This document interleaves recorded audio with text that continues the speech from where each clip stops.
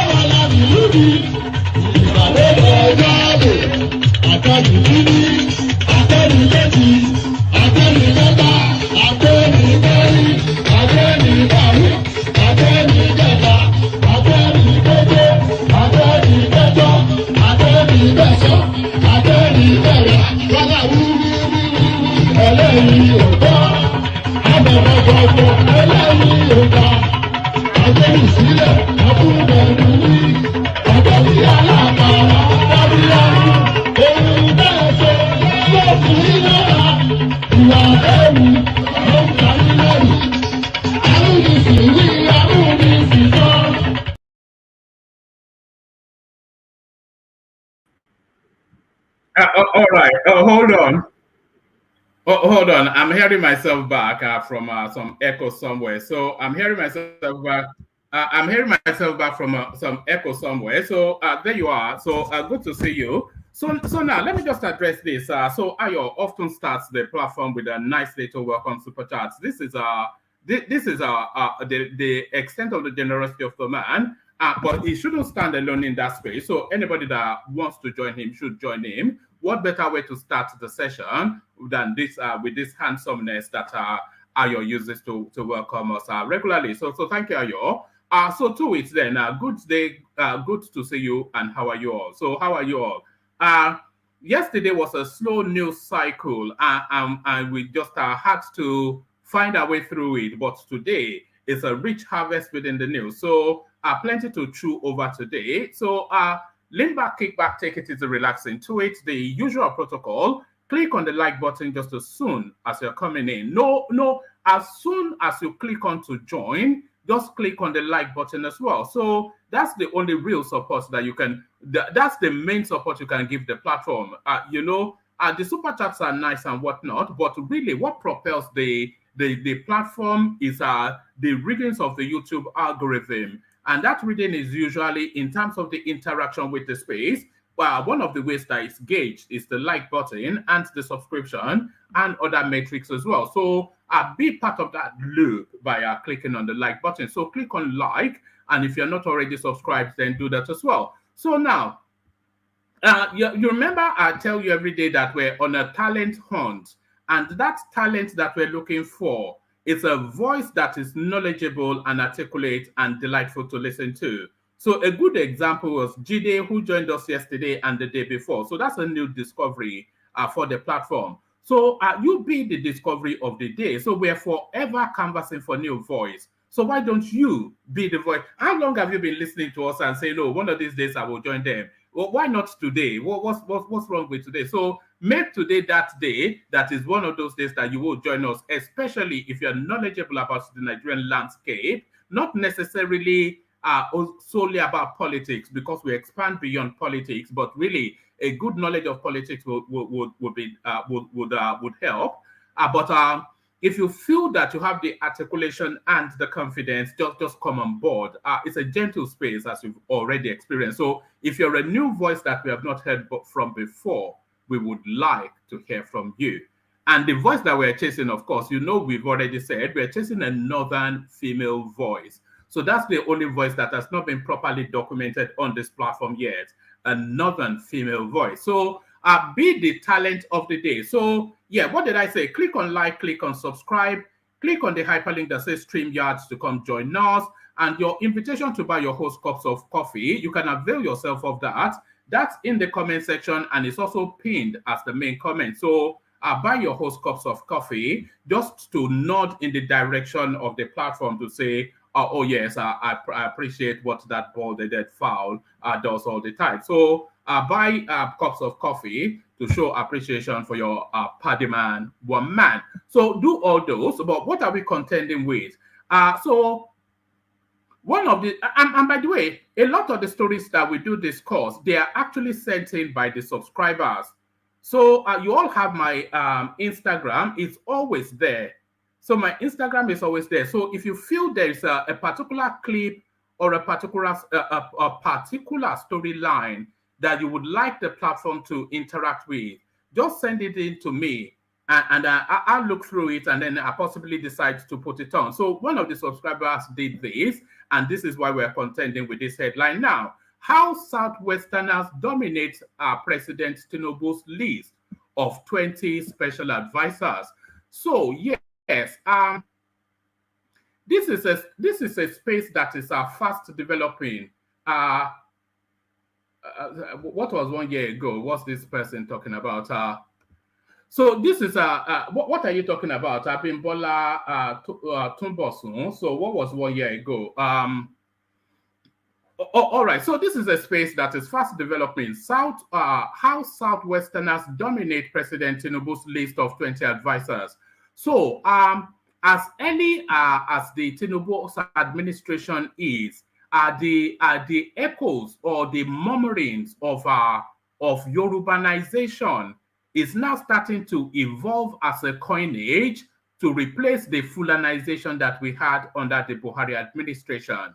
A lot of people, they are now starting to wonder if there's a tribal underbelly to the Tinubu administration. It's only really going by the appointments. How Southwesterners dominate President Tinubu's list of 20 special advisors. So we have a look at that to see the merit or lack thereof of that headline. So we look at that to see the merit or lack thereof of that headline. So we look at that to see the merit or lack thereof of that headline, only to then move on to this headline.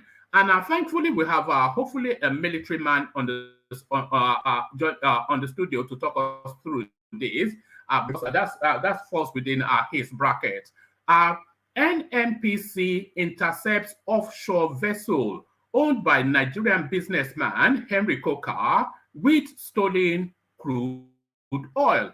So 800,000 barrels was what was actually somebody sent me. Whoever sent me that press release from NNPC should please resend it, because that press release by NNPC tallies with it. So if you're listening to me and you sent me that press release by NNPC, please resend it, because I don't have it on the screen readily. So resend it.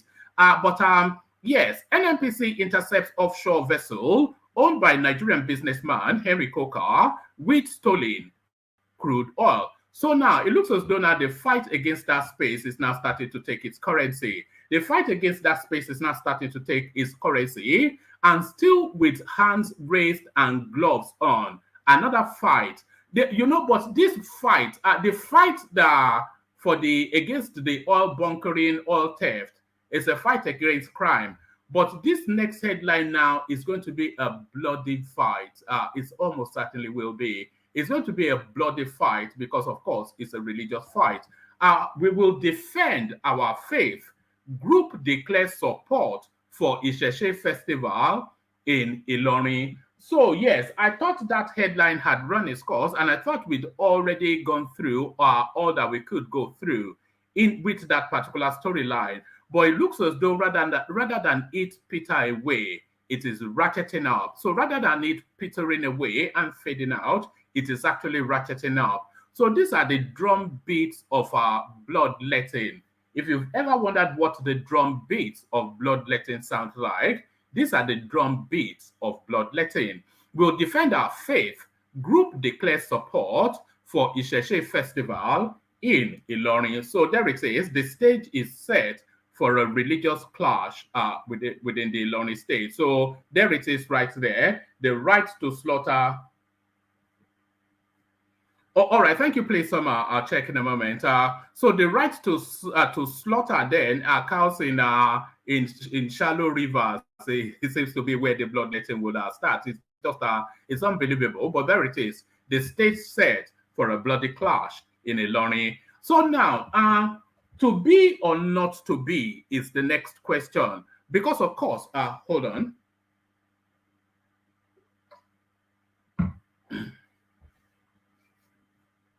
Right, to be or not to be is the next question. Because, of course, the relevance of this particular space now, it is at risk of dying and fading away. This next space that I'm about to discuss, that I'm about to present to you now, the relevance of this next space that I'm about to present to you now is at risk of dying and fading away. And this was something that everybody on this planet thought it was an impossibility barely 20 years ago. But it looks as though this space may have run its natural course and is about to die its natural death. But before that death now, the final meeting for a rescue plan.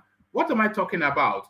PDP governors meet to discuss state of the party, nation. So now, a lot of people, in fact, not even a lot of people are saying it is categorically factual now that the opposition space has been ceded to the Labour Party and more so to the obedient movement, because we have to make that chasm. We have to make that distinction between the Labour Party and the obedient movement, because they're two separate and distinct things. So the opposition space within the Nigerian political landscape has been ceded now to the obedient space, because the only opposition to government, the only space holding the government's feet to the coal, to hot coal, the only space holding the government's feet to fire is the obedient space. And that should be the natural landscape for the PDP party. But they seem to have internally imploded and about to draw their last breath. But before they draw that last breath, a final rescue plan. PDP governors meet to discuss state of party nation. So just the treacherous branch within the PDP, you wonder if anything meaningful can ever come out of them. So now this next headline, it continues to be an eye opener. This now next, because actually let me just show you the headline. Then you see what I mean. Monthly fuel consumption drops to 18.5 million liters after the regulation. So this is now, actually, I'll give you this readout now. So because what we are now establishing is the chasm between the invoices that has been submitted to the nation by the NNPC for years and years, especially under this Buhari administration, when they were telling us, remember when Lamido Sanusi wondered if Nigerians were actually drinking petroleum, they were drinking PMS, confusing it for water. And it said that really only because the NNPC, they told us that Nigerians were consuming between 80 to 100 million liters of petrol per month. And that was what led to Lamido Sanusi gasping within the federal space that are we drinking the thing? But now, and they were invoicing that, by the way, that this is what you have to subsidize for, 80 million liters. But now that the subsidy has been removed, the actual consumption of the Nigerian economy is now narrowed down to its true reality. Monthly fuel consumption drops by 18.5 million liters after the regulation. So it dropped by 18.5 million. That is not to say that it is 18.5 million, but what it dropped to, you have to hang around to find out. So hang around to find out. So this now next headline, I'm only really going to give you the headline. Let me see if there's much to it. No, I'll give you the headline and the readout. This is going to Ondo State and the curious goings on there. The curious goings on in Ondo State, Governor Akeredolu extends medical leave indefinitely. So now,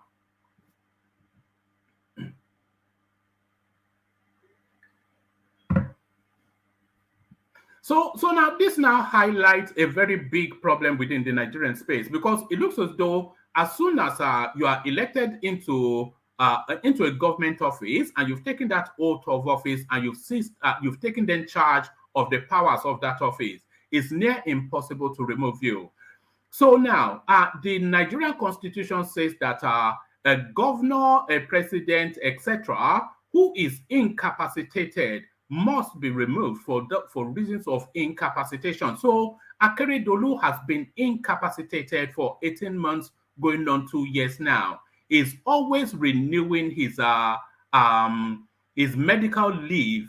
So now he's now renewed his medical leave indefinitely. So that is to say that he can be on medical leave pretty much for the duration of what is left of his administration. But then what is that clause? When does that clause get triggered? That when somebody is incapacitated, they have to be removed from that office for reasons of incapacitation. Governor Akeredolu extends medical leave indefinitely. So let's just rattle through this because it's not much of a read. Governor Rotimi Akeredolu has forwarded a letter of extension of his medical leave to the State House of Assembly. Governor Akeredolu last month began medical leave and said he would resume duties on July the 7th. Speaker of the Ondo State House of Assembly, Olamide Oladiji, said Akeredolu's action was in line with Section 190 of the Constitution of the Federal Republic of Nigeria as amended. The new extension, according to Speaker Olamide Oladiji, was based on the doctor's advice for the governor to take adequate rest whilst recuperating. In the letter, it was stated that Akeredolu's deputy, Lucky Ayedatiwa, would continue to act as governor until there is a written declaration to the contrary. So there it is. It's on medical leave indefinitely. And indefinitely, of course, could be well the full duration could be what the full could be what the full duration of his tenure. So let me bring you this next headline. This was what made me say, oh God. Wole Soyinka lacks home training. This is a Jimo. Oh God. Let me see. Okay, let me just give you this then. All right. It says in the realm of human discourse. Well, okay. I think this is an opinion piece. Let's go to this. So this is all about the Isese festival, by the way, in Ilorin. So let's go to where the prof was insulted. So I don't want to. Yes, let's pick it up from here.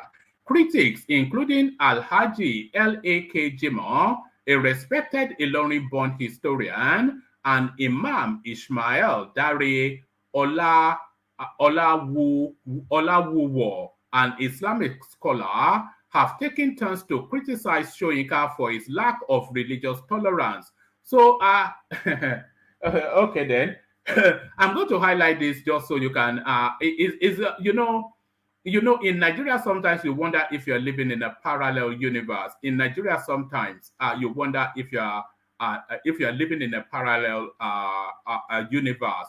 So this is the criticism of these two characters against the professor. So listen to it again. It says critics, including Alhaji L.A.K. Jimo, a respected Ilorin-born historian, and Imam Ismail Dare Olawuwo, an Islamic scholar, have taken turns to criticize Soyinka for his lack of religious tolerance. So to Soyinka, in this whole contraturn that is going on in Ilorin, in this whole saga that is going on in Ilorin, Wole Soyinka is the one that lacks religious tolerance. And there it is, right there. It's almost as though we live in a parallel universe in Nigeria. They argue that as an atheist and a proponent of cultism in the Nigerian educational system, he lacks the moral authority to speak on matters of religious tolerance. L.A.K. Jimo, whilst expressing his desire for a more organized response to Wole Soyinka's letter, highlighted his grievances with the title of the letter itself, referring to it as open letter to Sule Gambari without the courtesy of addressing the Emir as Alhaji Ibrahim Sule Gambari. Jimo accuses Soyinka of displaying a lack of home training and respect. So there it is right there. Professor Wole Soyinka, he lacks home training and respect, according to L.A.K. Jimo. Moreover, Jimo contended that Soyinka's references to inter-religious disharmony in Kaduna, Boko Haram, and ISWAP are a deliberate attempt to incite disruption in the traditional tranquil Ilorin Emirate, known for its ethno-cultural tolerance and inter-religious harmony. Jimo goes further to criticize Soyinka's past involvement in cultism during his undergraduate years, and even accuses him of being a failed assassin in the 1960s. Let's see now. I was going to abandon it, but it won't let me stop reading it.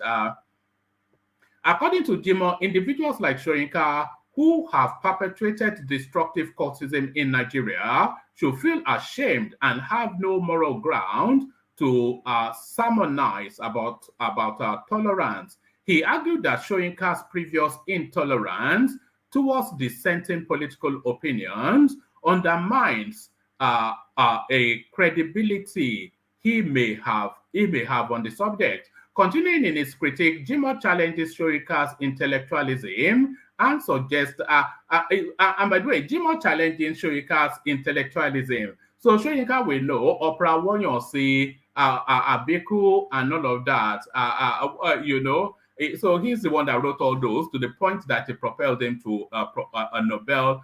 And by the way, do you know that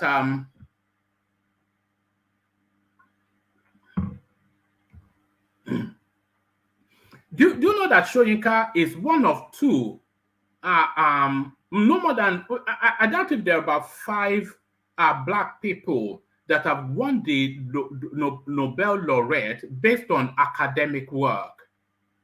Do you understand? I'm sure there are plenty of I'm sure there are plenty of black people that have been given the Nobel laureate. I think Mandela has one as well. But based on academic work, work of the brain, function of the brain, agbari, brain.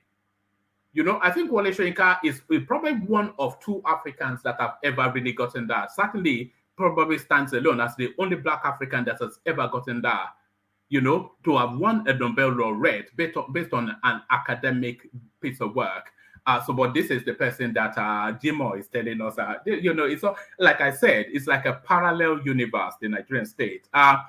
Continuing his critique, Jimo challenges Soyinka's intellectualism and suggests that if he wishes to engage in a debate, he should familiarize himself with the history of various Yoruba towns and the trajectory of their respective dynasties or dynasties. I'm not an American, so why am I even saying dynasties? It's a throwback to that in 1980s, in the late 80s series where they used to wear all these big shoulder pads.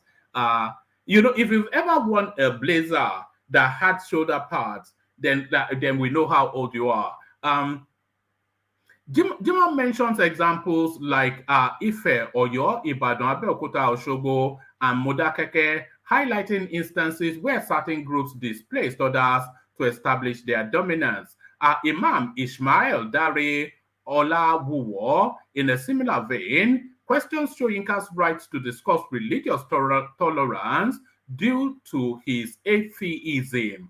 Olawuwo asserts that the Emir of Ilorin, as the custodian and protector of the city, has the moral authority to intervene and cancel events such as the Isese festival. Ilorin being a predominantly Muslim community, deeply influenced by Islamic teachings, values peace, unity, and respect for others as crucial elements for peaceful coexistence. So let me see, is there much more? Oh yes, there's only one paragraph left. The responses from LAK Jimo and Imam Ismail Dare Olawuwo reflects the strong sentiments against Wole Soyinka's letter, criticizing his lack of religious tolerance and calling into question his moral standing. As this controversy unfolds, the city of Ilorin eagerly awaits Soyinka's response, suggesting that those who live in glass houses should think twice before casting stones. So that is that last paragraph then betrays the political leanings of the person who wrote this. But this was written by a Christian Maximilian. So I'm not quite sure what Christian Maximilian's space is in all of that. So so that's that. So let me bring you now the last headline. Nigerian prison officials now borrow money from inmates after exhausting poor salaries. Aggrieved officers' rights, Inubu. So this one is quite a thing. Let me just give you this as well, so I get this out of the way too.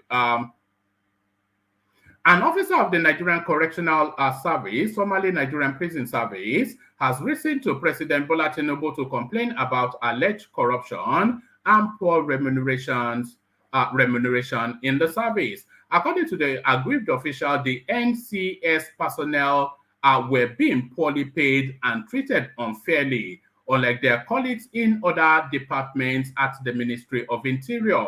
He said some of the personnel now depend on inmates to feed their family. Part of the letter shared with correspondents read, Correctional Service being that agency solely responsible for the safekeeping of those legally detained, rehabilitation, reformation, and reintegration back into society. We, the staff of the agency, are not taken care of. Our hazardous duty seems not to be recognized and rewarded accordingly. Without the safekeeping of prisoners, nobody in society will sleep peacefully. Poor remunerations. Junior staff salaries range from 38,000 to 65,000.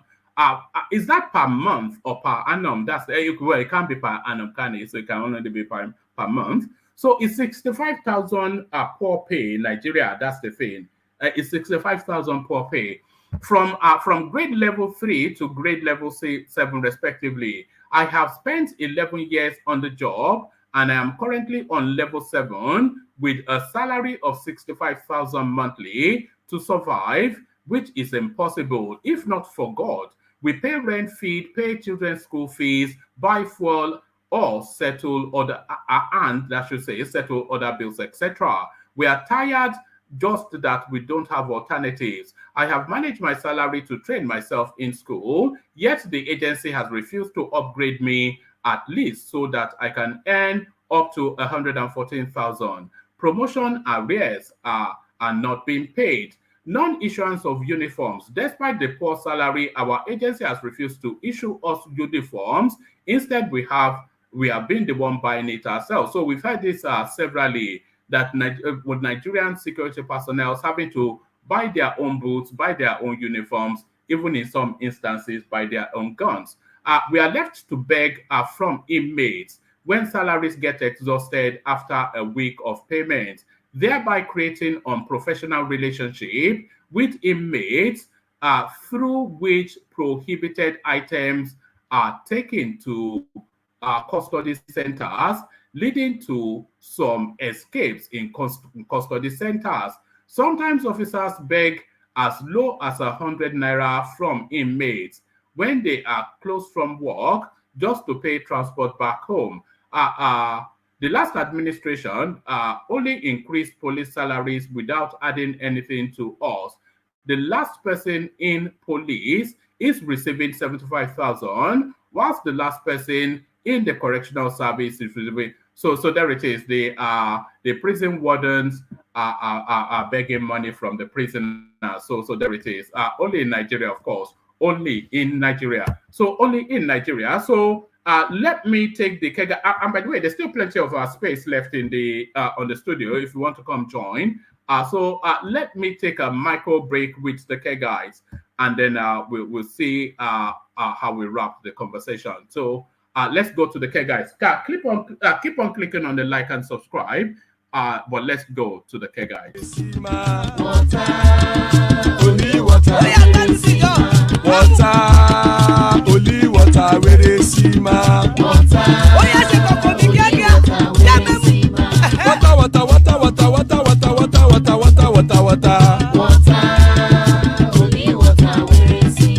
Hapa o naido. Hapa o naido. Hapa you don't come o. Hapa o naido. Hapa o naido.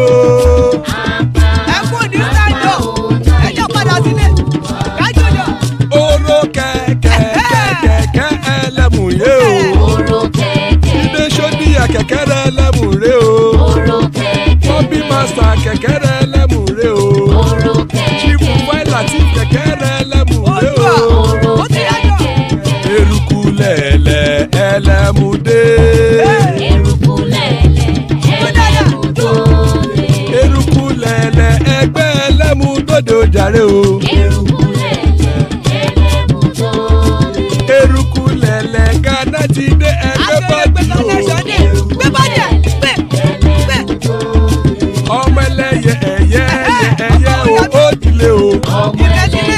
Olúyẹ̀lá ẹ̀yẹ o ó dilé o. Petrosoname ẹ̀yẹ o ó dilé o. Petrosodunke ẹ̀yẹ rẹ̀ ó dilé o. Ẹlẹ́kọ̀ ọ̀run mú ìní o.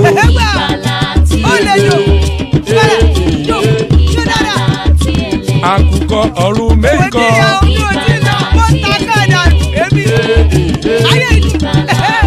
Ikú kò ní ríwà gbéṣe o.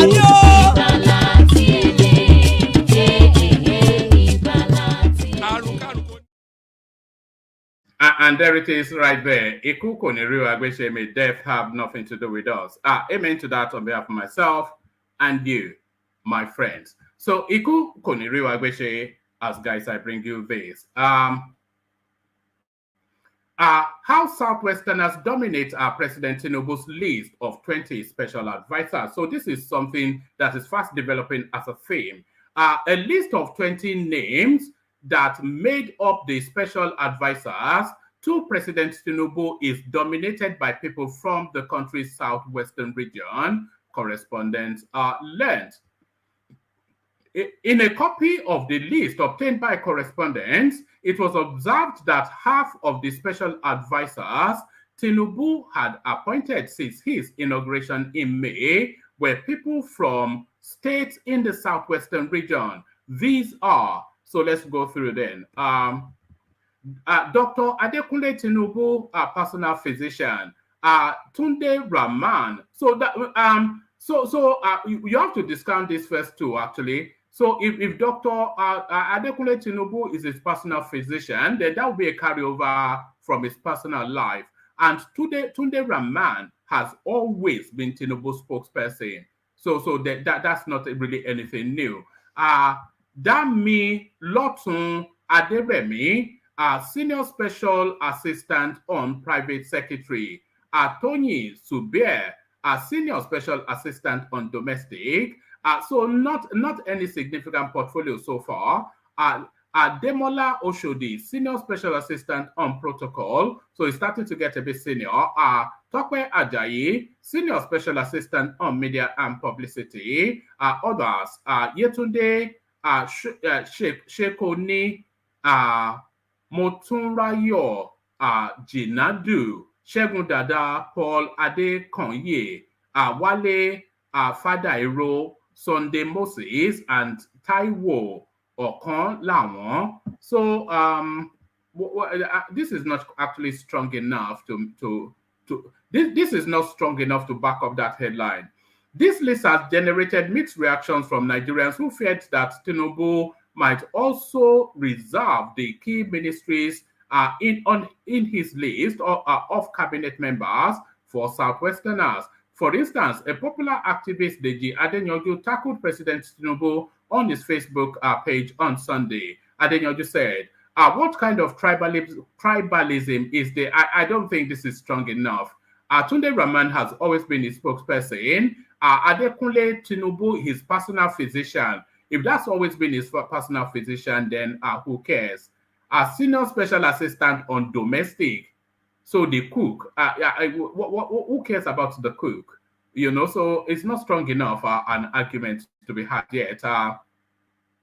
For instance, a popular activist, Deji Adenyoju, tackled President Tinubu on his Facebook on Sunday. Adenyoju said, what kind of tribalism is this? Almost everyone on this list appointed by Tinubu is Yoruba. Out of 20, 15 of them are Yoruba. Gosh, Nigeria is a diverse country with multi-ethnic communities in both North and South. The Constitution founders recognizes this variety and introduced the Federal Character Act. The Act aims to encourage, monitor, and enforce conformity with the principle of proportional representation in all bureaucratic, economic, media, and political positions at all levels of government. But this first set of appointments from the new president indicated that his administration, like his predecessors, may neglect the provisions of a section. So now, the Deji, of course, he's now gone back to uni to get a law degree, and then off the back of that, now newly acquired law degree. Now, he thinks he's Rotimi Williams. He now thinks he's Rotimi Williams with his now newly acquired law degree. Like his predecessors may neglect the provision of Section 13, subsection 3, is now quoting law. It was it not Showore's Bagman, Showore's Man Friday. He's now I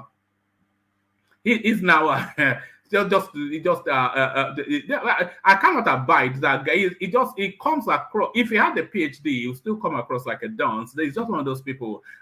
Like his predecessors, may neglect the provision of Section 13, subsection 3 of the 1999 Constitution of the Federal Republic of Nigeria, which states that the composition of the government of the Federation or any of its agencies and the conduct of its affairs shall be carried out in such a manner as to reflect the federal character of Nigeria and the need to promote national unity and also command national loyalty. So there it is. It's just essentially the Adeyanju showing off now his newly acquired legal knowledge. But is there anything to this now underpinning that because setting aside the Adeyanju criticism, this is something that is starting to bubble in the underbellies of the Nigerian political space, that there's a tonality of southwestern something within the Tinubu mix. You know, it's a fality, fadiran, and far. So we're starting to see the emergence of that, and so this is something maybe we need to pay. Because now that it has turned into a thing, people will start to pay even more attention to it. Let me go on to this one. I have a video clip to add to this one after the readout. NNPC intercepts offshore vessel owned by Nigerian businessman Henry Coker with stolen. Following the receipt of credible intelligence, a private security contractor engaged by NNPC Limited Masters Tantita Security Services intercepted a suspicious vessel with a cargo of crude oil on board on July the 7th, 2023. The vessel XYZ, owned by a Nigerian registered company, Holab Maritime Services Limited, with registration ABC, was heading to Cameroon with the cargo on board when it was apprehended at an offshore location, with a latitude, a longitude, etc., with the captain and crew members on board. The company is owned by Nigerian businessman Henry Coker and other members of his family, according to CAC filings. Preliminary investigations revealed that the crude oil cargo on board was illegally sourced from a well jacket offshore Ondo State, Nigeria.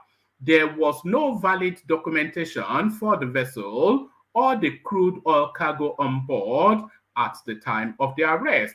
Further investigation into the activities of the vessel at the NNPC Limited Command and Control Center also reveals that the vessel has been operating in stealth mode for the last 12 years. So yeah, so the Coker family, it is those South people, isn't it? It's those South people. The last reported location of the vessel was Tinkan Island Port in July. That should be on July. In July, that should be 2011. Details of this arrest and the outcome of the investigation were escalated to the appropriate government authorities, upon which it was concluded to destroy the vessel to serve as a strong warning and deterrent to all those participating in such illegal activities to seize and desist. Destroying vessels involved in transporting stolen crude oil is of paramount importance as a strong deterrent. The illegal trade of stolen crude oil not only inflicts significant economic losses on Nigeria and legitimate stakeholders in the oil industry, but also perpetrates a cycle of corruption, environmental devastation, and social instability. NNPC Limited assures Nigerians that we will sustain the momentum in the war against crude oil theft until it's brought to a halt. So there it is. I've got the clip of just when this vessel was boarded and apprehended. So hang around. So I'll play you the clip at the end of the readout. So hang around. So hopefully my military guy is still in the studio to talk us through that space. We'll defend our faith. Group declares support for Isese festival in Ilorin.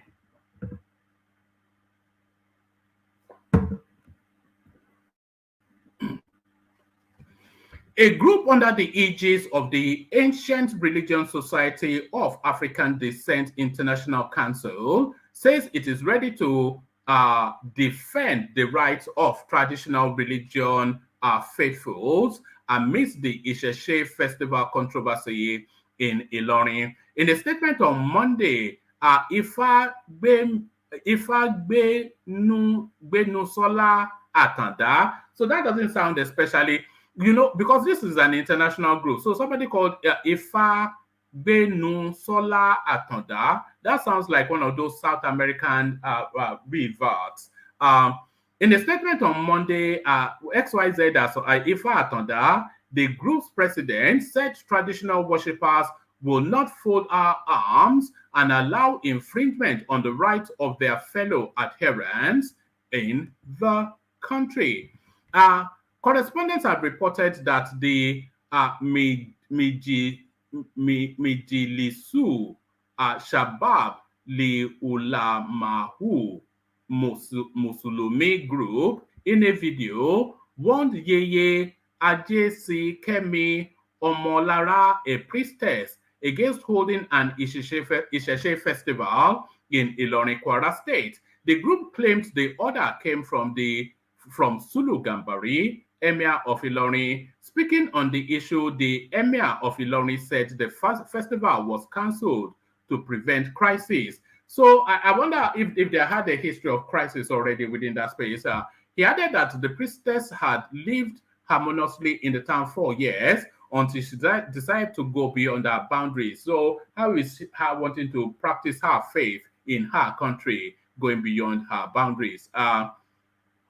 Reacting to the development, ARSADIC pledged to support Ajesi Kemi, adding that freedom of religious practice is enshrined in the Constitution. The group called on the state government and security agencies to intervene. As long as we, the traditional religion adherents, know our boundaries, not to throw offensives at other faiths, we will resist any attempt to trample on our rights to freedom of religion and association as spelled out in the Nigerian Constitution. We are quite aware that Ilorin, Kwara State is an integral part of Nigeria, and we are ready to defend our faith. Yeye Omolara has our support at all times to practice our faith, the traditional religion which bonds all of us together. I therefore call for prompt intervention of the Kwara State government under the able leadership of Governor Abdulrahman. So you are asking for Abdulrahman to go against Islam. You must be smoking some funny pipe. I therefore call for the prompt intervention of the Kwara State government under the simple thing, and I think we've discussed this already, is just a simple matter of them not granting them the license to do it, and that is it. So if they don't get police clearance, and then it becomes an illegality if they go on and hold the parade. I therefore call for the prompt intervention of the Kwara State government under the able leadership of Governor Abdulrahman Abdulrazak and the security agencies in the state. Prominent Nigerians have also reacted to the development. Wole Soyinka, the Nobel laureate, described the decision to cancel the festival as a crime against the cultural heritage of all humanity and an assault on civilized conduct. An assault on which one assaults the civilized conduct more? These are poor Malu that is about to be slaughtered in the most brutish manner, or I don't know. Let's go on to this one. PDP governors meet to discuss state of the party and the nations. So let's breeze through.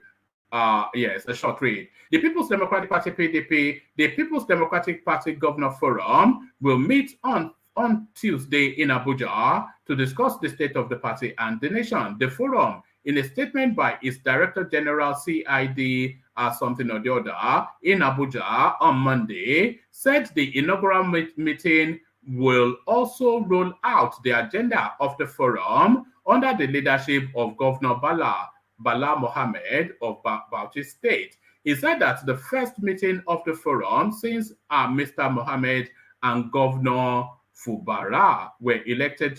And by the way, so Bala Mohammed is from Bauchi State, but where is Governor Fubara coming from? because of course, they've already stood accused of doing this with their Yemsen Wike, which cost them the presidency, to trying to northernize which state is he, governor? Let's see, who is he? Oh, all right, Fubara is River State. Okay, so fair enough. Okay, yes.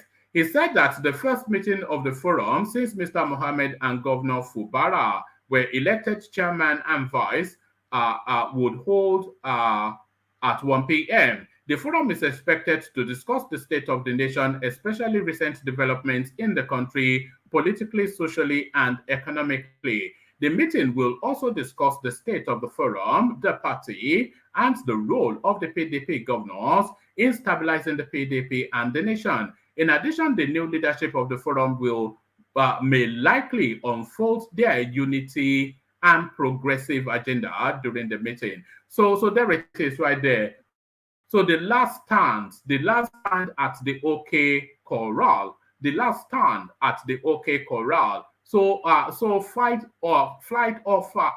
What is it? Fight or flight. So this is it. This is the last opportunity for the PDP. And if they don't get it right, bye-bye, birdie. If they don't get it right, bye-bye, birdie. So bye-bye, birdie. I'll give you two more readouts, and then we'll come in.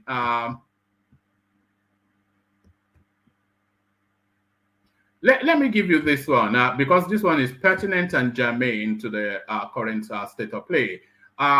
Monthly fuel consumption drops by 18.5 million liters after deregulation. The volume of petroleum motor spirit, also known as petrol, that was consumed across the country in the first quarter of 2023 is 11.26 liters, the federal government has said. The government said after the removal of the that's not actually quite significant. If the consumption is 11.26 billion and is dropped by 18.5, that's actually quite a derisory amount. The details don't actually. The federal government said after the removal of the, but then of course, we have to take a month out of this data, because the deregulation has only lasted around about a month. So how much have that impacted? So that 18.5 million liters has to be the impact of 1 month. The federal government said after the removal of the subsidy on petrol, following the pronouncement of President Bola Tinubu on May 29, 2023, PMS consumption reduced by an average of 18.5 million liters daily. Correspondence data obtained on Sunday, July the 9th, by the Nigerian. Let's do that again. Let me actually scroll this because yeah. Data obtained on Sunday, July the 9th, from the Nigerian Midstream and Downstream Petroleum Regulatory Authority in Abuja showed that between January the 1st and May the 28th, 2023, which was the pre-deregulation period, the total amount of petrol consumed nationwide was 9.9 billion liters. The average consumption for the 148 days period the average consumption for the 148 days period was put at 66.9 million liters, indicating the country consumed an average of 66.9 million liters of petrol daily during the 5-month period when subsidy on petrol was still in place. So when they had a subsidy, we were consuming 66.9 million. So we're now getting real figures. But figures, so hold on to that figure, 66.9 million was what we were consuming, according to NMPC, according to Melekari, this is what we were consuming daily, 66.9 million. But figures indicated that between June the 1st and June the 28th, 2023, which was described as the post-deregulation period, the total petrol consumption across the country was 1.36 billion liters, while the average daily consumption was put at 48.43 billion. So, so that's well, you see the difference, 18 billion already. So,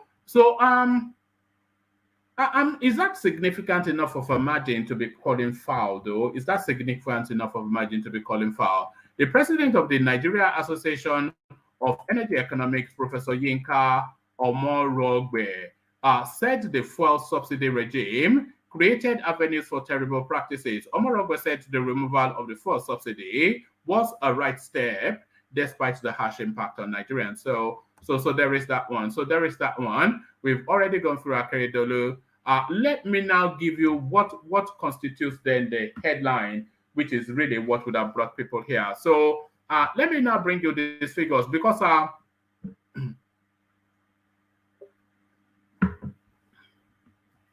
it's really now wrapping up the remnants of the stolen mandate space. And the more you continue to interrogate the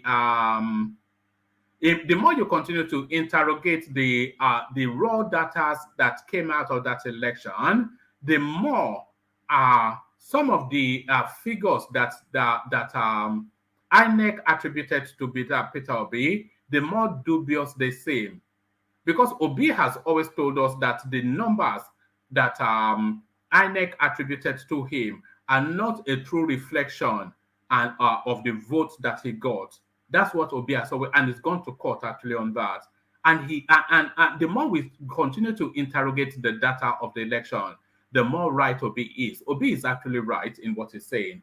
The raw data coming out of the February 25th election, the raw data is telling us that Obi is right. The figures that were attributed to Peter Obi were not a true reflection. Just from the raw data, they cannot be a true reflection of the votes that Peter Obi actually scored. So Obi is right.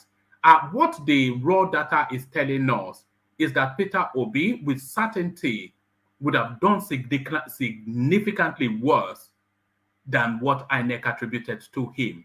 So was INEC actually excessively generous towards Peter Obi? This is the question that the data is asking. Let me share this with you. So these are raw data now. There are 20 states. There are 20 states within the northern space that results from for Labour Party in the north. So the Federal Capital Territory, it constitutes the north, and Obi handsomely got 61%, 61.23%. So then this, of course, ramblings that he won the election. So this adds credence somewhat to that fallacy. But let's see if the totality of the North adds credence to what a lot of people consider to be a fallacious mind fade that Obi is parading around, a fallacious mind fade. So that's the accusation that Obi stands accused of. So we have the FCT there, 61.23. And then we go on to Adamawa. So these are figures for Labour Party. Obi got 14.45% there. And then in Bauchi, Obi got 3.2% there. And so in Benue State, so this again adds to his mindset. He got 40% there. But then in Borno, he got 1.55% there. Gombe 5%. But this is where it starts. This recurs as several within the north. So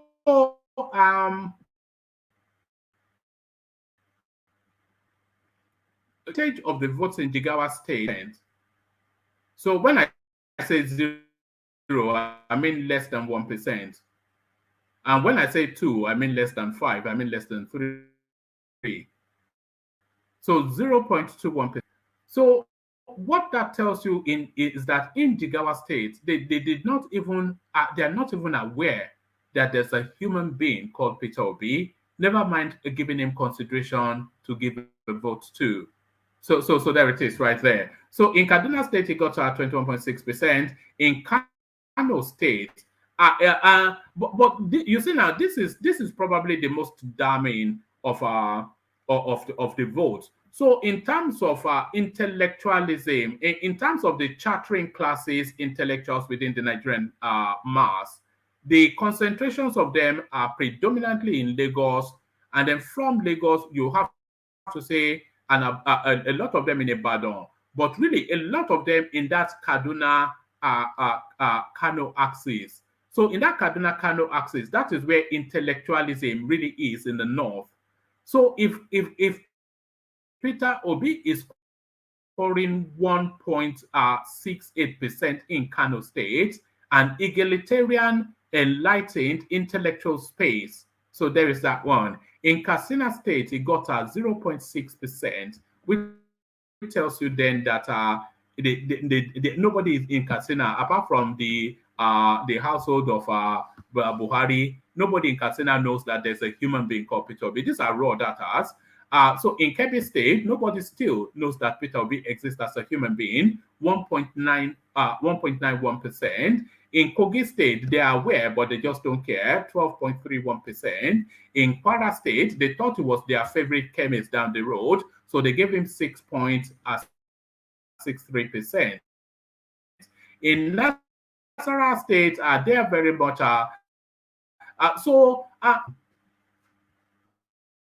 there are a few takers, by the way, from this raw data that's coming in the north. That tells you where there's a mass of concentrations of likely Christians. So we saw that with Benue, who has a large concentration of Christians. So that explains that. Abuja, you can discount, of course, it being a metro, the capital city. But then Nasarawa, he got 35.41%. So that's to tell you then a good concentration of Christians there. And Niger State at 10%.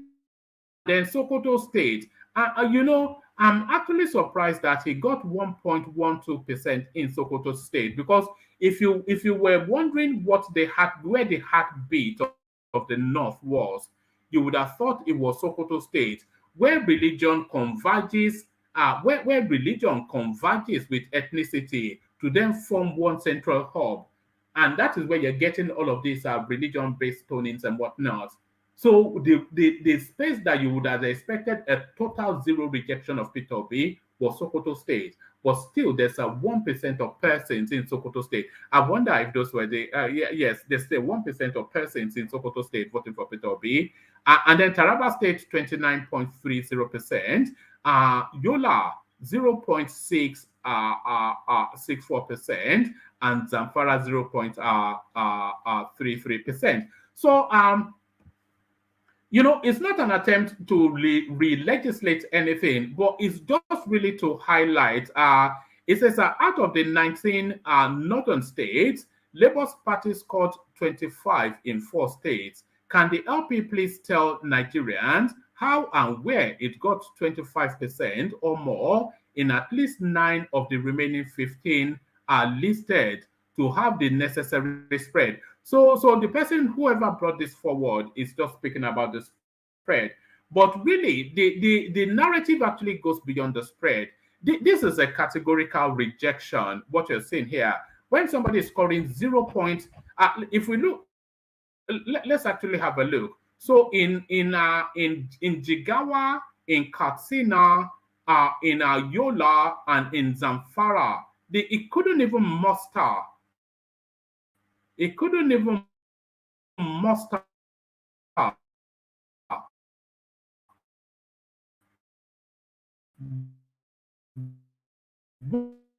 1%. So that's Nigeria right there.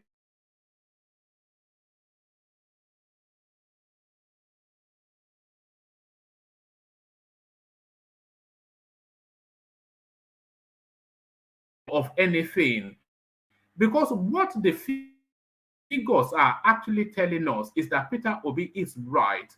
that INEC did give him the wrong result, but they were overly generous to him. It's really what we're seeing. It would have scored significantly less than INEC attributed to him. So that seems to be the what's to be concluded from that. So that seems to Thomas joins us.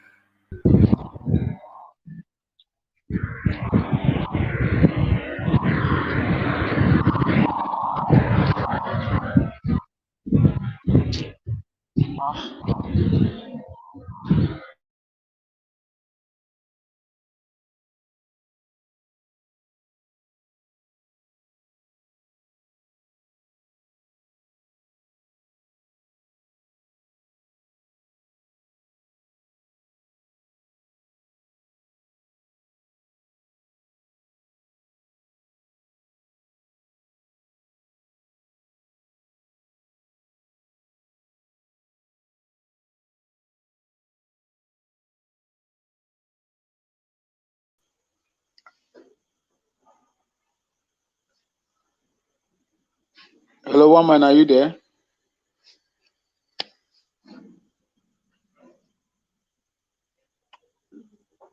Can anyone hear me?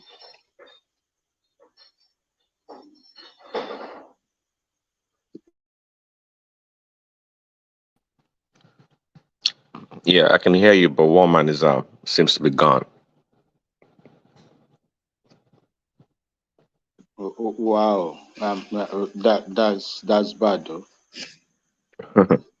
Yeah, he'll be back. I think that's London. Why? Why would that happen in London? No, one man lives in London at Jigunle.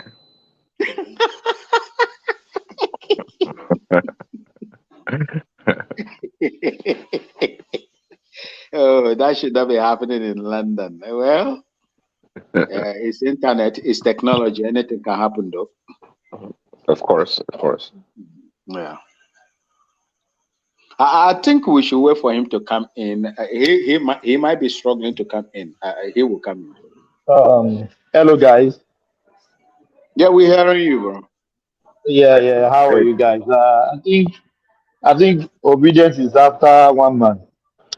Really? Yeah. Not obedient. Not obedient. There's technology. There's technology in play. Yeah. I think so. Let me play the care guides, then wait for him. Only water. Water. Only water. Where they see ma. Water.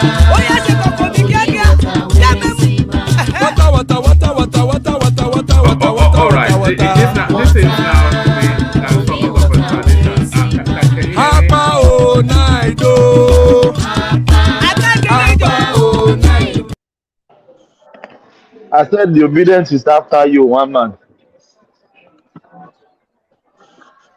Can you hear me now? I can hear you loud and clear. Can you hear me? Yes, all right. This seems to be now. Can you hear us? Can you hear us? This seems to be somewhat now turning into somewhat of a trap. Oh, okay, no, that's fine. No, that's fine. Oh God, who's that? Can you mute for a moment? Yeah. So I was just going to say this seems now to be somewhat of a tradition. My system collapsing just as soon as I'm about to land it. But thank you, gentlemen, for joining us. An A-class assemblage. Let's put it that way. An A-class assemblage. But we have Officer Maxwell here. So let me play. Let me go to this storyline. Let me go to this storyline. The intercepted oil vessel that was stealing oil from the Nigerian state. So let me go to this. Hold on. Let me go to this. Let me go to this story. Let me go to the storyline, and then let me line up this let me line up this video clip. So this clip that you're about to see now is the moment of the interception by the security forces. But this is hired by NNPC.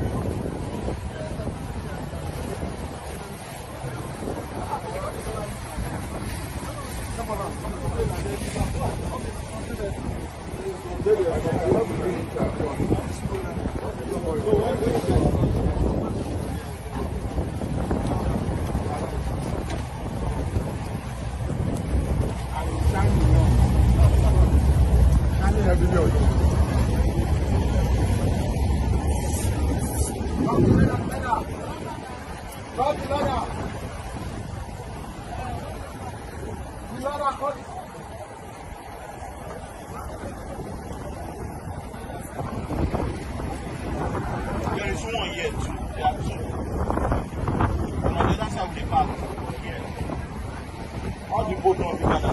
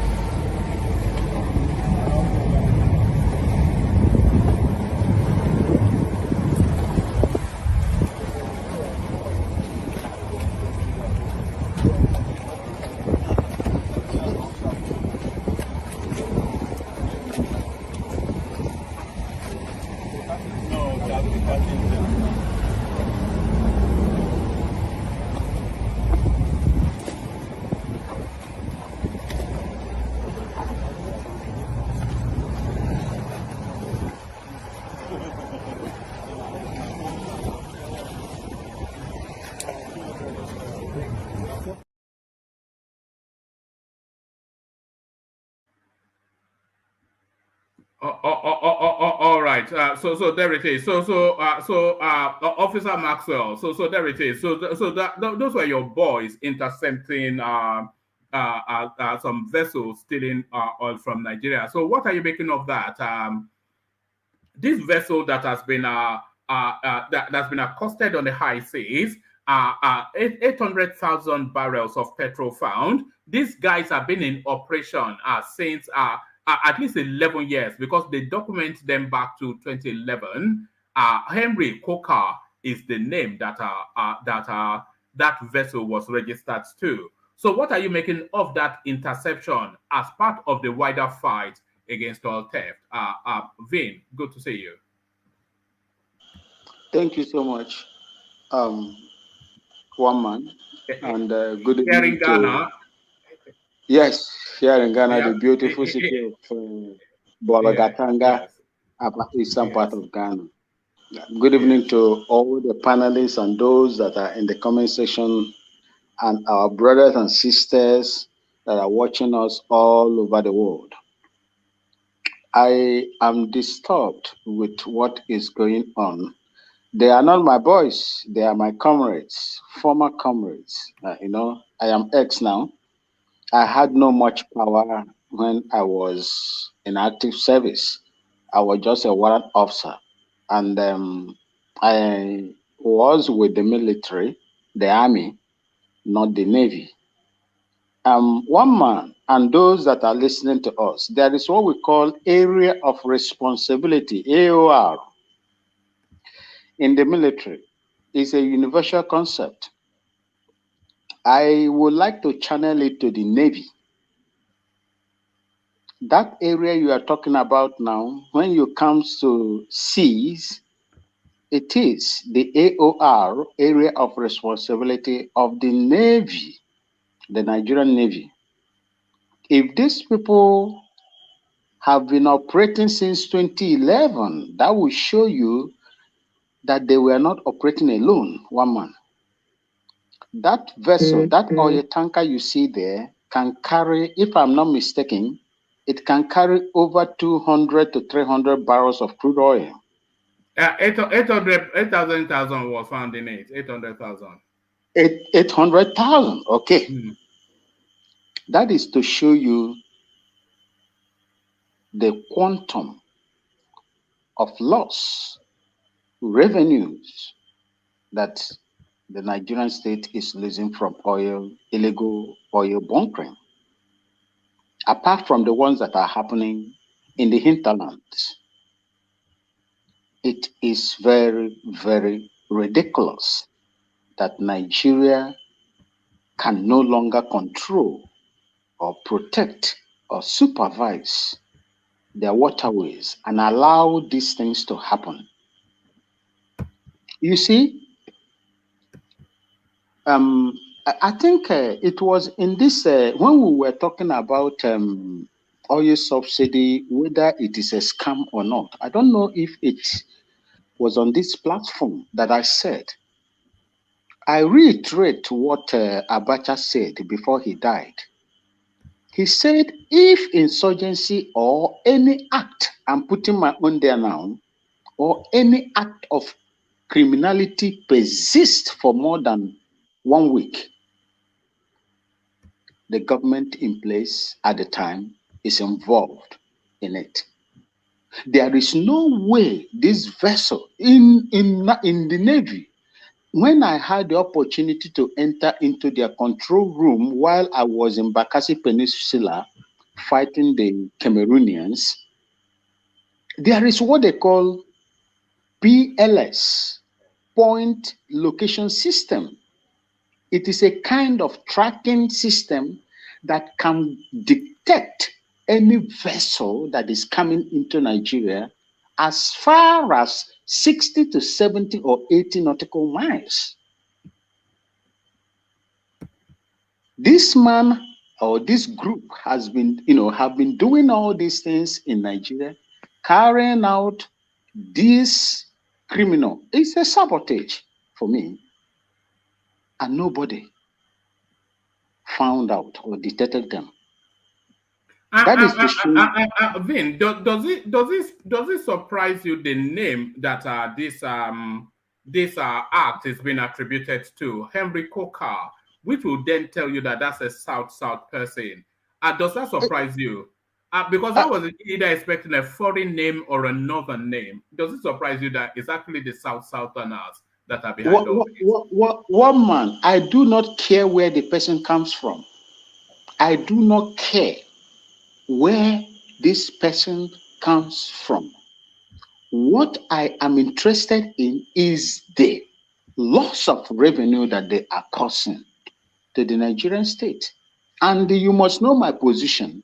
Before I make this submission that I'm making here, I am for Biafra. I am for Biafra. And anything that is going to bring Biafra is what I am for. But as long as we are still in Nigeria, this kind of thing that is going on, which has been allowed to persist since 2011, will tell you, calculate 800,000 barrels of crude oil. I do not know how many times they've been, from 2011 to the day it was accosted and arrested. Calculate and check the amount. It might not be this one alone. There are other people that are doing the same thing. It's only that lock run against these people. That is why you see them. You know, in Nigerian system, if they want to prove a point, they would take an scapegoat, take one person and make that particular person an scapegoat. Is that It is a sufficient? cartel. It is a cartel.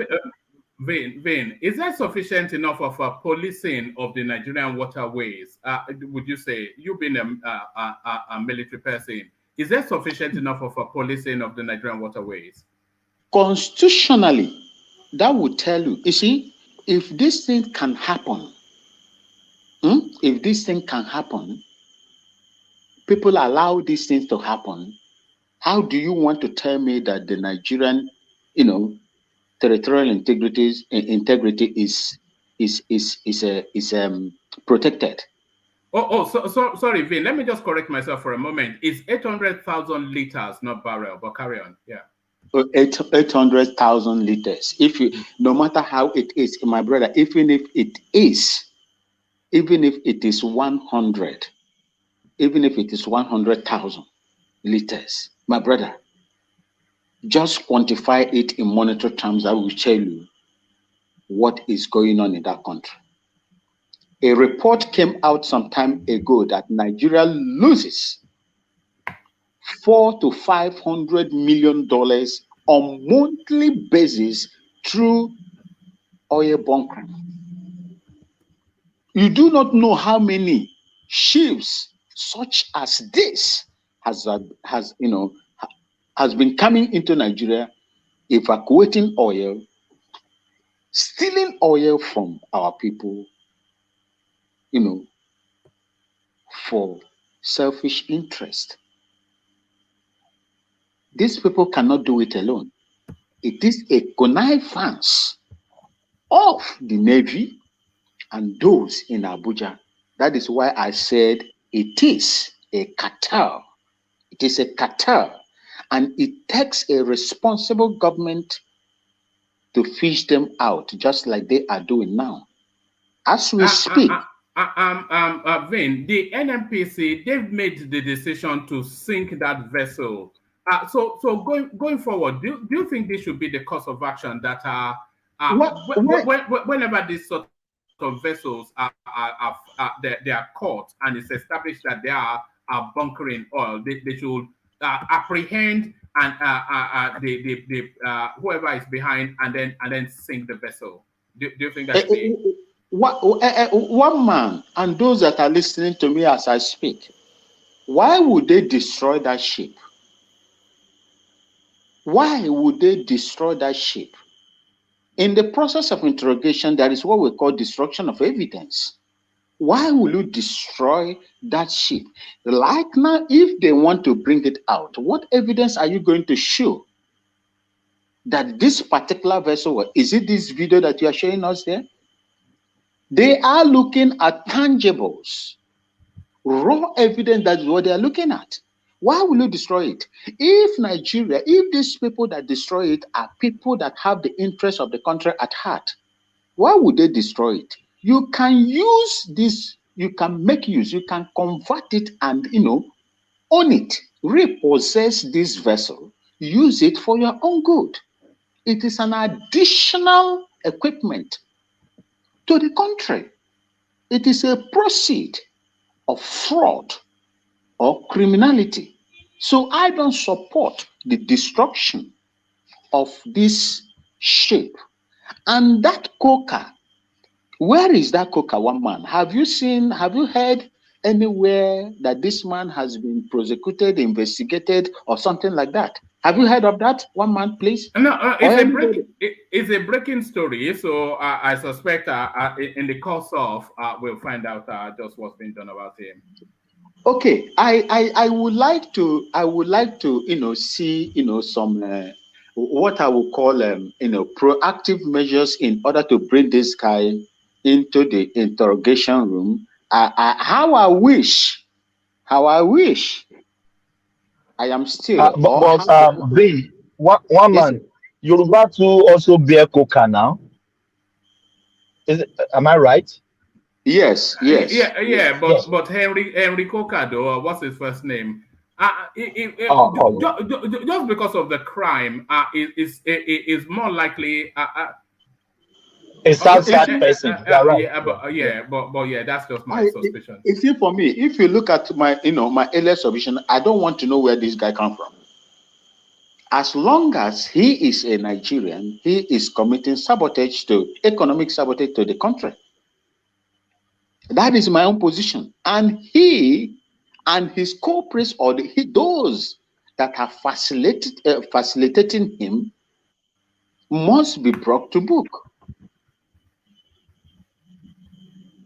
I suggest that if this man, as we speak now, is still a suspect until proven guilty by any competent court of jurisdiction in that territorial integrity called Nigeria, if this man is found guilty, his cartels, those that are facilitating him, must pay, in fact, with interest. Their properties must be seized, both home and abroad, in order to recover the losses that they have incurred against that country. That is my position on this.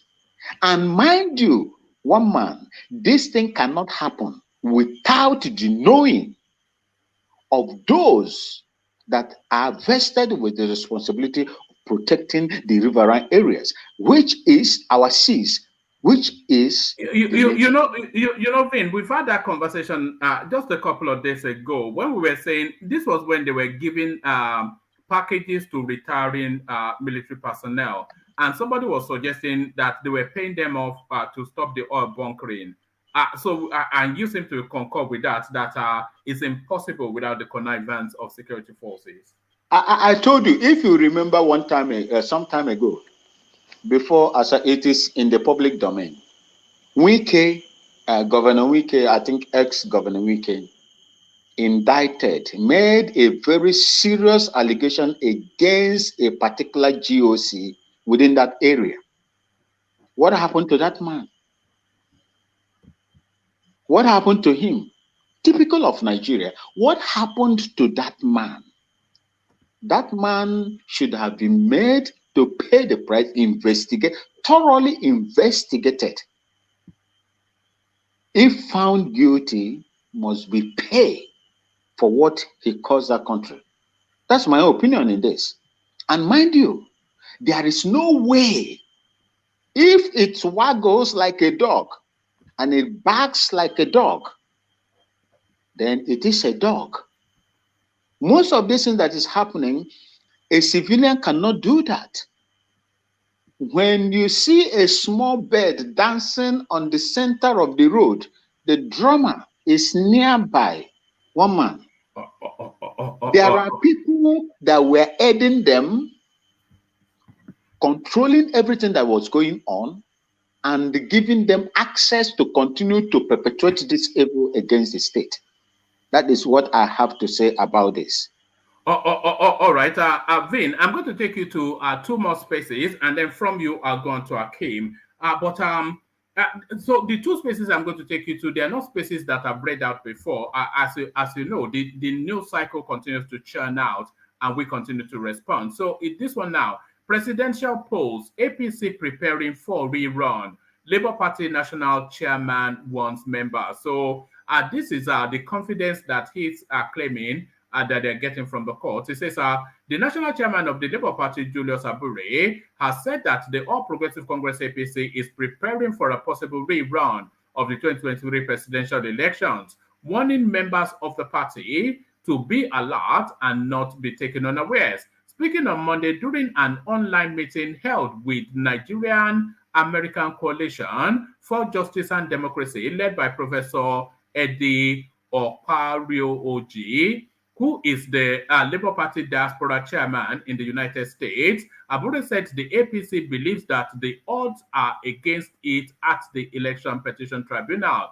In a statement, the acting National Publicity Secretary of the Labour Party, Obiora Ifeo, said Abure called on the party members to get ready to defeat the APC in the event of a rerun. In Abure's words, there are speculations that those in government are already planning for a rerun, and this is part of the support we will be canvassing from you.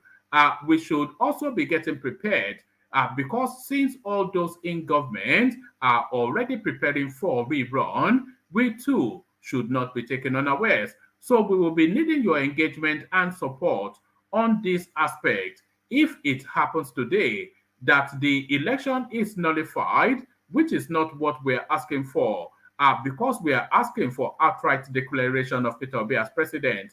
We believe strongly that we want the election, given the statistics we have, given the results we have. We are not expecting anything less than the declaration of Peter Obi as the president of the Federal Republic of Nigeria. But supposing that didn't happen, as the government is believed to be planning for a rerun, it will not also be out of place for us to be preparing for a rerun. So this is what's now evolving within the news cycle, and this is Julius Abure, the Labour Party national chairman, speaking to an American coalition around the Labour Party space. So what level of veracity are you giving to this? Is this just an attempt at a money grab by this guy, or is there any veracity to it? Is this something that is being discussed within the obedience cycle? One man, you see, for me, the case is still ongoing. I think they have closed their hearings in the tribunal, and I believe that this is prejudicial, for him to say this, because the case has not been, there is no order that has been given by the court. But this seems to be the he's in court virtually every day. So now he's speaking to the indications that he is getting from the court. But then, because if he's asking them to get prepared for a rerun, that is to say that he's canvassing for money for campaign. So is this a 419 or is this reality? I don't think it's 419, but you see, everybody has their opinion. But for me, as long as the case is in court, I would have advised him to just keep calm until a verdict a ruling is given by the court. And for me, you see, one man, most of these things that you see happening left, right, and center concerning the election, the presidential election, shouldn't have happened if the right processes were done in line with what INEC themselves put out, especially both in Nigeria and in Chatham House. You say that you are going to, allow Nigerians and the world to see through beavers to IREF portals. The National Assembly election was uploaded in the same way as they said. But what happened in the presidential election? Why was the glitch that they're talking about? And sorry, I'm not trying to stop you, but it's only because we've gone around that cycle so many times. We're just waiting for the verdict from the courts now. So all the whys and wherefores, we've done them endlessly. But now this guy is indicating that there's a possible rerun. So I was just wondering, because you are in that obedience space, that is there anything that underpins him saying this, or is it just on a money grab to exploit? One man, I am not an obedient. I am pro-Biafra. I am not an obedient. I am pro-Biafra. You see, and I hope that my people in the comment section will understand and respect my own opinion. And that is not to say I cannot speak in what is happening in Nigeria. You see, I would advise him to just allow the tribunal to pass their ruling before they now start talking what next. For him now to go and begin to make these, pronouncements outside. If you remember, I do not know if I'm going to equate this with Abiola. Abiola won the election of 1992. And he was campaigning. He was very, very convinced that and all of us during that time in the military believed that Abiola won that election. What happened? They charged him for treason because of comments he made. Unfortunately, I respect that man so much. I called him my father because I met him first in Aso Rock. I saw him. I saw his, his composure, and till his death, I will tell you today, till his death, he never ever surrendered that mandate given to him by Nigerians overwhelmingly to anybody. He died a proud man and a conqueror, a brave man. He was pressured. Hold on, if you are setting Peter Obi on the Abiola course, are you setting him on the same faith? Are you sending him to the same faith? No. If you look at what happened in June 1992, it's just like what is happening now. Like what they said, if these people, the process that brought the president, whosoever it is, was clear, fair, seen by everybody, you will not see all these banters coming from left, right, and center, my brother. That is the issue. So the problem Nigeria is having today is the INEC themselves. These are the people that destroyed whatever anybody. Look, you cannot blame anybody now. Even if I did not win that election, I can come out and tell you, say, I won that election. Because the processes that they agreed upon was not carried out to the letter. That is a problem. Let's say the whole thing happened. Have you seen anybody going to challenge the National Assembly, election results? None. I have not seen anyone. If you have seen anyone, tell me. No one has ever gone to challenge it. But why are they concentrating on the presidential election? Because the process, as everybody has seen, the European Union, the observers, and the rest of them has commented on it, and it was flawed. So that is how I'm going to. So if INEC got it right, my brother, you won't see all these things going on. Thank you. All right. Let me take you to this space, this final space. A brief commentary on this, Vane. So it's almost as though there's always a sense sometimes that we've been listening in on. It's only because we discuss so many things and we see it come to pass. We were discussing just a couple of days ago the level of participation, or was it even yesterday? The level of participation that the southeastern space that they have in trying to address the unrest and shall we even call it an insurgency and insurrection, but certainly the criminality there.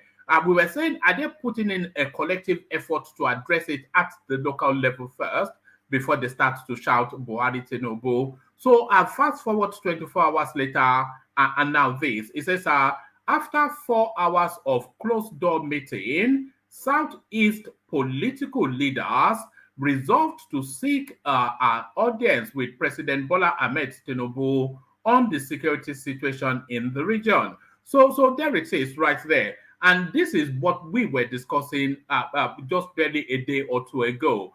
So the totality of everybody of relevance within that space, they've gathered now to have this meeting. So let me play you a 2-minute clip of what transpired and then give us a brief commentary on it. And then we're going to Akeem. In touch with the president. The problem in Southeast is too much, it's too big for either Isese or the governors to solve. The president of Nigeria must accept it as a Nigerian problem and give support to the governors. And of course, one good thing about it today is that there is unity between the governors and Isese. As you probably noticed, my emergence was the first time the whole 5 governors all agreed.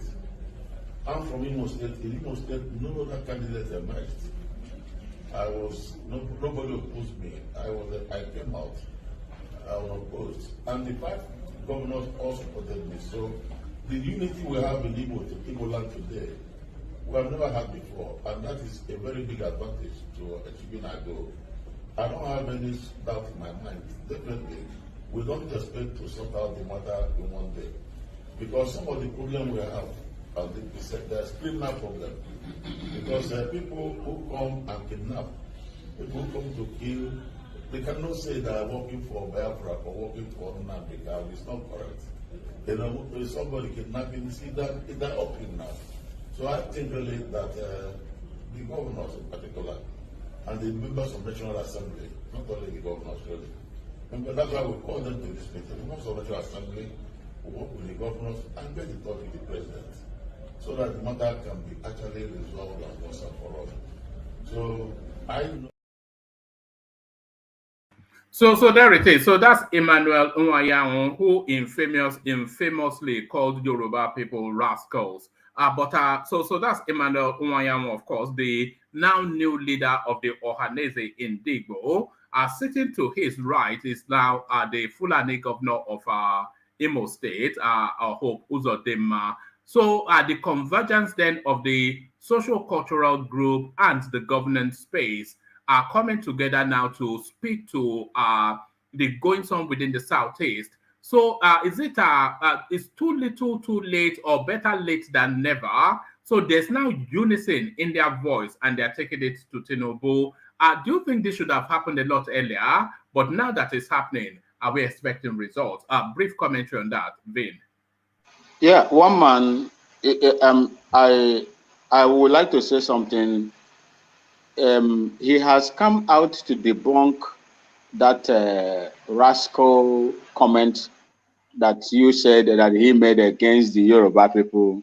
It was caught on audio. It was caught on video saying it. So he has come out. He has. He explained it. He didn't debunk it. It was caught on video. Yeah. I listened to him when he debunked it. He called elements. According to what he said elements. So, you know, that being said, for me, I don't regard these people. For me, I have Igbo blood running in me. The rain is falling here. I hope you will hear me very well. No, it's good. We like the sound of rain. I missed it. Yeah, go on. Oh, okay. You see, I don't regard these people. These were the same people. When they were shooting these boys, when they were carrying flags, chanting for freedom, just like they did to Lekki protesters, what did they do? What did these people do at that time? For them to come out now to speak or to say release Mazen or going to visit, how many times did they visit?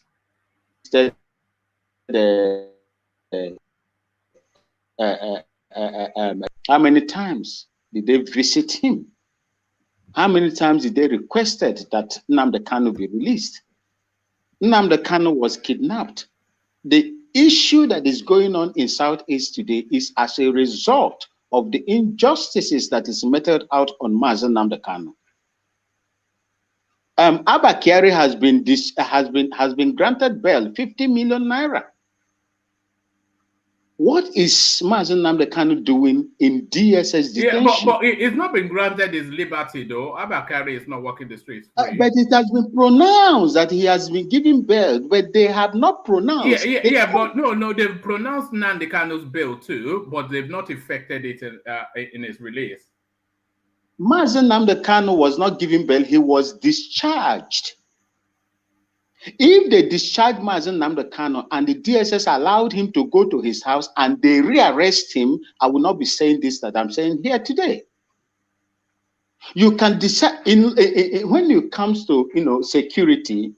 When we discover that you are a security threat to a nation, when we were there, if the court pronounced that you must be released or discharged in line with their own nomenclature, allow the man to go home. If there is any reason for rearresting him, you can go there and rearrest him. Did they obey the court judgment? They did not. Instead of discharging him, overnight, the judges, that is to tell you how Nigeria is, the judicial system is. Baba Chow said something and people, did not even talk about it. How they prevail, how he himself prevailed over his wife to give concessions and privileges, to people, to politicians in Nigeria that has criminal cases that should that should go to jail. What is Mazen Nnamdi Kanu doing there? Discharge this man, allow this man to go, and the Court of Appeal said there is no other court that will charge him in related charges that they are discharging him of. Did they allow him to go? No, nobody spoke about that. Overnight, the judges that discharged Mazen Nnamdi Kanu was disbanded, shifted, posted to different places, and a new judges were put in place that allowed the stay of execution. That ex-party that is keeping Mazen Nnamdi Kanu there. Is that not injustice? So what did these people do when this thing happened? I don't give, it is in the spirit of, it is in the attitude of average Igbo man. If an elder is not doing the right thing, they will look into your eyes and tell you that you are not doing the right thing. I don't respect these people. I have no atom of respect, I beg to say, to these people, because they are the ones that made this thing come to this stage. Yeah. So you don't acknowledge their fault. So what do you want done? You just want them to release Nnamdi Kanu. What do you want done? I'm confused. Let the man... hold on, but don't go long. Just make it a short term. There's a security situation in the southeast that is fast escalating out of control. The whole place is being subsumed by violence. So the security people that are the people responsible for security, the seniors in the space, they are having a meeting in order to find a pathway to a solution. So Nnamdi Kanu is one situation, and they've asked endlessly for him to be released, and it doesn't look as though he's likely to be released anytime soon. But the security situation continues to heighten. So they've now come to have a meeting in order to address it as a standalone outside of the Nnamdi Kanu narrative. Are you saying they shouldn't? Are you saying that's a bad thing? Are you saying they are on the wrong course? One man, with all due respect, I want tangibles. I want proactiveness. Is that not proactive? What they are doing? It is. No, it is not. It is not just a matter of saying words. It's not just a matter of saying words. They've had a meeting. They've had a meeting to agree a common purpose, and they've come out to the media to describe an action plan. This is not the first time they've been holding meeting. They've been holding meeting as long as I have lived on this earth. There is nothing tangible that is coming out of it. Mazen Nnamdi Kanu is there in dungeon after court has discharged him. No, we know all that. Nnamdi Kanu, so we all know that Nnamdi Kanu is incarcerated, but the whole place cannot be left in limbo, and we continue to say Nnamdi Kanu is in dungeon. One man, my brother, they are the cause of all these things. They gave out when other people were protecting their own, those that are wielding weapons and killing people anyhow, they were protecting them and guarding them and telling them that they are their warriors. No, but we are where we are now. There's a lot of storytelling in that space. If not unaware force, we have a real and present danger. We have an existential threat in the southeast that needs the immediacy of everybody on board. It's not that, oh, we don't respect the elders, we are Republicans, we are independent. Leave all that for the beer parlor. We are talking about people. You've seen the clips, endless shooting in that space. So that's the immediacy of it. It's not Mazin Nandekano. Forget Mazin Nandekano. Let's talk about the reality of how we get out of where we are. One man, there is no way you will get out of where you are without knowing where you are coming from. That is my opinion. You cannot get out of where you are in now without knowing what they are treating now are the symptoms. They are treating the symptoms of what the causative treat. One man. Sorry to interject. Listen, if we want to use the man that is speaking now, let's use his logic. Let's release all the hardened criminals in Nigeria. Let's just release all of them. Let them go. They didn't commit any crime. You understand me? Don't open that space, or we'll be here forever, because they will then. It is crazy. No, hold on. You are going to open up a freedom fighter. I want to do that. Listen, these people think they are just the only tribe in Nigeria that they can do anything. This is what pissed me off. They come online, they tell you that Nnamdi Kanu did nothing. You can say he did something bad, but we plead the government to let him go. Don't just say he didn't do anything. You can't. It doesn't make sense, because are you trying to fool everyone? We didn't know what he did. Type his name on YouTube. You see some of his utterances. Let me respond to Jide. If we use your logic, Osama bin Laden didn't kill anyone. He didn't personally kill anyone. But see, listen. Listen to me. If you know the history. All right, hold on. I will let you respond, Vin, but make it a very brief response, because this is what I want to say. Yeah, hold on, because that's such a big space. If we open it up, we'll be here for hours. It can go, it can go endlessly, and it will go wild. But respond to what UFC said, and then I'll go on to Akeem. You see, my brother, what did Igboho did? What did he do? Was due process not followed on him? There is something we call intention and action carried out. If I tell you that I'm going to kill you, was the action carried out? Was the action carried out? You see, the problem we have you have people all over Nigeria. There are non-state actors that are doing worse than what that man did. When the man was calling for self-determination, is it a crime, irrespective of how bad the 1999 Constitution is? So I don't want to respond to that. What I am saying is this: if you like, in Kuje prison, was terrorists not released? Have you arrested any of them? Have you arrested any of them? It's easier for you to come out here and begin to tell Mazen Nnamdi Kanu, he made comments, he made this, he made that. What of the people that have carried atrocious deed in that country and they are released? How many of them have been prosecuted? Rather, they were given pardon and so on and so forth. What did Mazen Nnamdi Kanu do? Calling for me, I want to leave this contraption. I want to leave this entity. It's not working for me. Is that a crime?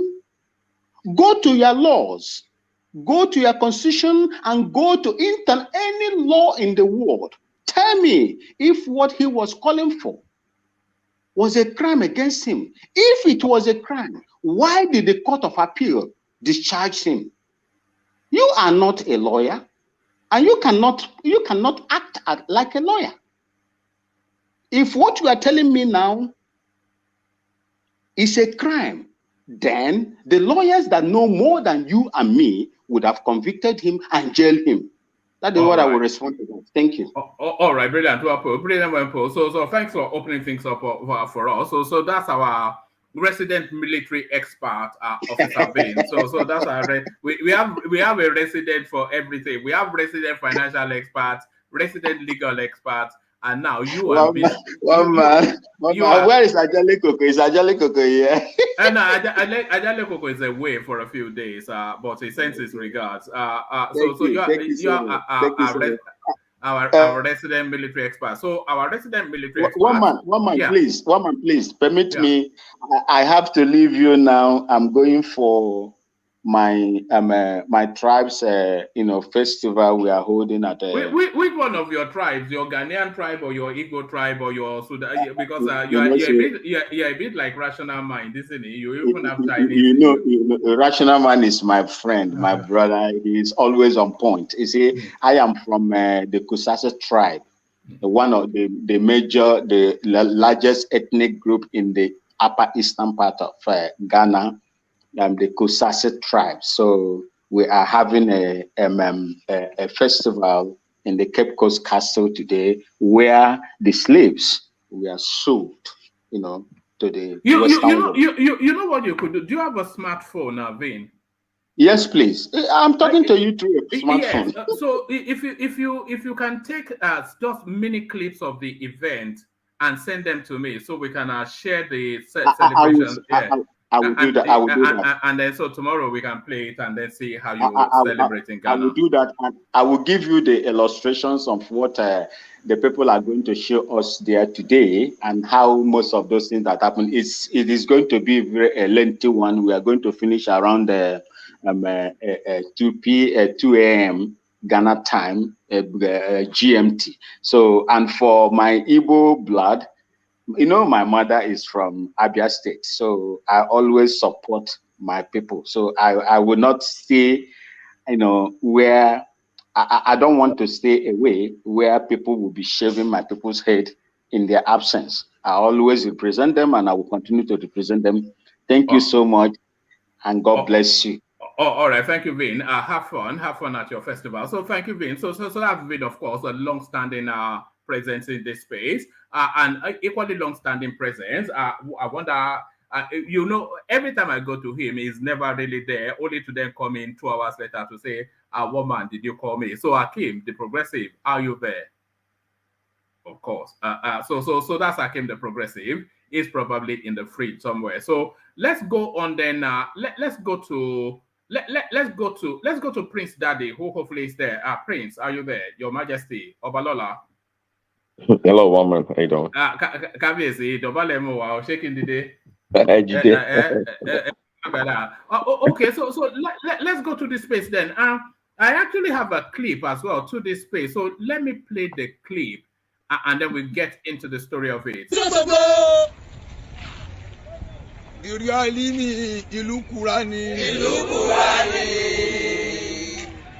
Àwa kì í sọ̀sùn nílùú Ìlọrin. Ẹ bá fẹ́ sọ̀sùn ẹ kọrí s'Òṣogbo. Ìlú Àlímì, ìlú Kùránì. Àwa kì í sọ̀sùn nílùú Ìlọrin. Ẹ bá fẹ́ sọ̀sùn ẹ kọrí s'Òṣogbo. And there it is right there. Tẹ́ bá fẹ́ sọ̀sùn ìlú Ìlọrin, ìlú Kùránì.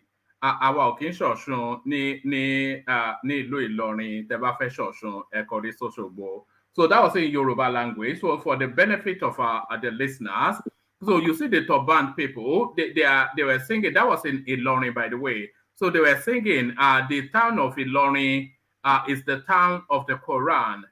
We don't do native practices, especially the Osun Festival in Ilorin. If you want to do the Osun Festival, go to Osogbo. So there it is. The stage is set. The Sultan, the Emir of Ilorin, as you know, he banned native practices within the Ilorin, which he now considers to be his emirate, which is predominantly of his religion. So he banned that. And then, of course, Wole Soyinka very critical of that space. So Wole Soyinka came out in criticism of it. And then some wayward rascal had the audacity. Wole Soyinka lacks home training. So this is some some alpha from that space. The audacity of it, Wole Soyinka, a global presence, of course. But then that space does not end. So it's starting to now ratchet into something that is likely to spiral out of control. So, Prince Daddy, this group have now come out to say that fire for fire, we are defending our faith. So, the native practice versus Abrahamic religion, they are set to play out in Ilorin. What says you, Prince Daddy? Yeah, well, man. Hello, everyone. Like, share, and subscribe. Yeah, the same topic I think we discussed this topic a couple of days ago. Yes, it continues to evolve. Yeah, is that right? I mean, the people in turbans, they sound like they were speaking Yoruba, right? So, were they not? Yeah, they were. I mean, how come you bear that Prince Daddy? I mean, you sound like a Yoruba person, and then you can't even figure out that Yoruba there, Prince Daddy. Yeah, but there was a heavy Ilorin accent to that Yoruba, though. Any Yoruba you know, Prince Daddy only understands Ajebota Yoruba. No, he doesn't understand Ijile Yoruba. Is that rational mind?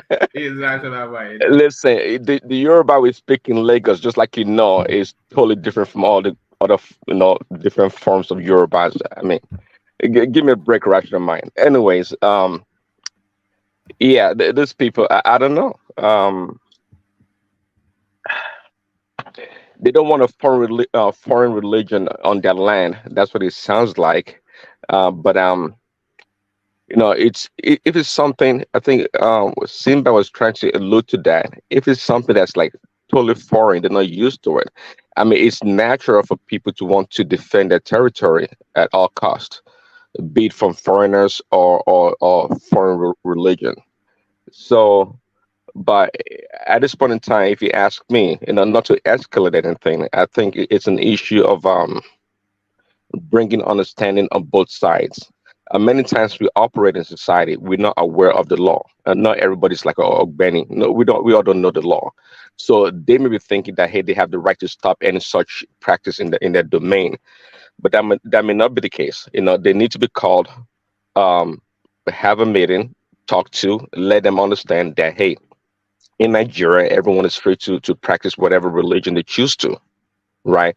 So this is the classic case of misunderstanding, quite frankly.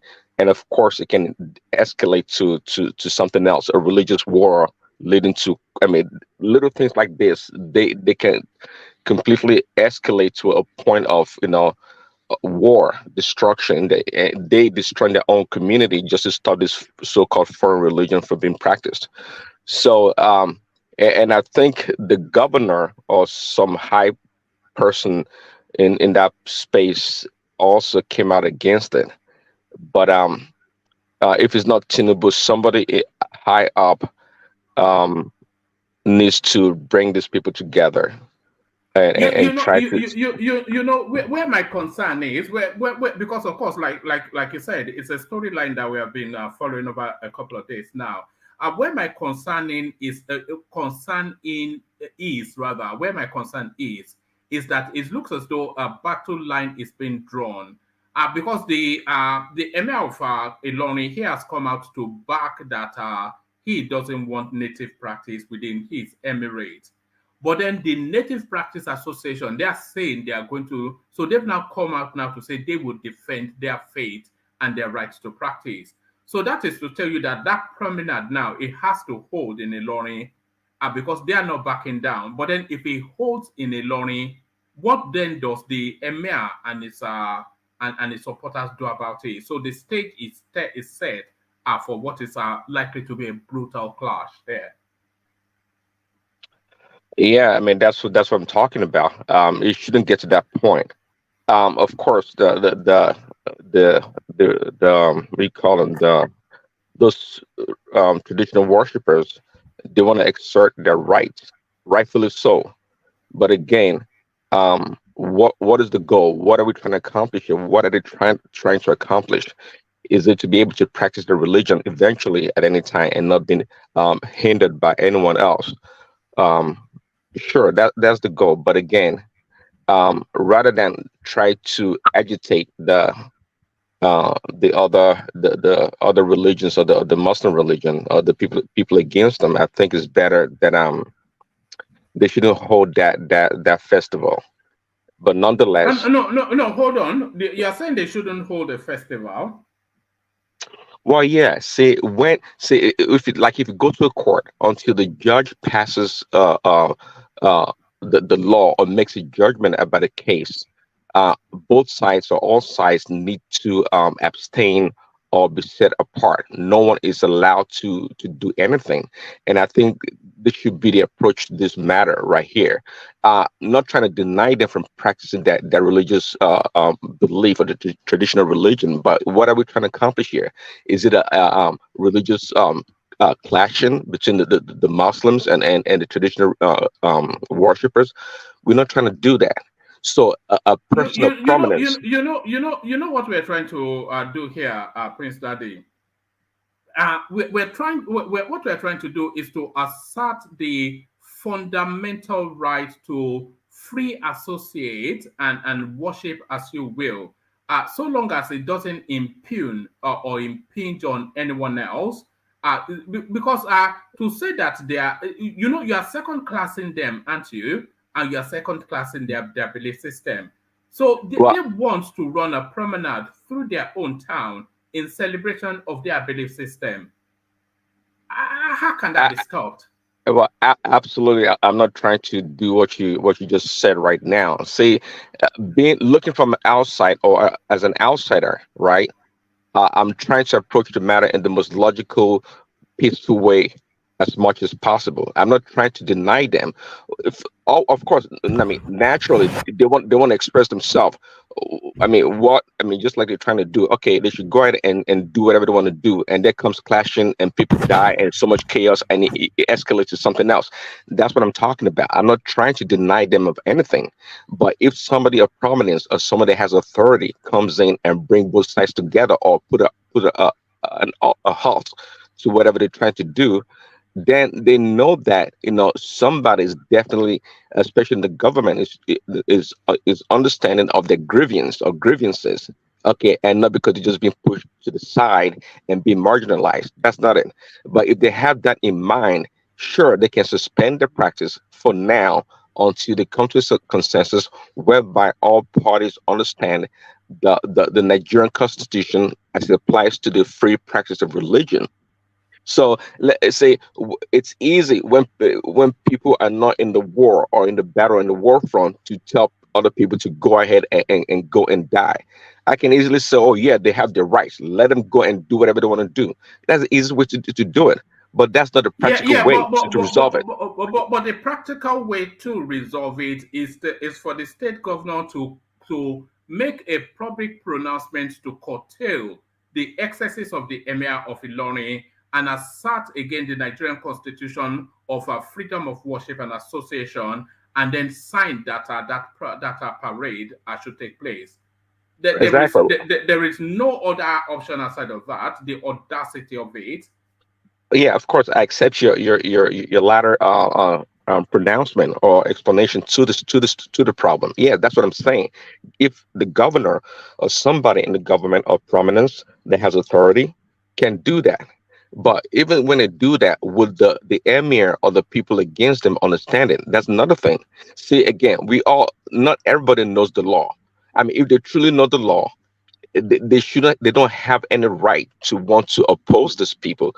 But it's quite clear that sometimes people's belief and people's believe about something and the perception is more important than what the law says, until they are brought to bear to understand what the true law is and why they don't have any superiority in terms of the practice of their religion or their ethnicity over other people, then they are more likely to stand back. And also, if they understand the punishment that comes with their action, well, that also would deter them. So I'm just being practical here, not trying to instigate anything and get people killed. That's just my approach to the matter. All right, Prince Daddy, I want to take your sounding on this headline as well. How Southwesterners dominated President Tinubu's list of 20 special advisors. So I want to take your soundings on that, but I think Rational Mind wants to come in on this Ilorin space. So let's take a sounding from Rational Mind. So Rational Mind, you wanted to come into this space. Rational Mind. Look at that. Yeah, so sorry. Yeah. You see, it is you see, there's hardly any way I will go on this topic that I will not say certain things.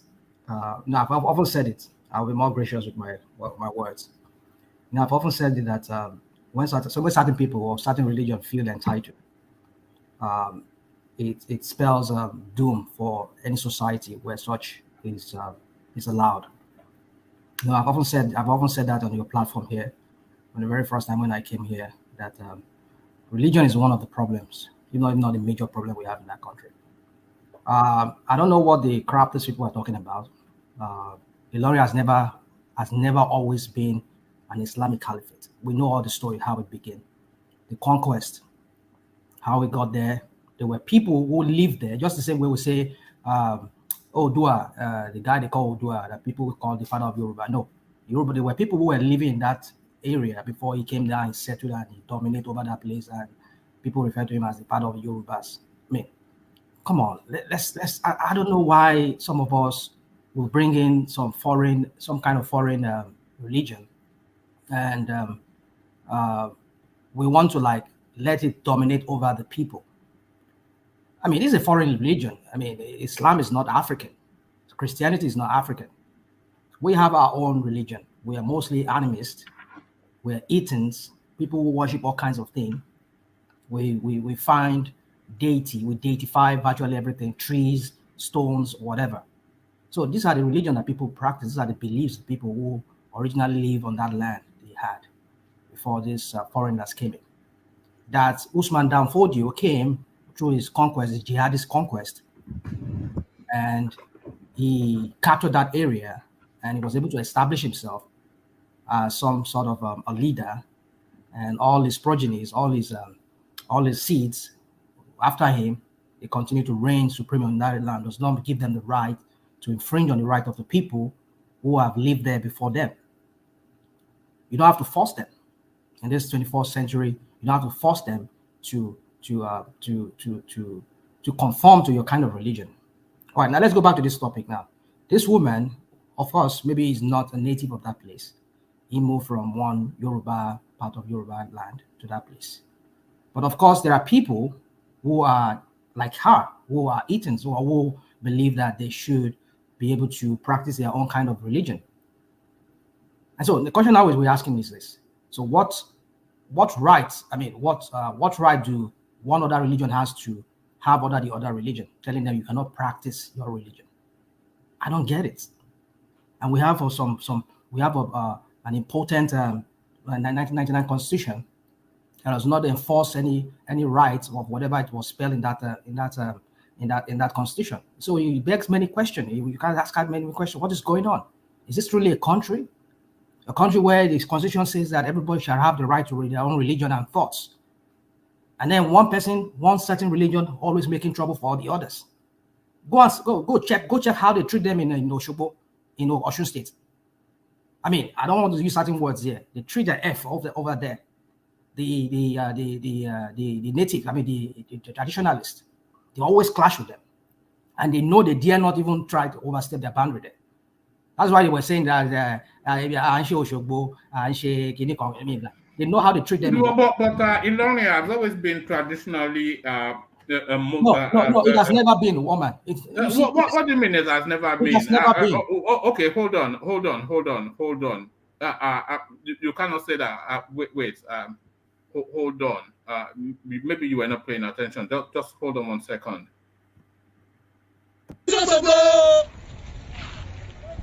Ìrìálímì ìlú Kúránì. Àwa kì í sọ̀sùn nílùú Ìlọrin. Ẹ bá fẹ́ sọ̀sùn ẹ kọrí s'Óṣogbo. Ìrìálímì ìlú Kúránì. Àwa kì í sọ̀sùn nílùú Ìlọrin. Ẹ bá fẹ́ sọ̀sùn So what's the point? No. So there it is. Those are the indigents of the space. No. One man. Let's not do this. We're talking about history. Historically, that's what we're saying. There was never a caliphate in Ilorin. It came in the 1800s or in the 1900s. That's where they came there with their conquest. We know the story of Afonja. Afonja was a traditionalist. He worked for the older your empire. They hold sway in that area, but we know how the story came, how it ended, with how the Usman Danfodio and his conquistadors or whatever they call themselves, they came in there and they took over the whole place, and they did away with this guy. That's Afonja. Afonja is a warlord.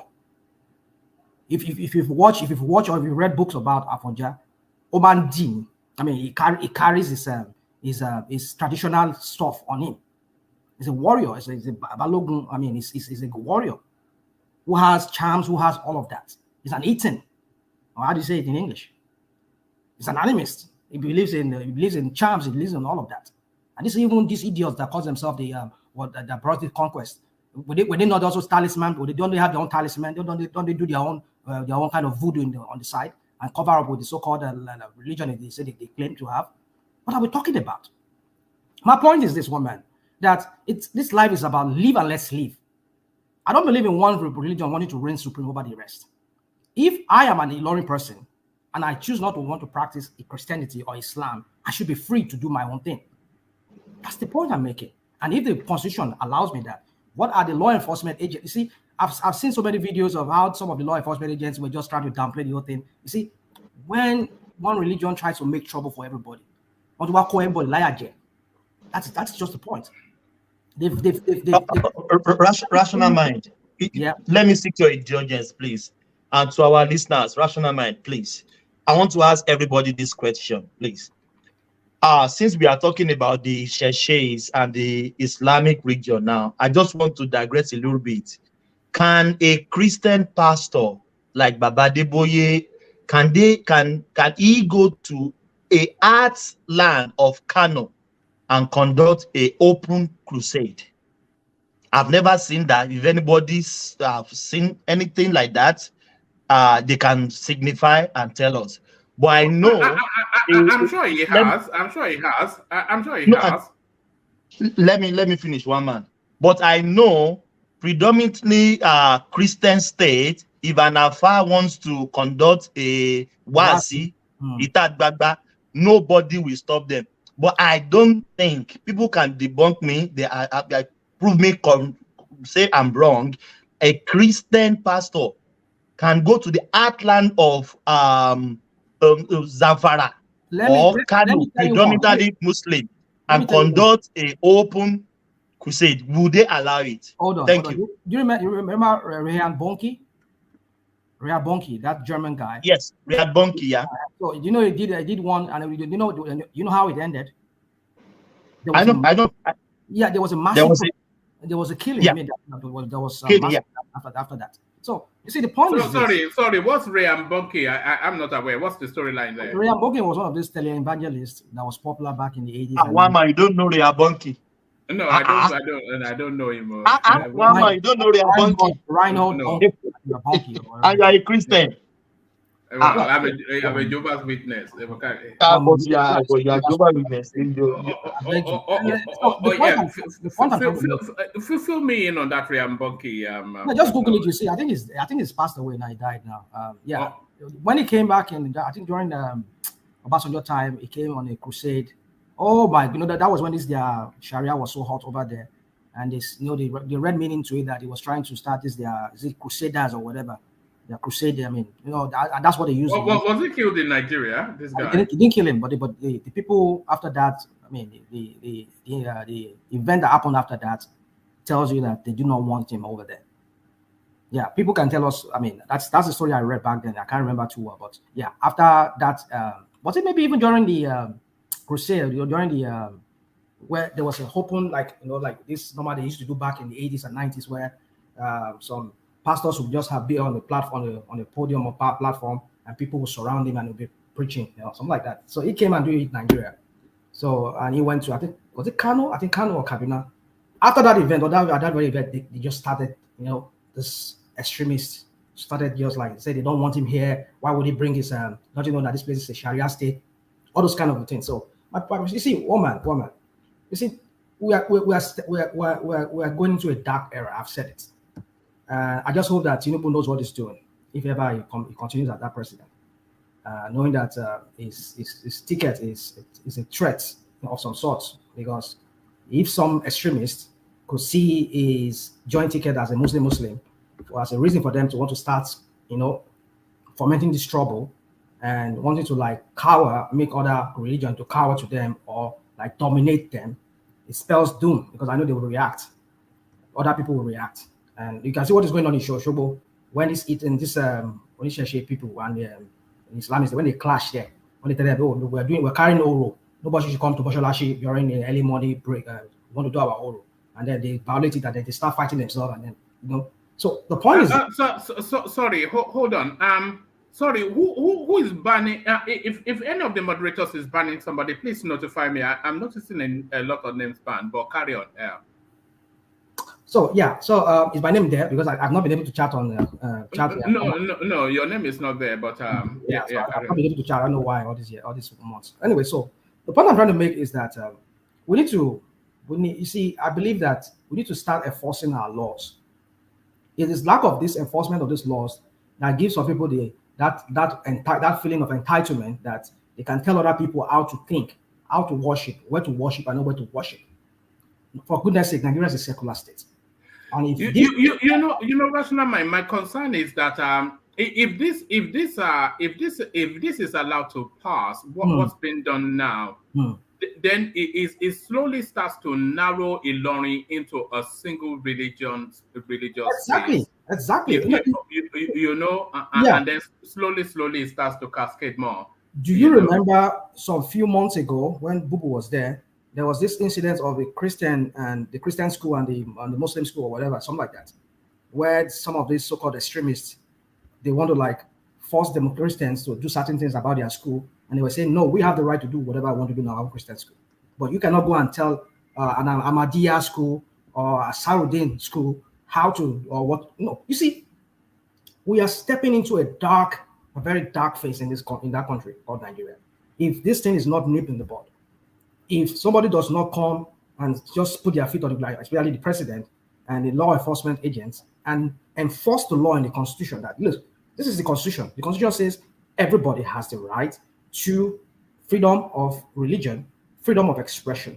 If I want to express myself, I want to like do my Babalawo in front of everybody, it is up to everybody to come there and watch me. As long as I'm not committing violence, I'm not infringing on the right of other people. But some people just feel that their religion must reign supreme, or whatever beliefs that they have must reign supreme. I don't get it. And it's with one particular extremist in those religions. So we need to understand that Nigeria is for everybody. It's not for some selected or some kind of religion. If Nigeria in the real sense of, in the paper, in print, it says, because of the configuration of the country at the moment, it's easier to let this stand than not. Because if they back what the Emir is saying, then the Isese space, because the Isese space is not even a big space enough to put up any sort of a resistance. So they will just have to yield.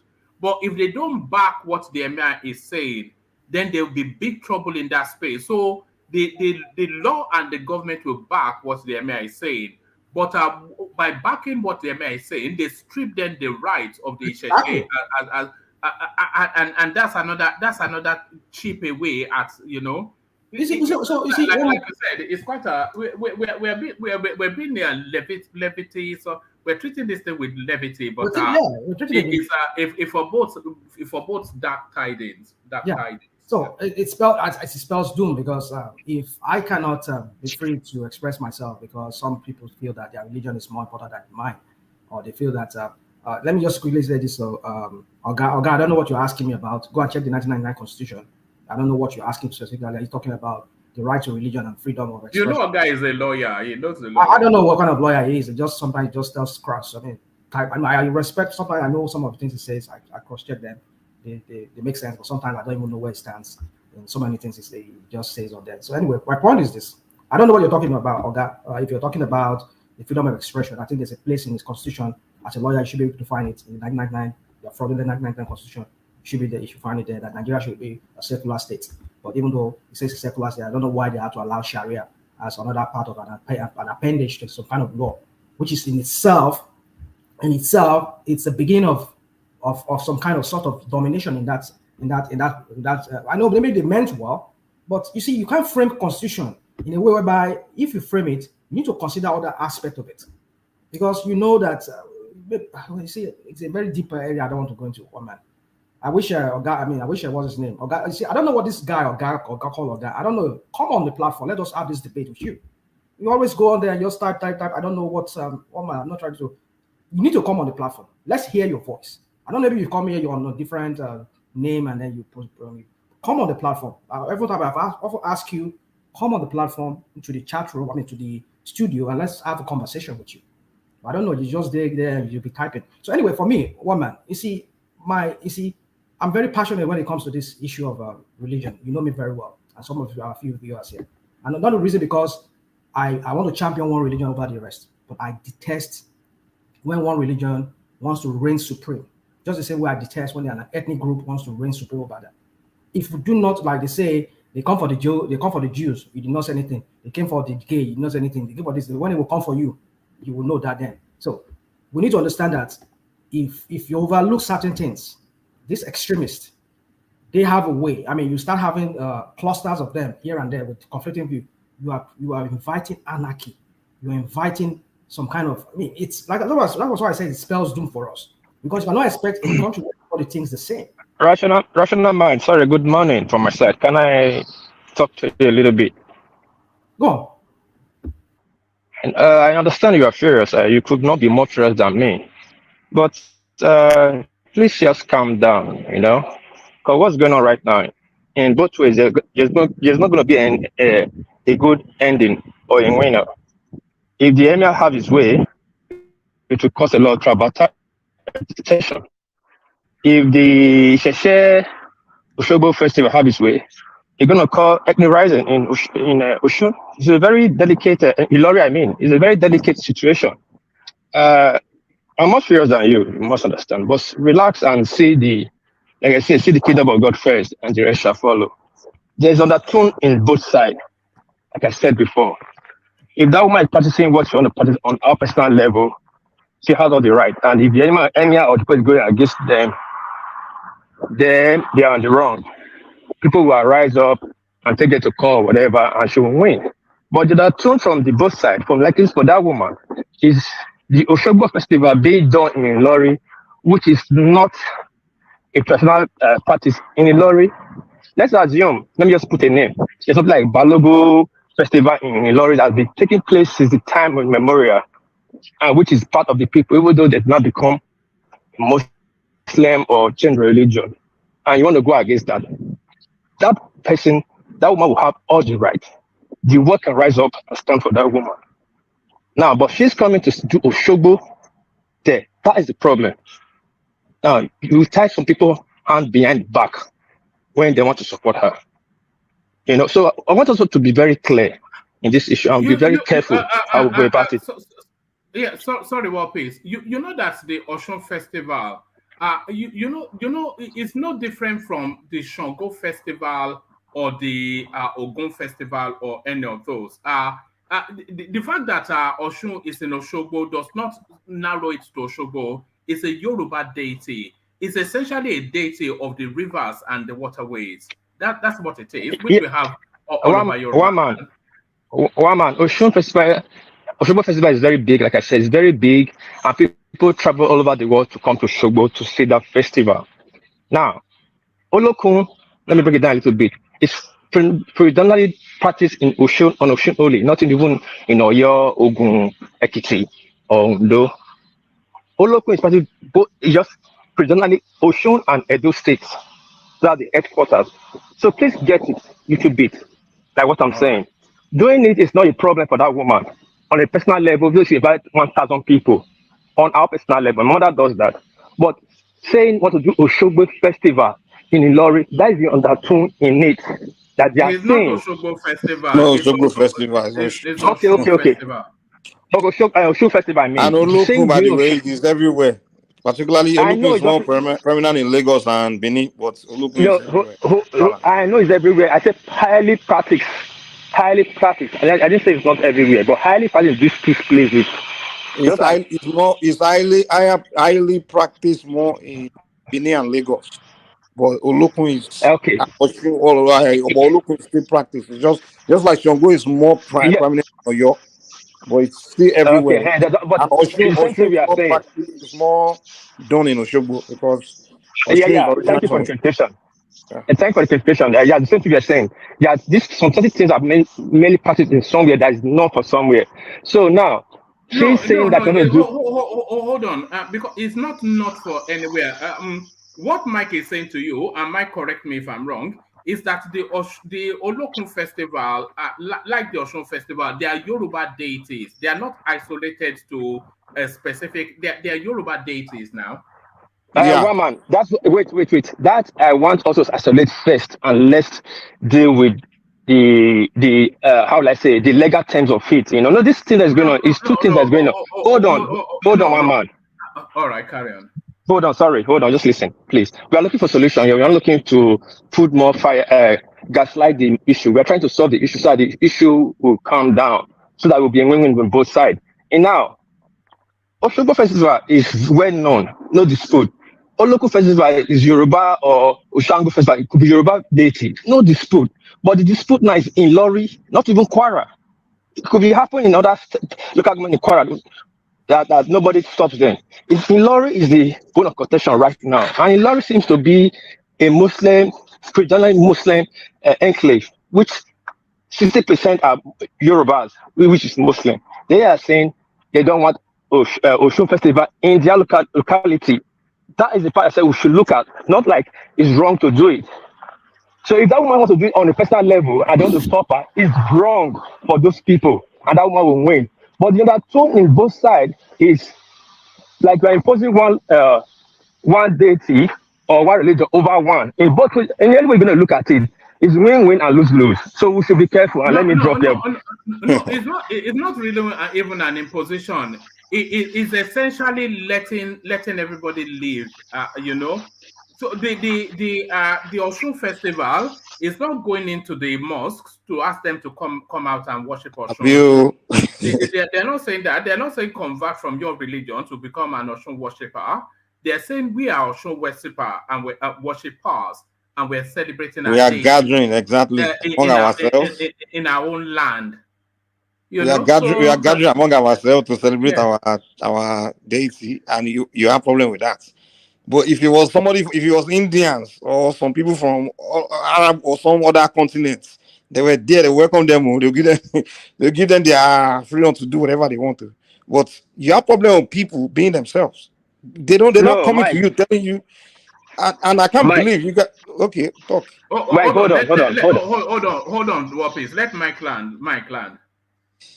People are gathering. They're not telling you that, hey, we are doing something for you, or come and join us, or we are coming to your space. People are gathering saying we are celebrating our goddess Oshun, and you say you don't want that it must get out of play there and go. What is that? What is threatening you? What is threatening you? That's the problem. What is threatening you? What are they threatening you? If your God is superior, so why are you scared of their own? So that's what I don't understand, And unfortunately, Mike, it's about domination. That's what it is. No, it's not domination. It's fear. No, my problem with Africans is this. My problem with Christians and Muslims is this. You tell me your Allah is the supreme, your Jesus is the supreme. And me, I say, okay, fine. That's your belief. I believe my Orisha is the supreme. Be your mosque and pray to your Jesus to come and conquer me. Be in your church, pray to your Jesus to come and prove he's the supreme. Stay in your mosque and prove that your Muhammad is the supreme to come and conquer me. Let me stay in my shrine and tell my Shango to come and conquer you. So what is the fear there? Okay, yeah, now you call it that. If you are if you think you are superior to me, wait. If you as a human being feel you are superior to me, you can fight stronger than me. And let me how you get in a boxing ring and do a physical fight. If it's a spiritual fight, why you mixing with physical? Do your spiritual warfare against me. Let me do my own against you, and let's find out who is supreme. You don't need to say, "Oh, I'm fighting for Jesus. I'll take my sword." Or, "I'm fighting for Muhammad. I'll take my sword to come out." I don't take my sword to say I'm fighting you with my Shango. I take my sword to come and stab you in your house. I don't do that. I stay in my shrine. I let Shango go and attack you if you so let me believe. So you guys, it's very obvious who's superior, who's not. It's very clear the African way is the superior way. That's why everybody's feeling threatened by it, and they have to resort to physical violence against it. Can I? Okay. Well, can I come in, woman? Yeah, come in. You have the floor. Yeah, and then after you, will please. Yeah. Yeah. So far, I don't think it's gotten to the point of religious superiority. I don't think the other side is trying to exert that. But the issue we have right here is, to me, is quite straightforward. It's an issue of a lack of education about the other side. Okay, and the fear of the unknown or strangers. What is the apprehension of the we call that the Muslims in the Shogbo? There, it's not as a result of them fearing any other religion, but it's the same apprehension that you're more likely to find in any place where people are not used to a certain thing or certain people. They're just expressing their fear. But in the expression of the fear, also they lack the knowledge that is the understanding of the Constitution of Nigeria. You are contradicting yourself. You say it's no fear of another religion, and then on the same breath you are saying it's a fear of the unknown. So what are you saying? Well, it's fear. Well, no, they're not. They're not necessarily afraid of the religion unless they've come out to say that. What is the fear? What if there's a combination of both? Okay, well, it can be a combination of both, but it doesn't stop the other side also from expressing their fear of the religion or of a foreign people in their land. It's a normal human foreign thing. people is their people. They know about it. That's why they're afraid of it.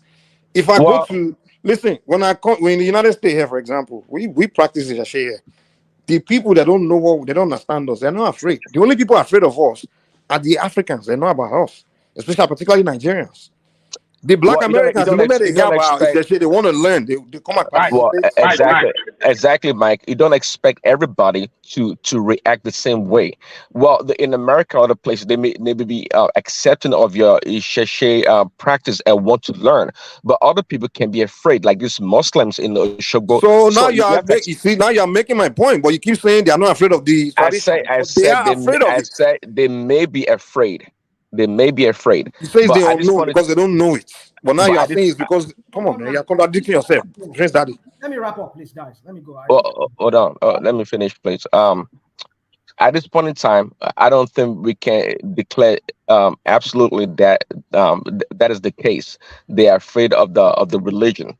But something they're not used to in their space, in their environment, they have the right to be apprehensive about it. Okay, they know about it, man. Don't say I'm not used to it. They are Yoruba people. They know everything about it. No, Mike. No. Are you more Nigerian than me? I grew up there. You didn't grow up there. Come on, man. Why are you telling me no? Well, because I know. Because you've heard about something doesn't mean you know about it. Mike. I grew up there. I know Kwara very well. I know Shogbo very well. I'm not talking about you. I'm just saying in general, because you heard about something. No, you say it's unknown to them, and I'm telling you that it is known to them.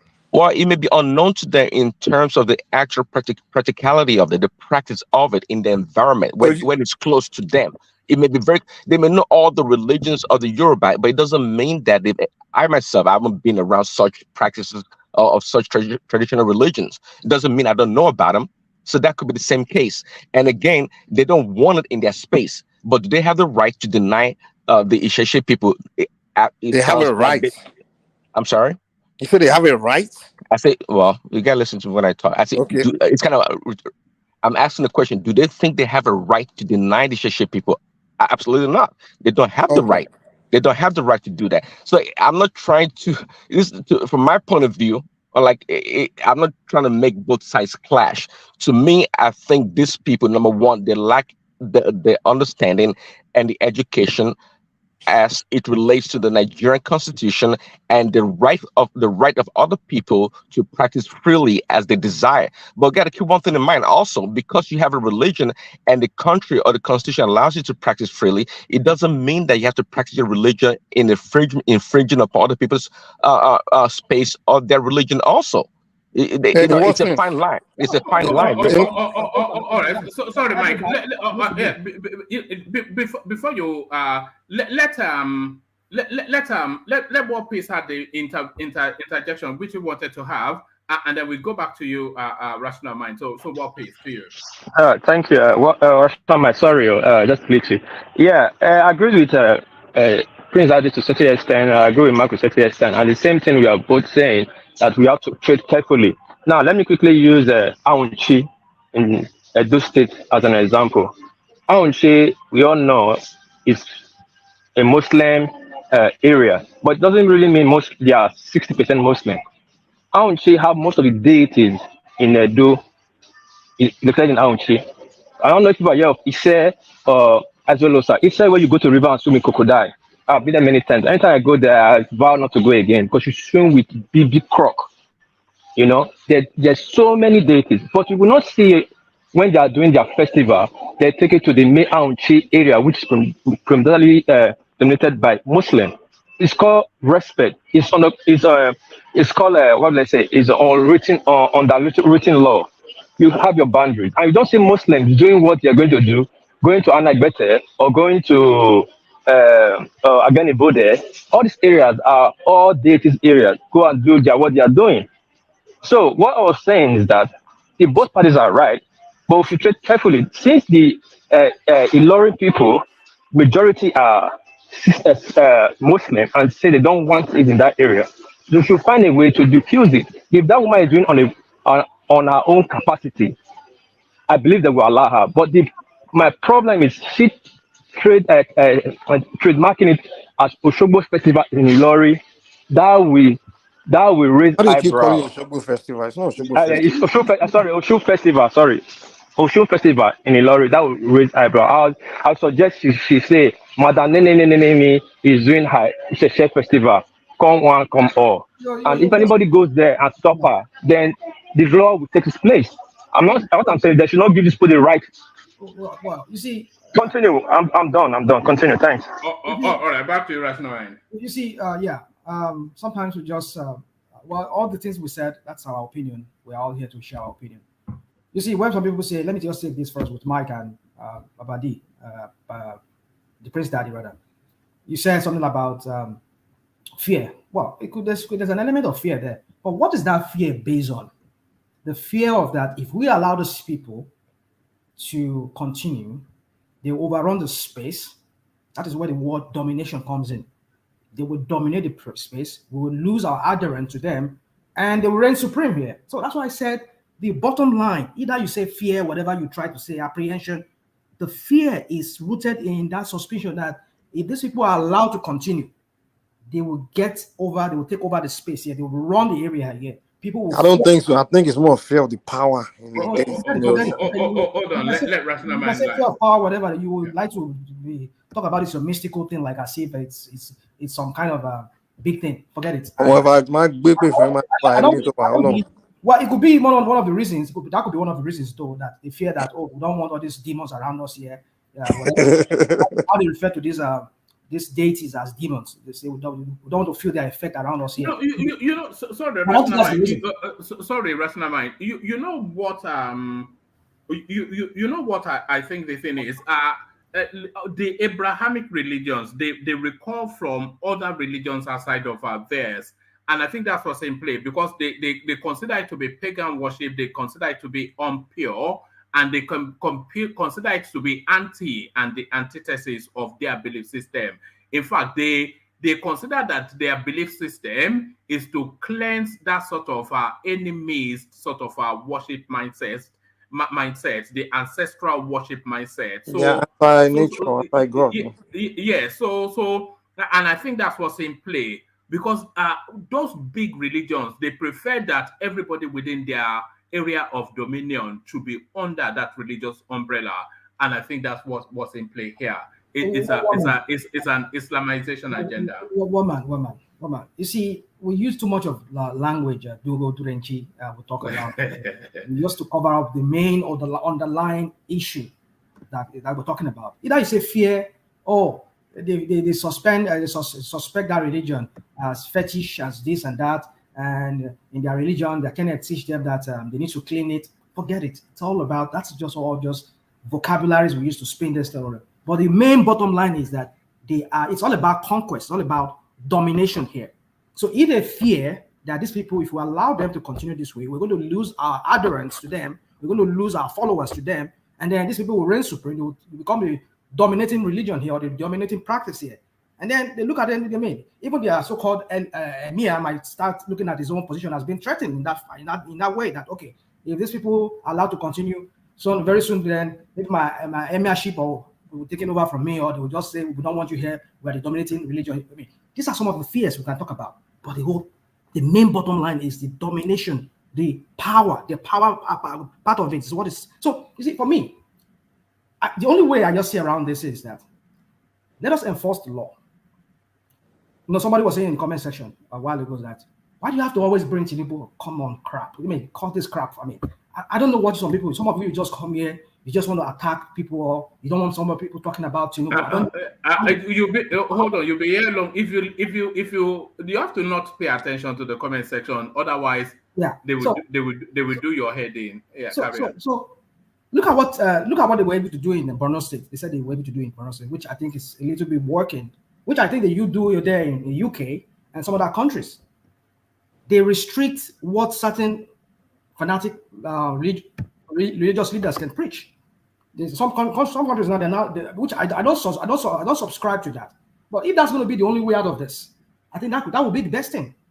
What I'm trying to say is that look at in Borno State, they tell preachers, their so-called Islamic preacher or whatever would be Christian preachers, what to preach about. They should not preach extremist view. Like in the UK where you stay there, woman, there's a certain extremist view that you will express that they will start. They maybe see your MI16 or whatever they call them, or your MI5. MI5, they'll start putting you on the radar and watching you. And then even in France, recently, some months or a year ago, they had to shut down a mosque because of the imam there was expressing some extremist view, which I don't subscribe to. But the point is that this is how it breeds all these kind of things. And that video you showed, the one I watched for some other channels, they said some of these young people were going to that lady. They said they were threatening to like do away with her if she continues insisting that she wants to do this thing. These are young men who indoctrinated these men to be extreme, to have this extremist view. That's the point. So if God, that was why I brought Tinubu in. He's the leader now that we have there. I don't understand why some people just can't stand people talking about Tinubu. Nah, the solution is beyond Tinubu. But woman, let me say something real quick. Let me. I brought Tinubu in because he's the leader now. He's the president. With his Muslim ticket, I think he could be able to do something with that. Because if he were to be a Christian, they might. No. Hold on. Let me. If they say maybe he's a Christian, and they say, okay, maybe he's a Christian. Now that he has a Muslim ticket, let him nip this thing in the bud. Let the rule of law prevail. Nothing. Well, it shouldn't be. The president is not a judiciary. He's not in charge of judiciary now. Why should he be the one to be carrying out? That was why I said we need to follow the template of some other countries, like even the one they did in Borno. We are not doing dictatorship, so the president cannot solve that kind of problem. I'm not giving you other country. I'm giving the one they did in Borno State. I wish this guy could come here, our guy from Borno State, could come and enlighten us on what they did. The governor or whoever, through the presidency, they had to put in place some kind of whereby some of the preachers there, either Christian or whatever, they kind of monitor them, the kind of doctrines they preach out, they dish out there to people, to young people. So maybe we could go that route. If he can sponsor a bill and make that bill in that, well, I think they said there was one. No, that'll be a disaster. You shouldn't even be going there. I know. I'm just, because you see, that's why I said if we cannot go the route of enforcing our law, maybe we should just enact a bill whereby not the president. We, the people, and the police and the judiciary should enforce the law, not the president. The president can sponsor a bill. He can. The president cannot be going after religious matters. You know you want it to fail. I understand. Hold on, rational mind. You don't even need any bill being sponsored. because embedded in the laws that we already have, there is protection for this Isese practice. Exactly. So why are you telling the president to ban? So it's really just for the law to be followed. Nothing else needs to be done to the law, because already the law facilitates for protection of practices. Yeah. Thank you, woman. But there's something that is missing. That is why I use the template of Bruno. The issue here is extremism. When some people feel they express extremist view. Now we'll talk about that. That's why I say there's some aspect of that video you do not, maybe you don't have access to, or maybe you go online, you see it.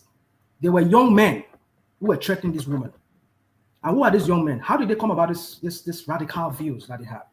Of course, no doubt, they must have gotten it from some of their preachers or whatever.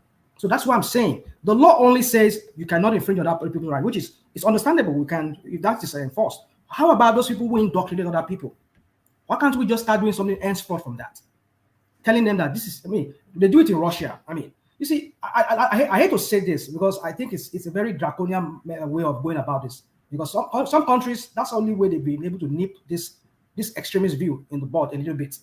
Because the law only says, okay, people have the right to their freedom. But what about people who are indoctrinating other people to be extreme or radical? Can we kind of put a kind of a measure or a ruler to that, whereby they'll be measured on what I'm opposed to people being told, preachers being told what to preach. But we should not understand that there's a limit to what you can express. I mean, radically, that you look at other people as, maybe they need to set up some kind of standard. But for me, I think it's going to be, I think I'm conflicting myself. That's why I'm not able to say much on this. But my point is this, that people should not be indoctrinated with a radical view. And that is what leads to this kind of things that we see, whereby somebody wants to express his own religion or how he wants to worship his own deity or whatever. And some people feel that, no, you cannot do it. My religion says you cannot do it because I feel threatened or I fear. No, you cannot do that. I'm a citizen like you. Do you know that if those Muslims, those imams, if they would have said in what they were saying that if you do this here, we will do this to you, they have broken the law. They could be arrested. But if they are only there saying, if you want to do this, go to your place, or if you want to do this, it's kind of like MC Oloma when he spoke. That was right. Wait. Let me give you something. I'm trying to explain how law works. You understand? No, I'm trying to say that if they directly make a threat, then they would be subject to being arrested. Hold on. But hold on. I'm just interjecting. Let me learn. There's already law in place where if you threaten someone directly, you can be arrested and you can be prosecuted. But what we are seeing with these people that are doing all these things is they themselves know the law. So they won't. The law clearly describe what threat is. A threat is if I say, hey, if you do this, which is legal, I will harm you or I will kill you, then you've broken the law. But if I say, you don't do this here, go to your place and do it, that's not law breaking. And that's how this guy, the only people say they should arrest them so long. I'm saying, no.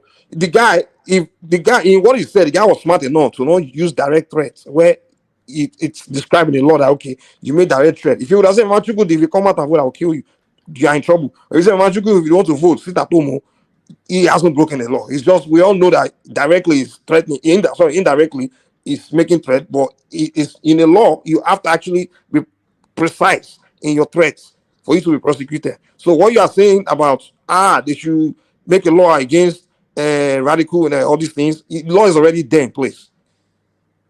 All right, round off your interjection, and then Prince Daddy round off that space, and then we move on. For me, conclusion, because I need to go. But before you move on, one man, good evening, sir. Please, I want to contribute to this. Hold on, Tony. Yeah. So, in conclusion, one man, I just think for me, it's getting ugly, and I hate to say this. I don't want to be a bearer of bad news every time. Express pessimistic view like I often do on platforms, just because Nigeria is so filled with ugly things that you just wonder, are we a country? Are we a nation? Are we just some kind of banana or jungle kind of live like everybody just live anyhow? We don't even have a functional government that is really functioning in the real sense of function. We have call it fraudulent 1999 constitution that is just like a kind of a book that is just written.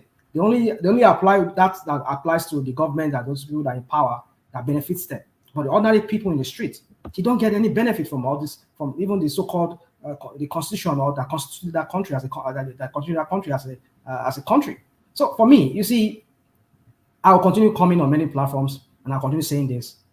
we should take religion out of our country. When I mean take it off, I'm not saying we should clamp down, totally silence people from practicing their religion.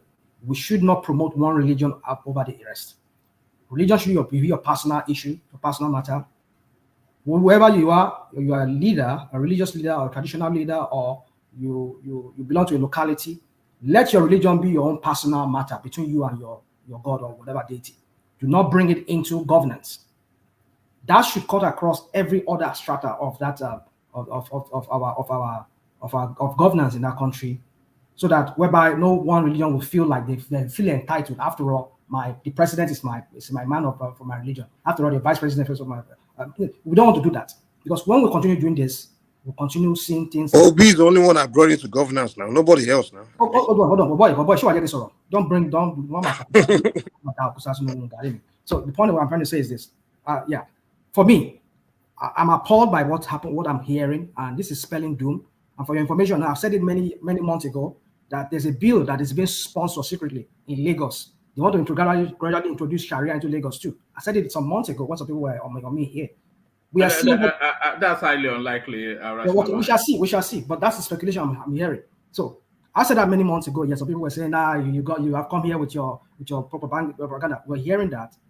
You see, when some people feel that our religion's law should. Lagos probably has the highest concentration of churches in Africa.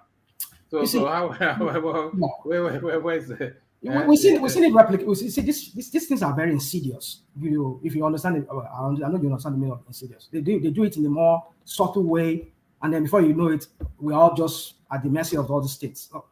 Woman, sorry. I just leave it at that. Woman. Can I speak?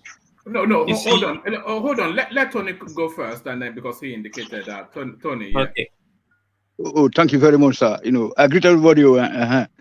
So stay in the topic, Tony. Yeah, with the topic, sir. Yeah, I'm happy that it's emanating every day. It's okay, thank you, sir. Yes. First of all, Sonny Okosun said that. Okay, Okosun now. You see, Sonny Okosun. That also his name is from this Osun. What Yoruba say Oshun. You see that whenever I write Yoruba, I always write SH or sometimes I use S. So Osun, Sonny Okosun. He said that who owns the land? So that's the question we should be asking ourselves here. First of all, and there was who defeated us in Ilorin and the Auchi? It is this Northerners. So and then this Arab religion. It nothing to do with our traditional, not to do with our ancestors. Our ancestors are regretting that they were defeated, and then we should keep it up like that. No, we need to fight back to recapture those two cities, Ilorin and the Auchi, in Kwara and Edo State respectively. So who owns the land? We own the land. No pastor or imam can come from Jerusalem or Saudi Arabia to come and impose their something on us. You know what I'm saying? You can't imagine that we couldn't hold we couldn't host a Miss World contest because they said that it's anti their northern ideology, or that during the Obasanjo's time, the strongest man. So where are we going? So these people have no right to challenge us. We can celebrate Osun. People say Osun, we call it Osun in our place. Right. We have the right to celebrate. These people have no right. We should be preparing to fight them back, to send them back to where they came from Fudajalon. Thank you, sir. All right, UFC. UFC. Yeah, see. You see, this whole issue, I think the governor and the state need to come in and resolve the issue.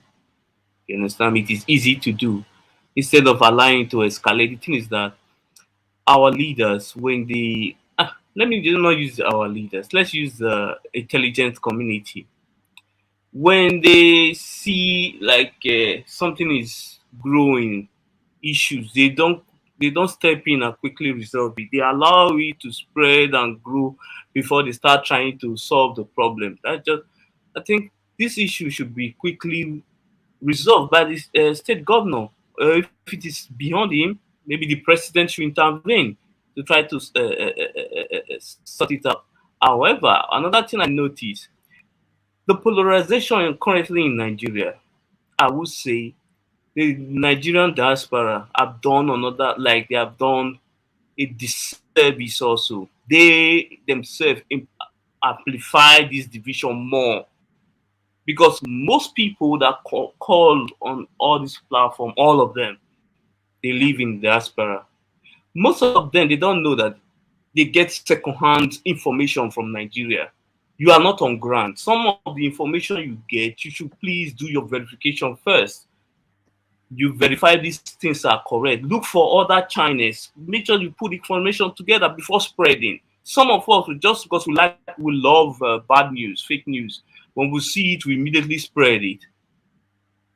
Like the issue of the exam malpractice of the young girl, I just allowed the government to do their job first. I didn't comment on that issue on time. I gave them time to resolve the issue first. But you see, a lot of people just quickly take side on the issue. Then at the end of the day, they now look like fools when what the government was saying was the fact. People quickly take side.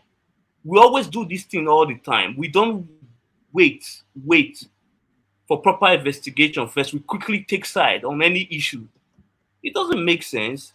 We should find a way to calm nerves instead of trying to amplify the whole thing. If you look at it, average Nigeria, they are living here in Nigeria, they are going about their day.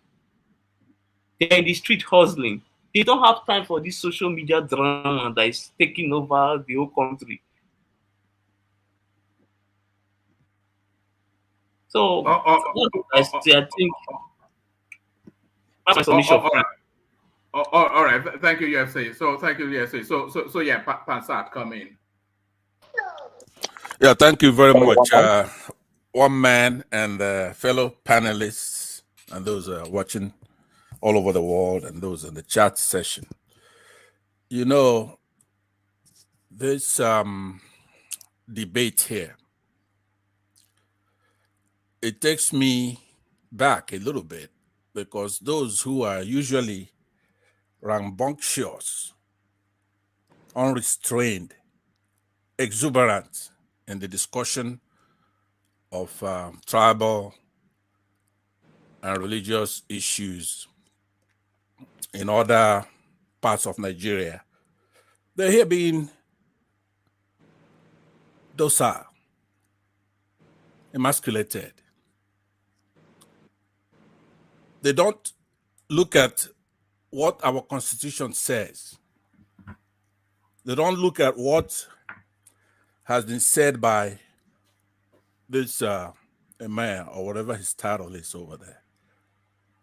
Our Constitution makes it clear that people have the right to worship any ways they want.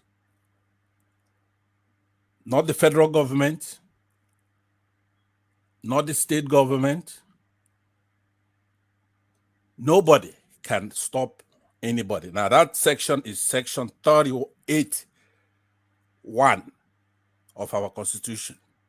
Every person shall be entitled to freedom of thought, conscience, and religion, including freedom to change his religion or belief.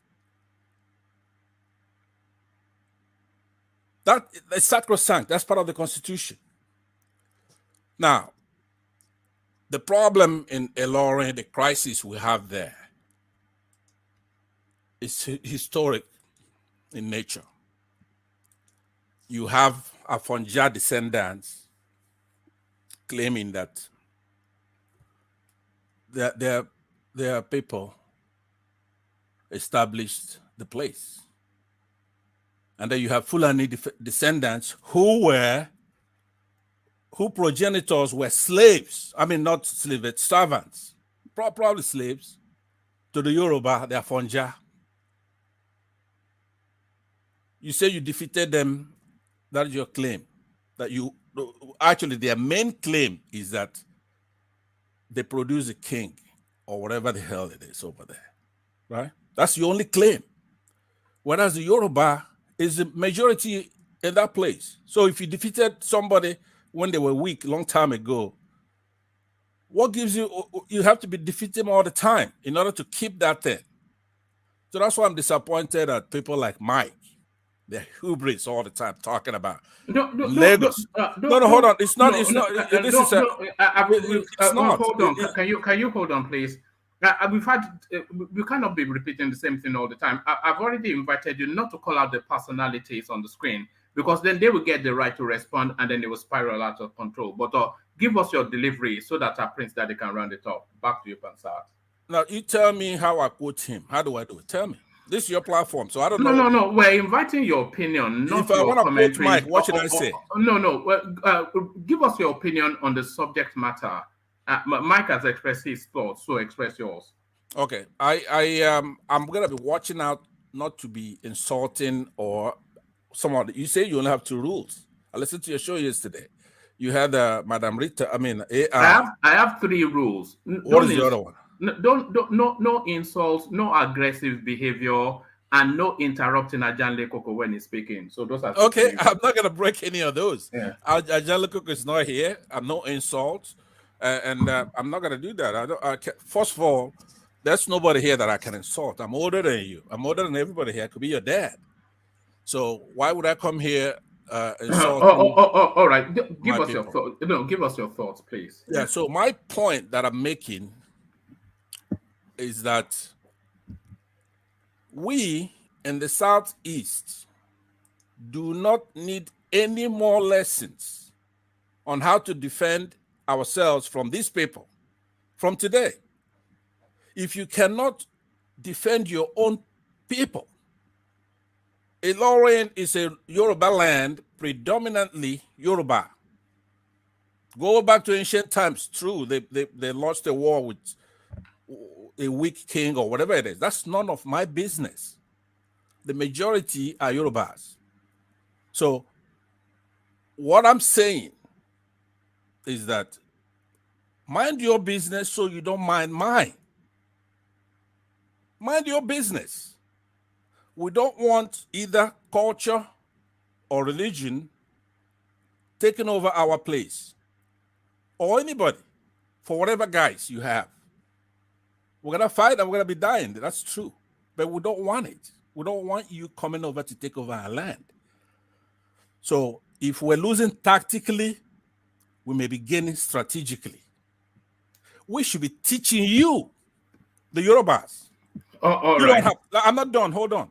No, you're nearly done. Okay, I'm nearly done, but I'm not done. Give me a 2-minute warning when you think, No, you're on the 1 minute space. It's an interjection, so bring it on. Okay. What you don't want me to talk? Is that what it is? Or you don't like? We don't want long essays now.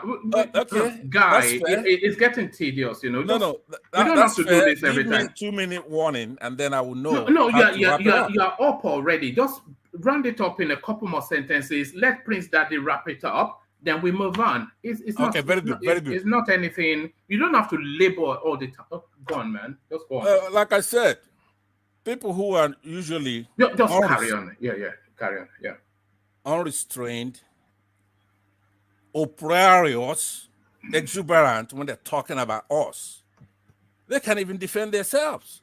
They're insulting the Kongi, and you hear saying, "Oh, let us march. Let us do our traditional worship." Is that what you want, or you want your land back from these people? Now, live by example. If you want us to follow you, don't come on platform talking all the time of trying to tell us what to do. Where a whole Ilorin, ancient majority taking over. You have these guys talking to the Kongi anyhow. All right, thank you, Pansa. You are getting somewhat repetitive now. You are going over words. But so back to you, Prince Daddy. Right. Yeah, thank you. Thank you very much. All right. Yeah, back to you, Prince Daddy. Yeah, thanks, Woman. So I guess back to my initial submission, right? As somebody, I didn't catch the person's name.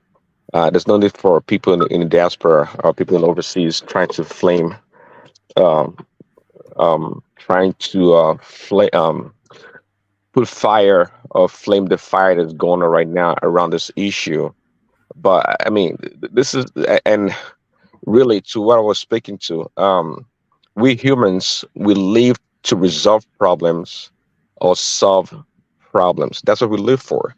A problem has arrived, and it's up to us in the decent society, civil society, to find ways, a good approach to solve the problem, as opposed to trying to stoke fear and doom and gloom. It's not necessary. And this is when you know you live in a civilized society.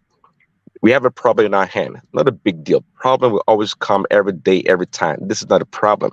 However, the approach to resolving the problem is what usually makes things worse, escalate things, and leads to war and rife. So again, my final submission on this matter would be: hey, let's get the people that have the power and the resources to approach each constituent to resolve the problem. Because I mean, we all pretended like we all know the law of Nigeria or wherever we live around the world. We don't know. So I mean, and for a group of people to come forward and try to deny another group or person the right to practice their religion shows their ignorance in a lot of way. Okay, so we're always learning, and we continue to learn because we live in a continuous learning world. Okay, so just bring these people together, let them know that in this space, in Nigeria, people are free to practice their religion. And even though we're free to practice our religion, we have to be also considerate of other people. Even the Bible, where the Bible even suggests that we should be careful when we practice our religion amongst other people or non-believers. We can't be arrogant about it. We can't be arrogant about it. So finally, let's get people on board. No need for fear, doom and gloom. This is the problem, and it's not a big deal. We can always solve problems in the distant society. Thanks, Woman. All right, brilliant. Let me take you to this headline on the screen, Prince Daddy. So this is a space that I have been watching for quite a while now. So this is Governor Akeredolu of Ondo State. So in the cut and thrust of the elections, his voice was one of the most prominent, pushing hard for the power not only to come to the south, but really to come to the southwest. So his voice was quite prominent in that space, but his voice has somewhat petered down a little bit now.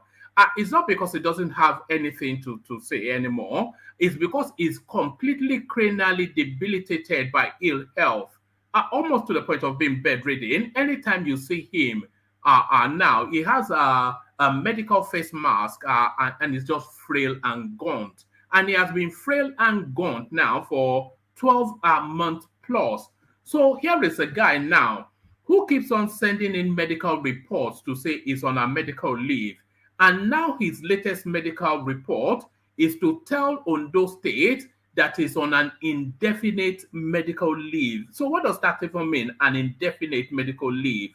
So when is that point then that the clause that when a president, a governor is incapacitated, then they should be forced to step down? Should Akeredolu now be forced to step down as the Ondo State governor, Prince Daddy? Yeah, thanks, man. Well, this is where we need a granny, right, to tell us what the law says. Yes. So it's whatever the law says, that's what we're going to go by. We should not be surprised that the governor still wants to hold on to power even in his, let's say, deathbed. I'm not saying he's dying, but you know what I mean. As the saying goes. So yeah, it's let's obviously we have to go by on those constitution. I'm not sure there's a federal constitution also that addresses that issue, but if it does, let's defer to that. Yeah, indefinite medical leave. What does that even mean? You're the state governor and you're so indefinite means there is no end date. What does that mean? How can that be possible? You're on indefinite medical leave.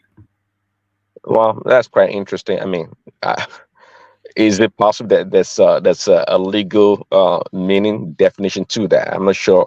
how he came up with that. If that's in that law, who knows? That may be in that law. But when that happens, I'm assuming right now the deputy governor has the power in the state right now, correct? Yes. Okay, so if that being the case, yeah, I can offer my opinion as others, but it's they just defer to their constitution. Indefinite medical leave don't sound right to me. But how does it work? So if it's indefinite or if it's usurped because of his medical condition, and if he gets well, if he's restored to good health, is he able to come back and assume his governorship position, or is done? I don't Yes, know. if he's on a medical leave, then of course he's still in situation in his job. But if for reasons of ill health he has to step down from the job, he ceases to be the governor. Even if he gets better, just the very minute after he hands in that notice, is no longer the governor. So he's clinging in by just the clutches of his claws. He's clinging is clinging on like a Klingon from Star Trek. Mm. That's quite interesting also. Okay, the man is here. Okay, so if I mean, at what point in time, I mean, what is, according to the law, what is the definition, or what kind of sickness can one have to be able to lose their position as a governor? Is it possible that If you are incapacitated, if your ailment is such that you cannot carry out the function of the state governor, yeah, or the president, it's yes. It be like Adua, who was brain dead, and they still and they were using his hand to sign. Unbelievable. Yeah, there's still a kind of a gray area there. I mean, you can have cancer and not be incapacitated by any means. I mean, if you're brain dead, that's a different case. But if you can talk, if you can communicate with people, albeit limited, you may still be within the law to still hold on to power or be the governor. So I think it's a gray area there. Brain dead, obviously, I think everybody will agree with that. But being sick, having cancer, and still being able to talk, drink, and I mean, but no, it's a human being, so we should not be surprised. No one wants to just give up power like that. But yeah, it's an interesting one. Do you think there should be a time cap that you can hand over to your deputy temporarily before he becomes the substantive governor? Do you think there should be a time bar? Because this word indefinite it makes me feel uncomfortable somewhat.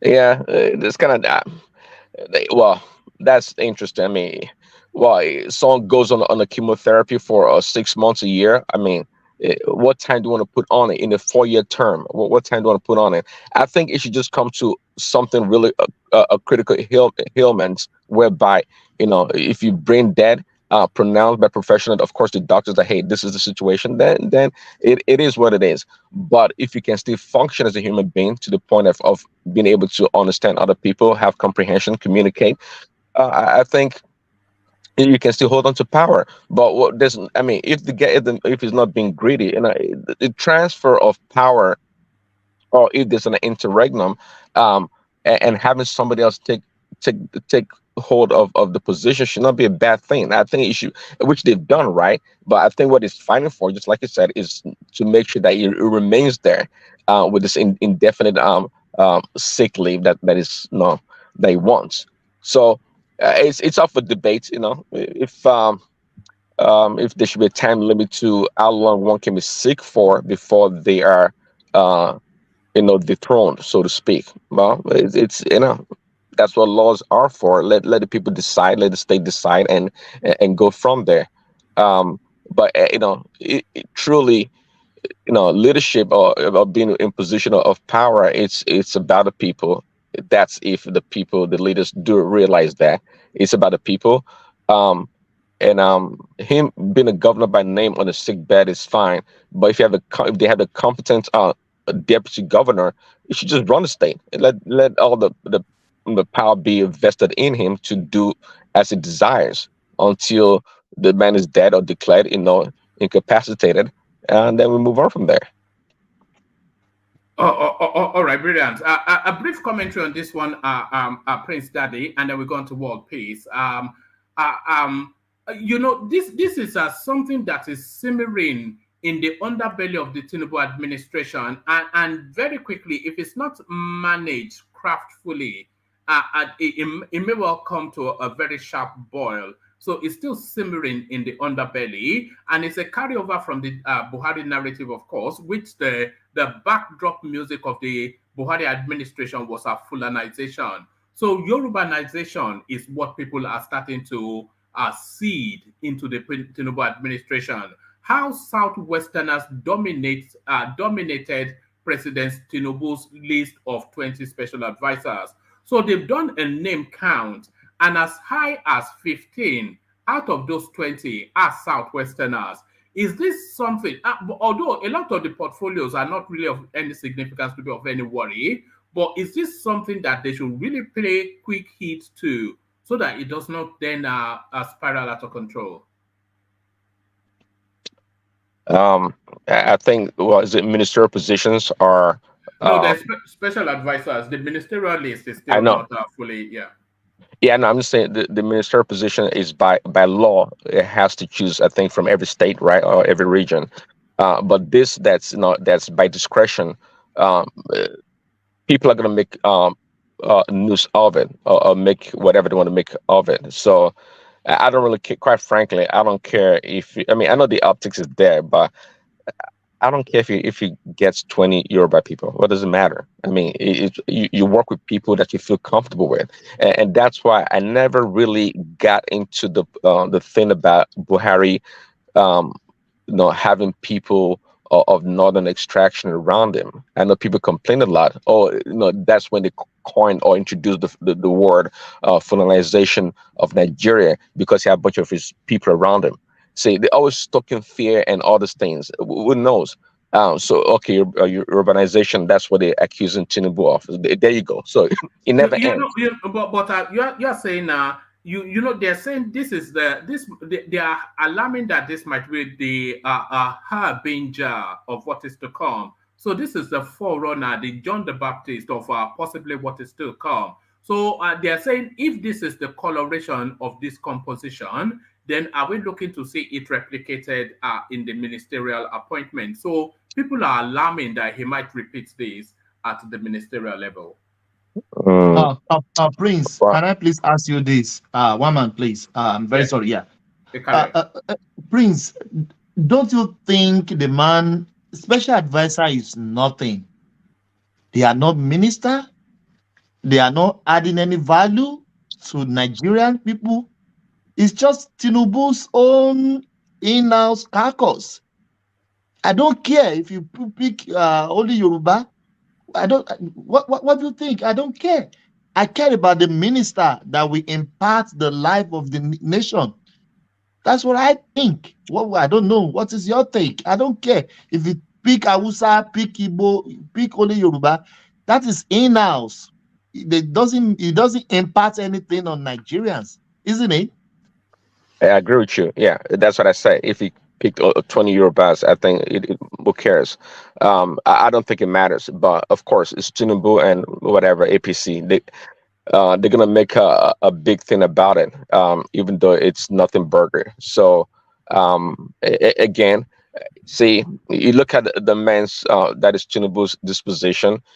I mean, look at him at is a Guinea when they were this couple of days ago. He understands leadership. He understands the need to keep Nigeria together. He understands that. So he's not going to do anything to jeopardize that in any way. Where the law requires that there should be a balance in the region or a state, each state being represented, is going to do that. But it would be foolish of him to bring people around him as advisors that is not used to, and then that means the learning curve is going to be much greater. But if he's worked with people like the ex the IGP that they work with in Lagos and other people, well, and then the learning curve will not be that steep. Then just like him, these people be they hit the ground running because they've worked with him before. They know his MO, his ideology or concepts and a lot of things, so they can get going. I mean, I don't know why that is strange. It's not a big deal. I mean, the man is from the Southwest, right? He's from the South. If he has people around him of Yoruba extraction, those are the people mostly that he interacts with, is always interacted with over the years. So it should not be a big deal. But one thing, just like we said before on this platform, Tinubu is so versed. I mean, defining. I don't know if we were joking about it. Atiku being a true Nigerian because he married women from all tribes. No, your Tinubu Rada is the consummate Nigerian in all totality. Okay, he understands every nook and cranny of that country. That's why he can traverse from the south to the north and have friends and be welcomed. And, I mean, look at it, is shown in the north. It was super impressive going against a Fulani person in the person of Atiku. Tinubu did very well. And it showed, I think you read some numbers earlier trying to give a percentage of what Obi scored in the north, which is pathetic. It was horrible. Oh yes, I've forgotten that. Actually, I'm going to bring you to that space, Prince Daddy, because I think that was going to be my space for Akeem, but Akeem has disappeared on us as he often does.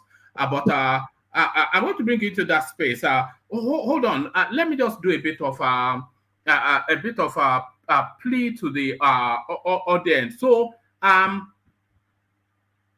I'm trying to put together a small little documentary on Ernest Shonekan, who, as you know, the interim president of Nigeria, head of state, thereabout.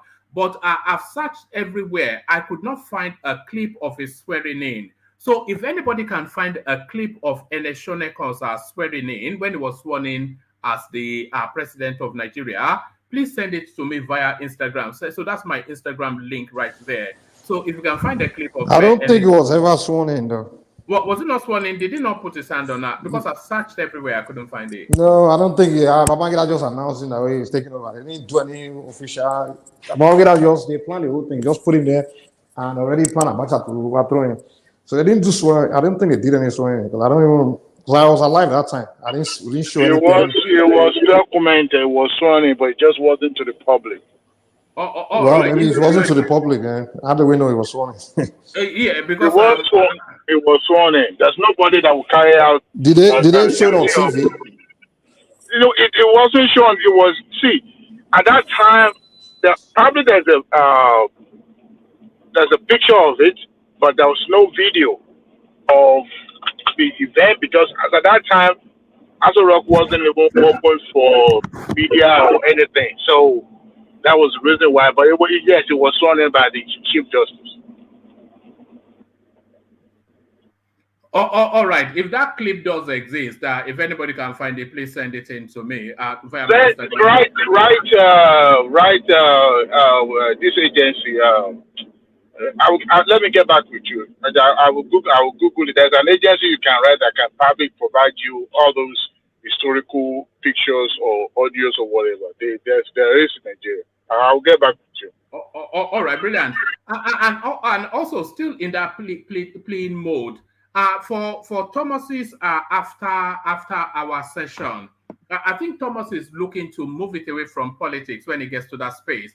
So if you come across storylines, especially clips of I went abroad and this was my experience, some girl that lamenting, or some pastor doing some wayward stuff, those sort of storylines, if you send them to me, then I'll pass them on to Thomas for his after hours sessions. So do those. Let me now take you to this space. You were talking about this data. You know, this guy is a guy worth following, Pastor Okozie J. Atani. So Pastor Okozie, if you follow him on Twitter, it's just gems after gems. So I came across this, Prince Daddy. I think somebody actually sent it in. And this now is because people continue to peruse the data from the 2023 elections, and this gives you a percentage breakdown of actually what went down in the north, and it makes for very interesting reading. So this is the result for the Labour Party in the north, in the entirety of the northern part of Nigeria. So in Zamfara State, for instance, at 0.3%. So you actually have somebody in a good portion, a good 20, maybe 25% of the biggest region in the country, scoring less than 1% or in an election, and the person insisting then that they are president. So when I was reading through this, Prince Daddy, I actually had the thought that I agree with Peter Obi that INEC did not actually give him his true result. Because if you read through this, you probably want to conclude that INEC was actually abundantly generous to this guy, and he scored significantly less than INEC attributed to him. Because where is he getting all those votes? When he got 0.3% in Zamfara, 0.6% in Yola, 0.6% in Katsina, and it got 0% virtually in Jigawa, 0.2%, and the rest are just 1%, the entirety of the north. So where is the argument then that this guy actually scored what INEC told us he scored? Because if there's one thing that I do agree, he did not get what he scored. Because from the reading of the data, Prince Daddy, I will submit that this guy, Peter Obi being the guy, is actually scored significantly less than INEC attributed to him. Prince Daddy, the data speaks. Yeah, the data does speak. If he scored less, well, it just break his performance bad region. We know in the north it did poorly. I mean, that's a given. So that I mean, and I know some people came on this platform said Tinubu never won one single state. I'm not sure they drew that conclusion, but nonetheless, Peter B, it doesn't have the spread. It's not possible that he won the election. So if they said he won an election, how did he win the election? It's just ridiculous. It defies the logic and common sense in every way possible. So I don't know what to make of it. We know he didn't do well. I mean, before the election, I gave him the 5 states to win in the Southeast, and he did very well, even though there were a lot of shenanigans there that they don't want to admit, but it did happen. But even with all the shenanigans, if they had done the election, conducted the election fairly in the Southeast, Peter B would still have won in a dominating fashion like he did, 90% and 95%, which is fine. It's a given. But it's very important to note also that Peter B did not build the base. He's not a builder. He's not that skillful. He's not that good. So that is fine, and it is what it is. Peter B is a very original person. He was thrust into the limelight in this past election, and because of the strong voice of the Southeasterners all across the country, that's why Peter B appeared to be somebody of relevance. It was not. And there's nothing that happened in this election that surprised me, quite frankly, because in hindsight, yeah, he dominated very well in the Christian populated areas of the country, which is fine. It did well. Maybe I didn't factor much of that into it. I know in Lagos, it won. That is acceptable because, of course, the population of Lagos is... Please, Daddy, can I please interject you, please? Sure.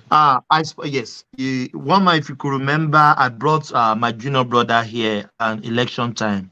Sheil told us about He told me even in the Southwest, some people don't even know who is Peter Obi.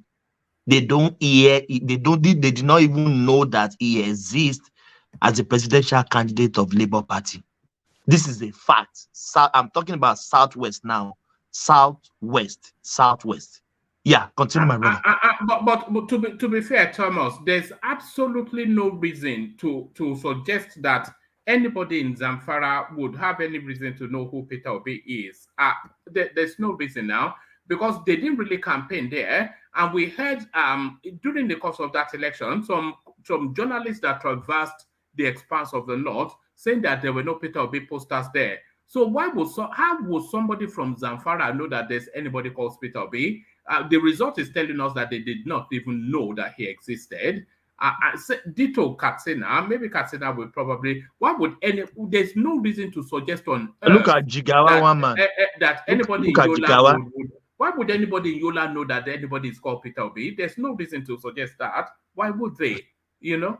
Why would they? Look at Jigawa. Why would anybody in Jigawa know that? There's no reason to, so it's just a fallacious nonsense. Well, where's the mandate? Where's the stolen mandate? It's a joke. The stolen mandates are not embedded in the figures. The figures don't tell us that anything. There's never a mandate. It was impossible for him to have won 2/3 of the 36 states plus FCT. It's impossible. We all know that. It just defies logic. And this Abure guy, the chairman of the LP, the guy. That one is a con man, isn't it? He's a con man. It's a rerun election and all this trash. They're just trying to siphon money from these people and keep the hopes of many people up because it's a game. They're milking it. Listen, I don't blame him. Absolutely not blame him. Just like the attorneys or the lawyers that represented Peter Obi in this past election or petition or whatever, they too were just milking it with all sorts of trash and garbage that they're producing in the courts and what they know. But why shouldn't they get paid? That's the Nigerian space there. Everybody milks the system. Why not? If obviously, trust me, Peter Obi doesn't pay shishi. Therefore, we know those monies were from donation from overseas and all the campaign funds. That's what they used to persecute the courts. And they're still canvassing for that overseas money.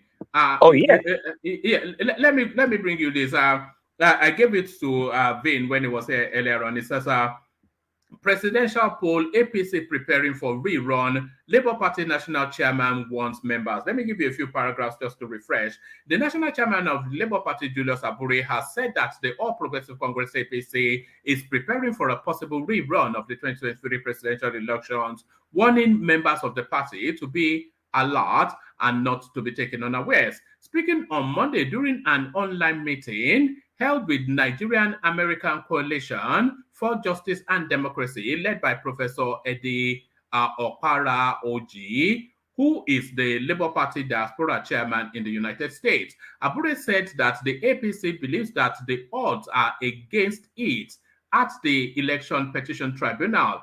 In a statement, the acting national publicity secretary of the Labour Party, Obiora something or the other, said Abure called on the party members to be ready to defeat APC in the event of a rerun. So that right there, that's the money grab right there. So this guy now is on an online stream with Americans, telling them this rather fabulous story of how an election is about to be rerun. But this is the money move right here. It says in the statement, the acting national publicity secretary said Abure called on the party members to get ready to defeat APC in the event of a rerun. So get ready to defeat APC in the event of a rerun is an assault on the wallet. Yeah, a big kinetic assault on the wallet, no doubt about it. But look at the crafty headline. Abure said APC's gearing up for a rerun, not Labour. So they're trying to make a suggestion in people's mind that APC has drawn a conclusion that they have to go for a rerun. You see how crafty that is? There's a distinction for LP to be gearing up for a rerun and APC to be gearing up for a rerun. See how they do the manipulation craftiness. It's all good. A lot of people are going to fall for it. Quite frankly, in this past election, Labour Party did the best in marketing. They did absolutely the best in marketing. They did so well. That's why those crappy these poll stars would give Obi 60% in Kano. They are abusing everybody, just abusing the Nigerian people left and right. Okay, it's part of the game. So yeah, money grabbing, everybody's getting paid. Why not? Why not get paid? So as long as they're not breaking the law, they're allowed to say whatever they want to say. And I'm, in the article, I don't know if you read, if they had a quote from somebody from APC that say, "Oh yes, they are truly gearing up for a rerun." All the shenanigans. As they say, the boats has sailed. It's gone, and all this other shenanigan is just for the entertainment. It's gone. No election coming up again. Go ahead. Sorry. Please, I was trying to interject before, but I tried to keep cool until he finishes. I want to add something to what Prince Daddy was saying about the appointments, sir. Please, sir. Carry on. Okay, thank you. Please, I want to beg everybody, especially World Peace, that was complaining the other time that there were too many Yoruba there. I want 100% ministers and advisors to be Yorubas, because that is how the country is programmed. So otherwise, you will be having a South candidate and Northern candidate. So when it's your time, let us feed our men so that they can be able to develop our place. Because if you just look at the geography of Nigeria, the space, the whole Northern Nigeria is looking better than Germany, while the Southern Nigeria is looking like a toilet, public toilet. So let Tinubu feed all Southerners, during his time, or whether in 1 month, or whether make it as he's taking the power away now from the army, from those people. I don't want to mention any particular section today. You already know where I'm headed to. I want those officers from the north to be removed from the army, during his time. So when they come also, they can do likewise to us. But we have to develop our place within the time that Tinubu will be there, or Obi will be there, or Jonathan will be there. So when Babangida is there, it did not let them take all the whole money also to develop their space. So no sweat with that. Nobody should query that. We want Southerners 100% this time around. Thank you, sir. All right, brilliant. Thank you. Thank you, Tony. And thank you, Prince Daddy. So, Prince Daddy, 4 times, let me go on from you to Mike. Hopefully. Hey, quickly, one, if you don't mind. This is for Kulata. No, bro, this is not Trump's template. Obi has his own template. This is totally different from Trump. Thanks, one man. All right, brilliant. So let's go from you to Mike, who hopefully is still there. Mike, on mute. Yeah, I can hear you. All right, brilliant, Mike. So brilliant, Mike, I want to take you to this space. So this was something we were discussing just as early as yesterday or the day before, and we were we were looking at the goings on in the southeast, just what the goings ons are, and we were saying that they're saying that Tinubu has to do something, and we were querying what the local power structures within that space are actually doing. Before they then ratchet it up to the federal space. Barely 24 hours later, they've come up with a response. After 4 hours of closed-door meeting, Southeast political leaders resolved to seek an audience with President Bola Tinubu on the security situation in the region. So that's their response, and they put out a clip as well to intimate us as to what they are doing. So let me play you the clip, and then from there, you give us your thoughts. In touch with the presidency. The problem in Southeast is too much, it's too big for either Isese or the governors to solve. The president of Nigeria must accept it as a Nigerian problem and give support to the governors. I can't hear you at all. One good thing is it me? Are you guys hearing me? Is that there is unity between the governors and Isese. As you probably noticed, my emergence was the first time the whole 5 governors all agreed. I'm from Imo State. In Imo State, no other candidate emerged. Nobody opposed me. I came out. I was opposed. And the 5 governors all supported me. So the unity we have in Igbo land today, we have never had before, and that is a very big advantage to achieving our goal. I don't have any doubt in my mind. Definitely, we don't expect to sort out the matter in one day, because some of the problems we have, the criminal problem, Because people who come and kidnap, people who come to kill, they cannot say they are working for Biafra or working for Nnamdi. It's not correct. You know, if somebody kidnapping, see that up kidnap. So I think really that the governors in particular and the members of National Assembly, not only the governors really, and that's why we call them to this meeting. The members of National Assembly will work with the governors and get in touch with the president, so that the matter can be actually resolved and once and for all. So I know. So there it is. So I was just saying that's the Nwanyamu that called the Yoruba people rascals the last time when he was elected Ohaneze chairman. But that to one side, your thoughts, Mike. He didn't even say anything. Well, I mean, I didn't get anything out of anything he said there. So what is he? What exactly is he saying? What is he trying to say? No.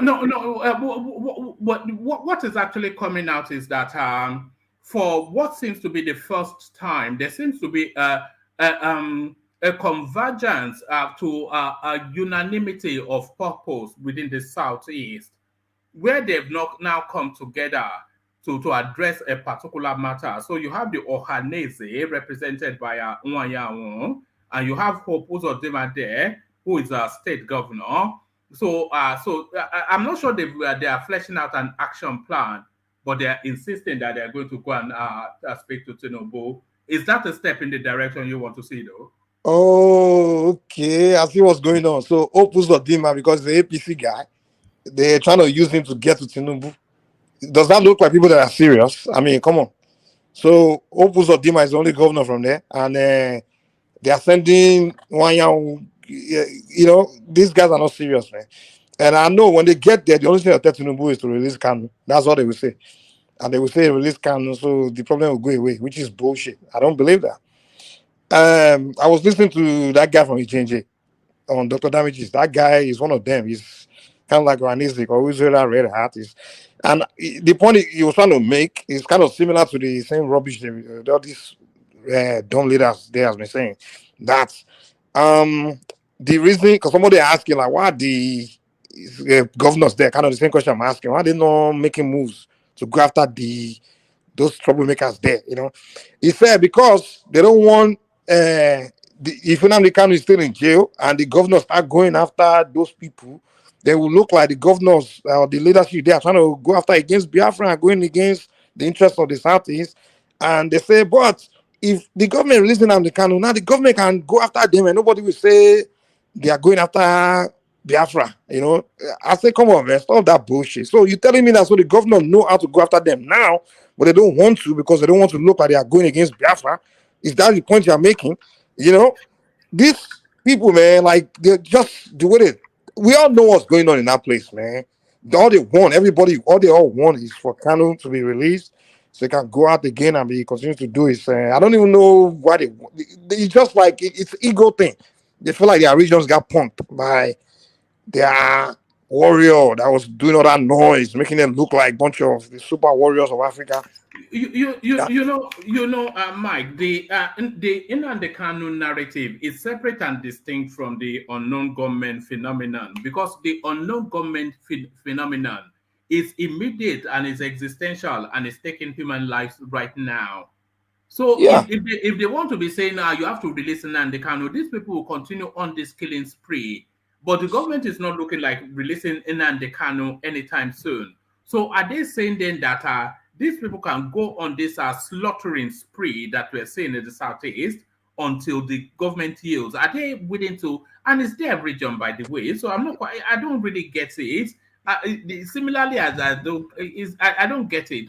It's just so confusing. Woman, if they want to flush your own government and hand that stuff in that Southeast, they can do it overnight. With the working together of the governors and the people, the Ohaneze and their leaders there, whether political leaders, socio-cultural leaders, all the so-called community leaders, they can hand that thing. But the thing is this: they know if they hand that thing that's going on there, then there's no problem going on in their region. Then there's no reason for government to release Kanu. So they themselves want that thing to keep going. They believe that if that will be one leverage they can use to get their tribal warlord. Do you think Nnamdi Kanu Released. do you think they should just release him and get the noise out of the way? So they release Nnamdi Kanu to them, and then they continue in their ways. Then Tinubu can shrug his shoulders and say, "Well, that's your business." If they release Kanu, Kanu's goal is to turn Nigeria to Somalia. Is to turn Somalia to paradise. You know what that means? Meaning to turn Nigeria to something where we look at Somalia and say, God, Lord, Somalia is paradise. Kanu is a guy that he said this. That's what he wants. That's his desire. He wants, and many people that think just like him exist in our region. I'm not saying everyone from our region is like that, but it's just very unfortunate that it's just like people like that. Quick interjection. He said Biafra or nothing. That is his word. And if he doesn't get Biafra, Somalia will look like paradise. So his end goal is to turn Nigeria to a disaster zone. That's what he wants. And he made every move. He saw his followers. They'll be looking for weapon everywhere. He created ESN. The violence started before he was arrested. The unknown gunman, the Gulag was killed before Kanu was arrested now. The killing started before Kanu was arrested. You understand? The only thing that happened was when Kanu got arrested, the killing was able to be contained because Kanu's goal was to start the ESN and then to command them, disperse them to other regions to start violence. You understand? But his arrest is what kind of contained that thing in the southeast. Now, if you're telling me that if you put him out there, he's telling the general of an army to be released, to have a full control of that army, the guy will fulfill what his wish, which is to turn Nigeria to Somalia. So, and these their leaders, they are so low IQ, the same way they were so low IQ during Ojukwu time, when Ojukwu was trying to turn Nigeria to Somalia. The spirit that was inside Ojukwu, where Ojukwu turned the whole place to Somalia in 1960, from 1967 to 1970, it's the same spirit, same bad spirit as in Nnamdi Kanu, a destructive spirit, where you want to turn everything it's the same thing. And unfortunately, I don't know what it is, that the people just have to follow those kind of characters. They all follow the Juku. Now they're all following Kanu. I'm like, what kind of people? What kind of mentality? This kind of people are you? I mean, I don't get it. Like they didn't learn from Ojuku's own. You're all following behind Ojuku. The same song they're still singing for Ojuku. The song they were singing for Ojuku is what they're singing for Kanu. Our savior. Hey, Oli. What the heck? He didn't learn any lesson from what Ojuku did. What Ojuku did didn't make any sense. That word didn't make no sense. It's just a war that I knew it wasn't going to win from the beginning. It's just no strategy, nothing, just straight up create disaster and millions died and people were still worshiping. And now another Ojukwu is born. Ojukwu kind of want to do the same thing. And luckily, Buhari was able to, grab him and just put him in a place just to prevent him from further doing it. And these are Mumu leaders. They all know that if that disaster happened, they themselves will suffer it. We all can see where Kanu is trying to lead everybody to. He's not leading us to anything that makes sense. If he was leading us to Igbo nation, we would know that okay, that makes sense because that Biafra is not possible. You are saying you want all these territories that's 70% non-Igbo territory, Edo State, Delta State, Canabra, Rivers, where someone like Asai Doku was already telling you that if you come near, they have weapons ready. They are ready for war. You have to fight war with them to take them as Biafra. So that's the Biafra we are going. First of all, you have to go to war with Ijaws. So you have to conquer them before you can force them to be your Biafra. And you still have those states. You have to go and you claim you can conquer the Yoruba of Benin or something. He wants to. So and now they are even trying to claim Lagos. Some of them are even calling Lagos Biafra land now. They still want to. So where is it leading them to? He's not leading them anywhere. And unfortunately, there are leaders wanting to release, and they are willing to allow those killings to continue because they believe that's the only thing they have right now to convince the government to release the guy. And I don't know what's so important about Kanu that Kanu has to be released. Who is he? I don't know. I don't know who is it to humanity or to Igbo society. Who is he? Is he someone that has some kind of solution to their problems or anything? No, Mike, they believe that if they release him, that the killing will stop. I know it's delusional, but that's what they believe. It's a lie. They know it won't. It's a lie. But that's what they're claiming. That's what they will claim now. But it's just ego. They have this ego. But Babati, do you think they and you, Mike? Do you think they really believe that, or do you think they are just leveraging the the unrest, let's put it that way, in the southeast as a tool to pressure the release of Nnamdi Kanu, because there is no sign that the release of Nnamdi Kanu will stop the excesses in the southeast. So are they not just leveraging it as a political tool? That's what they are doing. They are leveraging it. That's what they're doing. Because trust me, there's no way a group of what's the population of the unknown government? Just maybe those guys they are not that many. So imagine a group. It's kind of like a group of armed robbers now making the whole Southwest sit at home. It's a willing thing. The population they are colluding. Trust me, that's sit at home. It's not Samuel Ekpa in Finland as commanding everybody to sit at home. It's a lie. Their leaders they have hand in it. They all have the people themselves. They want to sit at home because they want Kanu to be released. So it's not unknown government that's making them sit at home, or the unknown government they can't find them, they can't fish them out. Are you telling me the men in the community, some few unknown government somewhere, the men can rally themselves and form vigilante and fish the unknown government, or work with the police or work with the army? You don't need presidents to fish out the unknown government. All you need is the law enforcement and work together and information, and you fish them out. It's a simple thing now. It's like the way we fish armed robbers in every other part of the country. The Southeast they are known to fish armed robbers in their region whenever there's armed robbers. So you're telling me they don't know?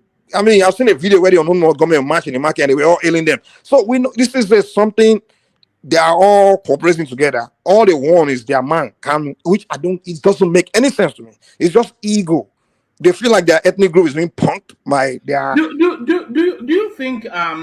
Do you think they should, if they release Nnamdi Kanu, do you think they should deport him as well to the United Kingdom? No, that would be a disaster now. I hope I won't be shocked if our government do that, because they're not to make dumb decisions. It's like you are going back to square one. Mike, you can't go and release this guy and put him out and continue that. Mike, hold on. Just take it from this angle. You said they're playing games. They know what they're doing behind the scenes.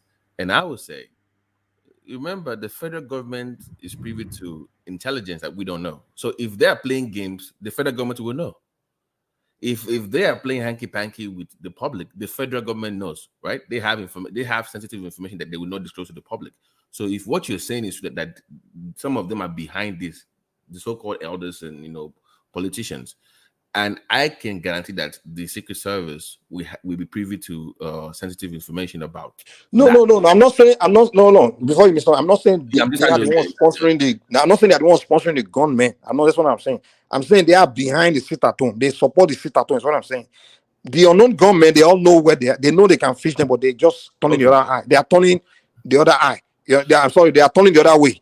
Right. The governors, they all know. They know the solutions to your but they don't want to solve it. Okay, Mike. But I'm not saying they are the ones sponsoring them. No, they are not. No. Somebody sent me a clip earlier, like a 20-second video where woman. I don't know if you've seen the video where local government chairman was kidnapped and killed, and the person that was speaking in the video said, "Well, we are not ESN, we are not IPOB, but we believe in Biafra." I'm like, "Why are you fooling?" It's like you pretty much telling on yourself. So when I was asking about, you saying that they know about it, who are the unknown gunmen? That's what it boils down to, one man. If IPOB is saying that they're not responsible for all these killings, where you're capturing local government chairman killing people, then who is really behind it? That's really what I want to know. The Kanu is behind it. The Kanu created the ESN, the unknown gunmen, all those guys. Listen, he's one that. We saw when he created them. Now he became the commander in chief. He announced it when he did it. We all remember that, and that's when this guy, Uche Mefo, quickly put himself out of it. Like, this guy, because I was only here for money, but I didn't know we were going to take it to this level. That's why the guy quickly dissociated himself, because I knew that now you are going terrorist way. You understand? So I remember when that happened. Now he created it. He wanted to turn the place to disaster. The governors were kind of against it at that time, because no. But now. The unknown government, the monster he created, are now all over the place. They don't know what to do because their commander is in prison. So what they want is their commander to be released. So they are just carrying their shooting, their whatever. But the elite, of course, they themselves want him to be released. So they are not making efforts to go after them because. But that's what bothers me, Mike. To be honest with you, this guy should be. I'm not the court. I'm not the jury, so I can't speak. But my personal opinion, Nnamdi Kanu should be charged for treason and locked up for life. That's what I'm saying. The guy should go through military tribunal because you're justified. I mean, it's not going to stop. Like Kay was saying in his comment section, it makes money. It makes a living out of creating chaos. The guy promised Ezekiel man millions now. If you can get him in place, that's why Ezekiel will go and be saying, "Oh, what is Ezekiel man doing like here?" If you didn't release him, he's going to go back. And second of all, isn't it funny that your so-called leaders are meeting in Abuja? One would think that would be in the southeast, right? Is it just me that find that kind of odd? That you but the southeast is unsafe now, so there it is. The point where your people cannot even meet. Oh, come on, one man. The thing is, that's not the reason why I was afraid that if Obi become president of Nigeria, that because they will create disaster in the country because they don't have they just lack the capacity to lead or control disaster. Like let me not say lead, but they don't know how to manage disaster. I'm going by historical antecedents. Hold on. You can't make sweeping statements. I'm not generalizing. I'm just saying the typical politicians. I haven't met the ones that know from me. I won't say everyone is like that, but I would say like a typical political leader or sociocultural leader that I see they are present. I don't know. Those kind of people just normally make it to the top in their society. I don't know why. Like when I study Obi himself, when I study now from historical antecedents, I'm just saying, look at the way he runs and manage his position as a leader of Nigeria. You have coup plotters. He refused to prosecute them. You didn't see the disaster coming that it was going to lead to pogrom in the north. He look at the way he managed the situation. Okay, Ojukwu became their next leader. You saw a war coming. He didn't manage it well. He led the people to disaster. Look at this one that's going on now. Look at the way their leaders are managing. Look at even Obi. Obi couldn't even address the issue. He's scared. He's unlucky. And you want to lead Nigeria. Mike, where is Obi Ezekweli now? We've not heard anything from her about this. Exactly. That's what wants to be. Yeah, you don't. Okay, Baba, this is the guy that wants to be president of Nigeria, and he can't even address. He's fighting for mandate to. He can't address the disaster going on in his own region right now. Imagine. Now he wants to come and lead the whole country. So you can't even address disaster going on where you come from right now, and you want to lead us and manage crisis in Nigeria. No, it's very obvious to me. This guy can't. He doesn't have what it takes. But one man, please, can you tell these guys to slow down because there are no Igbo people today. Not only we they here. So that because the other day you were saying that you don't want to. When you go Nigeria, they ask them whether there are no Yoruba people here today. Do you ask them that? Yeah, you know me now. You know say are they fight for Yoruba now? You don't know. Go and ask Alexander Gome. Frank, ask anybody. You can't even say it there when you go there. When they are talking, you don't say there's no Yoruba person here today. You won't even say that. They will throw you out. But I'm there now. But I'm there to counter anything. I'm always everywhere. But what I'm saying that the other day, one man was saying that doesn't want to scare the Igbo people away. So not that we are not insulting Igbo people now. We are having conversation about what's going on. Guys, to set a limit, okay? Please. Tony, hold on. This is what Mike, I beg you. You don't say me you're not the same now, huh?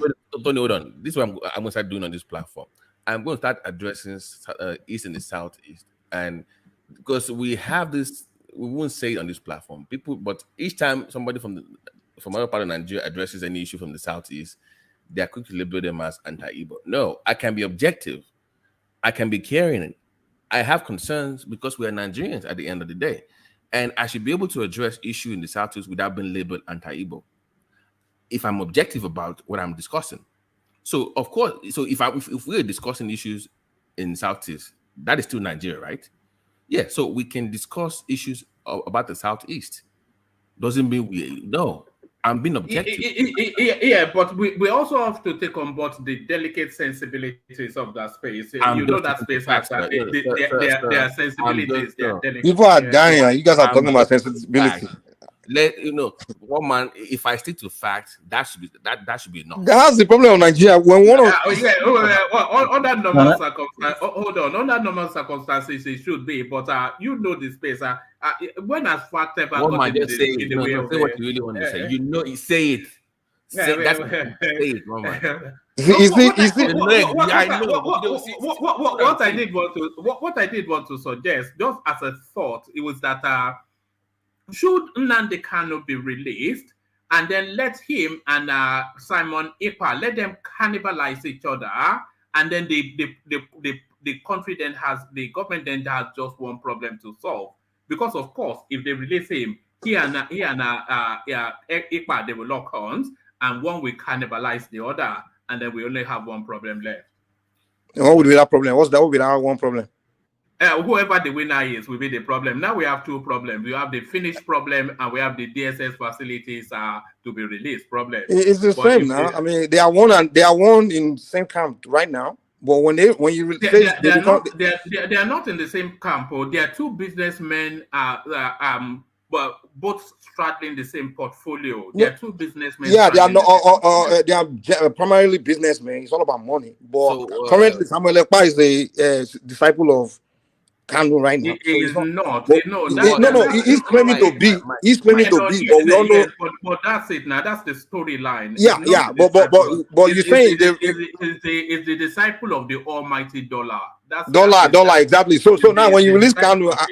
So when you release Kanu, we are now exposing because now you find it difficult to drop that the position of where he's making money. So now if all of them start clashing, the situation will become worse because now they will have two factions fighting each other.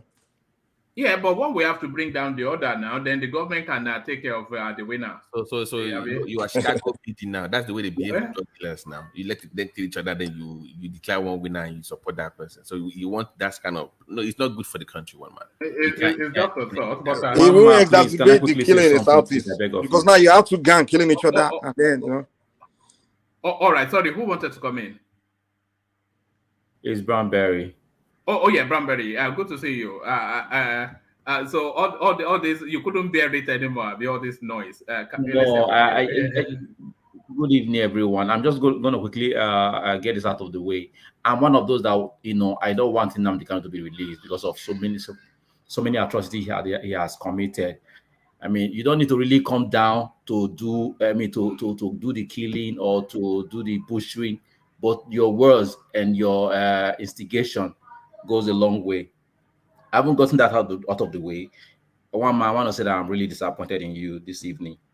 What reason being, you just allowed Mike to just be going gaga, just allowed him to be insulting the whole tribe, calling them mumu people, calling their leaders. I didn't say the whole tribe.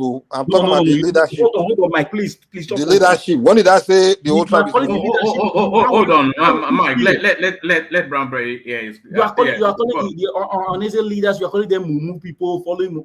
How would you feel if? So you don't agree with it? Okay, now how would you feel? I mean, don't say that. I think that was just too much. You went overboard. And that's really wrong. And you need to apologize, really. All right. Hold on. Don't say anything yet, Mike. So Babati, that was the delicate sensibility that I was just saying there. But right. Brownberry, public figures are separate and distinct from an ethnic nation. So the Ohanese space, they are public figures. They are political figures. It's no different from him saying. That Momotinubu, that's not an affront to the Yorubas. That's an insult to that's his commentary on a political figure. So before I forced the apology out of him, did he say the ethnic stock are Momo people, or did he say the political leadership are Momo people? Because those are two separate places. Brownberry. As I'm going to tell you what he said. He said, Ohanese represents the Igbo tribe. As the the group that your Adebayo leads. I'm sorry, I can't get off my head right now. They also represent Yoruba people. Afenifere represent Yoruba people. He said that the group, they don't have brain, they are not able to reason. And he also said that these people, this set of people from the south, from the part of southeast, they followed what's his name? The former leader Odumegu. They followed him in a mumu way, and they're also doing it. I mean, those are for this. I mean, it's very, very. I mean, it's too much. It was just too much, and you just allowed him to be going that like that. I didn't spot it in that manner. So now that it's been highlighted, Mike, do you want to retract it and reword it, and then we just move on? Okay, let me try to understand what he said. So he said, I said those that followed Ojukwu, knowing it was leading to a disaster, which ended up leading to a disaster. It was not a mumu, it was a mumu move that they made. So when you follow someone that leads you to disaster, is it a mumu move? Wait. I just want to ask you a question. Wait. If you make a land now, I want to know if you can prove me that whether something I said is wrong, and I will apologize. I'm trying to understand. So those that chose to follow, not all Igbos follow Ojukwu during that time. In fact, it was jailing some people that disagree with him. I even killed Ifajuna that disagree with him. So that tells you that I'm not saying all Igbos were Mumu, they followed him. Some people chose to follow him, knowing it was leading them to hell. And even while the hell was going on, they were still following him. And he led not only even the Southeast, even a lot of non-Igbos died. Millions of people died. Those that followed him, is that a mumu move that they made or not? If you can convince me that it's not a mumu move, I swear I will apologize for calling them mumu. Was this how you said it earlier on? That's what I said. Those that followed him, they followed him, they're mumu. It wasn't that wasn't how you said it. This is very simple. There is nobody knows you. Nobody can see your face. I don't see any reason why you cannot say, "Oh, I'm sorry for what I said." What you said. If there's something to be sorry about, I will say I'm sorry. That's what I'm trying to. You convince me. You just said that. Oh, it was so during that time where they also mumu follow Ojukwu, and that's how they also. They can be played back. All right, Branberry. So now that you've pointed it out, Mike has he has expanded on what he either the way he said it or whatever, but he's expanded now on what he was intending to say, the message he was getting across. So does what he said, what he's just said now, does it satisfy you in terms of a fair comment? Would you say what the clarification that he's giving now is that fair comment? I don't think it satisfies a lot of people. Not even people that are listening, even panelists, some panelists here. I know they were most of them were cringy when he was saying it. I mean, can I just add something quickly? This is the reason why I came in. I think Mike said some of the things I've said before. So I'm not. There are some areas maybe he went a little bit over the line, but the point he was trying to make was that somewhere along the line, the Southeasterners keep falling for the wrong kind of leader that don't see danger coming. He actually highlighted that aspect of it. He gave the example of Agui Rosie that made catastrophic mistakes that led to that civil war. Because if he had gone ahead and prosecuted the people that committed that conducted that coup, most of all this stuff, the history of Nigeria would have been different.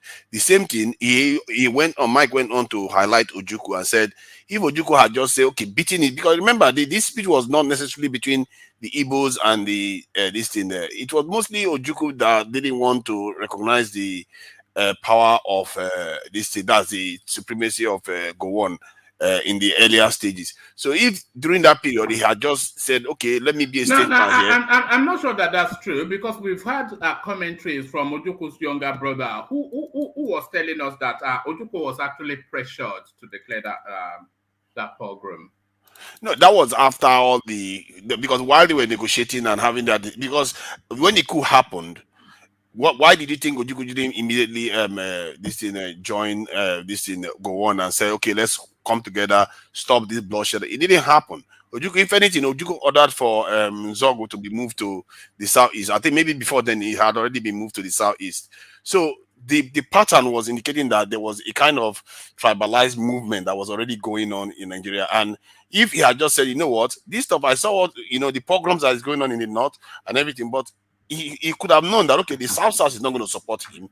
The North is going to attack. The Southwest is not going to support him. So why go into that war? Sometimes you have to see bigger dangers. That's what one of the things I said earlier on, when I said the only morality in the public life, like the type Ojukwu was engaged in, is the greater good. Because if he had just said, okay, because of all this killing that has happened now, if we go into a war, even larger, millions may die.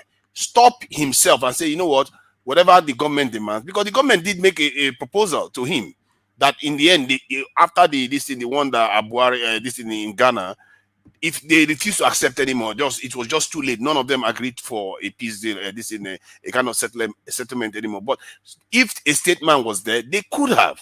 They would have prevented a lot of damage that happened to the Southeast. All that war wouldn't have happened. So you can see where Mike is coming from when he said, why is it that this lady, look at what Kanu is doing again now. He's causing so much trouble that there's no direction to end this problem. And Kanu 2014, even before he was attacked, was already threatening Nigeria. He said that Nigeria would look like Somalia would look like a paradise compared to Nigeria if Biafra is not given. That Nigeria recognizes only violence. This was, anything, it wasn't even close to him being attacked at all.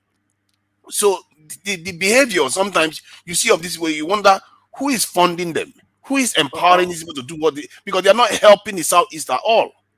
So Mike, I don't see where Mike. The only area I fault Mike is where he brought P2B in. What has P2B done? P2B has been doing everything by the book. Oh no, let's leave Peter Obi. No, don't bring Peter Obi into it. Peter Obi has been doing everything by the book. Why is Peter Obi not addressing what's going on in Southeast? Fair point. If you want to accuse him of that, he should have. That's what I did. Now, what else did I accuse him of? No. You were saying something about that. His leadership too was bad. But if that's what it is. Part of it. Is he not the leader? Is he not the most popular guy? Next to Kanu, who's the most popular in the Southeast right now? Right now, if you ask me, yes, you have a point. I don't know whether he has. So where do you disagree then? So now you're agreeing. No. You painted him in the same light as Ojukwu and all the others. It's not the same. He's similar now. He's not managing anything. He's not managing a crisis going on. He's not doing anything, and he wants to rule Nigeria. Are you kidding me? How do you know he has not said something? Do you know that? I haven't heard though. Maybe I'm in deaf. We're in this space now. We're in the political space now. We monitor it every day. So I think that clarification by one more. I will not. One more. Kanu hasn't even. I mean, sorry, Obi hasn't even called for end of sit at home. So are you saying he supports sit at home?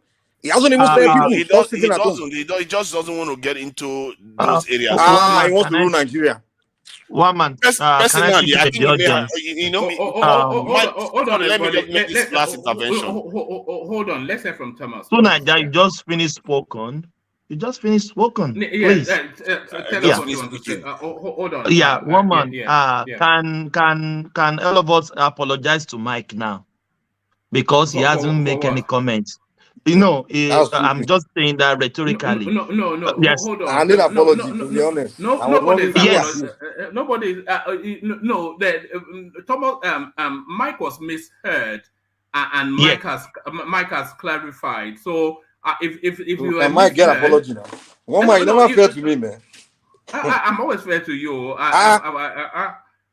Mike, apologies for the attack. Carry on, my brother. Attack on what? Apologies for what? Attack on what? This guy from Australia. You guys came to roughly agree with me, and you don't think that's an attack. I think it's a fair criticism Mike made. I think that's one of it. I think Mike spoke quite reasonably today. Yeah, he spoke quite reasonably. The criticism of Peter Obi, the criticism of Peter Obi not saying anything, I think that is quite a fair criticism, because you can't see this whole situation happening in the South and say he just remained agnostic of it, So I think he should have said something. Personally, I consider him a de facto leader of the Southeast at the moment, so I don't know why he's silent about these things. Yeah, but is that not silent about what? What is he silent about? About this 1 week sit at home thing that has been the controversy in the last week. Is he the governor? Is he the governor of the? Is he the governor of the state? He's the president now. But when I hold on, to Niger.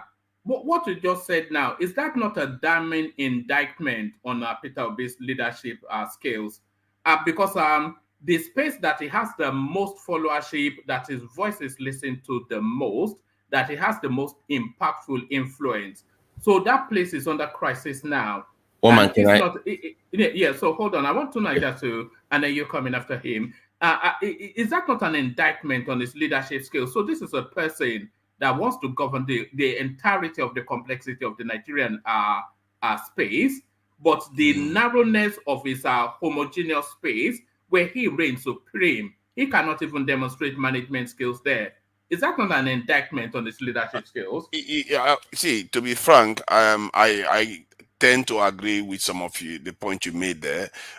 He should have at least come out and try to calm things down and say, you know what, lives matter Is here that not what and leadership stuff. does? Is that not That's what what leadership leadership does? does. But you tend to Yeah. find in Nigeria that when things happen, the leadership sometimes disappears for a week or two. Then after the event occurs, they start saying something. That is really weird. What our Nigerian leaders do. It's almost as if they say to people, "Oh, fight yourself first." Then later on we start saying everybody should calm down. What I don't understand it. That's why, from that point of view, I'm going to be consistent and say yes, P2B2 should have spoken up. But I don't understand, because when I see some of those images of children lying on the floor alongside their teachers and people that are as old as their grandmothers lying, young men asking them to lie down on the floor, that is not a good sight. You should be able to come out and say, you know what, some of all these things we need to stop. And when you ask people to sit at home and you don't give them the freedom to come out, they should have the freedom to come out if they choose to. Otherwise, that is kidnap. You are basically kidnapping people for a day if you are not allowing them out of their house. You see what I mean? So there is this aspect of it that is very unseemly that I feel like maybe he should have come out to say something about it. Because this sit at home thing, I think, is getting a little bit weird now, because it's one thing to say people should sit at home, but you should give them the freedom to come out if they choose to come out. Because when Abiola's struggle was happening, people have a right to go. The ones that want to protest will go and protest. The ones that want to get on with their life will get on with their life. But this sit at home thing, you tell everybody to sit at home.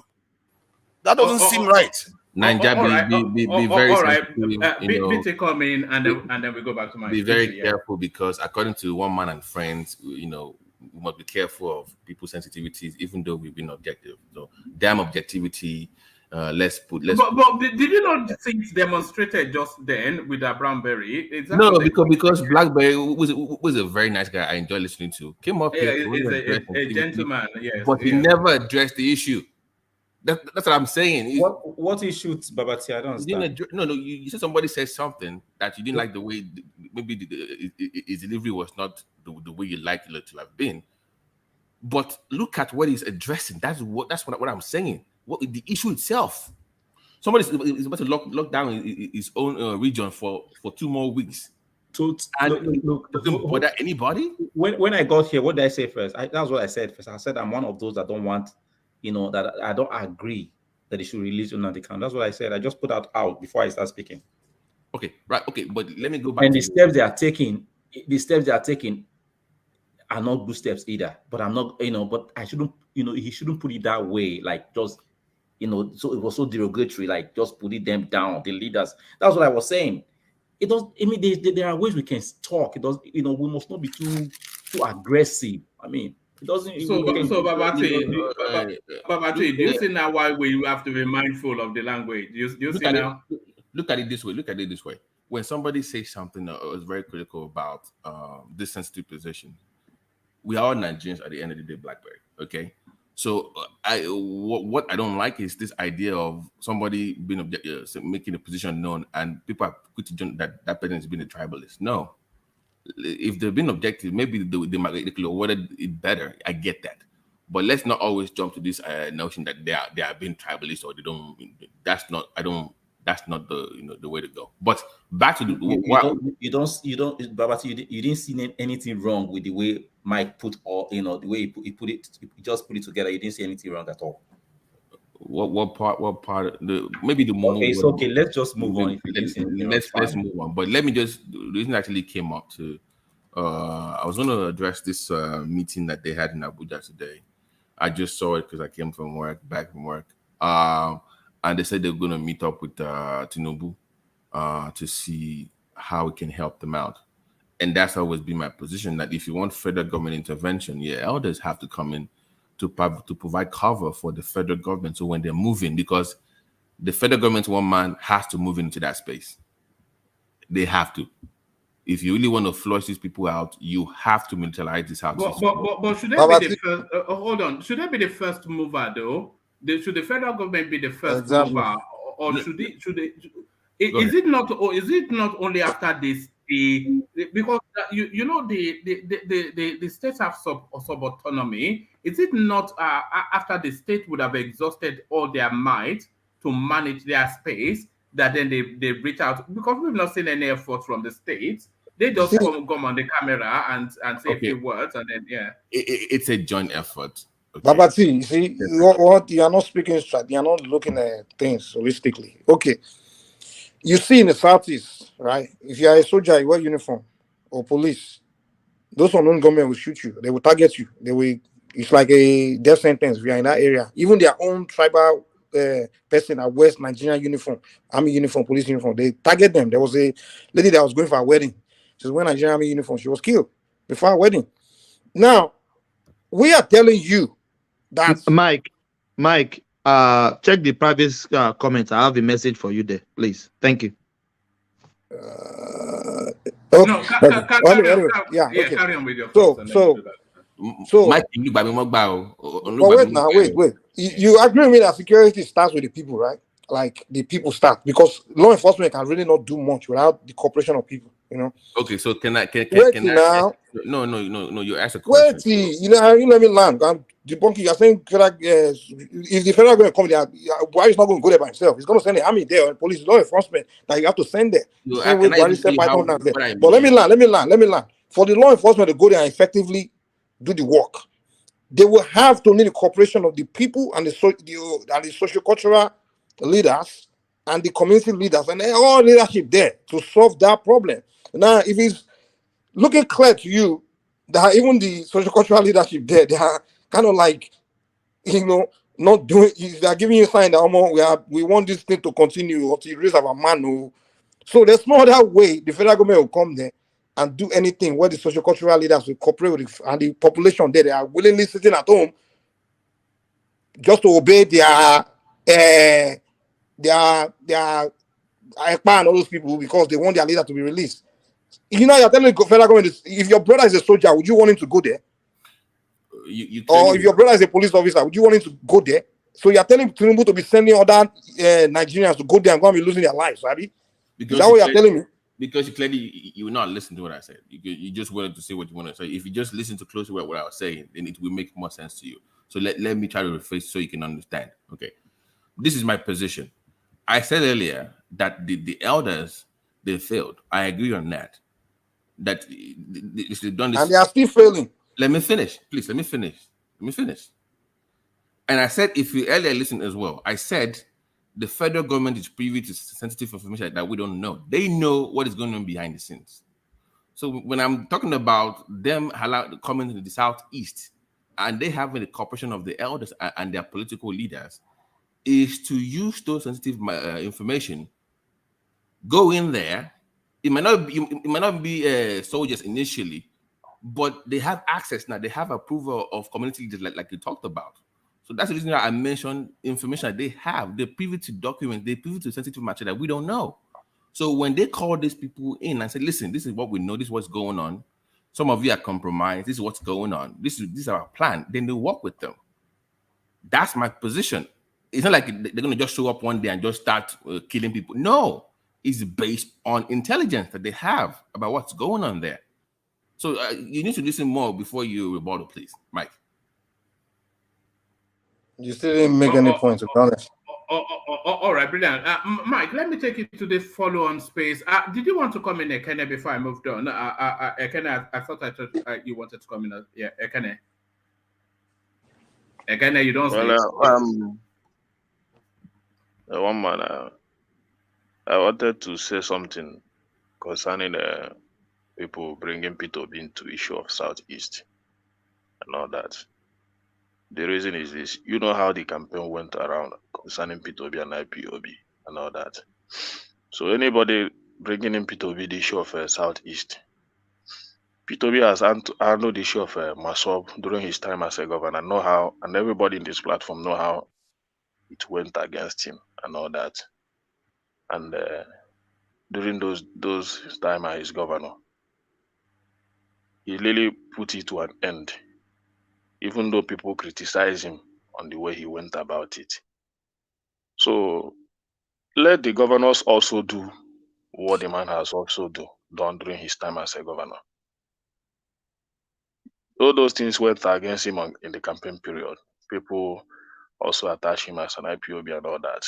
And not that he has never been in a position to do something concerning IPOB. He has been in a position to do something concerning IPOB, which he really tackled in a more serious way. People really rebelled against him. Even those IPOB cannot come close to his government during those times. They cannot speak anything concerning Biafra during P2B as a governor of Anambra State. He really dealt with them. So seeing people bringing him in now, with all these serious governors that we have in the Southeast, I don't like it. If he has not been in that space before to tackle that issue, then I would say maybe he has not been able to do anything about it before. But this is where he has been before, and he has been able to show capacity on it. So let's stop bringing him in the matter concerning Southeast. He has done his part as a governor. Let those governors do their part. Yeah. See, don't you think that? Let me just ask you now. Don't you think that? Sorry, let me just ask him a simple question. Don't you think that when people are getting hurt, just even not about a governor, not about anything, just as somebody that, because we know Peter B is very empathetic, he can just come out and say something, and it's not like condemning anybody. Just have the people a little bit calm the situation down. You see what I mean? Because if he takes maybe how is he going to calm it down? Like coming out to say, look at the people that are suffering with some of all these things. They are our people. So we should just take it easy. They are our people. They are our people. But I'm giving you a narrative when he was a governor, how he has been able to deal with it. Please, sorry. No, but that is no, not then. My brother, this is you now. can't do this now. Hold on. How can you say you said Peter Obi dealt with Let me finish now. Well, you finished now. Let me wait. You said hold on, give me a second. You said Peter Obi dealt with Masop during his time as governor. Yeah. Anybody here can go and look at an interview that was done about, I think, 6 years ago. It was after by Rudolph Okonkwo when he was interviewing Uchemefo and Peter Obi, where Uchemefo was accusing Peter Obi of going after Masop and killing Masop member. And Peter Obi used his own mouth to deny that he wasn't the one. And telling Uchemefo that Uchemefo is not being fair with him. That he wasn't the one that went after the Masop. There was the Nigerian army. Peter Obi, even what I said, when he was specifically pointing at some killing that he was outside of the country. There was the Nigerian army that was single-handedly doing those things, dealing with killing those people. So Peter Obi denied that he went after Masop. And you are coming here today to tell me that Peter Obi was the one that went after Masop. The interview is still on internet. It's still on YouTube. Whether he said that. Who was the governor then?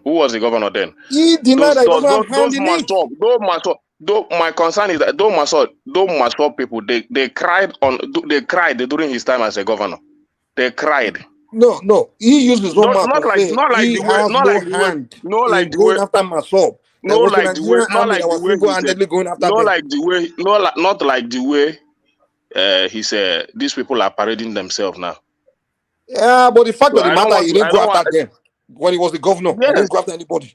Just like he's doing right now. He's not going after unknown government. He's not doing anything. But you said, but in this your platform, you also labeled it again that he was the one that killed those people. Is it not what happened in this platform? His platform, have I handed it over to you? So I don't want to go to that space. No, I mean the fact of the matter is, I mean, let's be factual. Obi uses his own mouth to say he never went after Masop. I know what is happening. I know what is happening in that area. I don't want to go to that area. If you want to make your point clear. And I'm making the point very clear. Don't bring issue because you hate somebody. Mikey, can I say something, please? Ekene, let me please land before you say anything, please. Let me just clarify what Mike is saying. I listened to Peter Obi himself. He denied attacking Masop. He said it's the Nigerian government that did it. He denied. The video is still online. So if you say Peter Obi dealt with them, that is a lie. Peter Obi himself said it on TV that he didn't. So the lack of leadership people are talking about is still playing out now. He distanced himself from Eastern ESN. He distanced himself from IPOP. Ekene, did you saw the video that is going on Eastern, your place now? It's because we can't even share it here. I know everybody here has saw the glimpse of it. Do you saw the video? And Peter Obi, somebody that wants to be a president of a nation that is still fighting for his nonsense stolen mandate, cannot even utter a statement. There's no need to be calling it nonsense. It is well. My brother, no, don't tell me how to talk. Hold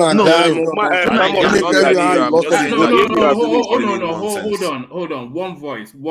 Just one. Naija, please, don't tell me how to talk. That's what I want to say. Please. Thank you. Ekene, up to you. One man, over to you. My point is this, no matter how you want to bring it out, my point is this: I was in that space when P2B was governor, and these guys cannot make a point during his time as a governor. You understand?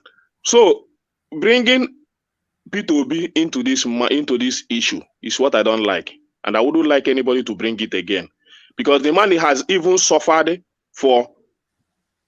he even suffered it in campaign. He suffered it in many areas. Whether you say he didn't do it or he denied it or whatsoever, we know that even the Northerners use it against him, that he is a member of IPOB and all that. But Peter B will always be. You understand? So when you want to discuss him, you discuss him in a more political, not just saying that P2B. When you have governors after him and they still after him, and those governors are still failing, you couldn't call Obiano. You couldn't call Obiano is not trying to be my president now. Hold on, Mike. Ekene, who is the number one voice in the Southeast now? The number one voice. I don't know who is the number one voice. You do. Whether he's do you make him the number one voice? Are you the person that make him the number one voice? No, you're from there, so you know better than anybody else here. Who is the number one voice in the Southeast? The number one voice in the Southeast now is the governors and the Ohanese Igbo following. Okay. They are the people in position, they are the people in power. So they are the people to tackle it. If they cannot do it, let them go and sit down. Don't bring Peter Obi in that matter. Just to be clear, to be fair to Peter Obi, he has consistently remained unconfrontational. He doesn't like to confront he doesn't like to come across as being confrontational. It doesn't like to it doesn't like to tackle difficult situations. He wants to be a leader. He doesn't like to tackle difficult situations. I think he sees it as being talking when you don't have to. I think maybe it's just his style. If you look at all the issues that occur in Nigeria, you rarely see him come out the moment this stuff happens. When he doesn't have to talk right now. Hold on, Mike. That's factually not true. What you said to Nigeria. When the Deborah Samuels thing happened in Sokoto, the first voice that came out politically was Peter Obi. During the Alaba situation, it was only Obi Ezekwesili that beat Obi to commentaries. He ran commentaries on that. When the Tinubu motorcade came out, he was quick to the media. He's never not quick to the media. He's never not quick to share his thoughts on controversial national issues. The only time he's silent is when it pertains to the Southeast. Even when, I take your point on that they asked him when he came to court, and remember the court is not even being held now, if I'm not mistaken. So when he came to court, they asked him about it, and he made a comment about that. So they're not asking him about the Southeast? Are they not asking him about because he's not showing up. That's the problem. He's nowhere to be seen. Have you seen him publicly where anybody asked him any question? They probably would have put the question to him, but he's not anywhere to be seen. It's been going on for a long time, so they've not asked him in all of the times that it's been going on. Are you the number one voice in that space? What do you think? If they ask him, I think he will comment on it. I don't Even think during the campaign, most of the time they ask him. They start talking about China. He abstains. He pleads the fifth. That's what he does. He's not that kind of person. I even said it during the campaign that he should have dealt with come out as a presidential candidate to talk about the kind of divides that happen in Nigeria, from the religious to the tribal stuff, just similar to the kind of stuff Obama did. That he could have done that, because if you want to own the mantle as being apolitical, a religious, and a tribal, not being tribalistic, you want to talk about these things and people get your perspective on these things. But he doesn't do that. Peter B is not a very confrontational kind of person. I find that a little bit strange, and people don't. The way Peter B is a very, very, I don't know. He has his way. He has his own way of doing things. So he's placid and meek, and he wants to be a leader. He's placid and meek. That's what I mean by that. He has his way. When you get into his way, where he's strongest, you're going to regret it. It doesn't have the testicular fortitude. No. I think he just has his own style. He just has his own style and his way of doing things. Placid and meek. No, they are they are waiting for him to speak so that he will say that he's now being tribalistic. So forget about that. I know those thoughts and all those things. Don't wait for him to speak. They are waiting for him to speak to figure out his tribalistic and all that. So for me as a Southeasterner, the people that we have 5 governors. We have Ohanes and Dibos and all that, and they are number 1 in the Southeast. P2B is not number 1 in the Southeast. Let those number 1 that have been elected in the position of governors, senators, and all that deal with the issue. There are many in numbers. You cannot be looking at one individual because he contested for an election. All right, I want to move the conversation. Did you vote for P2B to be the president of Nigeria? Hold on. No, when you are questioning Tinubu, did you vote for Tinubu? Why are you showing what's going on? I said hold on now. What are you doing?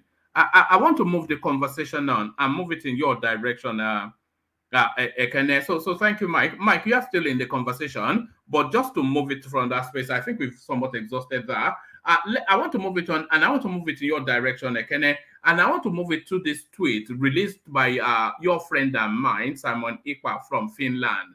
And this is what Simon has to say, Ekene. It says, Biafrans, if MNK is not released today, get ready for 2 weeks lockdown of Biafra land with possible palliatives. It is economic strangulation to the Nigeria state government and the Islamic Federal Republic, a federal government. Watch the State of the Nation address this evening for more directives. So this is from Simon Ikwa's verified Twitter handle. Biafrans, if MNK is not released after today, get ready for 2 weeks lockdown of Biafra land with possible palliatives. It is economic strangulation to the Nigeria state government and the Islamic Federal government.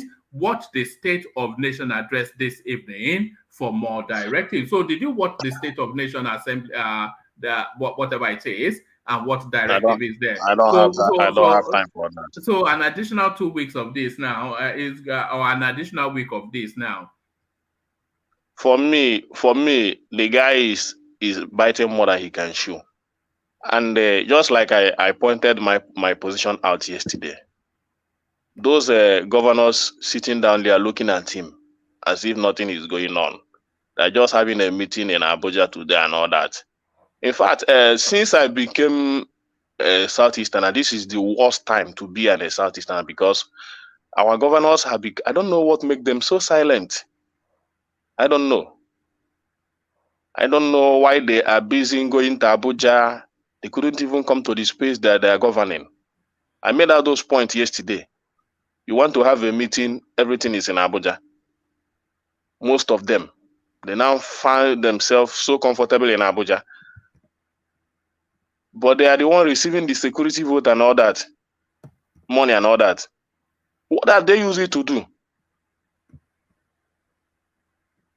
This guy, can they write a letter against this guy on how to arrest him in that Finland that he is? Can they make a move about it? Because I never even recognize, even this guy self, his own is what I hate this guy more than Nandi Kanu self. I don't even know why. I couldn't even listen to his speech. And the responsibility is upon the governors. They are the one receiving the money for security and all that and all that. The senators are there. Thank God they now have a deputy speaker from Abia State. What is their response? Are they going there to just collect money and they come back? don't they have the responsibility to protect the region they come from? Do you think the Southeast can handle an additional week of sit at home? Do you think? I just pity for my brothers and sisters. Not even them, because it will also affect our business, because we have we also have customers there. So I just pity. I don't know the situation that this guy is trying to put this region, thinking that he has sense. These are the people that you're supposed to be saying that they don't have sense and all that. You know, somebody was trying to put a figure to this sit at home right from when it started under Nnamdi Kanu till now, and they are putting a figure of close to 700 billion naira in terms of economic losses in the Southeast. Does that figure surprise you? Well, it didn't surprise me anyway. It didn't surprise me, but you know, it didn't surprise me. But if the governors are not finding it as anything, let them continue now. Let them continue, because for me as a citizen, I can only speak. Even if they call me, even if they want me to come for a round table today, this is what I will tell them. I will tell them to their face: you people are failures. People are failures. You can't be allowing your people to be controlled by one individual enjoying himself in Finland. This is the most disgusting thing that I've ever seen. This guy is there enjoying himself. You are putting people in abject poverty and all that. At least when you go to Anambra now, that space of Ifeanyi Oba is well secured. This is just one individual. Just think about it. If these guys can come up with a very good strategic security plan, they will achieve a lot. But because they are benefiting from it politically, all of them relaxed. All of them relaxed. You watch your space. Some local government people desert it just because of one man.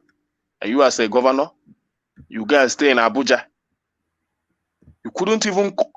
None of them has visited any of the local government. As in to visit a local government as a governor. None of them have been able to do that as a governor.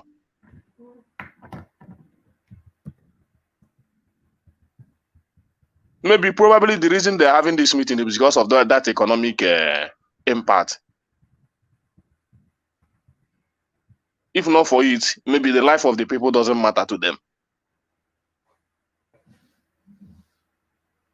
So these are the guys that are the problem. These are the problems of the Southeast. This number one. These governors are also, and I can tell you, they are an accomplice. They are part of this IPOB, these governors. Because if they are not part of it, why wouldn't they fight this guy? What is stopping them? Can this guy kill all the 5 governors in the Southeast? But how are they able to fight him?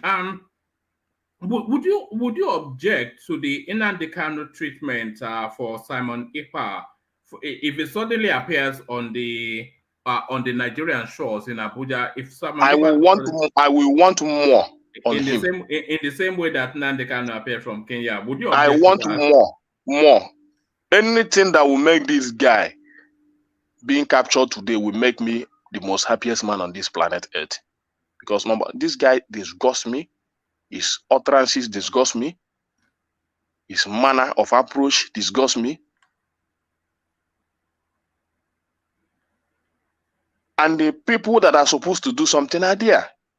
They're just gallivanting around as a governor without even you can't even see their policies. You can't even see their this thing. You can't see them carrying out even a single of their policies, the campaign promises that they made. You can't, none of them. They're just in Abuja looking for position, wanting to be the next governor and the next senator. That's the only thing they want to be.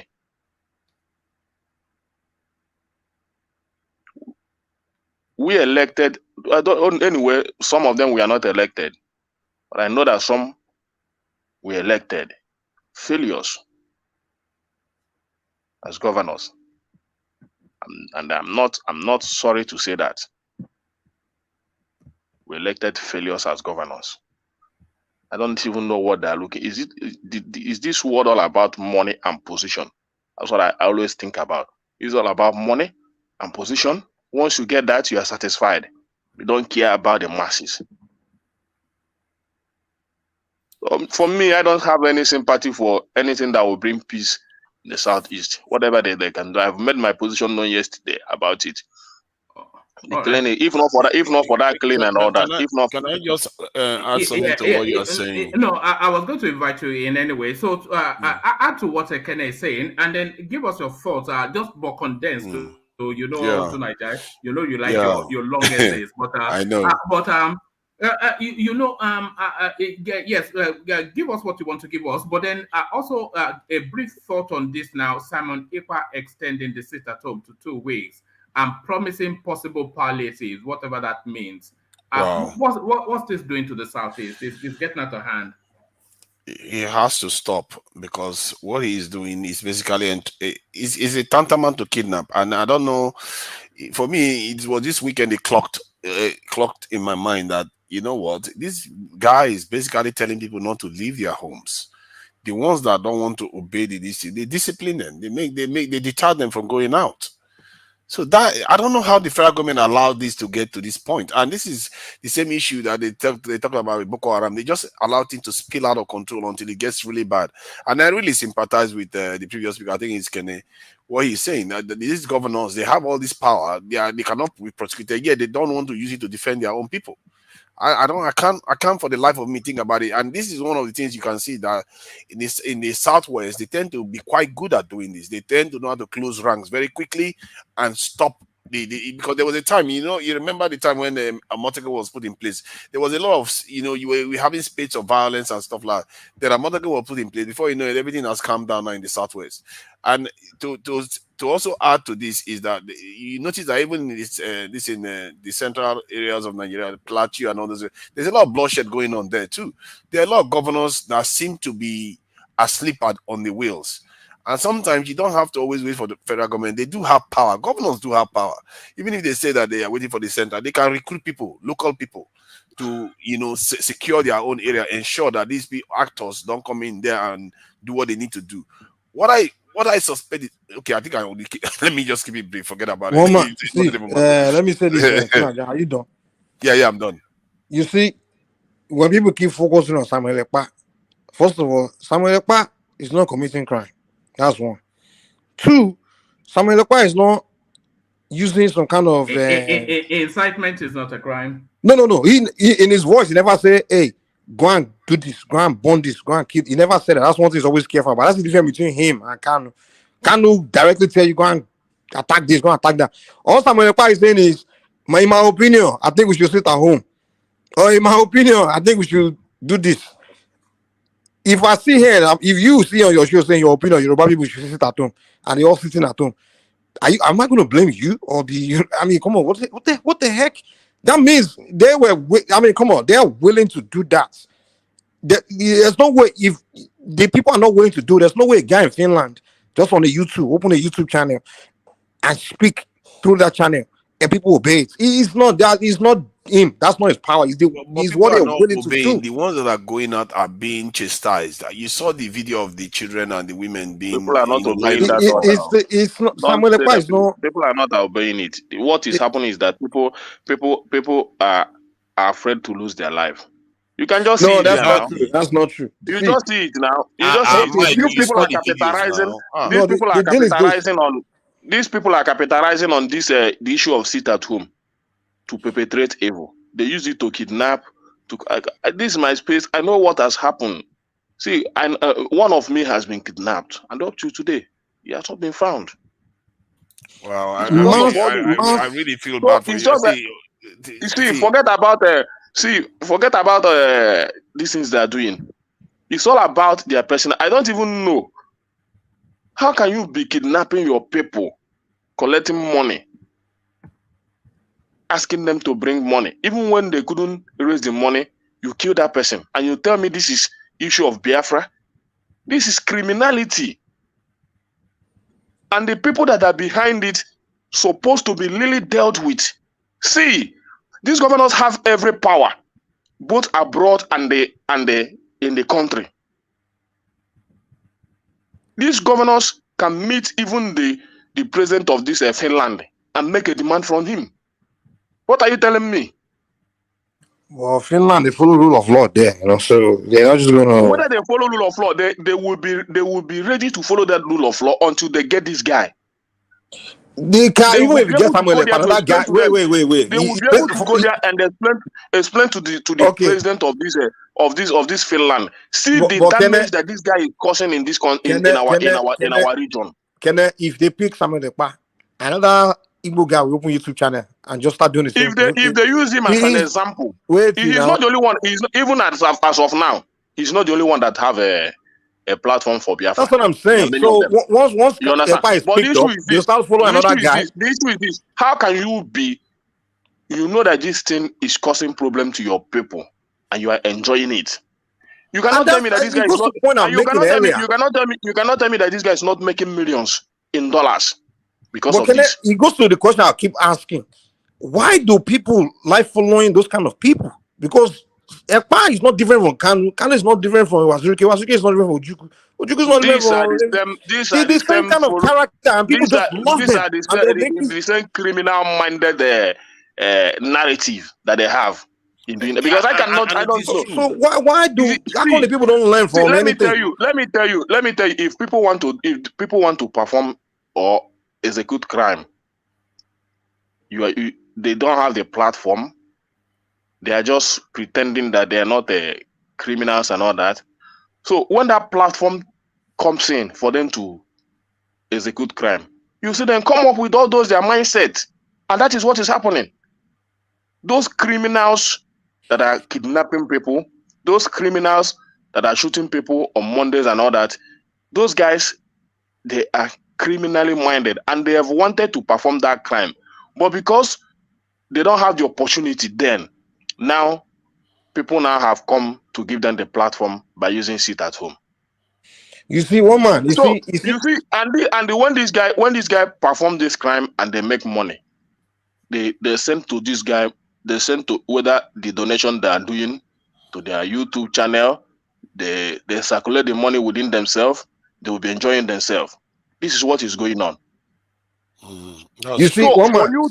For you to deal with these people, you need to be active as a governor. But the issue is this: most of these governors benefit from this. They use it as a political vehicle to regain power, because these are the kind of individual that you need.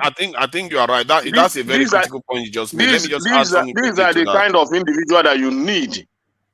Yeah, let me add. Let me do. He's right on that point. Hold on, one voice. Sorry, Tunaja, let Mike have an insertion and then you wrap them both up. Let him insert and then you wrap both. Yeah. So I keep saying this is a people issue. Even if the governor, as a single man in the states, wants to do something, if there's always community leaders, every neighbor we have leadership, we have men and things like that, that we all know that if they have to work with them, if they all are not on board, it's not going to happen. And now this issue of that I keep asking, why do the people like to follow these same characters that just like to scam them, mislead them, take their money, or just going after money? And it's a trend that keep happening. Ojukwu, when he called the Southeastern to leave all part of Nigeria to come to a new country called Biafra, first thing he did was scam them. He told them to bring all their money in exchange for Biafran currency. A Biafran currency that doesn't hold any value anywhere, it's not recognized anywhere in the world. He took their money, gave them this Biafran currency as a paper money that doesn't mean anything. He used their money, used most of it to fight war. And at the end of the war, he didn't return their money. He ran away with all the rest of the money. The people now have Biafran currency coming to trying to exchange from Nigerian currency. And Nigeria cannot take your paper. Your money doesn't hold any value. We can't give you real currency for that. Now, these people, Ojukwu now turn around to lie to them that they have money, but I don't know what you want to give them their money.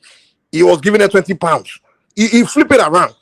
It's the same thing this their leader, all this one they are following today, the Kanus and all of them, and all these fake leaders, they will mislead them, cause them pain, and blame somebody else.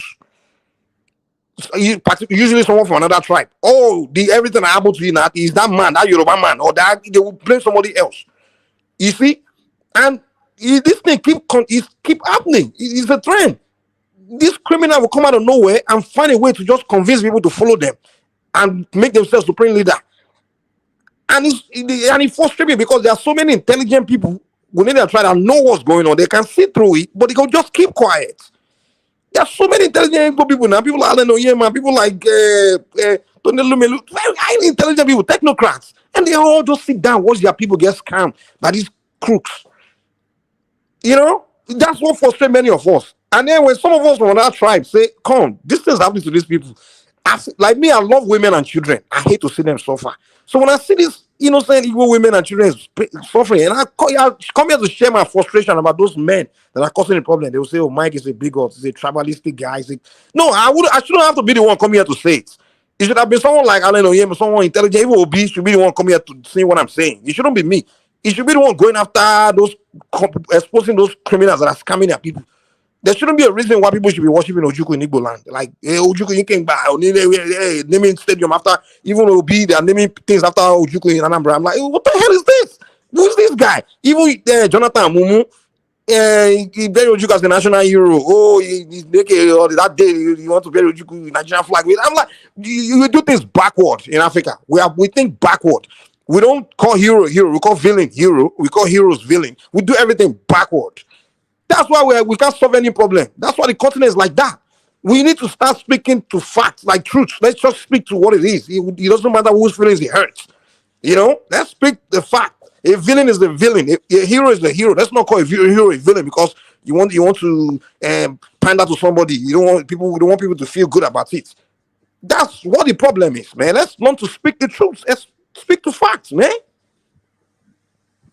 Well, all right, to you, to Niger. I hope Mike keeps up that spirit of speaking the truth. You know, it's good to remain consistent. I see the one thing, you know, he says that then Mike said that why the people like these people. See, their popularity has never been tested. All we know so far is that they are good at intimidating people and causing anarchy in the Southwest, and you don't necessarily need a lot of people to do that. And these people have been intimidating the Southeasterners, and they've caused a lot of anarchy, and sometimes I feel like there are forces out there encouraging them to do what they are doing because they are not delivering anything positive for the people in the Southeast. And I subscribe to what Kene said about, you know, that some of the governors have something to gain from this. Otherwise, this wouldn't be happening. You know, like the area where Tony Limelu is from, this sort of stuff doesn't happen there. Like in the Delta area, it doesn't happen. So what is going on in the Southeast? It's almost as if that region is being used. They introduce these people to alienate the Southeast somewhat from the Nigerian polity, and this is why I agree with what Mike said in terms of telling the truth, because the truth reveals these things. Because you start seeing for things for what it truly is. Because Peter B is the only one that has been tested in terms of real popularity in that region, and no one person has actually gotten the vote of the entire region like that. You see what I mean? But people talk about Nnamdi Kanu. All this stuff is people say, he said, she said, people online intimidating people all over the place. That is what they are doing. If they call him now to bring his proposals and put Peter B's proposal or put any other candidate's proposal, he might lose. This is what Ojukwu lost an election. Even Ojukwu popularity came to nothing when he contested. So people should understand it, that this is a few criminals. When you come out to the real politics or popularity test, people will tell you that you will now know the mind of the Southeasterners. Yeah. These are just few individuals organizing themselves. So when you talk about testing their popularity, Ojukwu has also tested his own popularity, contesting for the president of what does he get? At least if every Southeasterners are in love with all those narratives, they would have given him at least 80% votes. Maybe he couldn't get from other region, but at least that Southeast could have given him 80% vote. Can you see? Let me just find out 30 seconds. I heard what I heard it in the voice of Mike what my own frustrations were too. I believed him when he said he doesn't like to see women and children suffer. But when I saw that video, I can tell you that I don't know what came over me. I felt very, very viscerally angry with these people humiliating, because it's one thing to flog children on the ground, putting their people that are equivalent to their mothers lying next to them. They will never forget that sight. And these are because that undermines the authority of the mother. Completely destroys their mind over the children. It's just not right. Tunaya, let me say this one man before you close. You see, if this is not wickedness, and if this is not criminality, why would they do such a thing? Why would they kill somebody like the husband of Tola Akunyili? Why would they do that? A very noble and reputable doctor we have in the Southeast. What did the man do to them? Have the man come against them before? If it is not wickedness. I have a theory about that, about carrion and land. Yeah. So tell me, this is wickedness. These are evil men in our society. And you cannot tell me that this their father in abroad is not part of them. Because if they are not part of them, they will be the one to speak. See, what we want is Biafra, not killing our people. Don't go that direction. Don't kill our people, this and that. So why wouldn't the government, the governors and the government rise up against this guy and deal with him? I tell you, one man I told you yesterday that Nnamdi Kanu is from Abia State. Well, when you come to this insecurity, at least if you talk about insecurity, Abia State is the most secure state in the Southeast now. You can go and make your research. Abia State is the most secured. To tell you that it is criminality. At least if it's about the issue of sitting at home of Nnamdi Kanu, or the first, before you had about a gunshot in other region, you should first of all hear it in Abia State. But Abia State, Umuahia is somehow way more secured in the Southeast now. Go and make your research very well. These are criminals, both EPA and their sponsors, looking for money, people to kidnap. And when they receive that money, they share it in their platform. They contribute it in their platform. They use it to build their platform. Then when it comes to the time of election, the governors will recruit them, use them as a political tools. And they're keeping quiet.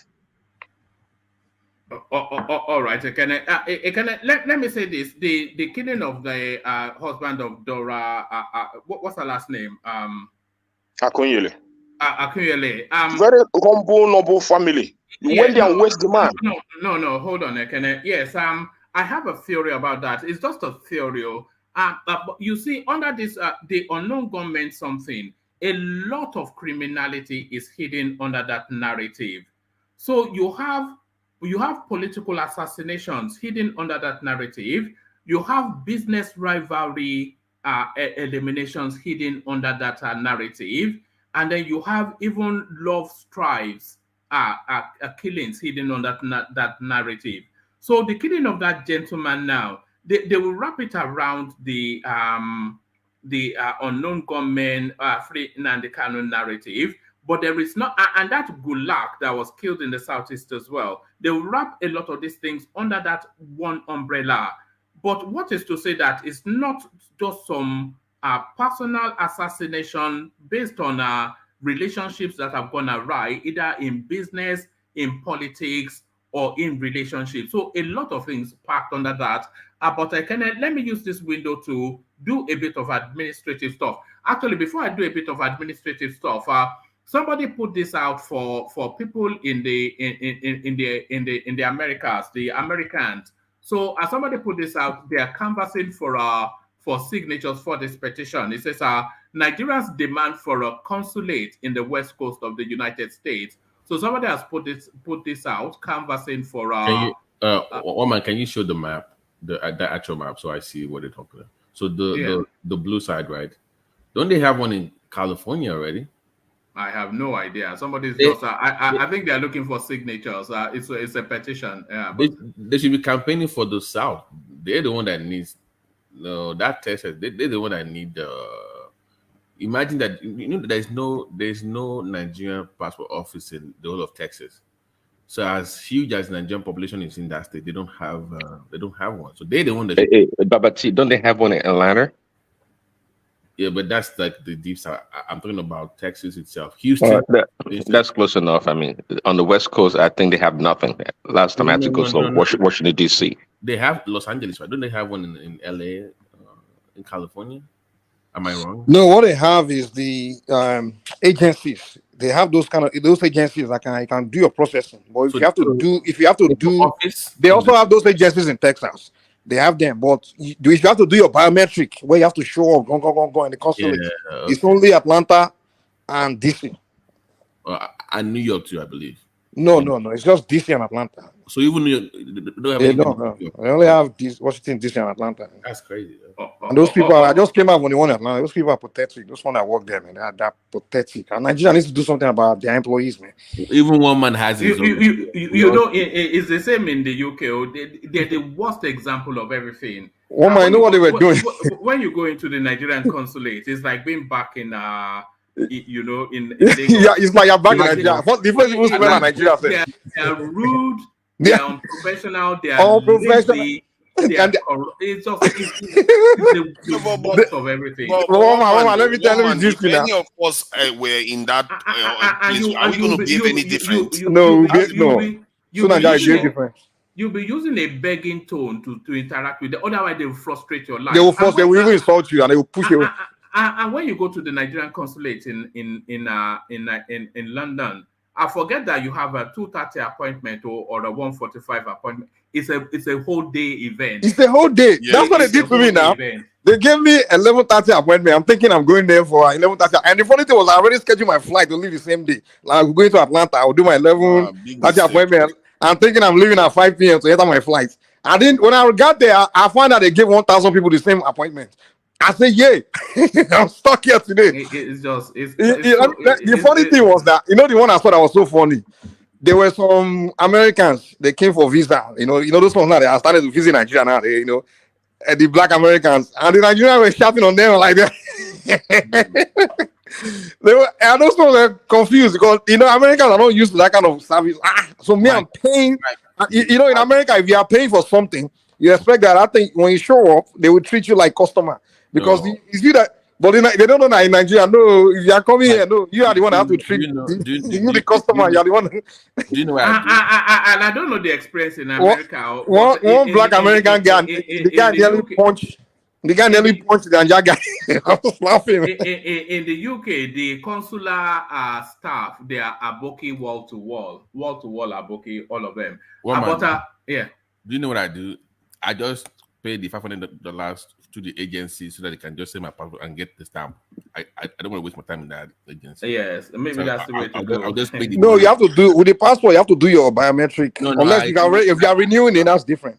But no. I said the American passport and I go with my American passport to Nigeria. Yeah. The only reason I used to have American passport. The only reason I just want like if you have both passports, you don't have to pay for visa to go to Nigeria. No, that was not in Nigeria. So when I went in 2019, I got the 40K one in Nigeria. That was easier for me than the one in Atlanta, America. I can't be flying up and down with kids and all that. All right, gentlemen, let me tidy up and then I'll hand over to General Thomas. But before I hand over to so that's for the Americans if they want to sign up to support that petition. The link is in the comment section. I'm going to sweep up and hand over to General Thomas. Ekene still has the floor. Maybe Ekene will pick it up from the headline on the screen. But before I do all of that, the administrative works. As ever, no surprises, of course. As soon as the session starts, there's Ayo with a handsome welcome note. And as you know, Ayo usually AK-47 to the super stickers. So he rattles off a volley of our AK-47 at the super sticker. So that is Ayo just endlessly just firing of the round. So thank you, Ayo. The progressive Hakim joins him in this instance. Liz Z, a name that now seems to be finding space in that super space. She comes in. Prince Daddy, of course, who almost on a daily basis now, that's Prince Daddy, paying his tithes and offerings. Kulata, who, whenever he's not on the screen, communicates with the conversation via super chats. He rattles off. He usually super chats to poke fun at somebody. So I'm waiting. Yes, and that's what he was doing with Prince Daddy there. So that's Kulata rattling it off. So that's Kulata. Keep them coming. So keep them coming. So now that the civilian administration is now over, what we're now used to within the Nigerian space, a military administration. So the next voice you'll hear after mine will be the General Thomas. Let's usher him in the proper manner. So Thomas, to you.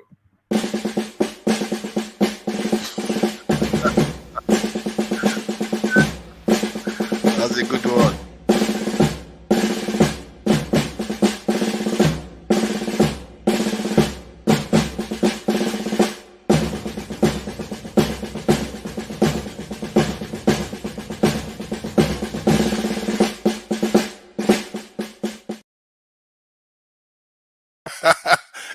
Big General and Lockma with Koboko. That's more like almost that General. That is good afternoon in Yoruba, Dalu in Igbo, and good afternoon in English. To our listeners, this is the military era of the General Thomas. You guys are not serious. How are you guys? Good afternoon from Melbourne, Victoria. Yeah. Let's kick it off with Ekene still have the floor. But before we start, we have the rules, military rules. They only have the rules. Please, no too much interjection and not talking on each other, please. If you want to interject, please can I interject? If the person speaking doesn't give you the space, let them land, then you come after them. Thank you. May God bless you all. Yeah. Yes. What are we talking about? Are we okay with the Nnamdi Kanu space? Samanepa, are we done with that so we can move on? Did anybody still have anything to say concerning that? For me, anyway, I'm done. Yeah, I'm done with that space. Yeah, you're done with that space. Yeah. Yes, this is the story one man brought to us. Let's just think about this. The military, what they call it, the consulate, what they call it, their prison in Nigeria, they are badly paid. Than what is going on now that the warders, they are collecting money from the prisoner before they can even get transport to go home. So what are you guys thinking about this? If our prisoners are even financing the transport fare of the warder, so what is going on here? Why can't they get better pay as the other force? Even though we know they are not getting better pay, why can't they get equivalent better pay? They are paying them 38,000. Is that not ridiculous? A whole 38,000 naira, 38,000 with this economy, and they are even borrowing money from the prisoner now to go home for transport fare. What is going on here, man? I don't. What is your take, guys? Don't let me go so far. Yeah, let's start with Ekene. Yeah, Thomas, thank you very much. You know the issue. Nigeria are suffering a lot these days. It's just that we have a new government, and for me, it would be very unfair to start to criticize this new government because he met a. I can't even imagine how this man is going to manage the nonsense that is going on in this country. But I wish that God will give him the wisdom, because looking at what is going on in general, people are really suffering, Mr. Thomas. You just need to pity Nigerians. They are suffering a lot. These are supposed to be government officials that are supposed to be well paid. Now they are borrowing money from prisoners. maybe tomorrow they can even collect bribe and say allow one or two of them to go. You understand? And these are the reasons most of the time you see some prison break and all that. They might even offer a bribe and all that. These guys, another story would be prison break and all that. So government should do something. Government should do something, even though I know that the money is not there. The money is not there. This man, if he wants to raise tax now, the narrative will be that you want to suffer Nigeria. If he wants to, and you see, it's very difficult now in this country. And I don't even know what to say. Mr. Thomas, everybody's in it. Everybody is in it. I don't know what to say. What I'm saying now is, if the warders now are borrowing money from prisoners, so even to buy them drugs, to bring them drugs into the prison, that is an avenue to bring them drugs, bring them Igbo, bring them anything. Because now they are working hand in hand. That is it now. That is it now. And these are the reasons why you see corruption everywhere. Even in the park where you want to go and buy tickets for just transport from Lagos to East anywhere, they still collect bribe. They'll tell you I want to sell another seat. Maybe customer has picked a seat. If you add me 1,000 or 2,000, I will sell that seat for you. So to tell you the level of how bad this country has gone. So these are the issue, and the government need to wake up. Even if they couldn't do something now, they should wake up. Maybe at least Nigerians are suffering. Nigerians are suffering, and you cannot blame it on the new government. The new government, this government is all about bringing Nigerians back from the dungeon that they have crept into. That is what this government is all about. Any government that comes in now, just to bring Nigeria back from the dungeon. Nigeria is a very, very big. We have the last manager of this country was don't know anything about the economy. Didn't know it. He borrowed the future of this country. He borrowed it even for Tinubu to borrow money now. Do you know it's a problem to him? Because any bill being signed, he must go and borrow money. Nigeria will shout. So how do we do it? I don't know. But these guys need to be taken care of, because if we allow things to continue like this, that is how you see corruption everywhere, even in our prison. You see corruption. When you begin to see corruption in the prison, that is when you see them begin to release criminals. You now begin to recruit criminals back to the society. So, Thomas, I don't know what to say. This issue concern the federal government. I don't know what to say, but I just pray that the country gets it's very speechless. Sometimes you will even say you don't even know what to say. Sometimes, so Naija, what do you say about this thing, this story? I think that it's emblematic of what we see in Nigeria. There's a decay everywhere that is part of the reason why Nigerians are very frustrated with leadership. Like in June, Nigeria saved $500 million US in June just from the removal of fuel subsidies. And if you were paying, some of those prisoners 80,000, it's barely going to make a dent in that at all. Like it's barely make even 5% dent in that. So it tells you that there's something wrong with the way Nigeria is being run. And if the new government wants to do good, anybody that wants to do good in Nigeria, it's so easy. Some of all these things, because we have been jaded so much, it's almost as if it's hard. It's really not hard. It's just that that's what should tell most of us that our issues is not necessarily, it's coming from what our leaders are signing away, and the ability to do things in Nigeria that they are signing away. That's where the problem is coming from. Because this problem, we have the money, we have the ability, you can reshape Nigeria so that things can work very well, but they don't want to do it. If anything, they want to make things worse. They want to divide people. When all these sort of things, like in the case of when we're just talking in the Southeast, when something like this happens, you should be seeing leaders coming out and say, no, we can't have said this. Our people in Jos, when things are happening like that, we have to stop this.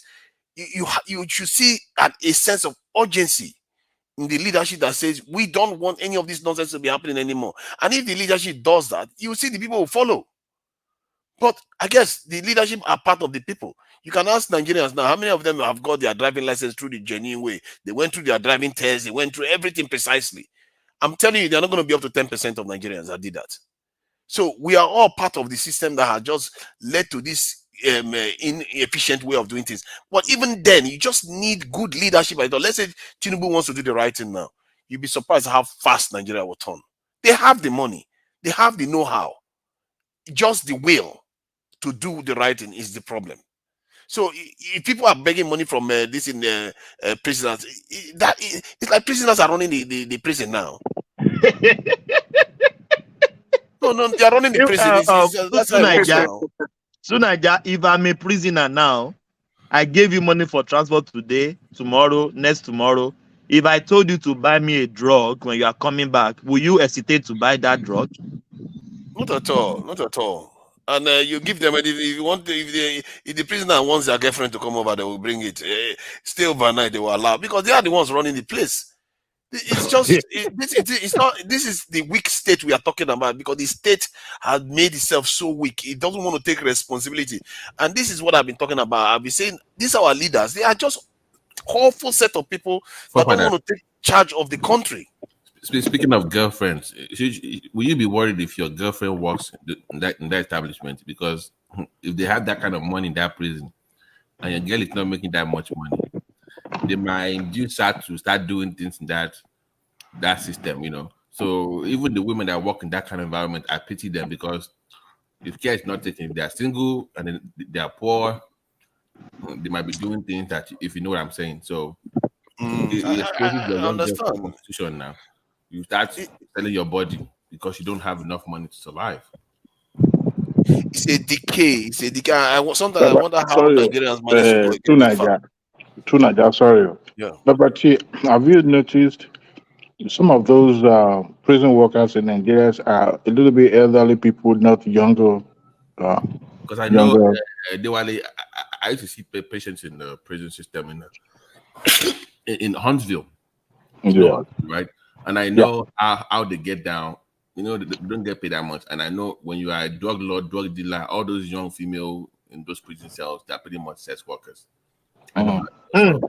Yeah, they are getting paid, well paid now, because they realize that that's one of the key issues. When you have a guy that is not well paid, and you have a prisoner that is a millionaire, so it's a little easier to influence and to induce them. So yes, they're trying now, even though, you know, Texas is one of the worst states you could ever work for, you know. But like I said, in Nigeria, I've noticed that most of our people that have seen the videos, especially on YouTube, they're a little bit older, not that young, you know. But nobody is above being induced. Anybody can be induced at any time, right? But Adewale, is that not ridiculous? Prisoner giving warders transport fare.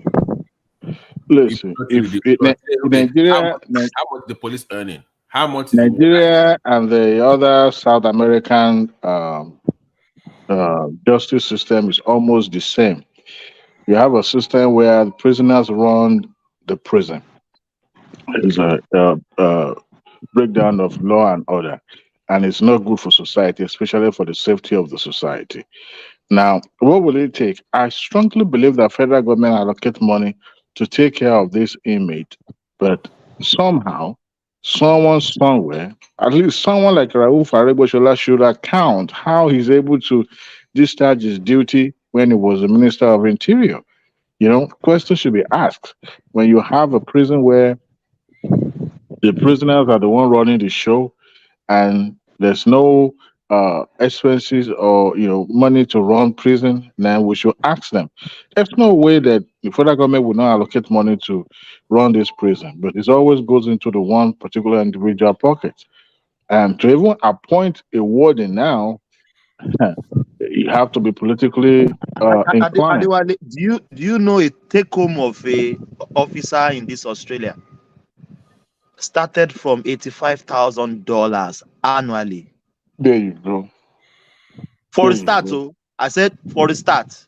that you just finished police college, they just as a constable, 85,000 per annum, 85,000 Australian dollars per annum. Can you seduce that person to? Can you bribe that kind of person? No. Don't get it Because wrong. they are earning very well. People can still be bribed. Just as it's harder to bribe them.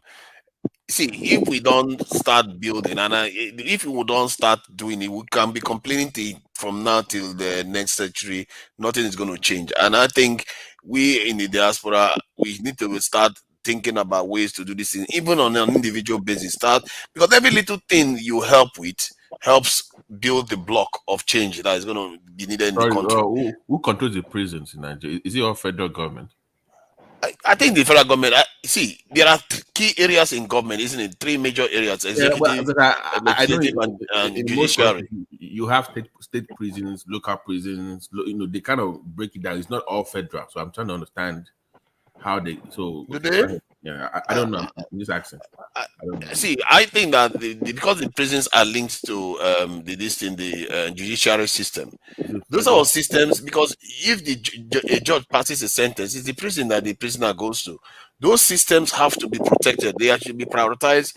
Clearly, the House of Assembly is being prioritized. The legislative, because they are the ones getting a whole heap of the money. The executive is getting all the money, but the judiciary is not as well lubricated as they should be, so that the justice system, if it is functional, I think the politicians know they too will be in trouble, so they don't want it to be functional, so that the prisoners take over the prison.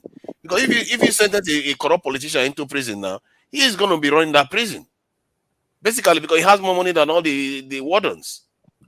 To Nigeria, do you know I've heard from a warder before that big politician, not even politician, big man in prison, sometimes 10 o'clock, they go back to their home, have fun with their wife. Before 6 a.m. in the morning, they will bring them back.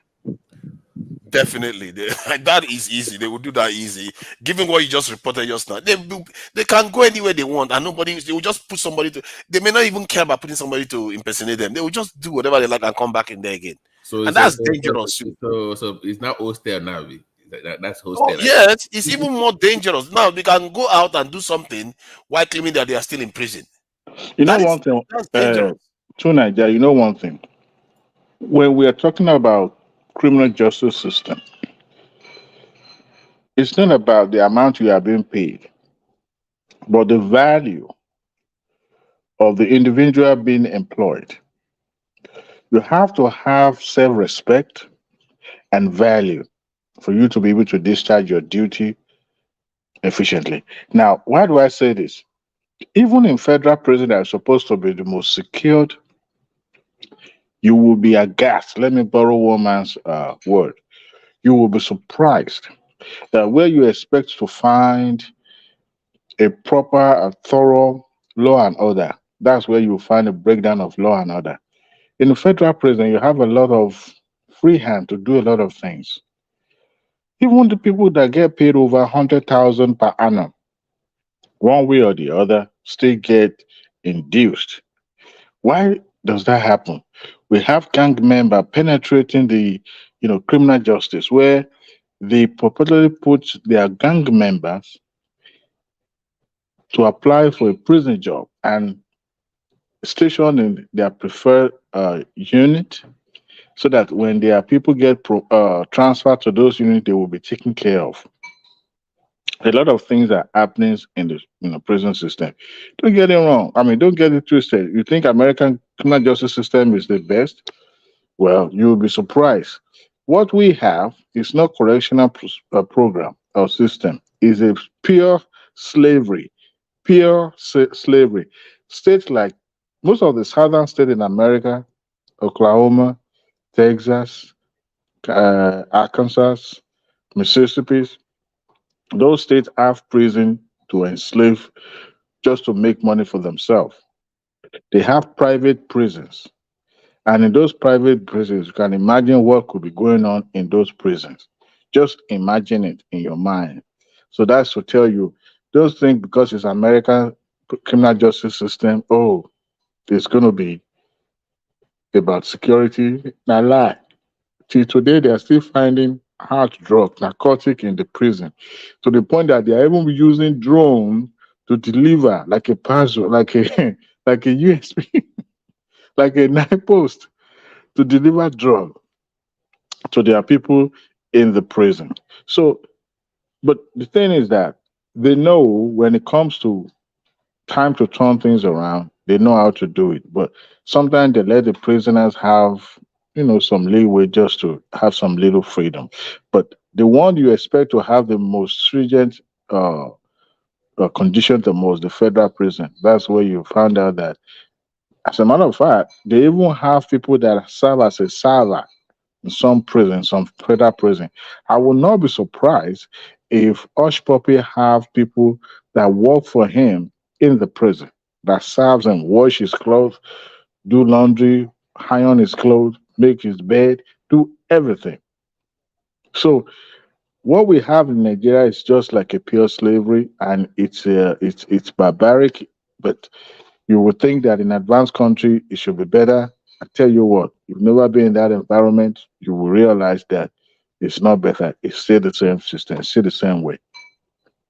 I agree.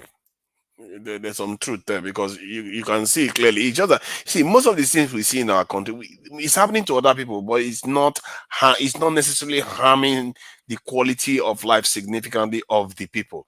That is the difference, because we are in such a weak state. This is why I keep saying that Nigeria is bleeding. That is why it looks like everything that happens to us is bigger. It feels worse, because we are not equipped to handle those difficulties. Can you imagine the salary we are getting? Even if you are getting good salary, and all these sort of things are happening, the damage is not going to be as significant. You see what I mean? So I think that is where we really need to start moving towards the direction of trying to fix our societies.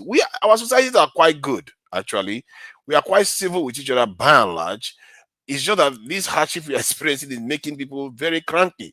And even by European standard, if you put Europeans through what we are going through in Nigeria right now, you will see how ugly they get very quickly. What happened in France recently that they got very ugly about? So just because of they want to raise pension age, they almost tore the whole place to pieces. And one child was killed by accident the other day, and they burnt so many things. So you can see that in other climes that you could, things that affect us badly, if they were subjected to the same condition, it will even be worse. So from that point of view, we are good people, but our leaders are not tapping into that aspect to actually build something a lot better for our people. That is something we need to change. Yeah, our people are actually good people. We are very, very tolerant. Jesus Christ. Isn't that what Fela sang Suffering and Smiling? We are so tolerant of things that are completely intolerable by other people. Other people won't take the kind of suffering Nigerians are taking at all. They will make sure those their leaders answer for what they are doing to them. But I guess this is Nigeria now. We are nice people. We try to be as nice as possible, and yet our leaders keep kicking us in the teeth repeatedly. So we'll see. Yeah. Thank you. General Thomas Babati said he's been marginalized. I don't know if I'm not there. Babati, you're talking now. You know how you force your way in now. One man run away. I'm going away from there. Inubu me. Blood Joe, ma binu Joe. Oko yami. I gotta go. I got it wrong, guys. Good night. What do you think? Are you really? That's all right. Pansat, do we have on call? Thank you, sir. Thank you very much. Hey, excuse me. Pansat. Why are you calling Pansat? Pansat has dominated this space for all day long. I thought you were a general, Thomas, trying to control Adewale now. Which kind of general you did the talk when you don't give me room now? Hold on, Ancestor. Hold on. Adewale, what do you think about this? Yeah.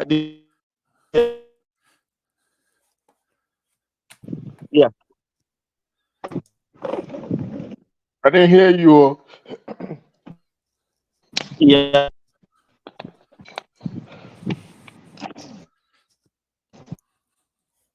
Your service is, I don't know, the network is something. So go ahead until it comes back. Adewale wanted to say something. Answer the ancestor. Because you came here this evening and started throwing words around. You are the oldest and the Methuselah in our midst. That's what you said.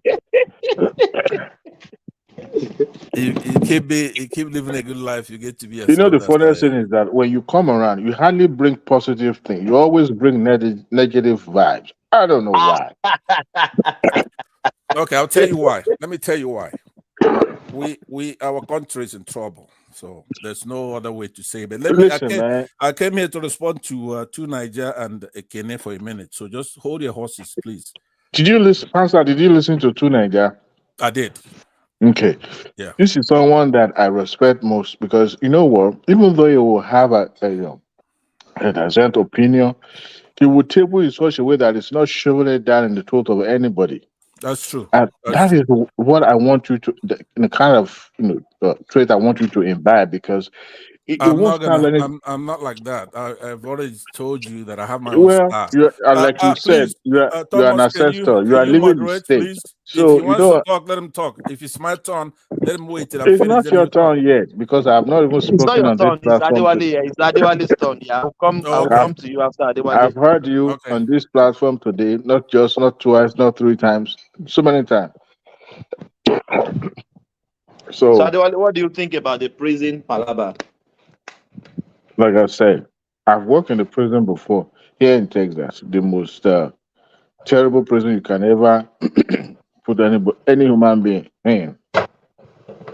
Don't believe in all those Riker Islands or all those things. If it's a gang, it's here in Texas. If it is name it, rapist, everything, sex offender, they are there in Texas. But you know, prison is supposed to be a correctional medium where offender will pass through and change their character. I'll be a better person when they come out. Exactly. But you see, what we have in Nigeria is even worse than slavery. It's like the prisoners are not alive. We treat them worse than animals. When you have in a society where you have prisoners that are being seen as a leper, you treat them as if they are not human beings. Yes, they've been punished by being in custody. But what we have in Nigeria is a system where single individuals pocket the money, treat them as if they are not human beings. Yes, some of them committed heinous crime. But how do you change people? How do you change their ways? How do you correct them if they don't know better? If you don't show them the way, they will not know better. I want to believe that the prison doesn't even have a in-house program other than volunteers that come from outside to visit them and give them goods. And some of those items that will be given to them probably will be taken by the securities in the Nigerian prisons. You see, what I expect is a lot of things can be done. You are made a minister of interior. You are in charge of prison. I expect, at least at this time, having prison is a money gobbling program. And it's all about taxpayers' money. And the taxpayer money has to be spent judiciously. So, but the purpose of warehousing criminals is not just to stockpile them like a dead fish, but to correct their ways, to make them a productive citizen of the country. And when you fail to achieve that, then the purpose of having prison is defeated. So people need to be account to what they've done with the money being given to them on a monthly basis. I'm not surprised in the prison. Sorry for cutting you. Are you sure they are getting those money? Let's start from there. Oh, absolutely. There's no way when the federal government present a project budget annually. What do you think? So Ministry of Interiors will not have budget, will not allocate any amount to prison services? Come on, they do. But guess what is going? It's going into the pocket of individuals. And at the end of the day, here in America, see, I tell you what, I would like to use Texas as an example of criminal justice system. If there's any country that really want to revamp their criminal justice system and turn it around, they should come to Texas. Don't go to New York. Don't go to California. Come to Texas or go to Arkansas or go to Mississippi. All these southern states, they have a very strict criminal justice system. They even have private prison. It's a money spending business because they're trying to get rid of criminals in their society.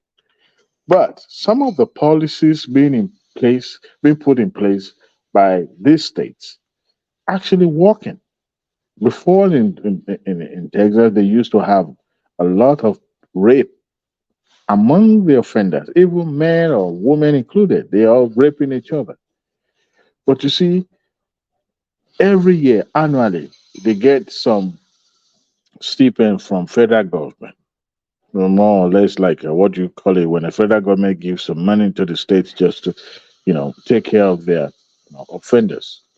And there are conditions attached to this stipend because you have to follow the guidelines. So they get accredited by the agency. But it's an organization that look at the system in those prisons, whether they actually been put in place to meet certain goals. And what are the goals? To make sure that offenders are rehabilitated. You have programs.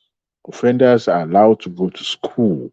Offenders are allowed to learn trade. Offenders are allowed to use their hands to earn money while they are being incarcerated. Those are the programs being put in place. And to some extent, it works. But don't get me wrong, in some other places, it doesn't work. Reason being is because the state have decided, you know what, we are going to make this a money spending business. So they privatize some of the prison. But I'm not saying Nigeria should privatize prison because we haven't gone to that level that we will start privatizing prison. For what purpose? I'm actually against it.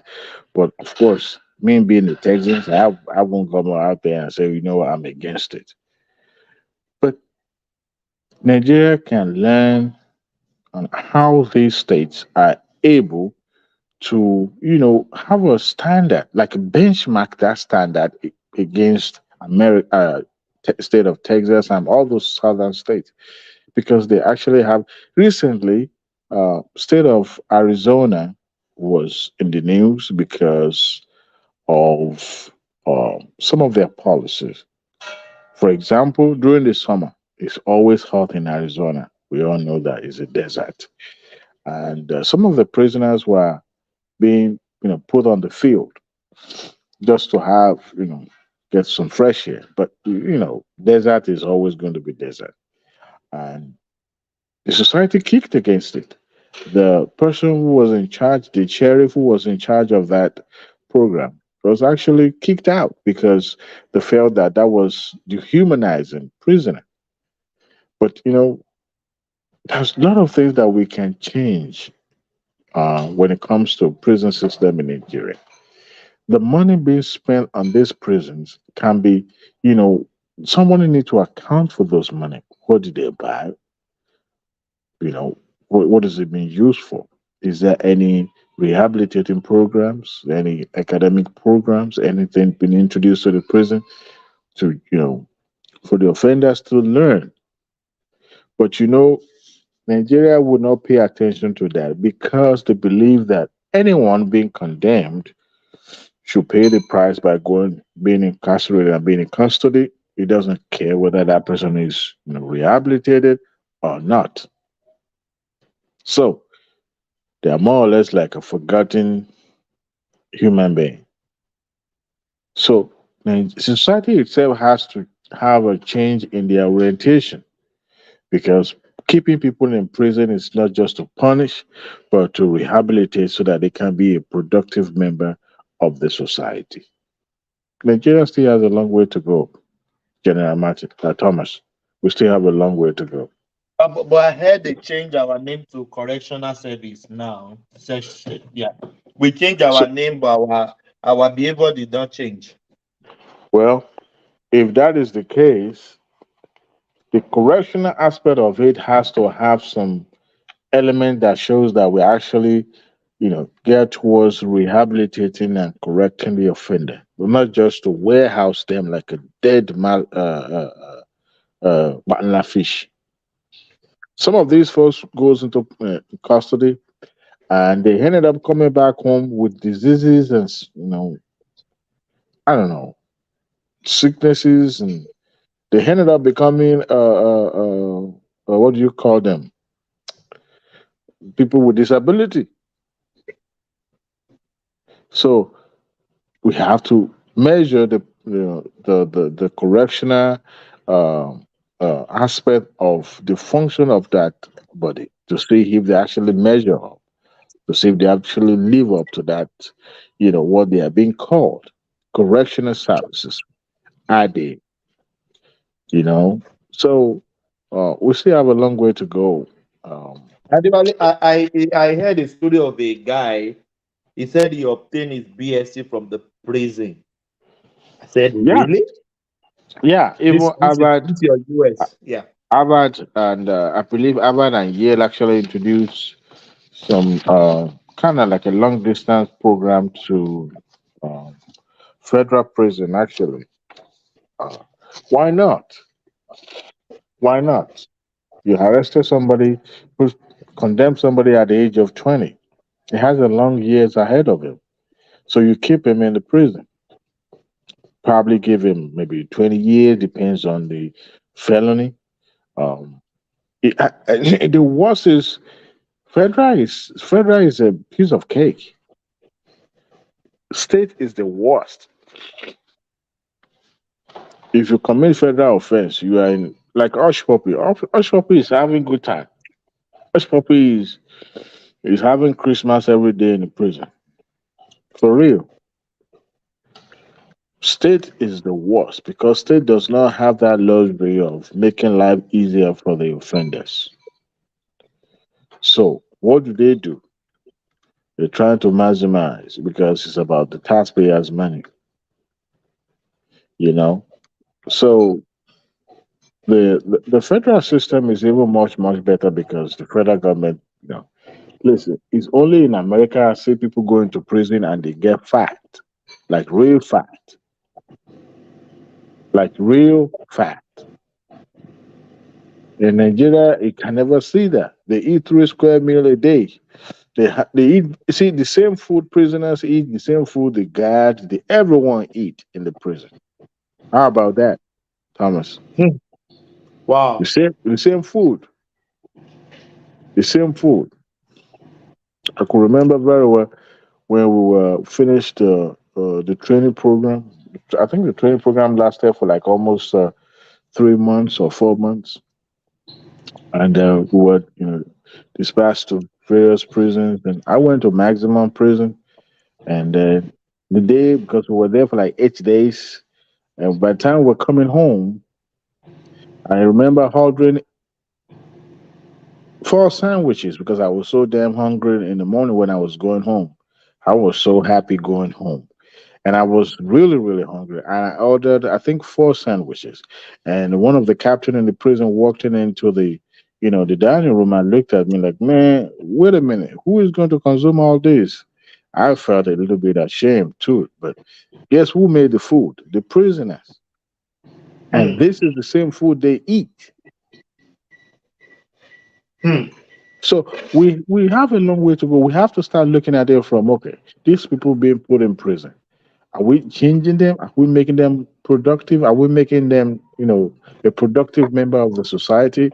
If that's not the goal, they will fail. The prison system failed them. No matter what we call it, whether we call it correctional or call it whatever, rehabilitation or whatever, it fails. It fails. Adewale, in short set there, so that we can move on to another person. What do you think about this death warrant the court will sign, and the governor is the one that will sign the final verdict, and the governors are not doing that? All those people that were sentenced to death are still languishing in our prison till today. What do you think we can do to forestall that? You know, in an advanced world like America, because that is the only world I'm being exposed to the criminal justice system. The wheel of criminal justice is not always on the fast lane. It's very slow. Even if the court pronounce somebody condemned, has to be hanged, or being subjected to death by lethal weapon or whatever it is. Or electric shock? No, they don't use that. That has been disbanded for a very long time. Capital punishment. Capital punishment is most of the state in the southern part of the Americas still retain those capital punishment, but most of the time is usually for murderers, capital murder, like class A, when somebody already premeditate that I'm going to kill this individual and went ahead and carry out the plan. Now that is the kind of punishment being reserved for the such offender. But in some of the southern states are not always, they don't care about, they try as much as possible to explore every legal process to make sure that they've done all their due diligence to make sure that this individuals is not subjected to death without alternatives punishments. And at the end of the day, that's why you will have somebody being on a death row for 20 years, 2 decades. And the governor will now sign, and that individual will now get executed because they've explored everything that it needed to be explored. So, and the final say goes to by that time, the governor will have no choice or the governor will have a choice too, because, but most of the time, usually when the court pronounce somebody that has to be put to death, the governor will look at it like, okay, what have you appealed? Have you done this? Have you done a lot of court injunction? And after that, when everything already exhausted, then the governor will now pronounce that individual. That's why it takes a longer time, to execute prisoners that have been, condemned to death. So, but in Nigeria, that's not the case. We have a justice system that is not just slow, but very super slow. And some of the judgment being passed around in the judiciary system cannot be people don't have faith in the justice system in Nigeria. So that's why when somebody is condemned, people accept that that individual actually committed that because committed that offense, and the society always go with, oh yeah, he killed 12 people, so he has to be killed. So society already, this is a punishment justified, so go ahead and kill him. But governor won't do that because we're in a society that have, more of religious and conservatives kind of mentality. So we don't want to be the one that will pass that judgment for someone to be put to death. But to me personally, but why not? And that's the law of the land. Yeah, but me personally, Thomas, I don't think there's anyone that is not capable of changing. Anyone can change at any time. I've seen the worst of the worst in society that get their life transformed. So that is why it's a little bit of positive when it comes to the resistance of the governors in Nigeria not to sign the death warrant for an offender. Because to me, I believe people can change. But when people, when you have a constitutional authority that is so quick to put somebody to or condemned, then that means there's a problem because you have to look at it. Oh, how can this person be transformed? How can this person be make useful to the society? Don't get me wrong. There's some individuals that commit heinous crime that there's no when in this world that that individual will be forgiven. But we are just human. A human being killing another human being.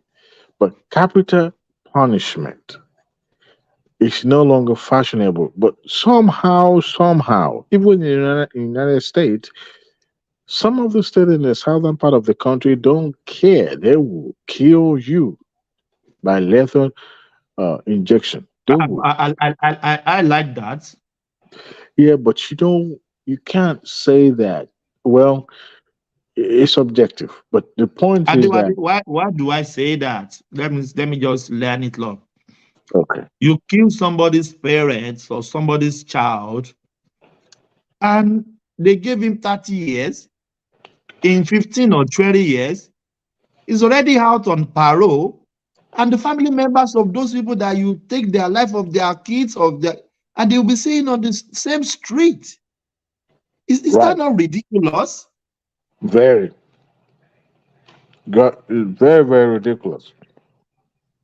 You have a point, Thomas. You do have a point.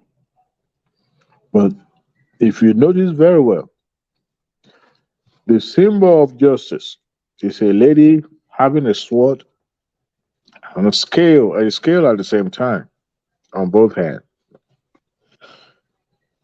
We have to weigh the crime you committed and commensurate with the punishment that is going to be applicable to that offense, and apply it blindly, regardless of whatever circumstances that crime was committed. So, when that happens, of course, the family of the victim will be aggrieved.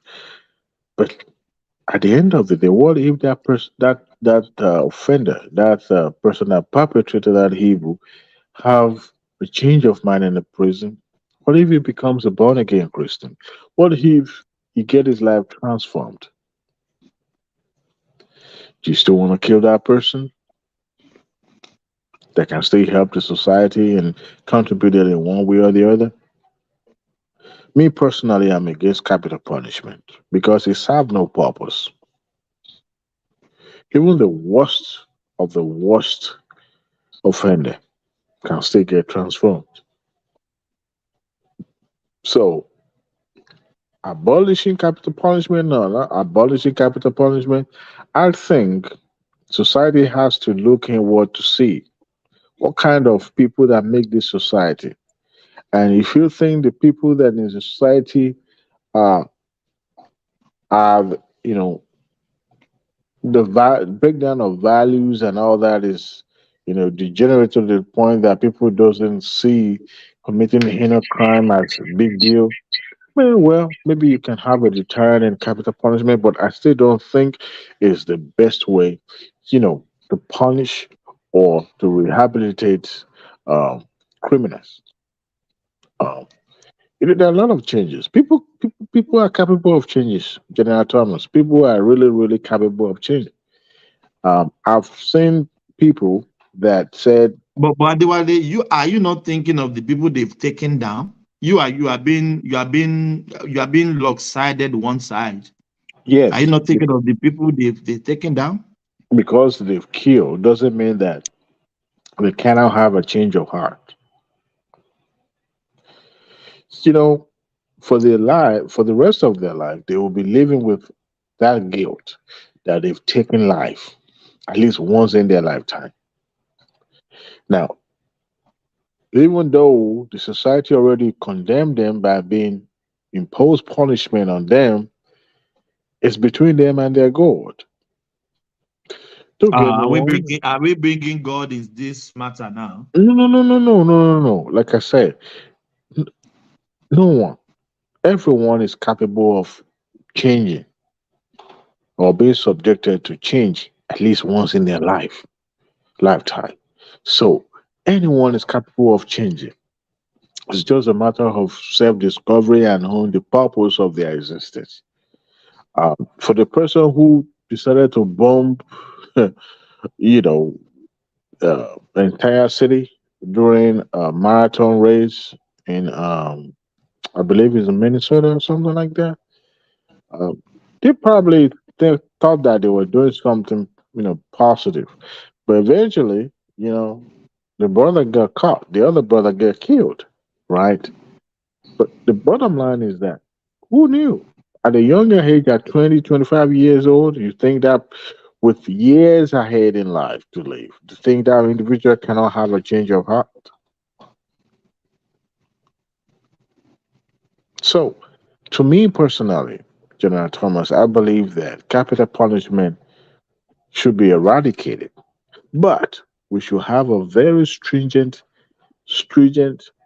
rehabilitation policies, or condition that would not dehumanize people but rehabilitate them, whether they like it or not. What we have in Africa, let me put it gently, very, very nice. What we have in Africa is just pure slavery. It's a second coming of slavery in Africa, because it serves no purpose. We're just warehousing people like fish. And for the capital punishment, it shouldn't be about, okay, I'm judging you, I'm condemning you, you are no longer valuable to the community or the society. No, it should be about what can this person contribute to the society. And if that is not there, then they can put them to death. But I don't think any human being is capable of change. Any. Yeah, thank you so much. Do we have two Niger?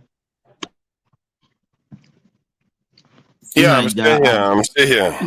You're still here. I want to take you back to the what they call it, the percentage for the votes that was analyzed by this guy. I forgot his name, about being Peter Obi really did very worst at the north, and is crying foul that he won the election. What do you think? In Jigawa, like 0%, like many states in the north, that is total disaster, and is claiming he won the election. What is your take? The data that you are using, what gives it such level of credibility? They analyze the number he got in those states, and they do the percentage. So there is no. The issue is that who analyzed it? We don't necessarily know. I mean, how the numbers he got in those states. Maybe he got 50. I'm just saying, maybe 50 votes, comparing to others that got 100 votes.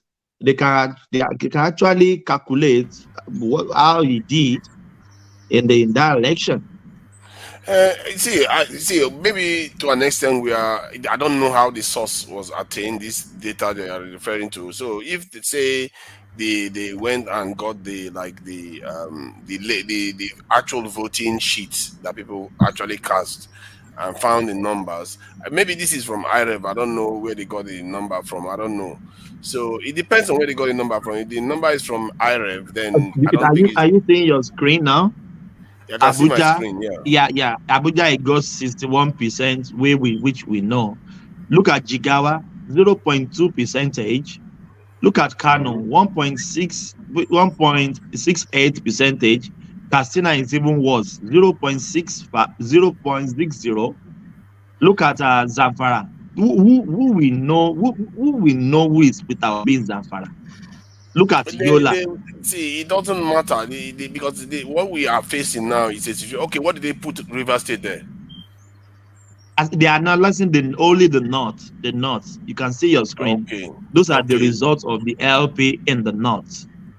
So this is for me to comment on something, I need to know the basis at which they are. I wish I was here earlier on when. But you can see Taraba. Sorry, Thomas. Sorry, Tunaja, these are publicly available data which has just been condensed into a percentage form, just to highlight, to showcase what actually transpired.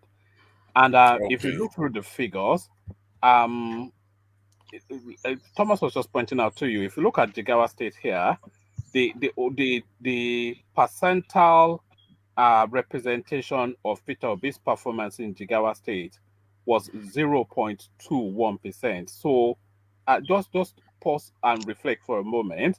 I know you say there's INEC, this, that, and the other, but these are the figures available at 0.21%. So if you go to Zamfara, 0.33%. If you go to Yola, 0.64%. If you go to Katsina, 0.60%. If you go to Borno, Look at Kebbi, one man. So these are 20 states within Nigeria. Borno surprised me, and Yola won't surprise me. So there are some of them that are a bit of a surprise. It doesn't matter if it surprises you or not, but these are the actual figures now that are in play. So okay, the ones that are currently in play that he is disputing. Well, he can dispute them, but if you look at the figures that are in play, and by the way, these figures are consistent with reality, because there is no reason to suggest that anybody in Zamfara would have voted for Peter Obi, because there's nothing that suggests that. And that is reflected in the figures. And similarly, Yola, there's nothing to suggest that. There is no argument to suggest that Yola is Yola not in the Nigerian Central Eastern part of Nigeria? Central Eastern. Yeah, you would think. Yeah, you would think those people, they are not entirely just pure Northerners. So I'm a bit surprised by that. There is no reason to suggest that anybody in Jigawa would vote for Peter Obi, and so that reflects there. And there is no reason to suggest that anybody in Katsina would vote for Peter. They don't know him. They don't care about him. I'm not sure he's saying that he won those places. I'm not sure he's saying that. No, hold on. Hear the argument.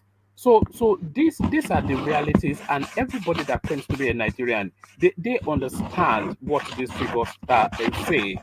You know, because if you say that Peter Obi got 1.5% votes in Borno, every Nigerian knows why.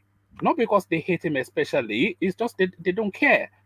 When you say that he got 0.6% in Katsina, I think every Nigerian understands that they don't really care about anybody called Peter Obi. So this is 20 states out of the Nigerian space. In Abuja, he got 61 point something %. You can see why he would get that, because of the rich diversity of that space. You know, in Nasarawa, you can see why he got that, because of a heavy religious base there, Christians and whatnot. Same with Plateau. But if you look at all of the figures, there is nothing here that suggests that a mandate was stolen, because these are 20 okay, states. Let me ask this then. Did you summarize the total, in terms of percentages, what he got in the northern states? If you look at the total percentages, is it over 25% generally in the northern states? If it is, then no. Well, it's let me scroll down a little bit. If you come here, it says out of the 19 northern states, Labour Party scored 25% in 4. Can the LP please tell Nigerians how aware it got 25 or more in at least 9 of the remaining 15? Are listed to have the necessary spread. So this one goes to a spread argument, but I wasn't necessarily going to the spread argument when I saw this Kaduna one doesn't look right. Kaduna is almost 50-50 Muslim Christian, and that looks a bit low for Peter Obi there. That one doesn't look right too, and especially in a polarized state like Nigeria. All right, okay. Well, those are the figures anyway. So there is nothing to suggest that because anybody dispassionate of being invested in anything of the politics of it can see these figures and see the reality of them, because we all know the Nigerian landscape. We all know the peculiarities of the space. and those peculiarities, they are reflected in these figures. So the APC get more votes in the north than in the southwest. That's in terms of percentages. I couldn't tell you off the back of my, I couldn't tell you. So it will be interesting to know that, because it might turn out that APC in the southwest, APC got maybe 70-80% of the vote. In the north, they got maybe 45. So it may not be as far as we think. So in the end, they are disputing these very numbers in court, and I can see like the Kaduna one, the Yola one seems a bit off to me. Just like the River State one seemed a bit off to me until they proved that that one too was actually manipulated. So that Yola one seems can I tell you this? Even in the southwest, my brother from Ekiti, some people don't even know who is Peter Obi. In the southwest? Yes, in Ekiti. Yeah, it's possible. They don't even know who is Peter Obi at all. By the time they finish doing over the weekend, they go to this day. How can they know about Peter Obi? It's possible. There are people probably in somewhere in the south that don't care too much about all these things. Not everybody cares about it, but the point is that when you are voting, look at like many of those northern states, they do have a lot of sizable Igbo population there, and not to mention southern populations too. So you could get 0%, like below 1% is a little bit weird. That even if you have just a few rump of southerners that are present in the state, you are likely to get the numbers up a little bit, but it's okay. In the end, they are disputing these numbers, and we'll see what comes out this in court. Whatever happens, they are going to decide, isn't it? The court will have to decide based on reason that they are going to provide for us. So I guess we should just hold our judgment till then, isn't it? Because I can see areas that I dispute with these numbers, and I can see areas that I can agree with it too. So what can I say? Hold on, Thomas. Sorry, can you present an argument where why Peter Obi would have put up a performance in, let's say, Jigawa State? Because in almost every state in Nigeria, I think there is a significant presence of Southeasterners. No, you can't say significant. But woman, let me ask him. Hold on. Can you hold on? You can't say significant. There's a presence of Igbos in every space, but you can't say significant now. What will be the significance of it? There'll be a few traders with pharmacy shops, etc. So, the reason why I say that is because they generally go to almost every state. Okay, even in Southwest. Yes, but you said there's a significant presence. There's no reason to suggest. Why would there be a significant over 1%? Over 1% presence likely.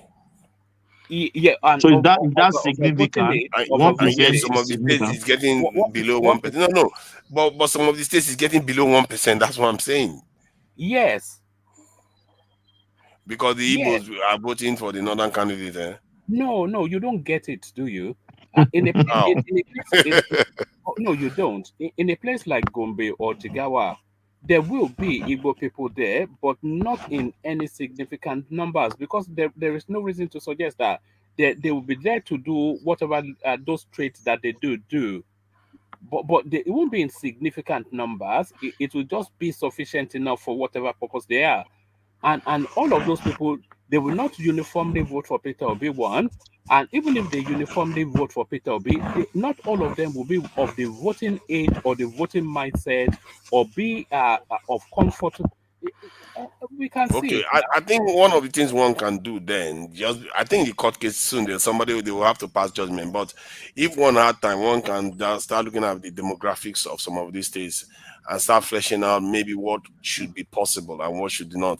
Because when I looked at Rivers State, the demographics suggested to me that there is no way APC would have won the election, and it turns out that that was we're looking at the north though. Because of course we've done all of the elections severally, but these figures just came out, and when this data rather just came out, and when it came out again, you couldn't see how anybody can. I can't see, where Obi's argument is, because as a Nigerian, I can see these figures as maybe is off here, is off there, but broadly is the reality of the Nigerian experience. You know, the North, the core North especially, it's not that they hate Peter Obi, they just don't know him and they're not interested. And that's what this figures is telling us. So if all if you look at Plateau, the Plateau numbers, you see, maybe this pattern is true, but what Peter Obi always argued was that their numbers are higher in each one of them. Maybe the shape of the lines will be the same, but it will just be higher on a graph. That is what they are arguing. Yeah, but that's also not true based on what we know. There is no reason to believe that. Not in Zamfara now. What would anyway, why would you think that you get 0.3% in Zamfara? That is very, very extremely low now. Yes, it's extremely low. There's an argument for it, but I do concede that it's extremely low, and it's all embedded within shaky results or whatnot. But broadly, there's no reason to suggest that Peter Obi will get more than 1-2% in Zamfara State, because what's the argument for it? There's no argument to suggest that he can. You know, there's no argument to suggest that he can. You know? I think you have a point, because I think from what I gather, the Labour presence is not necessarily in every state, and so yeah, you can argue that point. They don't necessarily have a lot of people on the ground. Look at Gombe. How can you argue that Peter Obi got more than 5% in Gombe? What's the argument for that? There is none. Human beings now. See, Kaduna, I would have considered this Kaduna number until I found out that Kaduna had over 40% Christian population, and that is crazy. And that state is highly polarized right now. And so hence why I would say, okay, is that not in the 21%?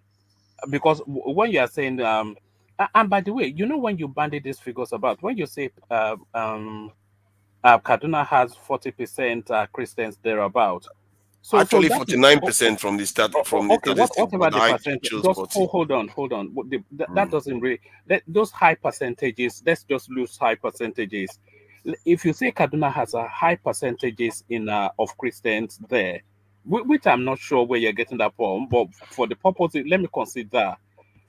That's not to say, one, that all of those percentages, they're of voting age, one, they're of voting mindset, two, that they went out to vote at 3, and then when they went out to vote, they voted for Peter Obi. And they vote for Peter Obi?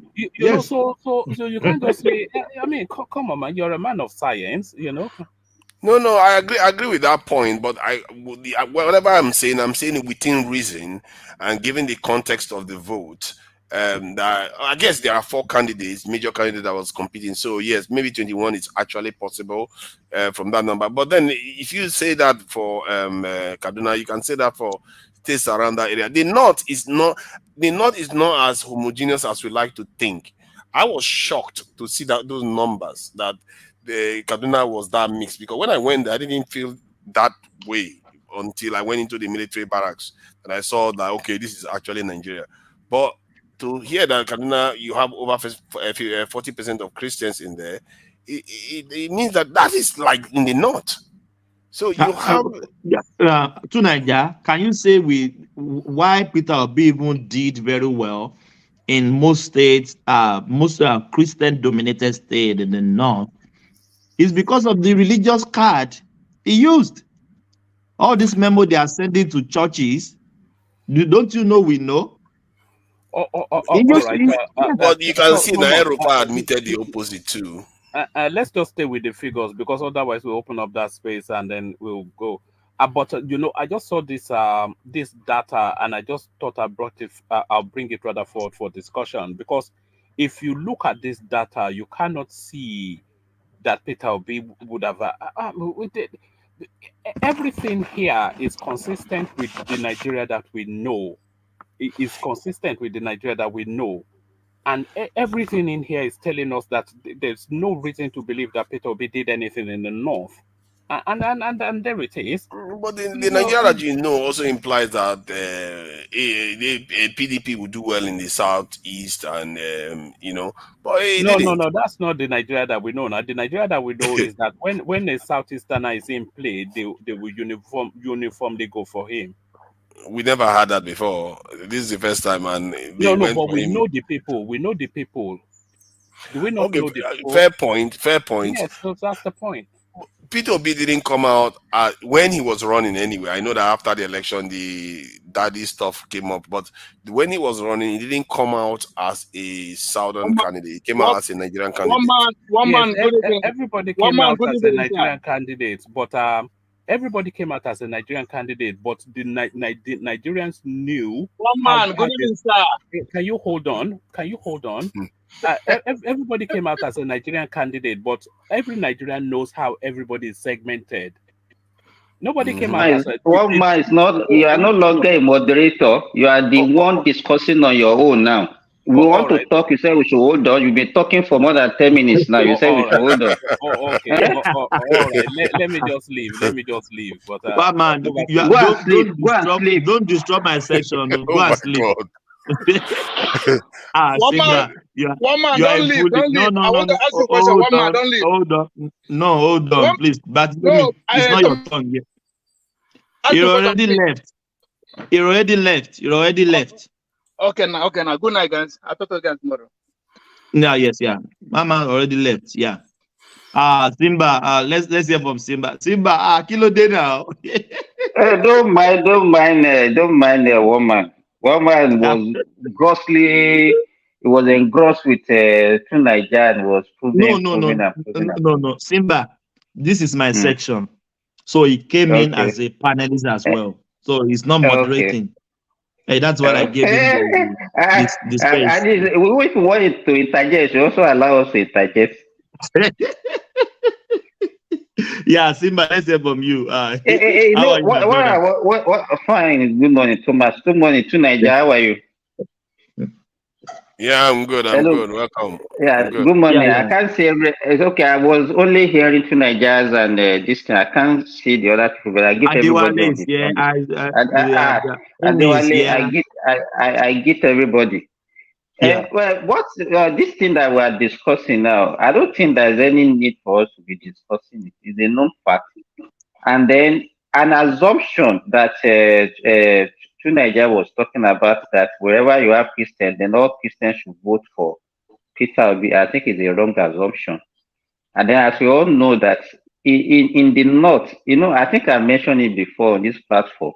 I have people in the north, and before the election, I used to call them that, do you even know about Peter Obi? And the answer they used to give is that they don't even see his poster, they don't know anything about Peter Obi. Not only even in the Middle Belt, like state like Niger, because I have a brother in Kutangura, and I used to ask him. They said he doesn't have any presence in those areas. So we cannot just then. If you are talking about this other state that is claiming that it has more votes, it gathered more votes than what it was actually released like Plateau. Even if you look at the past, when people used to, before even the advent of Vivas and other electronic things that they introduced. Because you look at the pattern of election in Nigeria, right from 1999, the number of voters in Nigeria election has been reducing. And I will not consider it as being due to voters' apathy. It's actually due to introduction of electronics that reduce rigging. And that was what happened. So, and there's no time that you see any candidate, even the total number of voters in Plateau State that has exceeded 1 million. And for a single candidate now to come out and say he had more than 1 million votes in a state like Plateau, are you dreaming? Are you kidding me? That somebody will get Peter Obi will have more than 1 million votes? Even in Lagos, they said they have 1 million votes in Lagos. In Plateau State? No, those are, I don't know where all this thing is coming from. And for somebody to now be saying that they have significant number of Igbos, and they are the only one that can vote for Peter Obi. What is the percentage of Igbos in Safara or Digawa? Then are you assuming that all the Igbos, they are also of, as a woman asked, they are of voters age? That all of them of age, and then all of them will come out. All of them will come out that day and go and vote. Even in the southeast where he came from, do we have 100% voter turnout? What is the percentage of voters turnout, even in the southeast, that you are expecting that the few number of Igbos that are in the north will now come out and vote massively, like what you are expecting, and you are disputing the 0.1% or 0.3 or 3% that is getting from all those places? Those are the way you look at the things. You don't look at it with emotion. You look at it with facts. So, to me, it's just a true reflection of what happened. So every time I've been asking myself, I've been searching my brain, where does this stolen mandate come from? Simba, let me give you some data. On this on the screen, you have 0.21 gigawatt. On the election, Peter Obi got 1,889 votes in Jigawa, a whole state. So can you see why this number is 0.21%? Let me tell you, as popular as if somebody is disputing that one in the north, as popular as Tinubu and Atiku, can we see the percentage they got in the southeast?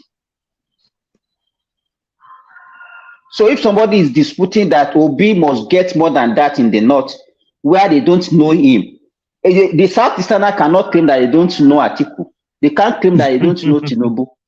So yeah. show us the percentage. In the state we have Tinubu got 4,000 in the east. What percentage of the vote would be that? That would be like maybe 1% or 2% of what we are talking about. And then we don't see anything wrong in that. Enugu State. And we don't see anything wrong with that. Even the APC card carrier members in those states, are they no more than 4,000? Talk less of other voters. And we now have the effrontery to now be disputing what is coming out from the north. And some people will come and say it's only in the north that they rig election, they don't rig election in other places. It's not possible. So the popularity, if we are looking at the popularity, the two other candidates, Atiku and Tinubu, they are more popular. But in the southeast, what was their percentage? Probably maybe only in the states like Imo and Ebonyi that Tinubu has a significant number. And I don't think it is scored up to 25% in those two states. Imo 66,000 to Peter Obi 352,000. You can see the gap. And you know the funny thing, let me tell you, I saw in the news here just this yesterday, Obi is already talking about 2027.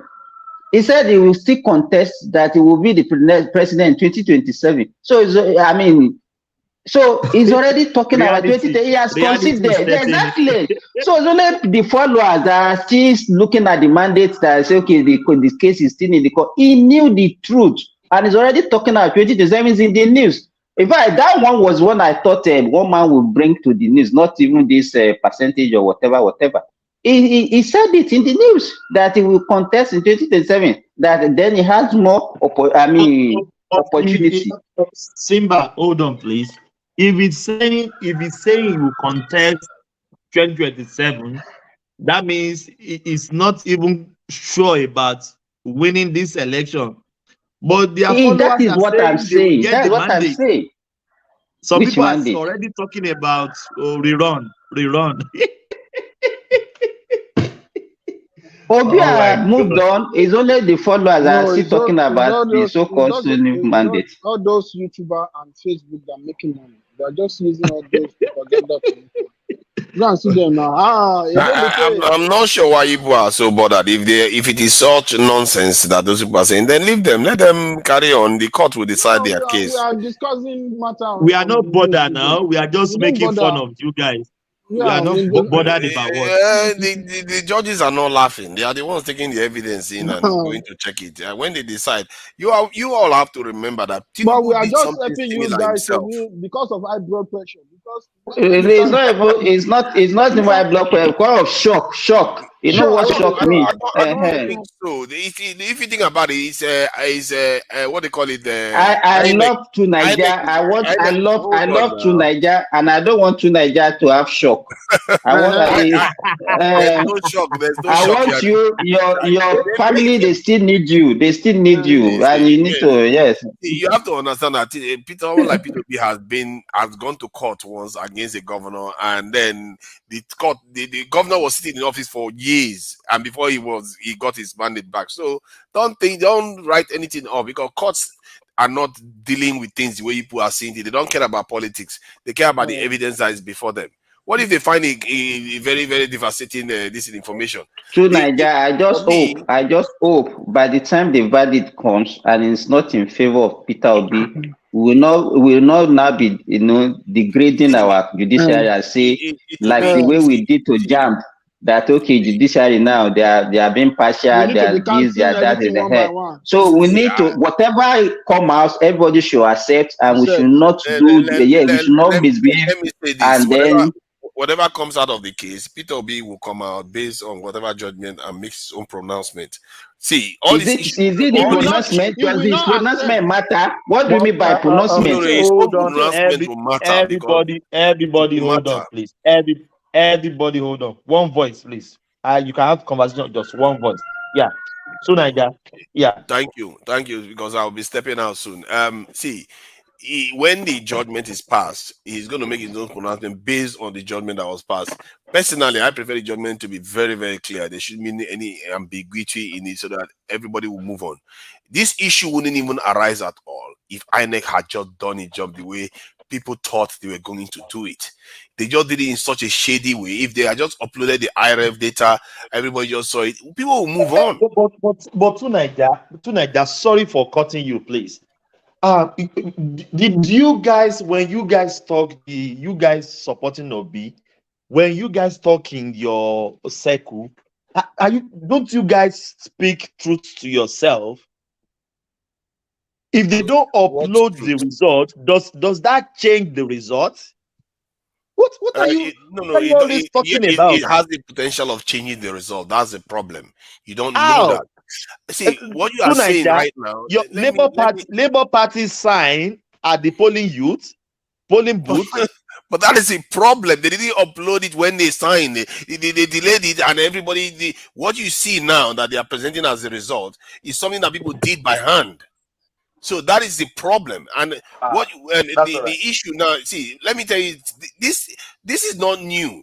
What was his name? Osibanjo was testifying to doing something similar where they had to contest an election, or I think Tinubu actually helped him. So they have experience of doing what Peter Obi is doing now. It's not new. So Tinubu went all the way to London to get fingerprint experts from the UK to come and help dispute an election, and they actually won the case against whoever they were complaining against during that time. When was that? Where? As Tinubu ever contested in the election? That was a video. It was Osibanjo. Yeah, Osibanjo he gave clear details. I couldn't believe it. Akeredolu, first time in that election. It was so State. Yeah. Let me tell you that one. To Niger, we all knew what happened that time, because at that time the petition of governorship election used to end in appeal court, and we knew what Jonathan did to that man. Appeal court chief judge that time, Ayo Salami, that they claimed that it was actually favoring the APC, because there were about 3 or 4 APC governors that they won their election through appeal court that time, and that was why the man was removed. So all these things that we are saying that is one forensic whatever fingerprint is not true. No, he did. Oh God, are you saying now Simbajo is lying? There's a video of him. Tinubu was sitting there when he was testifying to this. He was like making a speech. Then he gave very detailed information. He said Tinubu had to go to London to convince the police officers. They had to get about 50 police officers to come and serve as a forensic witness from the fingerprinting of the voters. they had to testify to the fact that the voters were voting every couple of seconds. So which means that's not the normal vote where they are voting every second or so. So, and if they find that type of evidence in this election too, and it is substantial, which is required, you will be surprised what could happen. What I would say is that if the court says a rerun, actually I think it will favor Tinubu. It's when something disqualifies Tinubu, that's the one that would be damaging. But if they say a rerun, there's no any I think it will favor Tinubu. No any rerun. We don't know. I like your spirit too, Niger. I like your spirit. Keep it on. I have to say that because it's just true. It's not. All these substantial whatever, I don't think that one can happen in presidential election because what will be substantial at the state level might not even be substantial at a presidential election because Nigeria is still huge. So for you to prove for the reason of substantiality is to be very difficult.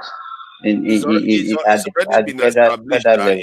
already been established that in Rivers State about 140,000 votes was taken off P2B's number by the time you take Tinubu's one down and all the rest. So if it repeats itself in other states, then you can see where the problem can suddenly arise that, okay, this thing was just, they may not want to just turn the numbers around and say, give it to P2B. They might just say, this thing is so messed up that we'll just... Exactly, because they will do it. They will not do it nationally. If there is a problem, maybe in Rivers, you said, then they will cancel all the vote for all the candidates, not only Tinubu.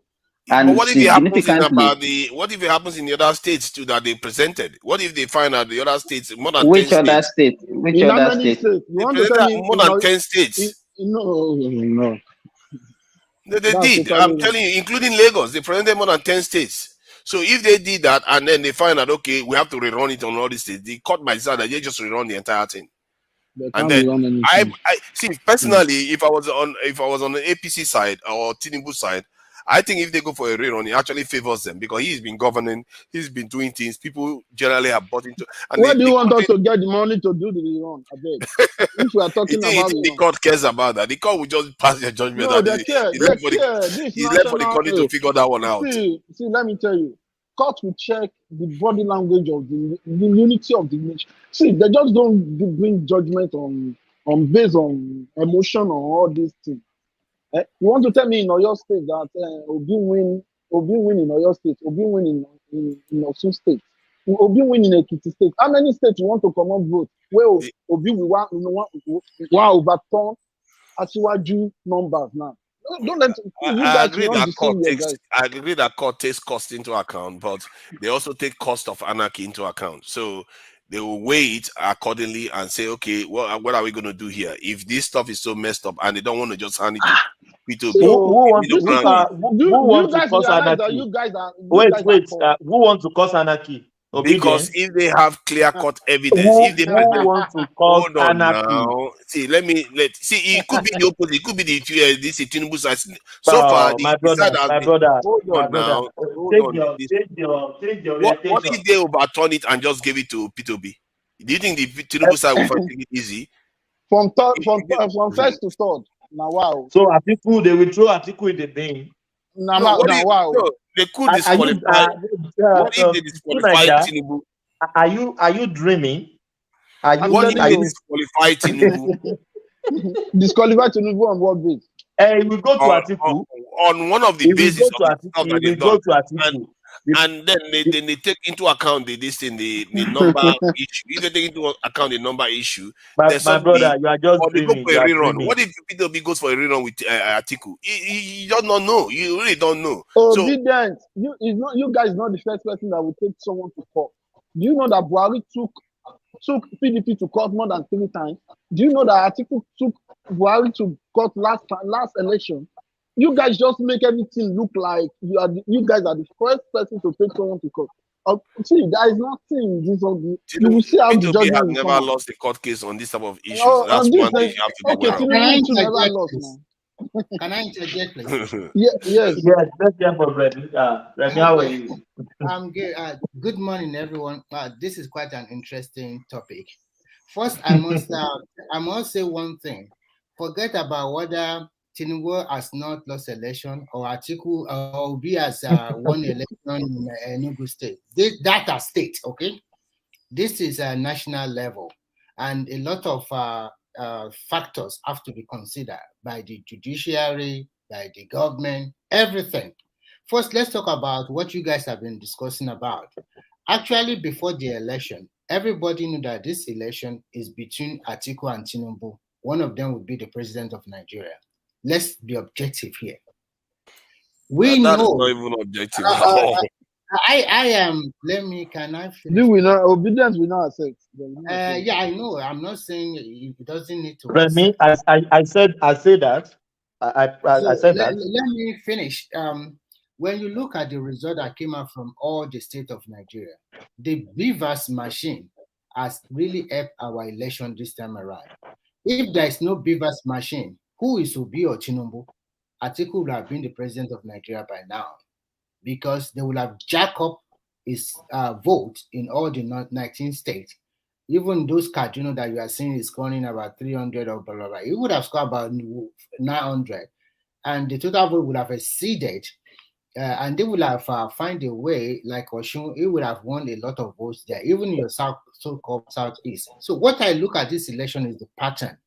When you look at the pattern of this election, excluding southeast, you will see a pattern that is very competitive. In the northeast and northwest, Atiku and Tinubu are very competitive. Even if Atiku is winning, the margin of win is not so huge. And when you go to the southwest, you can see that in states like Lagos State is between Tinubu and Obi, and Obi won. But when you look at Oshun, Atiku won with a slim margin over Tinubu. But when you now just oppose it with the votes that are coming from the southeast, that is the only region that does not have the same pattern like other regions of Nigeria. If we are going to look at it objectively, we can also say that there is a lot of wrongdoing in that place. How come only this man got about 95 or 96 or 94% of the total vote? And we mean that there is no people that are APC chairmen, APC councillors, or APC supporters. In some states, they even have APC governor. But at the end of the day, people there voted immensely for their own. Now, the vote he got from Zamfara and the rest shows that the people there, they don't really know who is Obi. Now, it's opposite to the court case we are now. It's very, very, very difficult, first, for the judiciary to say they are cancelling or they are disqualifying Tinubu. That will not happen. If that's what you are pinning your hope on, I'm sorry to let you. That one will never happen. They will never disqualify him. That is one thing. Number two, the vote between Tinubu and Obi is over 2 million votes. Obi did not prove in the court how those 2 million votes should be weighed away and then tell us whether he wants some vote to cover that the differences between the two. Actually, if they are going to pronounce that Tinubu did not win this election, then the second person with the highest vote and the spread should be the winner. But unfortunately, for both number 2 and number 3, they did not have the spread. And if they did not have the spread, so what is going to happen? Maybe they are going to call for another election, but boy, that cannot happen. So I'm sorry. Of course, I like what this guy is trying to see. They are still believing that anything can happen in the judiciary.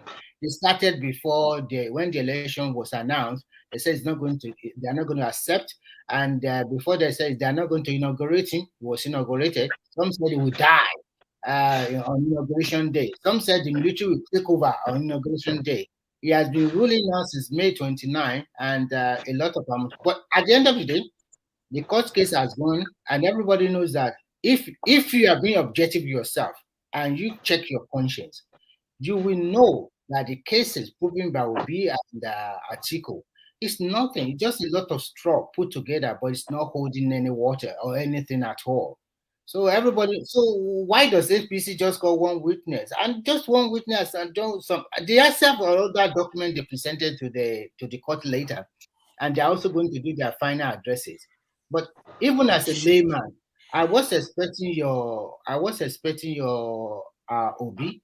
they'll be talking about how he won like a majority vote in some state. And then you also made assertion the other time that Christian dominated in the northern part. When you say Christian dominated, does it mean that all the votes that we had in this election all came from Christians? No Muslim voted for him. That is not a good assertion at all. I can be a Christian. I can even vote for Adewale or Showore or whoever I like, or vote for Tinubu. So in that aspect, but maybe you can say majority of Christians in the southeast and maybe in some part of the north central, maybe they voted for Yobi, but it does not mean the total of them, the north central or the north, voted for Yobi. And when you talk about Kaduna is not 50-50. I will tell you the truth. The Muslims are more than the Christians, okay? So no matter what you say, you cannot say it's 50-50, 50% Christian, 50% that is a lie. So it's not done from the census data that I saw, that's what it was indicating. However, regarding the point of which year was the census you are talking about? I don't know how long ago that was. I think maybe you know that the last time Nigeria conducted a census. So you are saying, you know, that what you are trying to say, that there is an expansion of Islamic people. That's what you are saying. Okay, but the point I'm addressing is the point of the Christian majority. Hold on, please. It's not going to take me long. It's 15 seconds. Please, can you hold on? You made sentence and said disparition of the Muslim. I'm not talking about that one. I'm just talking purely about election, please. So don't let us put religion. I'm saying that if the census is showing that 49%, you said when did they take that census? Which year census? But it doesn't matter, because whatever year they took the census, if you say it's different now, it means that there's an expansion of Muslims. You know why it matters? You cannot tell me the population of Nigeria in 1990 is the same population in 2020. No, we are not talking about 1990. We are talking about sometime in the late 2018, 19. No, Nigeria never had any census in 2012. Can you tell me? And then it's around 2012 or so when they had their last census. Nigeria in 2012 census, that is the blatant lie. Hold on, when did they have their last census then? I don't know, so I want you to tell me. So if you don't know, you are worrying about what the time is. You can't have me both ways. The last census, no, to Nigeria, the last census was held in 2006. Okay, so 2006, and that's the demographics. If he's disagree with it now, no. Goodness. What's your name? Sorry, to Nigeria, 2006, 2023. If you minus 2006, that's roughly about 15 years, if I'm right. How old are you? Yes. 15 years ago. Can you tell me, do you know the population of people living in Lagos in 2006 compared to the population density? The demographics hasn't changed. That is the key. It doesn't matter whether the population grew. All of them grew in proportion to each other. If the demographics are still there, the population, the people that troop into Lagos are different kind of people all over Nigeria, and they are not worshiping the same faith, the same religion. So some of them does not even go to church or more. They are not even known to be a church member. Or maybe my point is a lot simpler than that. If they're not, I'm even using 40%. I'm saying maybe Muslims have expanded in Kaduna. Even if it's 40%, my point was that I'm not saying all 40% will vote for Peter Obi. I'm saying that. No. I heard you. The other I'm just trying to add. Can you let me? They said no. Remy, it didn't say 50%. It said 40%. Okay, yes, and I said, let me add context to my statement. When I make such a statement, why are you not letting me talk? What is the matter with you? I'm trying to shed light to the statement, and you won't let me talk. Let me finish. Kindly, let him talk, please. The point I'm trying to make was that before he goes and start wasting people's time, is that when I say that, okay, those 40% should vote for Peter Obi, I'm assuming that some of them will not vote for Peter Obi, and some Muslims will vote for Peter Obi too. So there is always this bordering area where you have some Muslims voting for Peter Obi and some Christians voting for the other parties. So it's not necessarily fixed, obviously. When I say, why should I expect all Christians to vote for Peter Obi? Let me support you. I just checked now to Nigeria.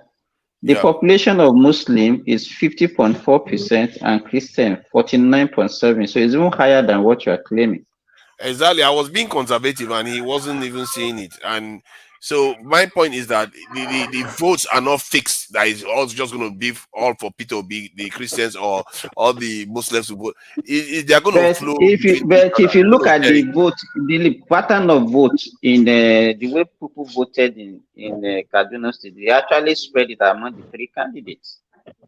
Exactly, and that is why it's not very clear how the vote, the breakdown is. And from what surprised me was that this is a northern state. It's a northern state with almost half the population Christians. I was surprised to see that. I understand what you are trying to say. You are just looking at it on Labour Party or Obi Party alone. You are not looking at entirety of other. Like for Southeast, can you tell us the justification why other political party cannot even have 5% or 10% of the vote? Or Muslim, and they also have a lot of Muslims. At least in Southeast too. Living in the Southeast. Yes. That is very simple. I've said it from the beginning. I've said it. See, that is very simple. I even give you evidence tying my statement to it. Is because the enthusiasm gap between the northern, that's the other candidates, and the southeastern candidate, which is Peter Obi, is very, very high. And it's so like when Obama...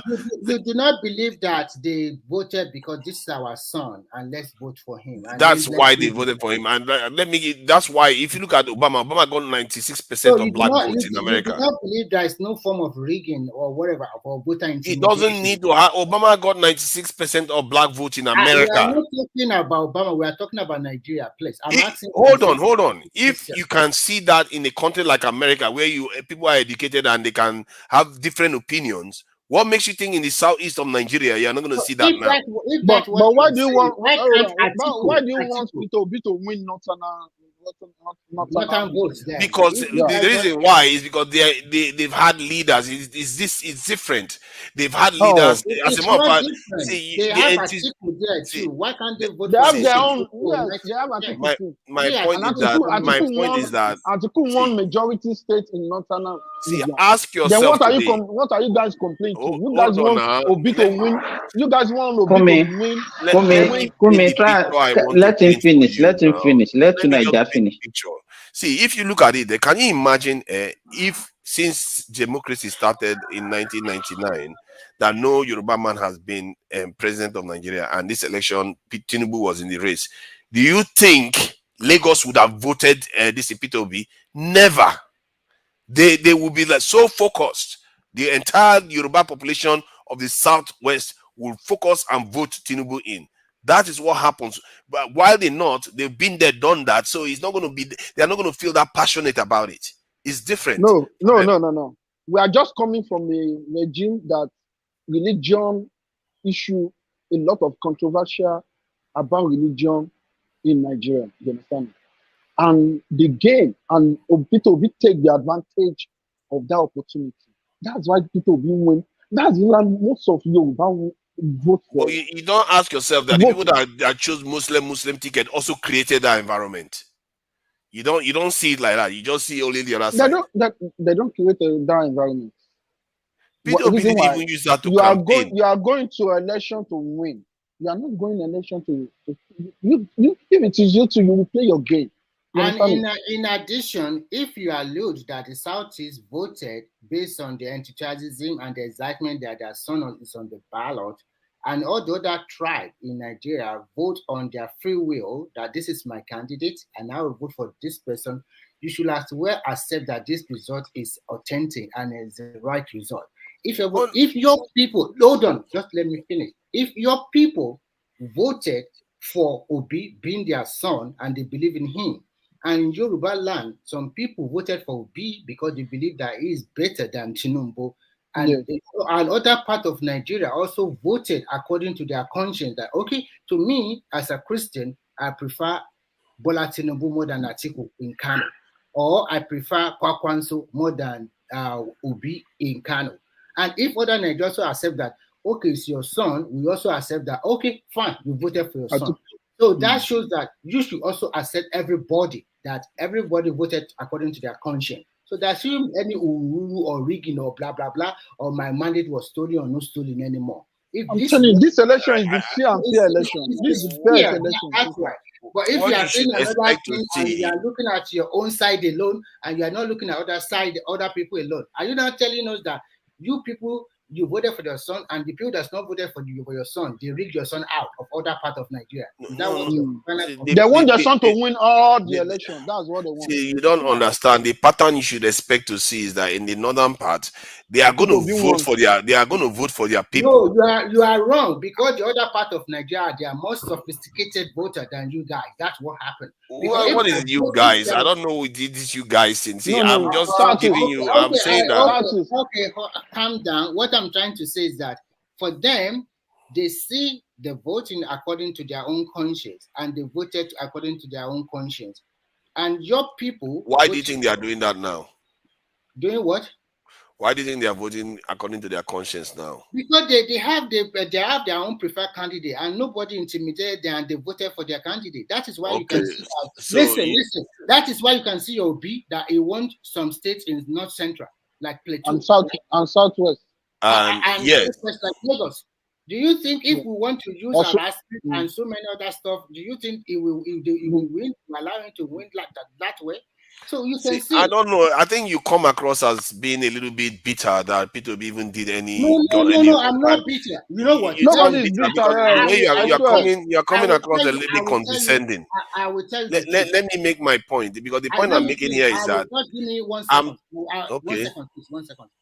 Today, if Obi have won that election, me personally, Remy, I would have moved on since on, and I will congratulate him. I don't need to talk myself anymore because if he won, he would have get all the spread and get the majority vote. I won't dispute nothing. And the beefers machine really helped. That is why when they go to the court, you can see they are not telling us that okay, we have this beefers machine accredited 500, and people that voted here they are more than 500. Nothing like that, because if more votes in a polling unit is more than the accredited from the beavers machine, that polling unit stands entirely void. So, so when you talk, please, I just want you to look at it objectively. I know you are educated and you are learning, you are exposed. So look at it objectively. Don't look at it too much emotionally. Whether you like it or not, if at the end of the day, do you know the reason why we're saying we run election? Because that's what the obedient are saying 2 days ago. No, they are not saying. Don't let us disease ourselves. This is not an election that is very close in. Why are you people so hype? You see, it's funny that some of you will accuse the obedience of being passionate.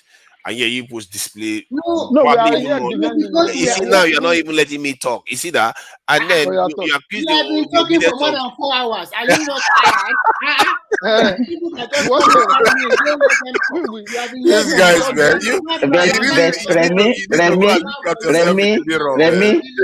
Remy, people that are talking now are not so many, so it's a conversation. So let him talk, so that at least whatever he says, that is what will influence what you are going to say also. So let's tonight that talk. Oh my God, that guy is funny, man. You said 1 second, and your 1 second has gone. That guy is funny. See, the point is that the spread you should expect to see is that yes, you will see northern candidates get more northern votes, but the enthusiasm gap will mean that P2B will just get maybe 2% extra or 3% extra than the northern voters will get in the north. So, like in the case of this thing, what he was referring to, that if Peter Obi had won, he would just accept it, and that the obedience are intimidating people. In reality, if you look at this election, I don't know why the other side says these things. In reality, it's the obedience that are intimidated most. They are the ones that are attacked most. No. Let us go and check back how election will run out in Southeast. They don't allow anybody vote. You got Southeast don't allow anybody vote for any other party. We didn't see any video of them intimidating anybody, like Oluomo was. They don't intimidate, but they stand by the polling unit. Telling them where to vote for. They don't. See, Obama won 96% in America. So why are you surprised? I don't understand why you are surprised.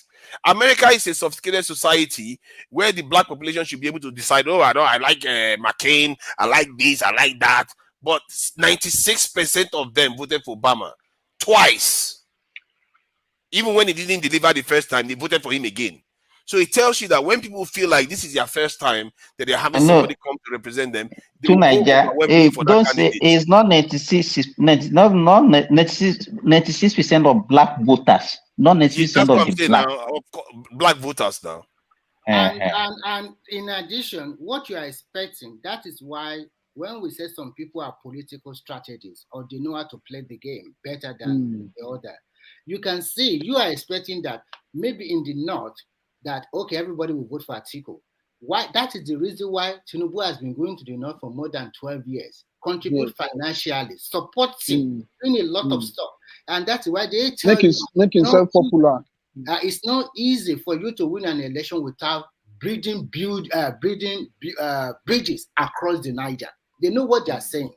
Anybody that want to win election in Nigeria have to build bridges across the region, especially across 5 regions. Even if you say, okay, Southwest will not vote for me, then I must get Southeast and I must get South-South. Do you think they are supposed to look at the vote that come out from Akwa Ibom, from Cross River, and also from River State? Look at the vote that come from. If initially, if between Atiku and Tinubu, those votes would have gone to Atiku, and Atiku would have gone, he would have gone hands down. He would have been the president of Nigeria today, even not considering what happened.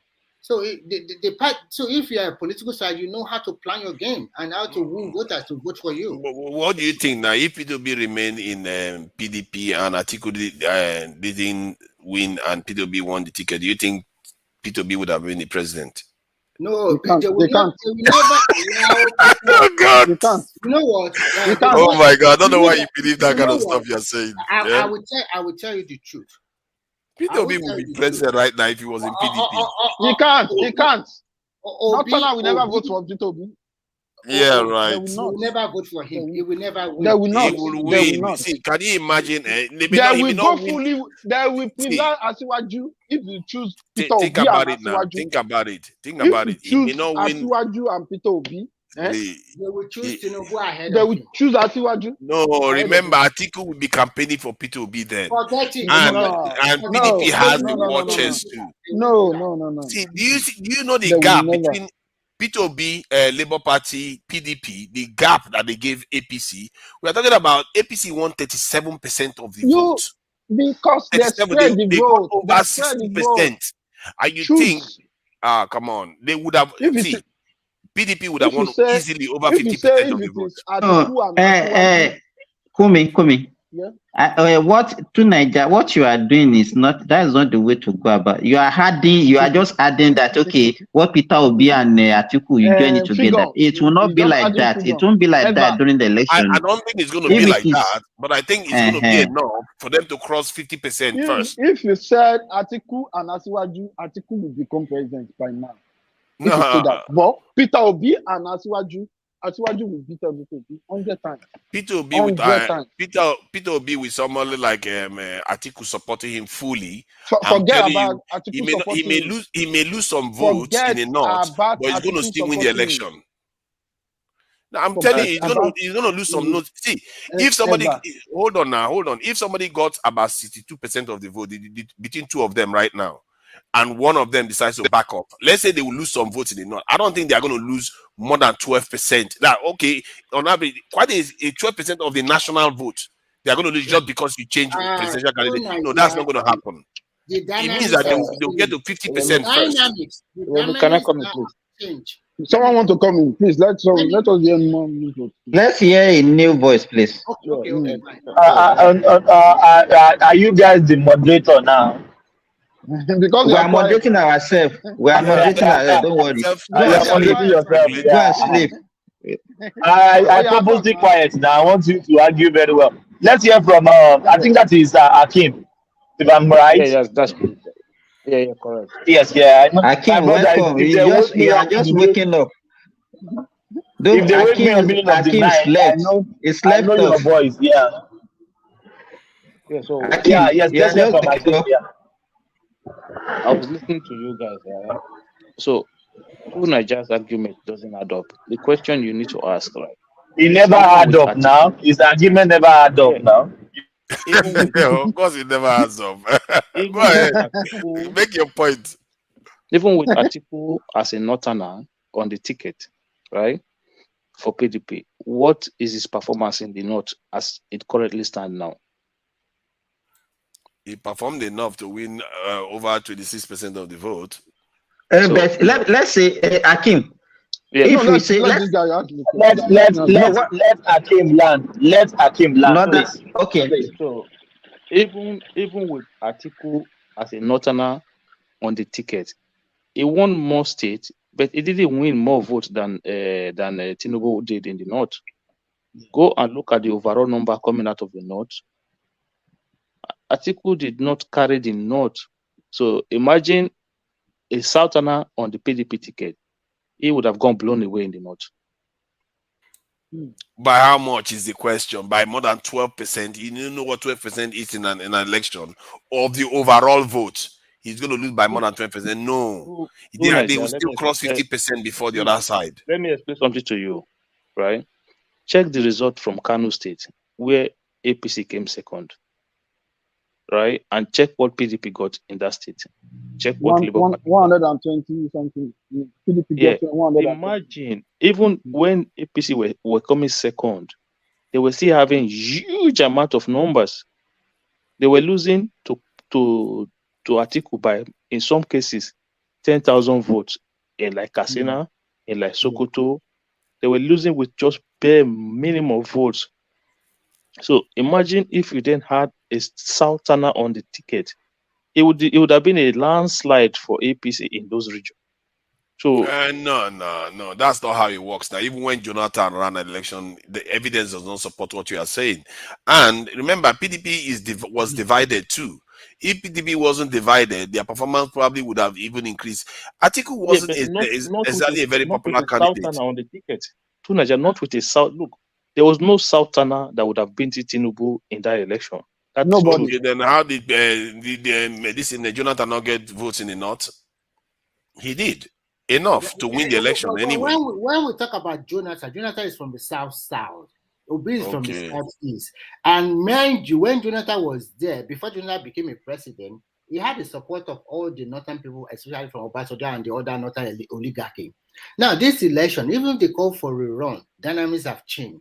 The Kwankwaso you are seeing now already in a line with that means and Atiku did not put off his spirit effort because this guy have already appointed a lot of people and everybody want to hold their base much more better than the last election. Of course, I did not say any rerun election. What the court will tell, in my own opinion, this is my opinion. What the court will tell you is very simple. The IRF or whatever. Obi is not qualified. No, I don't know. They will not disqualify any candidate. But what they will just tell you is that the IRF you are talking about is immaterial. The most thing that is material is that from EC8 from the polling unit. Let me let you know how parties get their candidates elected. Let me finish. How long are you going for? I am. This guy, he never stop. Let me finish. Just because you are talking, you have to carry on talking. Give me like it's not up to 1 minute now. At least 1 minute. Give me 1 minute. I have listened to Supreme Court judges and I've listened to all the tribunal in Nigeria. All what they rely on, even in the case of Adeleke, they did not rely on IRF or whatever. They don't rely on the form ECA8A. And remember when the Oyetola also printed out the result of something from the Beavers machine, they said that is not completed. That is not completed. That the completed one is what Adeleke presented in the Court of Appeal. And they said that was the genuine one. So I was expecting Obi in the petition to tell us that, in this state, I was churching by 200,000. In this state, article vote was supercharged by 500,000. I was expecting to be proving it state by state, case by case. That is what they always do in the tribunal court. But it was not. Remy, they were trying to discredit the election so that. I understand, but when you say discredit election, we are talking about substantial compliance to the. Exactly. Is the election? Does it have substantial compliance? If it's substantial, all those small in the whole of northern Nigeria, there is no irregularity. Only the Southeast and South or Southeast they were fighting. And that is not enough for you to cancel election because the total vote is about 24 million votes and you are talking about nothing less than 500,000 votes. let's just say all the irregularities, 500,000 votes, or maybe 200 or 300,000. The 500,000 vote, does it more than the vote the first candidate, Inubu, win ahead of Atiku, which is about 1 million votes? So you can see. And then we talk about B, which is about over 2 million votes. I think you got over 1 minute now. See, what I was saying about... You will never believe, but... you've gone over 1 minute now. Come on, calm down. To Niger, and Remy. Let us compare. Hold on, Simba, please. Hold on, please. Please, Sunaja, you the moderator now. Come on now, we're please. just having. No, we're no, just no, no, no, self-regulating. please. We're just self-regulating. No. Please, yeah, yes. It's my Simba. turn now to talk Yes, now. He's been going on and on. No. You guys are having good conversation. Don't let us let it go that south. Yeah. 30 Simba. 30 seconds now. Yeah. Okay. What I want to say, the discussion between Akim and Tunaija. I have the result of 2011 election between Jonathan and Buhari, between the Northerner and the Southerner. And let me just read out the result in the North for you. Because Jonathan, as you are claiming, Jonathan did not score as much as you are claiming, Tunaija. In Adamawa State, he scored only 37% of the vote. In Bauchi, he scored 16%. Only 16% of the vote cast in Bauchi. In Jigawa, he scored only 36%. In Kano, he scored only 16%. In Katsina, he scored only 16% also. It was only in Kebbi that he scored more than Buhari in 2011. Only in the Kebbi state. Most of the votes that actually made Jonathan to win that election was actually from the south.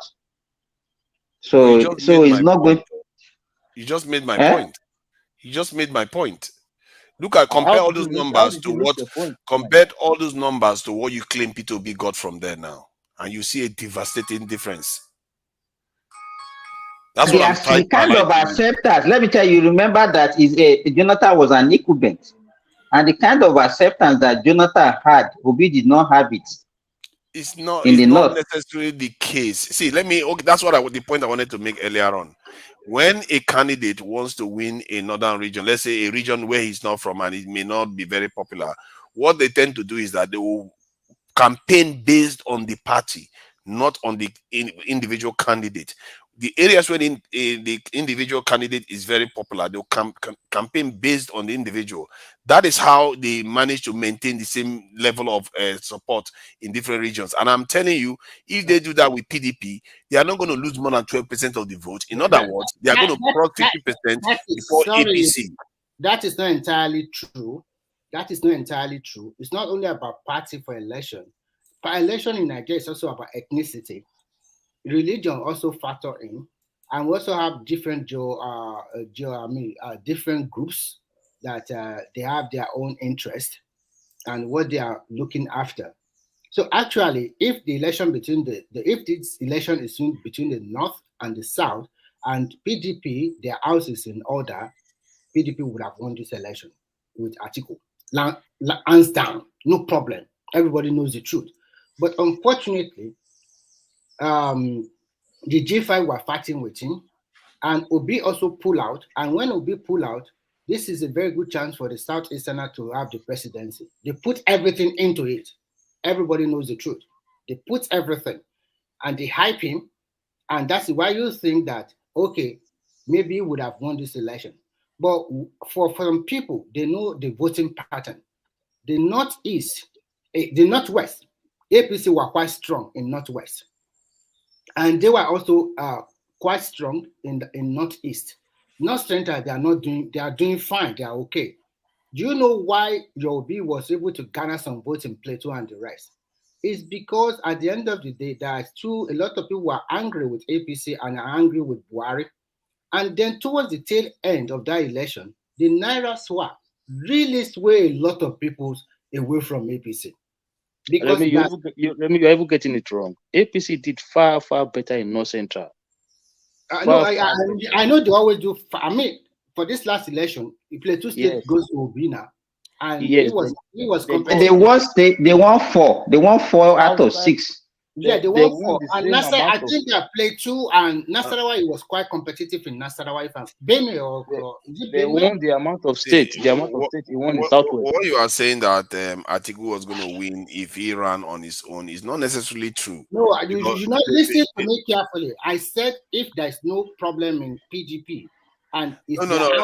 You're not, yeah, I hear you, but hear the point I'm making first. The point I'm making is that first, we've already had a Northern and Fulani president in office, and the South during that, even before the primaries, the noise was that it has to be a Southern candidate, and even I was saying if it was Atiku, better to go with this thing. Whoever comes out of APC that is from the South, whether it's Tinubu or Osibanjo, they will want to vote for them. So it's not very clear cut that the South will not have shifted towards ask yourself APC. this question. Ask yourself this question. With Tinubu going to the North more than 12 years or 15 years, supporting everything, did he even win most of the state in the North? At the end of the day, they still voted for Atiku. If PDP, their house has been intact and no problem, everything is okay, it would have been your president by now. So that is what we get. It's not necessarily true. It's not necessarily true. Because you're not taking into account the feelings of Nigerians. Listen. Your B is not on the ballot. He is not contesting. And then you guys are PDP. Do you think you vote for Tinubu? It's a lie. You vote for Actually, no. See, that's crazy. No. You don't understand. Nigerians were in a place where they were just tired. That no, okay, you guys vote. You guys will vote for Atiku. No, they won't. I can assure you they won't. I've never had. I am telling you, I've not had one candidate that said they should be voting for Atiku. I'm telling you, see. If that happened, you know what Southerners are going to do? Enough is enough. We've had another Fulani president. The last thing they would need is 14 years of just Fulani leaders in Nigeria, and not even very good ones. They won't vote for Tinubu. They will vote not.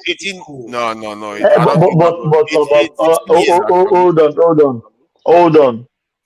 Don't you know there is this rhetoric out there that Atiku is going to pave way for a Easterner president? They will vote for Atiku. They are not buying that. They are not buying that. They are buying it. They are buying it. Why do you say they are not buying it? I don't know why you are saying these things. I'm telling you, the conversation that was being had during that time, nobody wanted Atiku. Nobody's looking to vote for Atiku. No matter what happens, the way people were looking at that, why do you think Wike turned against his party? Wike went as far as supporting APC, beat Tinubu, because he says no matter what, the presidency has to come to the South. Do you know Pius Ayim? Of course. Yeah, you know there's some other Eastern big power politicians that they contested the primaries with Atiku. All those states there, those guys came from, they voted for Atiku in the primaries.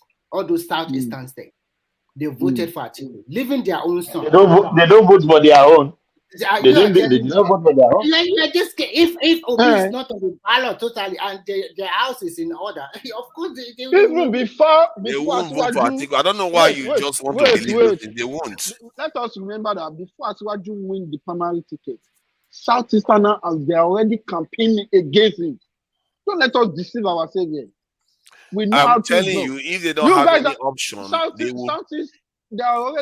they will be more split than ever. They will vote for. I can assure you that even Edo will go for this in. Let's say it's Tinubu, they will go for Tinubu. All of them, because they don't have a choice. Because Obaseki is Atiku is Atiku voice. It will be and it's under PDP. You people forgot. You people forgot it. You see how quickly people forget stuff. Just 6-7 months ago, 8 months, people were like Fulani issue in Nigeria. It was so big. Like you can't. They'll say the conspiracy of Fulanis, and you think Nigerians were ready to elect another Fulani in office again? No, Southeast will not go that way. Southern candidates will go for any Southern candidate. We see this scenario. See all those Southeastern politicians that contested the APC primaries during the election. APC primaries. All of them went back to APC, went back to Southeast. None of them campaigned for APC. They did not campaign for Tinubu at all. Even during that, Ingige.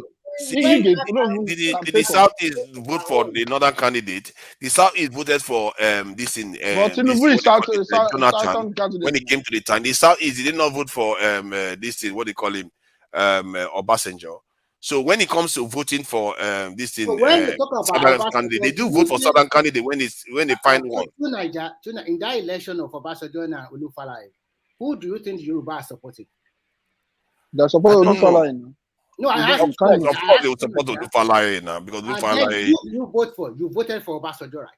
Yes. Thank you. I didn't vote in the election, but I didn't vote in the election. I'm saying the Southeast and the South generally vote for a southern candidate when they see one. No, what I'm trying to put across to you is this.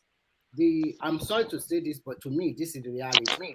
The Southeast will always vote against Yoruba interests because we are not voting for Obasanjo that time, and you guys voted for Obasanjo, which is fair. It's a politics, and he became the president, and he elected a lot of you guys into ministerial position and so many juicy positions. That is why the anti-Obra border came into being. You really have your own way of looking at things, but you might, I don't know. All I can tell you is what I know. No, I am telling you the truth, but the truth is very bitter, and you don't want to hear the truth. You don't want to accept now.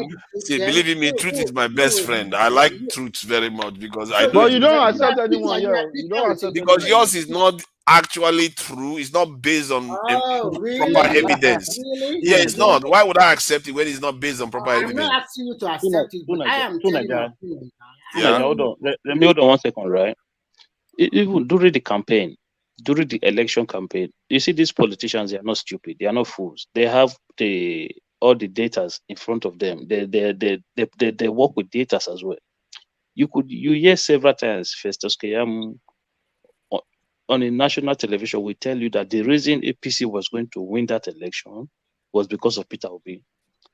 On several occasions, Keyamo made such statement during that election. Not after the election, before the election, he was saying it. He said, in fact, he will ask Tinubu to invite Obi for his inauguration. He said because without Peter Obi, they would not have won that election. And all APC, every APC members, majority of them, acknowledge that Obi's involvement in that election was the only reason they could have won that election. I think that is see, maybe he's right in terms of within the numbers himself. What is not countenancing is that thank goodness Peter Obi showed up, because what could have happened in Nigeria right now, God knows what could have happened, because the two candidates were terrible for Nigeria. You are going there. You are going there. Yeah. Nothing will happen. No.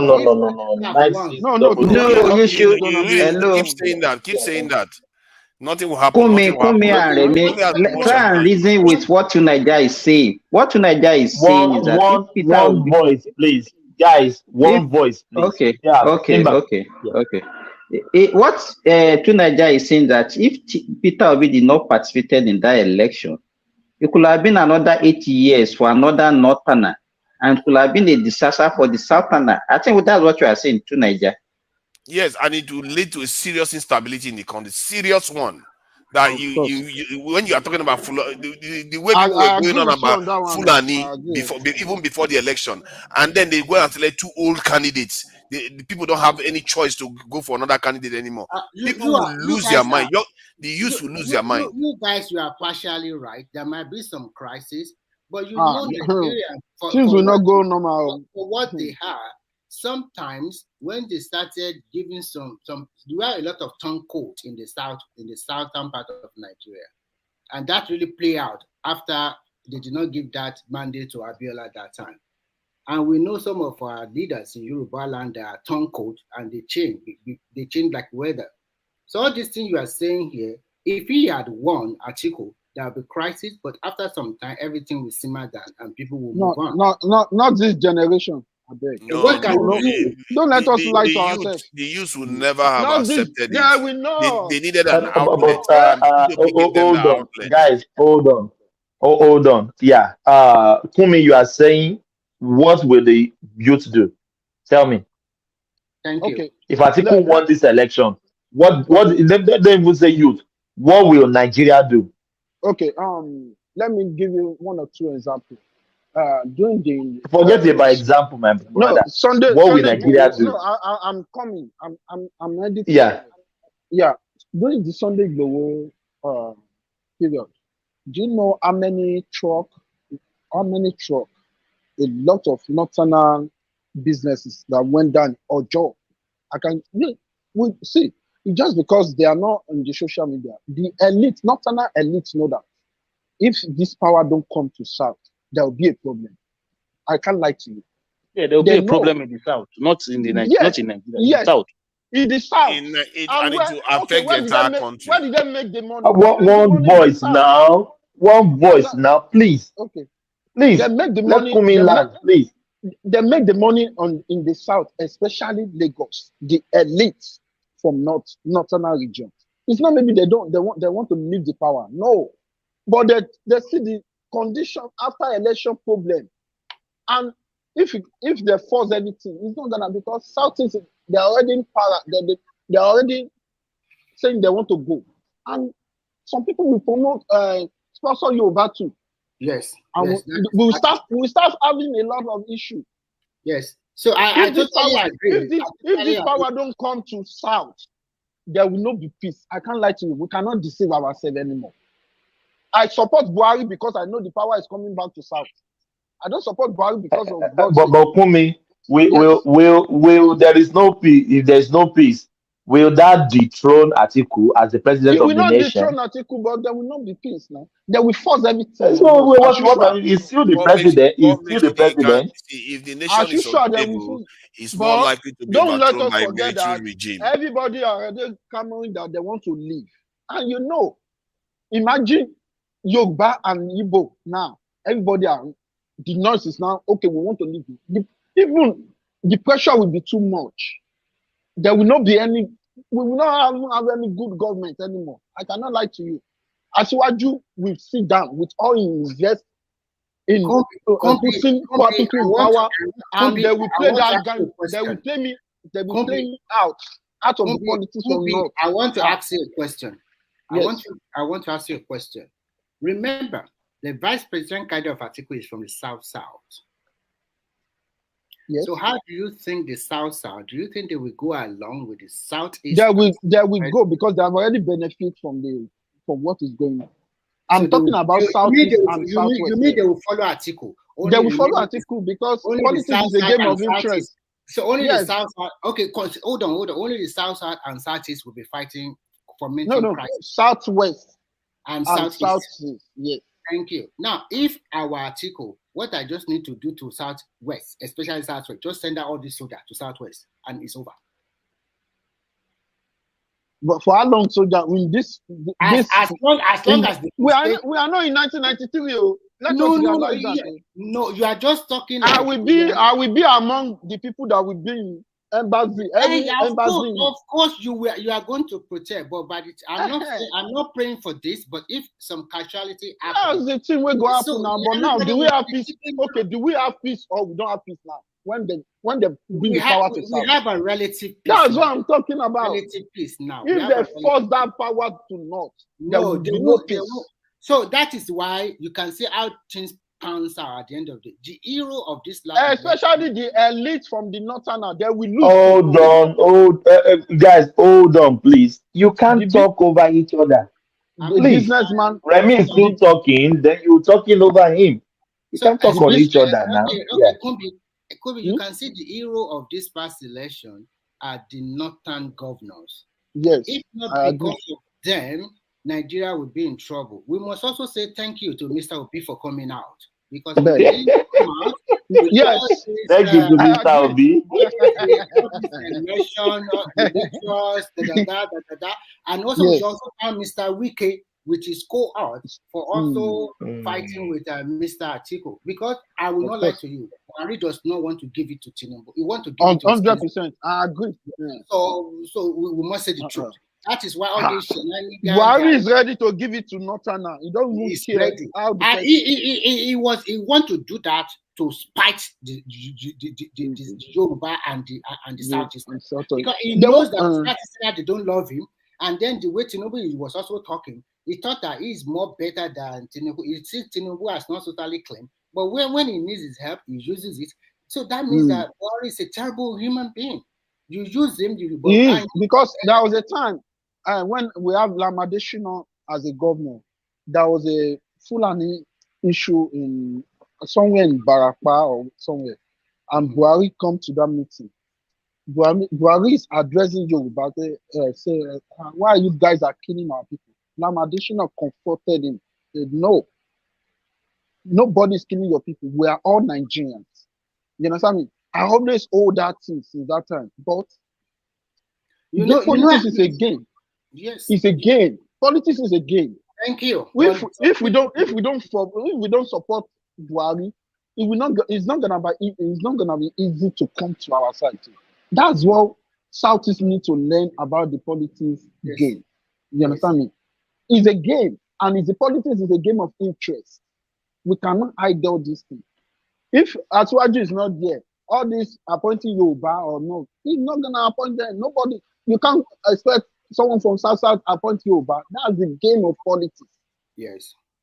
And apart from that, you can see that. Let me land this. I want to invite AY. AY has been quiet here. And if you see this last election and before this last one, if Tinubu have not supported Buhari, Buhari would not have won twice.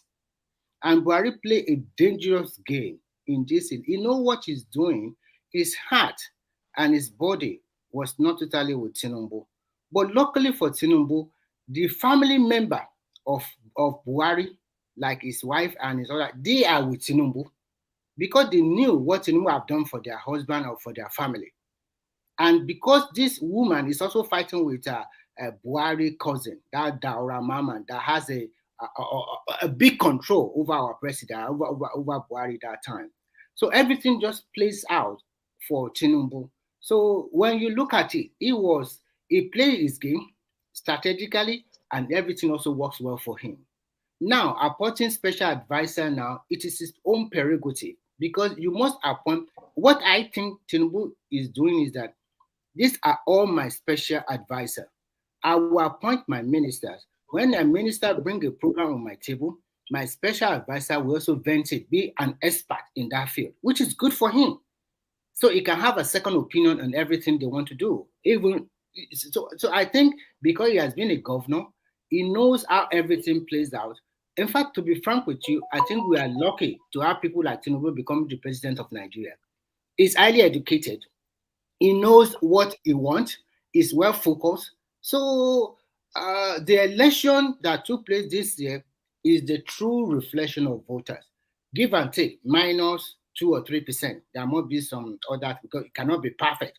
But the irregularity, is it enough to cancel the election? Is capital no. Does the election conform with the laid down rules and regulation? Totally 95%.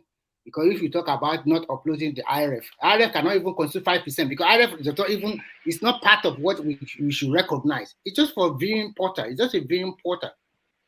Because at the end of the day, what INEC will collate is that from EC8 from state to the state collation center, that's what they took to Abuja. And they will cross-check it one by one because before they announce the state result in the national collation center. So when you look, this guy won fair and square. It was quite competitive in the northern part of the country, neck in neck with Atiku. He won 4 states out of 6 states in the north central. He won 4 states in southwest. In south-south, I think he won 1 and competitive in 2 or 3 like that. And the southeast is called 0. So what are we talking about? He has more than the spread in about 29 or 30 states of the federation. And the people that took him to court, the judges are not stupid too. They are human beings. It's you that you are complaining. It's your mandate. Did you have the spread? No spread. No majority vote. Nothing. And when you are telling the tribunal, you are not telling them I was cheated out of 500,000 votes here or 400,000 votes there. You are just talking about what complaints are we talking about here? The people go there. Remy, thank you. Let's hear from AY too. AY, do we have AY? I have 2 videos for you guys to react on. We call it AY is unusually quiet. You're usually quiet this morning, AY. Please kindly like, share, and subscribe. Everyone listening. Thank you. Thank you so much. You are the only one that give me some accolade this morning. Help me propagate before you move on. Offering time, blessing time, blessing time, offering time. Yeah, we expect your super chat too. We yes, we respect that. Keep them coming in. Yeah, Ewa. All right. So, I've been hearing to Nigeria the sides on the code facts of this election. The truth is, if Peter Obi was not involved in this election, there will have been a possible disintegration of Nigeria. Really, the only thing that has not really moved Nigeria to dissolve is people from the southwest, because they've not ever agitated so much, to pull out. The day people from the southwest join this agitation, then we can tell that Nigeria will disintegrate. However, but we already have the Yoruba nation now. No. When I say power movers, what I mean power movers, the people agitating are not really power movers. And if don't mind Thomas. How can Igboho or the way Igboho will be the one championing our own nation for us? Igboho, illiterate for that matter. As civilized as the Southwesterner, as literate as we are in the Southwesterner, is Igboho that will champion our nation for us? Are we joking? I'm serious. So that guy is very joking, man. Igboho is a joke. It's not even beside people like us. It's a joke. Even people a Southwestern graduate that just graduated. Did he go to school? They were asking, "What are your credentials?" Did he go to school? He didn't see the 4 walls of university, so there's nothing he can talk that even me, someone like me, will listen to him. He doesn't have a stand. Because in Southwest, what we ask you is, what are your credentials? Did you go to school? Did you go to school? No. So when people like Afe Babalawos will start talking, people like a tout will not be our agitator. President. You go president. You go for president.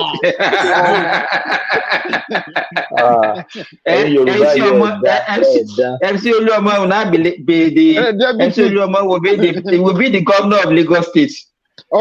Then auxiliary will be the one in Oyo. We're in trouble. Even they themselves, they know their place. We don't need to tell them their place. They know their place. But imagine if someone like Tinubu, a well-renowned leader, and some other leaders, Oshoba and all that, and they begin to make those pronouncements. There's nothing we will not fight like these people. We will go through the legal means normal process, and they will not stop it. No constitution, no military will not even come. You know the way we are. Even if Buhari says it deploys military presence, we will go through the laws and the international. Hey, are you getting proud now? Yoruba people? We're not proud. We are just saying the reality. But the truth is, thank God, Buhari's body language was not for Tinubu. No, and I can tell you that the power. People still don't know that the power struggle is still going on. The truth is, let me tell you what they wanted to do. They know that Inubu is coming with restructuring. He's going to restructure that country. I won't be surprised. Don't be surprised if you have a brand new constitution. When I mean brand new constitution, we are going to get that. And do you know why they were trying to stop that? Even after Tinubu had won the election, the cabals in the north knew that their hands are tied, and they are trying everything to frustrate the governments. You notice that's why they sponsored the Yari to contest the Senate presidency. Yes, you're right. Do you know that the power play is they want to force a rerun so that a Northerner will sit as the Senate president? And if there is a rerun, let's say they force a rerun, a Northerner is sitting as the Senate president. You know, the Northerner Senate president will assume the position of presidency at that time, right? When there is a rerun. And technically, power is back to the north. Do you understand? So people don't know that. That's why Tinubu, and if you still know, for us to know, Tinubu is really dealing with Yari. DSS arrested him a few days ago, invited him, because Tinubu is not done with him. Because Tinubu understands that cabal, that space is still breathing. they don't want emancipation of Nigeria. They don't want it. I'm still saying it. They don't want it. And when we say progressive, when they say the North voted for Tinubu, the North is divided into two now. People don't understand. There are the progressives in the North, and there are still the conservatives in the North. El-Rufai is part of people. Notice that people that had come to the West or Northerners that come to the South, related with the South, and they can compete intellectually with the South, when they move back to the North, they turn to something like progressive North. Yes. That's why El-Rufai someone was like able Ribadu, Shetima. No, someone like Ribadu, someone like Shetima, there is emancipation that no, this thing is not right. And you know, if El-Rufai comes frontally and say this thing is not right, we are not practicing. You see people like El-Rufai come out and say we are not practicing true federalism. It eats the entire base of the North, because they know that when we start practicing true federalism, resource sharing and all of that, people that are not, if you are not competitive, you'll be at a disadvantage. Some people don't want that. And I can tell you people that are in that class, people like not Elders Forum, people like this Akim Baba Ahmed, because in the right sense of true federalism, sorry to say, that guy should not be talking to us in the media for us to listen at all. At all. People like that are not meant to have power at all. People cannot imagine how someone migrated all the way from their country. Their father migrated into Nigeria and he rose to power. From Mauritania. Yes, Mauritania, and start having that power over people that originally owned the land. And they will still say, you will still come and say the North did not do this. Who are you to talk for the North? Because you are not originally from the North. So people don't understand, and it's just the face. There are many other faces. So how did those kind of people rise to the point where they control our political system? So we should know that if you can think through it, it should give us an idea of the kind of rough that is in our political system.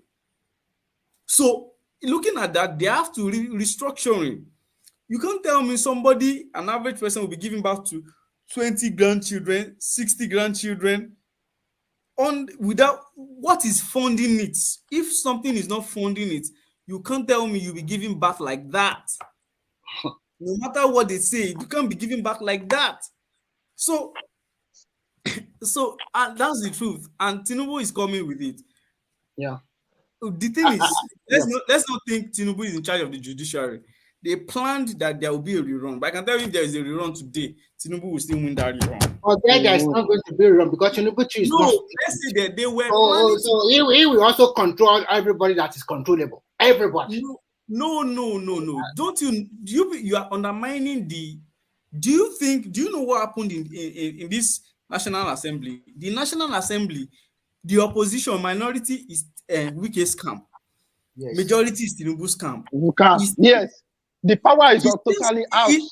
North is in the way, like, sorry to say, those kind of conservatives like Kambuwa and all of that, they are out. And they're trying to find their way in. Yeah. Look at the senator that was saying that he influences his wife for judgment. How did that kind of person get to be a president of a court of appeal? Look at what we are. We don't know how we think the judiciary cannot be mad. Do you know the kind of power struggle before a Satana became a CJN? Yes, that the present one. Yes, this present one. Do you know the power struggle? That one of the before. What is so do you know that it was Tanko that studied Sharia law? I respect his career. I respect him. But look at it in a real sense of it. Is Sharia law part of our constitution? Other day, this Sheritor Yerima said Tinubu should start talking to bandits. Why? Hey, no, imagine. Crush what is crushable. AY, 1 minute, please. Do you guys notice that there's a lot of things going on in Zamfara State and Taraba State? The gold mine again. You understand me? All the former states and the present state, they are making a lot of money from the gold mine. When you And think, they realize that how do you think Yari, how do you think he got money to fund his own Senate president? And they know Asiwaju is coming from poor. those. His state is poor. Zamfara state, they are poor, right? Look at the multidimensionally poor people. They are poor, right? They are, what is their IGR? What is his pension like? Which business is he doing to be able to raise that amount of dollars? The guy already makes. So, AY, the guy, they already mix some, and that's the one thing I also don't like Buhari about. He played too much double standard. That's why they mix and everything supposed to be going to the federal government port.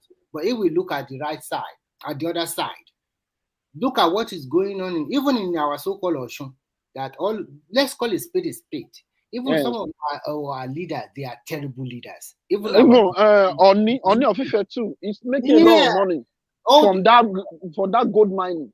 When you look at Remy, let me tell you, before that Osun River, if you are conversant with Oshogbo, is a very clean river that you see. If you go there, if you get to Osun River now, it's like mud. Yeah, because it will be flowing like mud.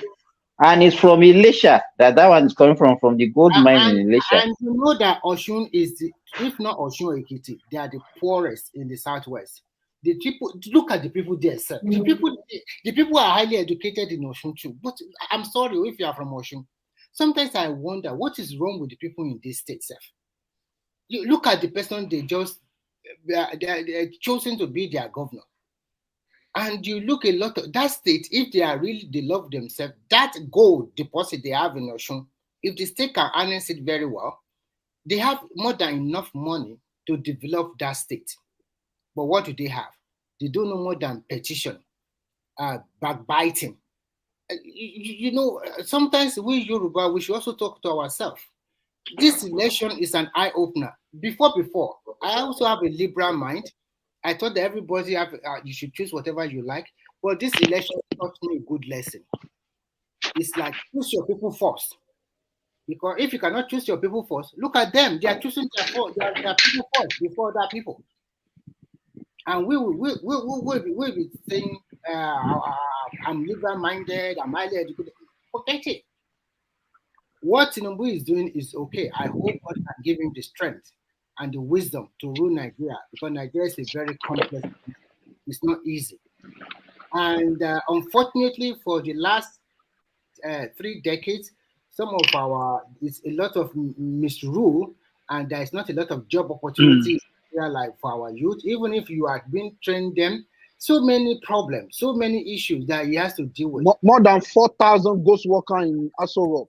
More than 4,000. Do you know something? More than 4,000 ghost workers. Have you seen Tinubu's cabinets? You see that you have not seen that, not released that. Look at Burin Buhari's time. I wanted to make a comparison. Do you know during Buhari's times you had a lot of people occupying positions inside Aso Rock? You don't know what they are really doing inside Aso Rock. 4,000 ghost workers in Aso Rock. 4,000. Each person are collecting 4 million. 4 million.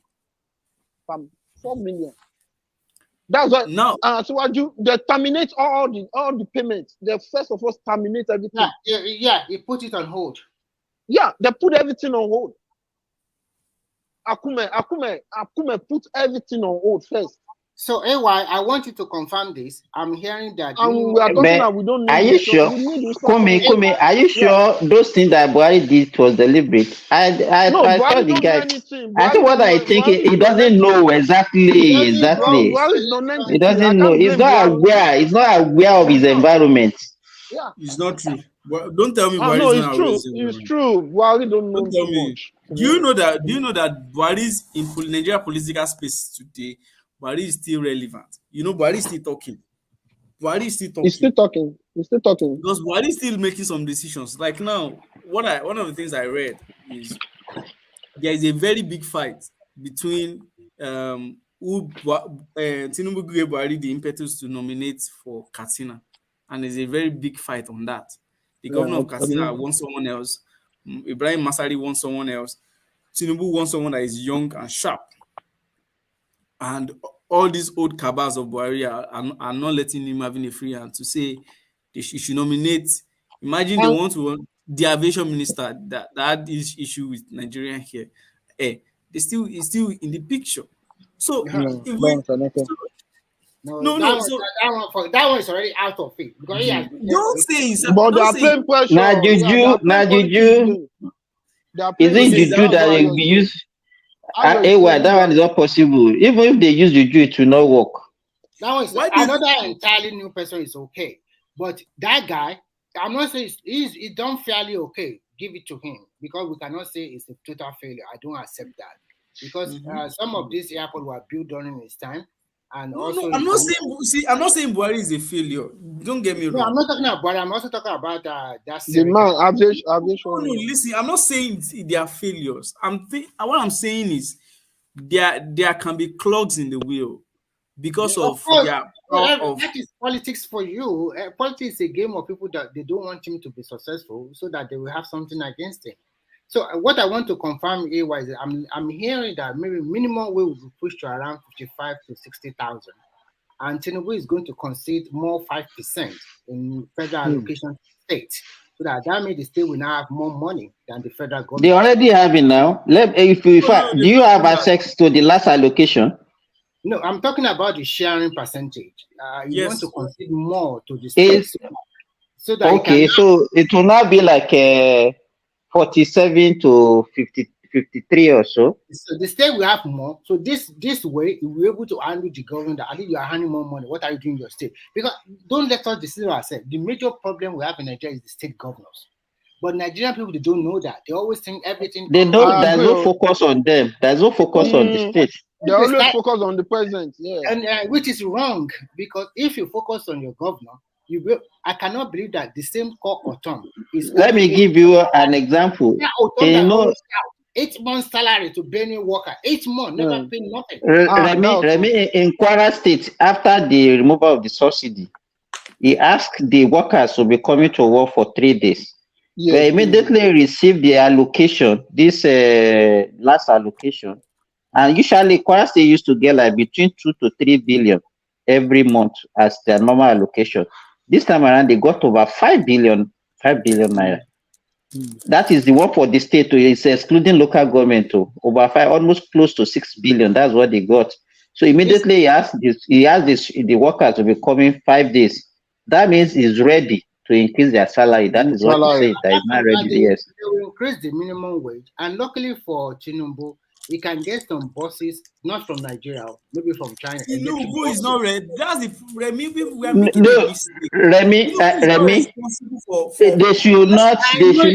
Tinubu should. About palliative for people. Remy. Responsible for palliatives. Let's be honest with ourselves. It should be. What I'm trying to say, Simba, sorry, what I'm trying to say is that if you leave it for this governor and you give them more money for allocation to buy, they will not buy, or they will pocket it. No, Governor, go and check what Governor Zulu did now. Governor Zulu is already. It's not. I will not. Remy. Yeah. Remy, let us remember what has happened in the past. Government dabbling into buying buses will never work. Believe me. We have tried it during Jonathan regime. In fact, they did it like a PPP something. They gave it to the you can see even Labour NLC. They had their own that federal government gave them that time. That's how you see it. Labour bus and URTW, RT, and all those things. All those buses have disappeared. So we have to learn from the past. It will never work. Buying buses will never work. I understand, Simba. Kumbi, are you there, Kumbi? Yeah, I'm here. That means I know you are from your state, right? Yeah, I'm from Oyo State. Then we are in deep trouble. That state will never develop. You guys just go to Ibadan. If you go to Nigeria, just visit Ibadan. It's a nice. I don't know. Them. I'm from Oyo State, but engineer. The people are come and see Okada.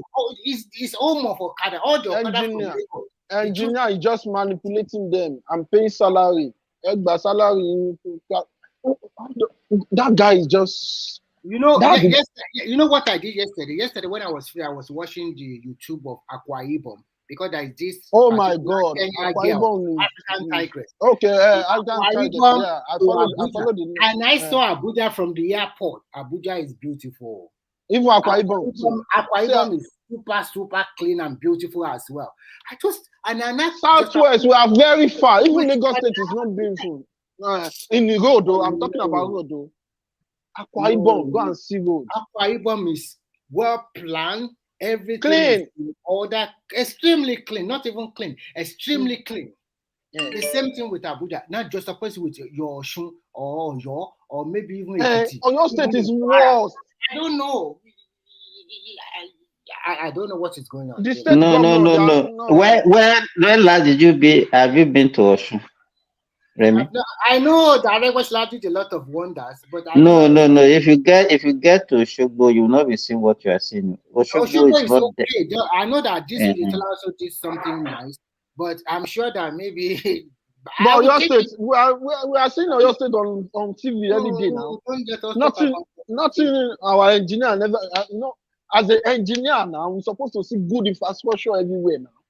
Do you know that good building? Go and see what this guy did. This engineer did it. The former Ebonyi State governor, Ebonyi State governor, go and see. He's the engineer now. Go and see one that the guy did in Ebonyi State now. He make a good road, everything well standard. Show me anything. I don't know you guys. If you can see when you see the show Lagos on TikTok. Come and see the landscape from the sky. You will love it. It's very beautiful. But they dare not show Ibadan. Please don't show Ibadan that way. Because you can't even try it. No, everywhere just congested. Maruwa, Mikra, Okada. Everywhere is just no direction. Messy. No any direction. No direction anymore. See, I'm where did they get all those small vehicles, all those micro they are using? I don't know. They should just ban that one themselves. Oh my God. And to me, they've been using it for long, and the other states, they refuse to even buy that idea. You will never see it in any other state. It's only in Oyo that you see that micro. That thing is rubbish. You see that small micro, they are packing 3 people at the back. And one can you imagine making it 5 or 6 people at some time? Can you believe that? That's small one. And the people are so. And when you drive, there is Okada in front, behind, left, and right, and everybody. Sometimes I just think that they act themselves too much. They are not smart. They are themselves in politics. It's not about politics anymore. It's just they just hide themselves. They are not smart. They are not smart at all. It's totally terrible. No, engineer don't do anything. The same called Bonu, you cannot know that same. So is Thomas still around? Is Thomas still around? He's sleeping now. He's not talking. Remy, the thing is, okay, let me because he said he wanted to play 2 videos and he's not even talking again. The thing is, what we're exposing, this the truth is, this time that Tinubu's administration, it will expose a lot of governors. Tinubu is not, it will expose a lot of governors because Tinubu will always communicate.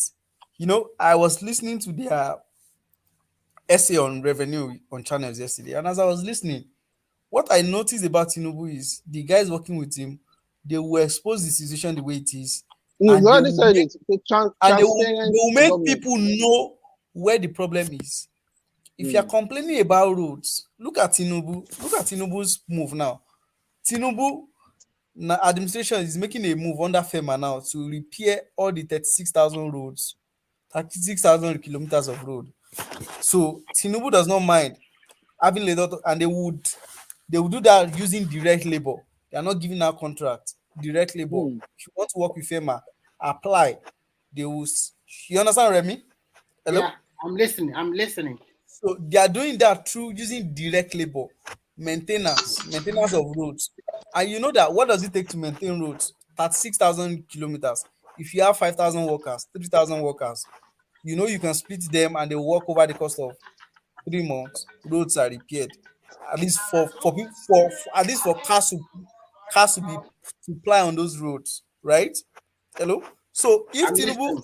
Yeah, under yeah. 1 year, if Tinubu under 1 year could start addressing issues of roads, and the roads are built to standard, the way we know Tinubu built roads, and they are built, the contracts are signed, sealed, and delivered as at when due. Governors will not have any place to hide again about doing 2 kilometers of road for 6 months. It pains me with Oyo State. All the Ah, projects the guy said started in first term, he didn't finish anyone.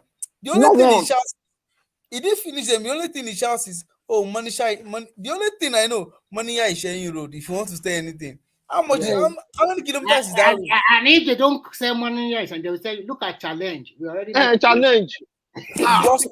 Bus stop. It pains me a lot. Like I'll be They like, manipulate my people. They manipulate my people. I don't know. I'll be like, is this guy really? You think we are Do joking? you know why he was able to win his second time? Is because of the agreement he had with Tinubu. Tinubu winning your state and just a payback hand for him because he's a member. They just strategized very well. He was strategized. That's the game. He did that very well. And then they agree. Okay, he played the political. And who helped him? He's wicked. Yes. Wicked. And at the same time, APC already divided into 2 or 3 in your state after the death of this man. Adelabu. Ajumobi. They are divided into 3. We have the Adebu to go to Accord. And that Senator Folani, he has Remy, let's change the top. Yeah. We have 2 videos. We listen to them. We call it a day. Yeah, let me just play the video. I don't even know the video. Yeah. Let's listen to the video then. Yeah. When a woman loves you, you have to be careful of your freedom and liberty with other women.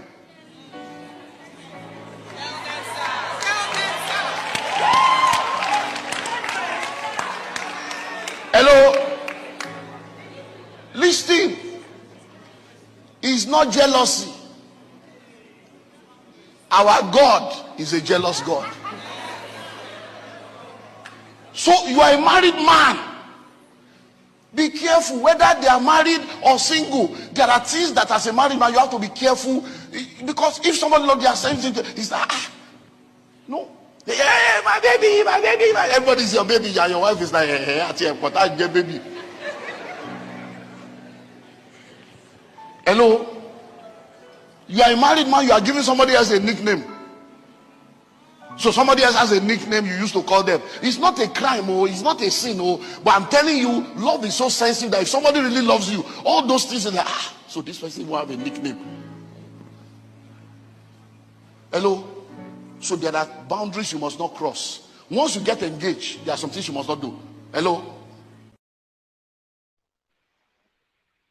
Yeah, second one. I'm here with Miss Oma. Miss Oma, hope you're okay. Good evening, everyone. Today I came to see Miss Oma because I received an SOS call from her. Said she wants to kill herself or commit suicide. All right. She's dying. I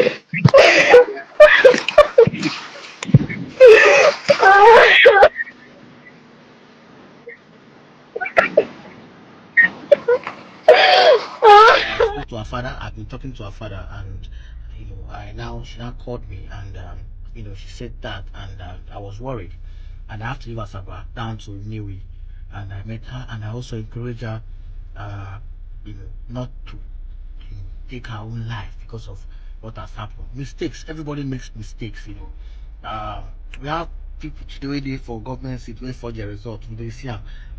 And so sometimes we let go for most of those things. So if a person do bad and they come say, I'm sorry, I do bad, no, I forgive you. I think it's better let it go. And please, from what she has said, I asked her because we have no one going to issue of result fake or not fake. We all support her when that thing happened. I even made a post on my page, but now we don't debate. Say I don't know enough verse to say we support something. We will not investigate to everybody will support them. All of them will support them. I beg, not gonna forgive and let go. You understand? And she don't discover the truth. So for me, why I'm here because I don't want her to just go and kill herself because of what has happened. Mistakes happens. There's no perfect man, perfect woman. But I beg, she has promised to come to the public and apologize. And that mistakes always happen. But one thing in life is how do you correct mistakes when it happens? Understand? I tell your story, I tell you what happened. We got supported when everything was happening. But at this point, you need to protect your mental health. Okay? Your parents need to improve your relative and everything. Including us too. Most of us, nobody is perfect. There's no perfect human being. But thank God we have all learned our lessons. Inubu, so we are with you, no matter how it is.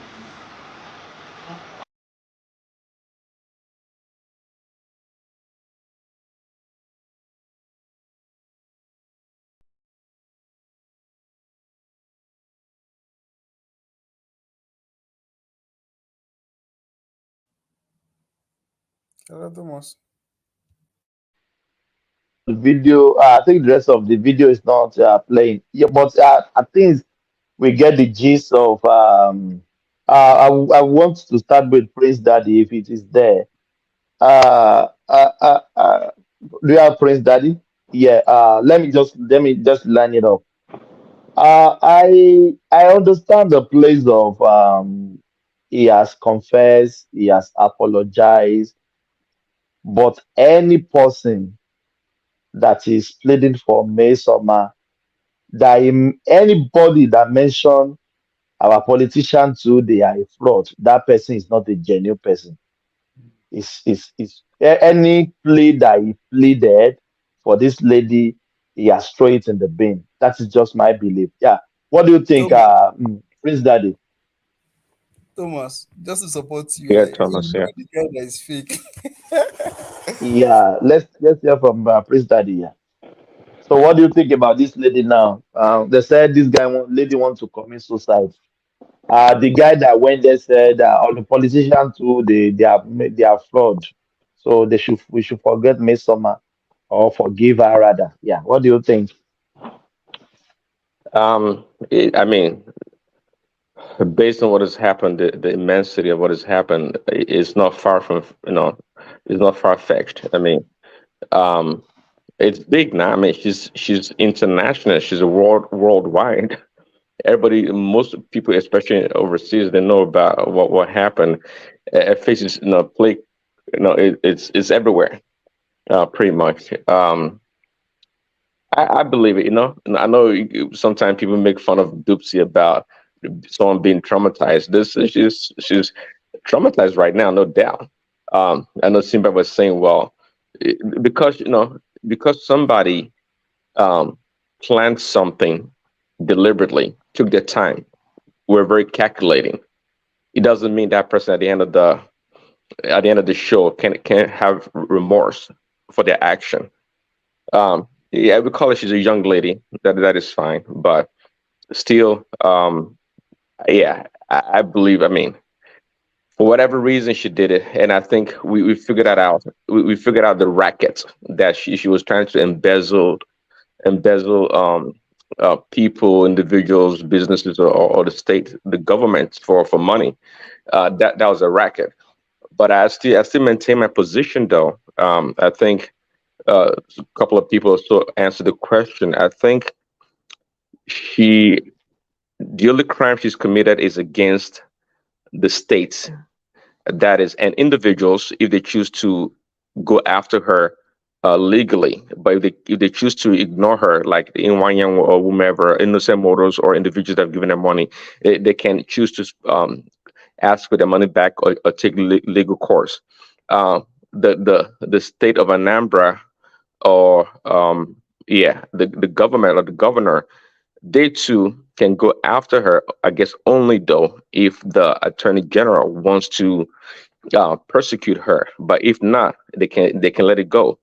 But Jam, okay, um, they don't really have a case against her. They've taken that action because I think, which is fine, because she smeared the name of Jam in this process, and they've taken the action to ban her from taking Jam in the next 3 years. But I still maintain that Miss Summer's result is legitimate, meaning that Jam did not come out to say she cheated, so she has not cheated. And in this case, there are four parts to it. Four parts. One is counterfeiting. The Please, other one is one second. the question. Can I have on this before you move on? Okay. I wanted to ask you that. Hope you know that beyond your exam writing, beyond releasing results, JAMB still has the obligation to send your results to your prospective schools, right? Now, if JAMB is saying that they are banning every activity around around Ms. Omar's candidacy, how do you think, with this your postulation, understanding, so do you think JAMB should still go ahead and forward her details, her credentials to the school that she wants to seek admission? Absolutely. Let me touch on that. This case, If you are saying, no, hold on. If you are saying you are suspending something around someone's candidacy and the suspension is taking effect immediately, how do you juxtapose that with them completing the process? well, just like I thought, and Simba also, but other people said otherwise. Simba was under the impression, which I too was, that JAM banned her from taking JAM for the next 3 years, but does not stop her to use her legitimate, authentic results. Praise Daddy, they've withdrawn the current results. Okay, so and I said, and I submitted like yesterday or so when I was talking, that I believe, I used I guess the legal term is ultra various. I think JAM is overreaching with its overreaching its jurisdiction in this matter. I think they are excessive in handling the situation. I don't believe. See, in the beginning, I don't know if you guys heard me and many other people on this platform. Unlike this was Mastermind, I was in support of JAM as a credible institution. I supported JAM. That hey, what they did is fine. The legitimate institution, even though some people trying to rubbish JAM that everything Nigeria is corrupt. I said no. JAM is great. JAM is fine. This is a fine institution. They're doing their job. But at the same time, I don't believe in any institution or individuals overreaching with their powers. I think at this point in time, it needs to be looked at legally. I think JAM is overreaching with this action if they truly withdrew results, because again, we have this how I broke it down. We have an issue of counterfeit, we have an issue of forgery, and we have an issue of misrepresentation of the matter, and the fourth one I can't remember that I came up with. See, Ms. Summer did not forge her JAM results. She produced a counterfeit. There's a distinction legally between something is counterfeit and something that's a forgery. If she took a JAM result of 269 or 249, whatever she got, and took that paper, make an alteration to it, and make a photocopy and go submit it at a school as a result, and the school calls JAM to verify, and JAM said, oh no, yes, we have this person, Miss Summer, but she did not get the result. Now, she's like really contravening JAM's policy, I would say. But I'm still maintaining that a result that she got is good. And I give an example that, look, maybe she wanted to study medicine, for example, and medicine requires her to score like 300 points. Now, with the punishment of JAM, she can't go take the exam for the next 3 years. But nonetheless, a 249 result should be able to get her into school right now if she wants to. I don't think JAM should withdraw a result. Do you know that please, Daddy, do you know that Unilag and other schools have the right to stand with JAM and reject her coming to sit for their exams? Which exam is she sitting for? So that's the thing. I think you don't understand. Even after taking JAM, you still go ahead still take exam individually of your school. From that school that you're going to, then the school will request for your credentials from JAM. Taking JAM is just the first phase. Okay, one second. I agree with. Let me. 1 second, please. That is the current process. But I think it is dumb. It is stupid. It doesn't make no sense. Exactly. Because we have a law in the books doesn't mean the law is not overreaching. No, Because you don't get it. Okay, law needs to be reviewed. Laws need to be reviewed. But this is what I'm saying. Daddy, you must understand one You thing. don't understand the process. Let me. One voice, please. One voice, please. Yeah. Prince Daddy, Yeah. it is Let's Jam. have a yeah. It is Jam that will send the result of this girl to the university of our choice. Correct. Not from this girl. What this girl have done, I listened to you, she did a counterfeit, and that means the counterfeit is fake, right? Right. She counterfeit, yeah. Yeah, so first we must condemn her action, which is not good. And then the problem people have with her is that she would have come clean after that one that I did this, but she maintained. It doesn't matter whether she comes clean or not. I agree with progressive. It doesn't matter. It's irrelevant as far as I'm concerned. Okay, I mean, so you are trying to say the punishment meted to her is too much, right? No, I never said that. No, I never said that. I understand what I never said that. Guys, no. You have to help me. So just let me One voice, please. Prince Daddy, what is your bone of contention about this issue? Quickly, just in a sentence. Yeah, my bone of contention is that Mr. Man's result of 249 is legitimate result and it's authentic result, and Jam can verify that. And Jam has already said that she accessed the results once or twice in their system, so it's a credible result. So if you don't want to verify, you want her to use this result to get to university, right? Yes, because it's authentic result. What about what she has done by the counterfeit she has made? Remy, that's a crime separate on itself. If again, I said it, if Innocent Motors wants to go after her to return the money, if individuals want to go after her, if the state wants to go, already made it public that she got this result from Jam Porter. So where do you leave Jam in this scenario? Well, Jam is not the government of Nigeria. Hold on.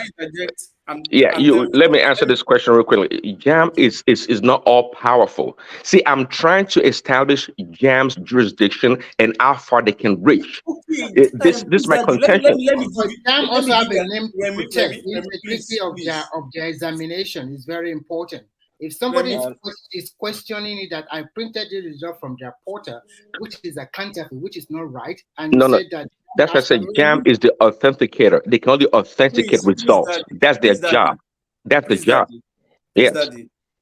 I think. Hold on, please. I think we've dealt with this argument. You guys are even shifting focus from the. Hold on, please. Just calm down, please.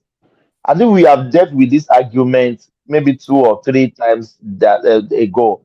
At least you guys are keeping focus on this video. Is the apology accepted? Is still? They said she wants to commit suicide. Let's really speak of that. Yeah, but what you want to say what you want to say. Yeah. Okay. Yeah. I think you're having you didn't. Number one, Jam has laws. The offense she committed is part of Jam's laws. They did not just come up with a punishment. If you go back and read what Jam said, according to Article this, Section this of their laws, which she signed, if you break this rule, this is the punishment. So the punishment of banning her for 3 years was not concocted by Jam. It's part of the agreement, terms and conditions. So well split out, Article this or that this. I can't bring it all on the top of my head, but that was what I read. Yeah, but you don't understand. Look, my brother. Hold on. Article this, with the withdrawal of the result is part of the consequences that was stipulated under the law.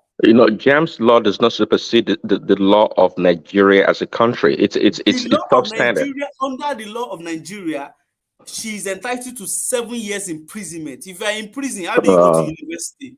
No, answer me. If you go to prison, how do you go to university? Let the law of the land take its yes, let the law take it. And by the way, I never questioned Jam banning her for 3 years. I don't have any problem with that at all. She's not going to go to school. Hold on, please. No, Daddy, we can't I take want this. to, I want, I No. want to Yeah. interview, please. Can I ask Prince Daddy a question? Yeah. Go on. In Yeah. America, there is a law, there is a policy. You understand? Accepted, we have a law, but every company, every individual, every position has the policy they can put in place. Now the law is there, and I'm working with this company, and I break the policy, and I will face the consequences of the policy of the company. Then what are we talking about?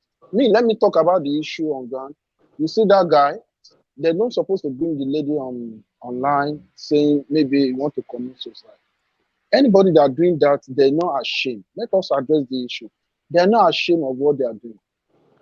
Anybody that want to help the lady behind the closed door. We don't need to be bringing her online that she want to commit suicide. All those things is not necessary. You understand? That's all I want to say. Okay, Thomas, can I quickly comment, please? Yes, Akim, yeah. Thank you. So I think for me, I kind of I'm on the side of Prince Daddy on this one. Yeah, nobody is saying Jam don't have rules. They don't have rules by which other people have to play by. But within the rules, within when the game was being played, which was the girl bought the form, she did not commit any crime. She sat the exam. While sitting the exam, they did not find her wanting at the time. Then the exam finished. That is it. The process is done. Jam had no more jurisdiction over her. So she had gone to falsify a Jam result. Jam can say, okay, you cannot come into this institution for the next 3 years to participate in any of our exams. Fine, they have the right to do that. But that exam which she sat for, which they did not find her participate in any exam malpractice or whatever, that result should stand. Going forward, that result should stand, because if you had found her wanting while she was sitting or writing that result at any point in time, that is when you have power to take that result away from her. That is when you have the power to stop her from even continuing participating in that exams at the time. But okay, if you own university, you're not gonna question our results. You're not gonna question that. If you have a private university and you want to give that lady an admission, right? You're not gonna question that result. Are you not going to question? No, these are two different arguments. Can I quickly interject this? Sorry, Kumbi. I think, in my own opinion, that result she got from JAM 249, because she did a counterfeit and she goes public, JAM have a right to stop her, and they should not accept that result. Because if somebody can go to that extent of cheating, then I, as an examination body, I also want to be sure, is this really sure? Am I really sure that this guy really get this mark? Maybe there's another thing entirely. Yeah, but you cannot assume. You cannot do it. Listen first. If she did not go to public and she does not continue to maintain that she scored 364 or whatever, or something like that, listen carefully. I think I said JAM has to have a name to protect. If she does like this, and tomorrow a lot of people also do the same thing, and they're also claiming blah blah blah blah. So that is they've already protected their name by coming out to debunk the 362. But that doesn't mean they should accept. They should they ban her, and they are right. And that they want her to. They still want her to use. That is the punishment. So they cannot let her use that result. If they let her use that result, that means there's no punishment anymore. You don't understand what you don't understand what you are trying to explain to you. What you are saying now is this. What you are saying now is this. The JAM should let her have that 249. It's not that JAM should let her have it. It's a right. Okay, hold on. So the question I want to ask you is this: JAM, you accept that JAM ban her for free? You accept that JAM ban? You hear somebody? Hold on, please. AY, you hear Remy speaking? No. You want him to stop? Let him finish. Then you come after him. Sorry. Yeah. I said, can I interject you admitted. He's just interjecting. Let him finish. Then you can come after him. I just want to clarify. So the progressive, you admitted that 3 years ban JAM on her is okay, right? Yeah, fine. I have no problem with So that. are you now saying that 249 she got now, JAM should let her have it, and any university can give her admission? Is that what you're saying? It is not the choice. It is not the that what you are decision. saying? It is the decision to be made by the universities. That is not That, JAM. that's why I asked you. You gonna give her admission? Let's assume that UI gave her admission for that. Yeah. So what is the essence of the punishment? The punishment, the essence of the punishment is not Let up me to check. JAM. I can tell the essence of the punishment, Remy, quickly. The essence of the punishment is not up to JAM. It's up to the institution of government whether the police want to prosecute her or not. No, I explained earlier, Remy, quickly. I explained the punishment again. See, we all know sometimes people want to better their score, and they can sit for JAM multiple times. It's not a crime to sit for JAM multiple times. Assuming that Miss Summer wants to study medicine, right? And he needed to be at least 300 score. Right now, we know she doesn't have it. And because JAM has banned her, now she's lost the opportunity to sit down to take the exam for the next 3 years. That's a big punishment. Now she's only compelled and restricted in using the 249 that she got for admission into any other school. That's a punishment itself. What do you mean? That's a big punishment. She's banned for 3 years, and I agree with JAM that the 3-year ban should stand. So what I'm trying to say, Prince Daddy, is that if this score 249 stands, to me, there's no punishment, because that means no punishment. Thank you. Listen, Prince Daddy. The essence of doing JAM is for you to go to university. And if you say JAM ban her for 3 years, and she can still use the result to go to any university, so I did not say any essence of punishment. They didn't stop her, so that means she can still go to any university. She committed the crime. Listen, Remy, she committed a crime, and it's not the duty of JAM to become a prosecutor. Progressive. Let me ask you a question. In school, university, then if you cheat, and people that were expelled for cheating in an exam, why didn't you say that because they were expelled from cheating in an exam, they should just cancel that old courses and they should come back to take their old courses, and the punishment of suspending them for a semester, a year, or 2 years, or inspections will not take place? It's not the same thing. It's not the same thing. These are two different arguments. Somebody is I think what you guys should be concerned about. What I'm saying is, if JAM can reduce our 3 years punishment to 2 or 1 year, that would be okay. Exactly. It still makes a lot. She can attempt to do the same examination again. But you don't say I don't see the essence of any punishment or anything, because it's of cheating. Hey, Remy, I think the punishment, the 3-year punishment should stand. Quite frankly, I think it should stand. But I don't. If again, stand, then she cannot go to university in Nigeria. That is the Well, again, I think JAM is overreaching. I think she legitimately earned a JAM result. She did not cheat, unless JAM is saying it's cheated. I would doubt our ability. If Okay, you are you have to prove it. Yes, they have to. So if I choose right now to go reproduce a counterfeit JAM result that I did not take, okay, can JAM come after me based on what? I can do it. Who's going to stop me? I can produce a counterfeit result. You can do it, but can you use that JAM to get to Nigerian university? Well, exactly. I cannot do it. Just answer the question. But Miss Summer has the results. Hold on. She has a legitimate results that she can use. One voice, please. Miss Summer has a legitimate result that she can use. Miss Summer is to cheat. Let me please. Let's bring it to land, please. Please. Yes, to your question, Remy. I'm saying you just answer my question. I can produce any result that I want, even if I like. I can make it 500 points. Who cares? What is JAM going to do to me? But in Miss Summer's case, she has a legitimate result. Unless JAM comes there and say, hey, Miss Summer, your result of 249 was as a result of cheating, then that's a different case. Then I understand that. But they're not saying that. Please, Daddy, you are mixing it up. You just give an example now. You said you make a counterfeit result, but you do not sit for any JAM result. You can make 1,000 counterfeit. Nobody is stopping you. Exactly, Remy, because I cannot use my results for admission in any school. It's useless. So that means Miss Summer used this result to get money, to get a favor from government. Exactly, that's the crime I'm talking about. Is that so? You want that kind of people in Nigeria? That is cheating. Ready? That is scamming people. Can we consider if JAM made the mistake and it was Miss Summer that was right? What would have happened? Let us look at it that way. Then she has the right to sue JAM big way and every compensation for her. There you go. So now she also has the right now to sue JAM if they either try to I let you go and sue JAM. She can't try that. 7 years imprisonment. 7 years. 7 years imprisonment. In fact, if that would have been the case, then JAM would be in serious trouble now. That means a lot of results issued out from them might not be the real result, and that institution. Remy, guys? What I'm thinking now is people trying to give this girl leeway. They are promoting fraud and crime, and they want to That's what push I'm this saying. lady to jail. No.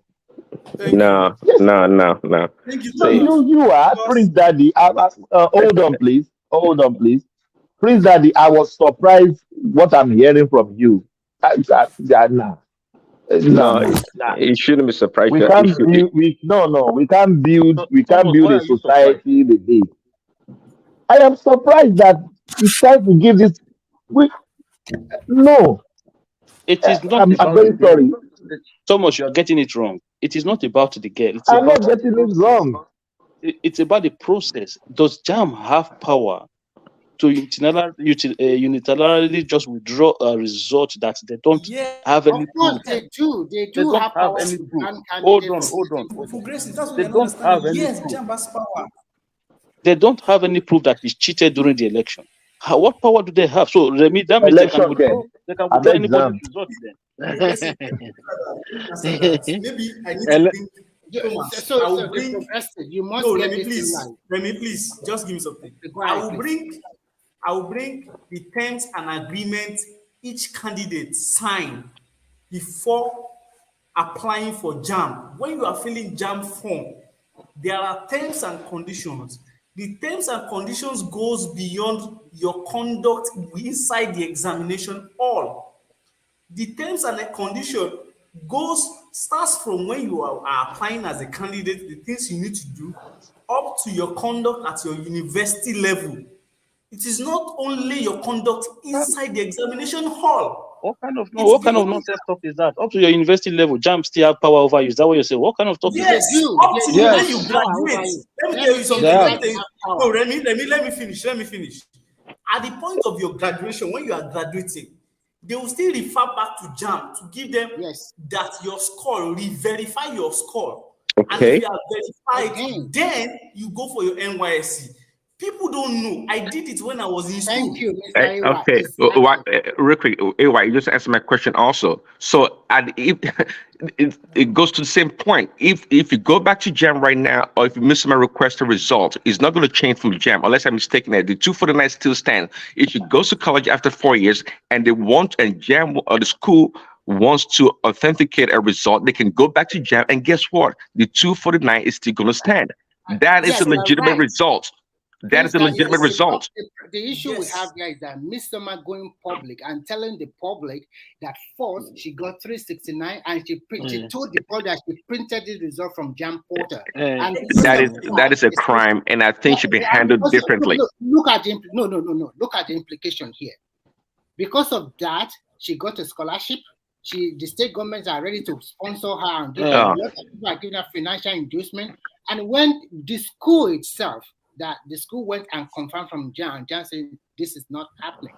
If she has maintained that, okay, at that particular stage, I'm sorry, people, I did this thing by myself. Remy, a question. Listen. What school verified it? I missed that part. What school verified the result? I think the school that she went, maybe the secondary school or something like that. That is the secondary school. Secondary school. They went. So okay, what does the secondary school has to do with? Is it not a good image laundering for the school that we have the best JAM candidate that's got the highest? See, I understand. Yes, they can do that. That is fine. But again, we're talking about matriculation or admission into a university with a result, a legitimate result. That's what we're talking about. If the result is good, personality here, we have a cheat. Then we can condemn almost everybody. And we can condemn. Let's go to the politician there. And the people keep bringing up the politician. Let's not the politician. Please, Daddy, let me say something. Can please understanding the Nigerian education system. JAMB, WAEC, NECO are the foundations for you to build any career in that country. When I mean serious career, that's why even go to our laws, constitutions, minimum, if you want to contest for presidency, which is absurd, is your WAEC result. WAEC, JAMB are critical for you to move further into any sphere of life, learn anything, go to university, and seek higher degrees. So any infraction or misconduct by you, it's tantamount to you getting the penalty. And the institution responsible for guiding that has the right to according to their laws, to give you any penalty. If someone decides to go pursue this case through the law court, JAMB will respond. And at the end of the day, they can say she's right, she has a score, but then she will have to go to 7 years, for 7 years imprisonment. So the question is, how does a student that is in prison goes to school? Quickly, in response to that, what AY said, I can't question, or do I want to question JAM's policies, the bylaws and whatnot. I don't know for a fact, but I agree with everything you said. Now, this is my point here. You guys are helping me make my case. Now, let's separate that. If JAM wants to send her to jail for 7 years, okay, let's choose that route. Because they have the jurisdiction, or they have the power according to their law. But again, we're trying to make a separation of things here. I'm trying to say that at this point in time, based on what JAM has done, they're overreaching, they have too much power. That's what I'm contending right now. Okay, Prince Daddy. Okay, let's look at this case and let me ask you. If the girl is sentenced to 7 years, a result expires after 1 year, you can only use it once. That 249 score can only be used once. If you don't get admission this year, you cannot use it anymore. You have to write another exam. So my question is, if they go through the legal process, they tell her that, okay, your score is standing and you are going to prison. Sorry, Daddy, take this question along also. I know that some people that cheated in WAEC or GC or whatever during that time, and if they were caught, sometimes some of these guys were banned for 3, 5, or 10 years. So if JAM is also doing the same thing, so what is the big? It's not the ban that is the problem. It's not the. You keep going back to the. It's not the ban is okay. Banning her for 3 years is no problem, but JAM should not be able to take back that result, because that result. So what I'm trying to say is, if WAEC ban you, the result that you are expecting that year will not be released to you. JAM should take that result away from her. JAM has to speak now. JAM has to speak now. I've not been able to prove. JAM has to speak now. I've not been able to prove that result was obtained illegally. Exactly. So why are you withdrawing it? She never cheated. As far as I'm concerned, Mr. Man never cheated. She never cheated in the exam. She has a legitimate result. But she made another counterfeit one to cheat. Yes, she made a counterfeit. Crime on its own. She made a crime. Her intention is not only for cheating the government. She also wants to cheat the Nigerian institution by saying, "I am high scorer." That is a cheat, and you are not looking at it from that angle. You are just looking at it from the score alone. The motive and the intention of that girl. If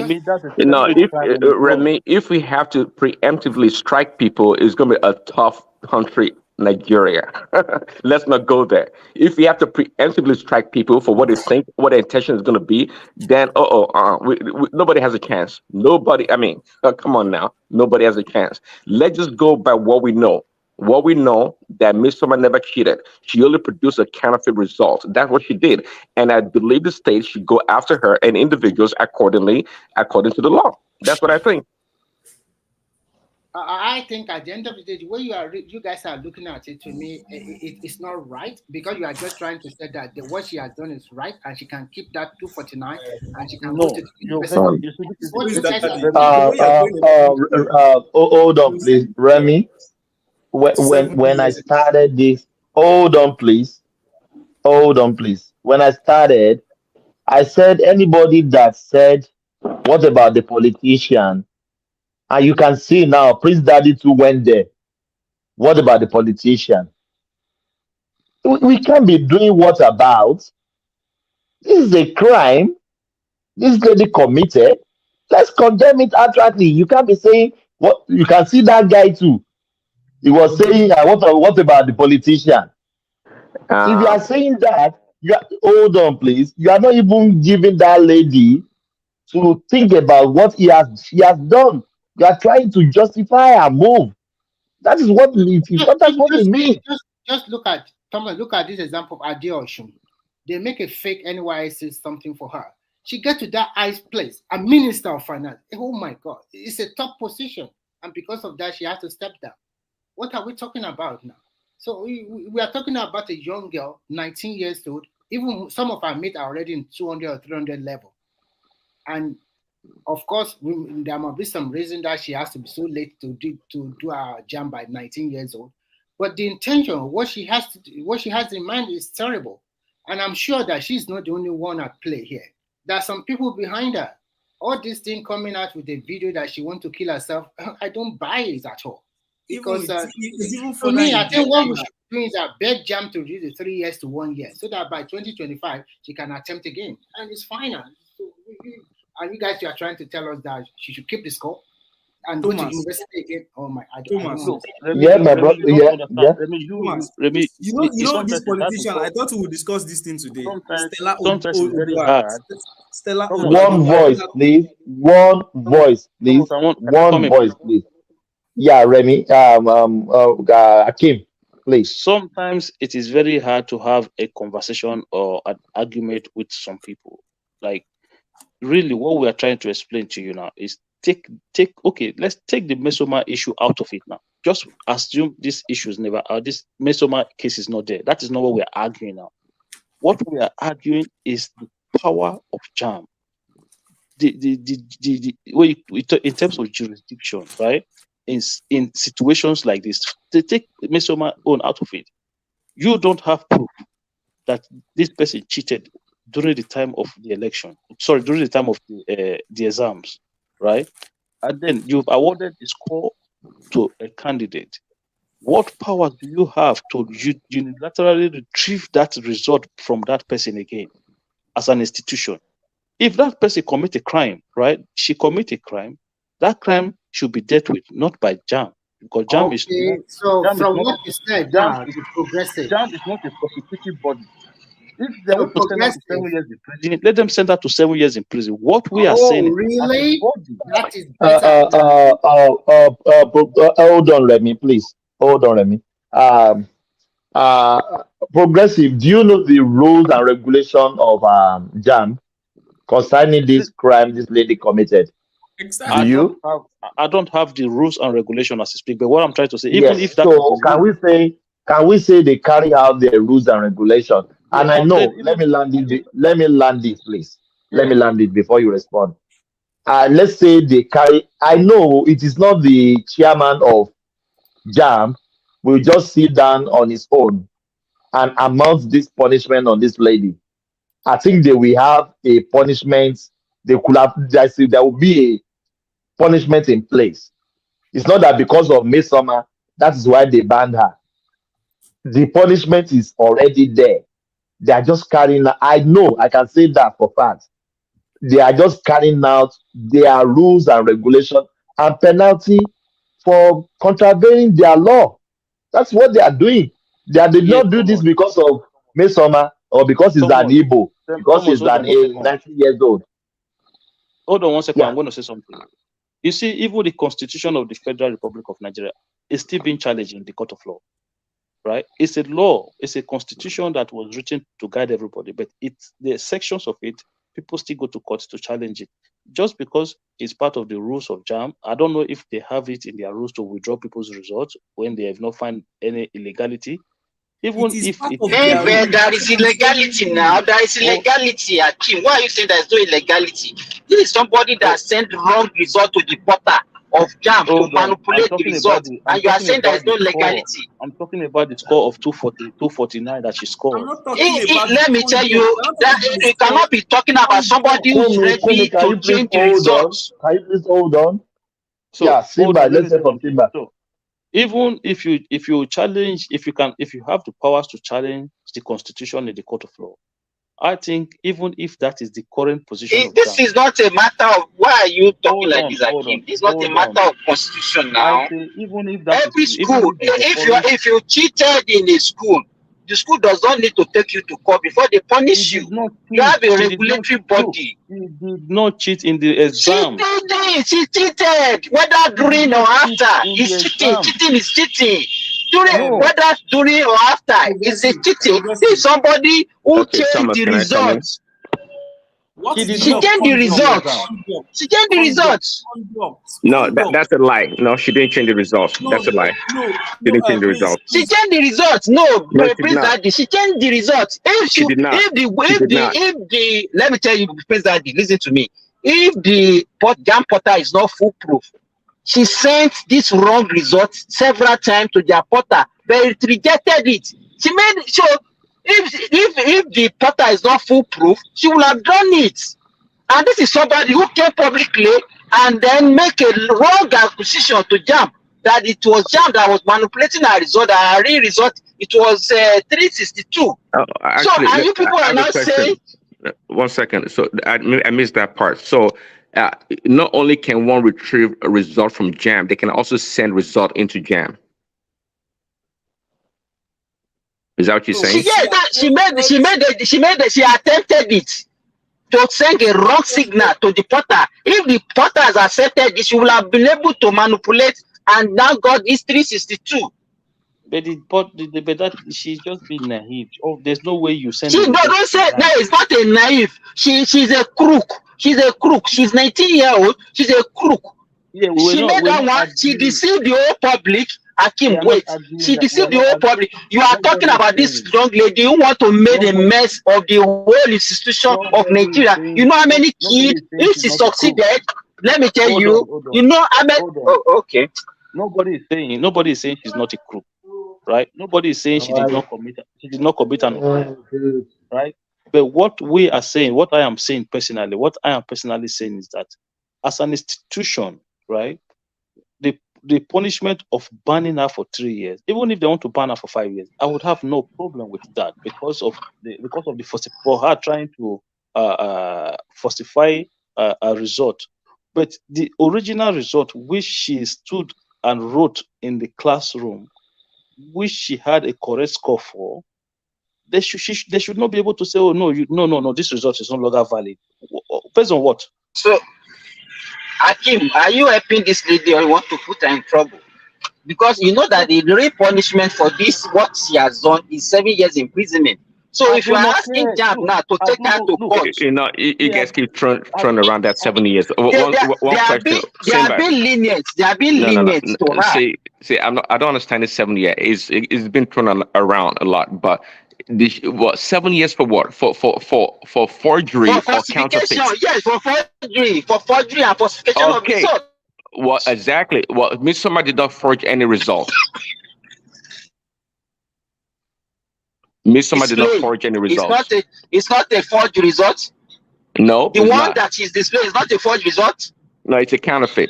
It's a counterfeit. It's not a forged result. It's a big difference. It's a huge difference, by the way. It's a counterfeit, not a forged result. Maybe the 7 years is for forged results. When she forged result is when she's not even in the system. She did not even participate. She just go and manipulate the result from somewhere above. It's a counterfeit, just like a counterfeit Gucci bag or whatever. It's a counterfeit. Is not. She did not forge a result. A forgery is taking an original result or document and making an alteration to it. That is taking the way let me. I think what they should do for her because I agree that Jam is the sole authority. Decide on the punishment for her. I agree, Jam is the sole authority, and they do have the power to hold the result or that document that they print, that they have the logo and all the institutional information on. It belongs to Jam because the state of Nigeria has given Jam that authority, and I strongly believe that. She did not do that. She went and created a fake document. It's a counterfeit. A counterfeit, in which right now in my house or at home, I can probably do the same thing. I understand you need to download the app and print it from a printer and use maybe certain kind of paper, and I'm done. So what is Jam going to do to me? Because I'm sitting at home freely and doing whatever I want to do, I can produce as many fake Jam results that I want. But if I want to go use it at an institution and present it as an authentic result, well, that's where the problem comes in. That's when the problem comes in. So let's be careful about the 7 years. Miss Summer did not forge a result. She produced a counterfeit. It's very important to know the distinction, quite frankly.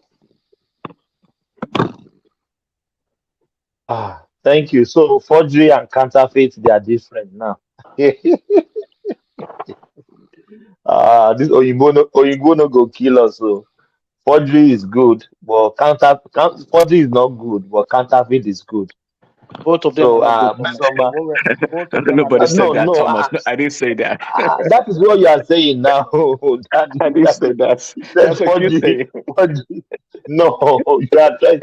Forgery is not good, but counterfeit is good. Miss Summer, continue. Continue with your counterfeit. Let's see how it go land you.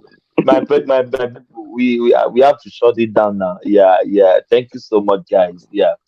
You guys have been amazing. Yeah, I think the other topic we'll be talking about it too, maybe some other time. Ms. Even the main topic, you guys don't want to speak on it. She said you want to commit suicide. I'm waiting for when they will say he commit suicide. So maybe Nami go they cry, maybe na parent go they cry. So Ms. make the problem for herself. So if she wants to commit suicide, she should go ahead and commit suicide. I'm sorry for saying that. It's just total nonsense to me. She came to the public and exposed herself. Nobody exposed her to the world. Yeah, I'm very sorry for making that comment. Yeah, she should account for his for her deeds. Yeah. Thank you, guys. Thank you, Progressive. Thank you, Kumi. You're Thank welcome. you, everyone. Yeah, yeah. See you guys tomorrow again. Yeah. All I right, will thanks, catch Thomas. you Thank you. later. Yeah, thank you so much. Thank you, everyone. Yeah, we have come to the end of this section again. Yeah, yeah. One more always say another day, another dollar. So thank you, everyone. The super chatters, our comment section, and everyone. I will say there's nothing that brought us here every time is to better the life of Nigerians and to speak good of our nation called Nigeria. So if you're not because of that, we will not be spending 9 hours on the internet talking about Nigeria. And I hope one day Nigeria will be great again. Thank you guys. May God bless you all. Carry the conversation in the comment section. I say peace. Thank you guys.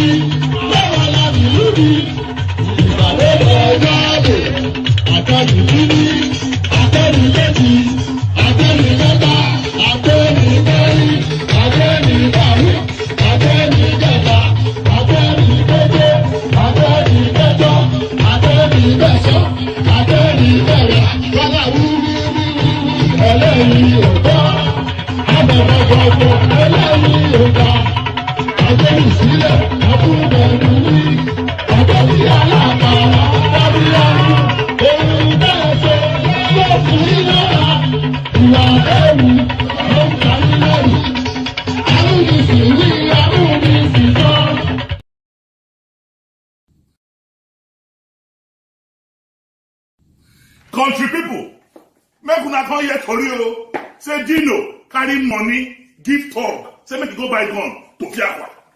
They say Dino carry money, give talk, carry gun, give talk. Say make dem go dey prepare for 2019. Ọlọ́run má jẹ́. They say meet them for airport road. Alakiaye.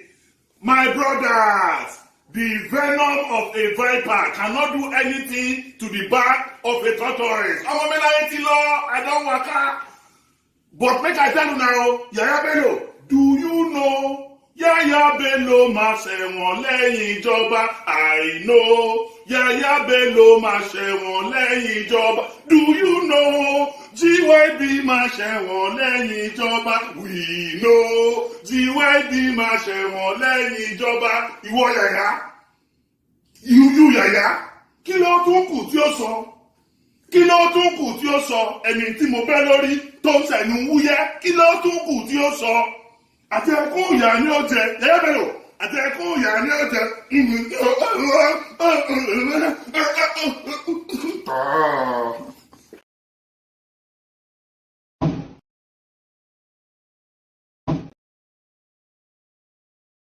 I'm going to be president of this country, whether you like it or not, and I will preside over the affairs of this country, including presiding over you. I think you must start adjusting to that reality. The sooner you do that, the less chest pains you'll have when that reality comes.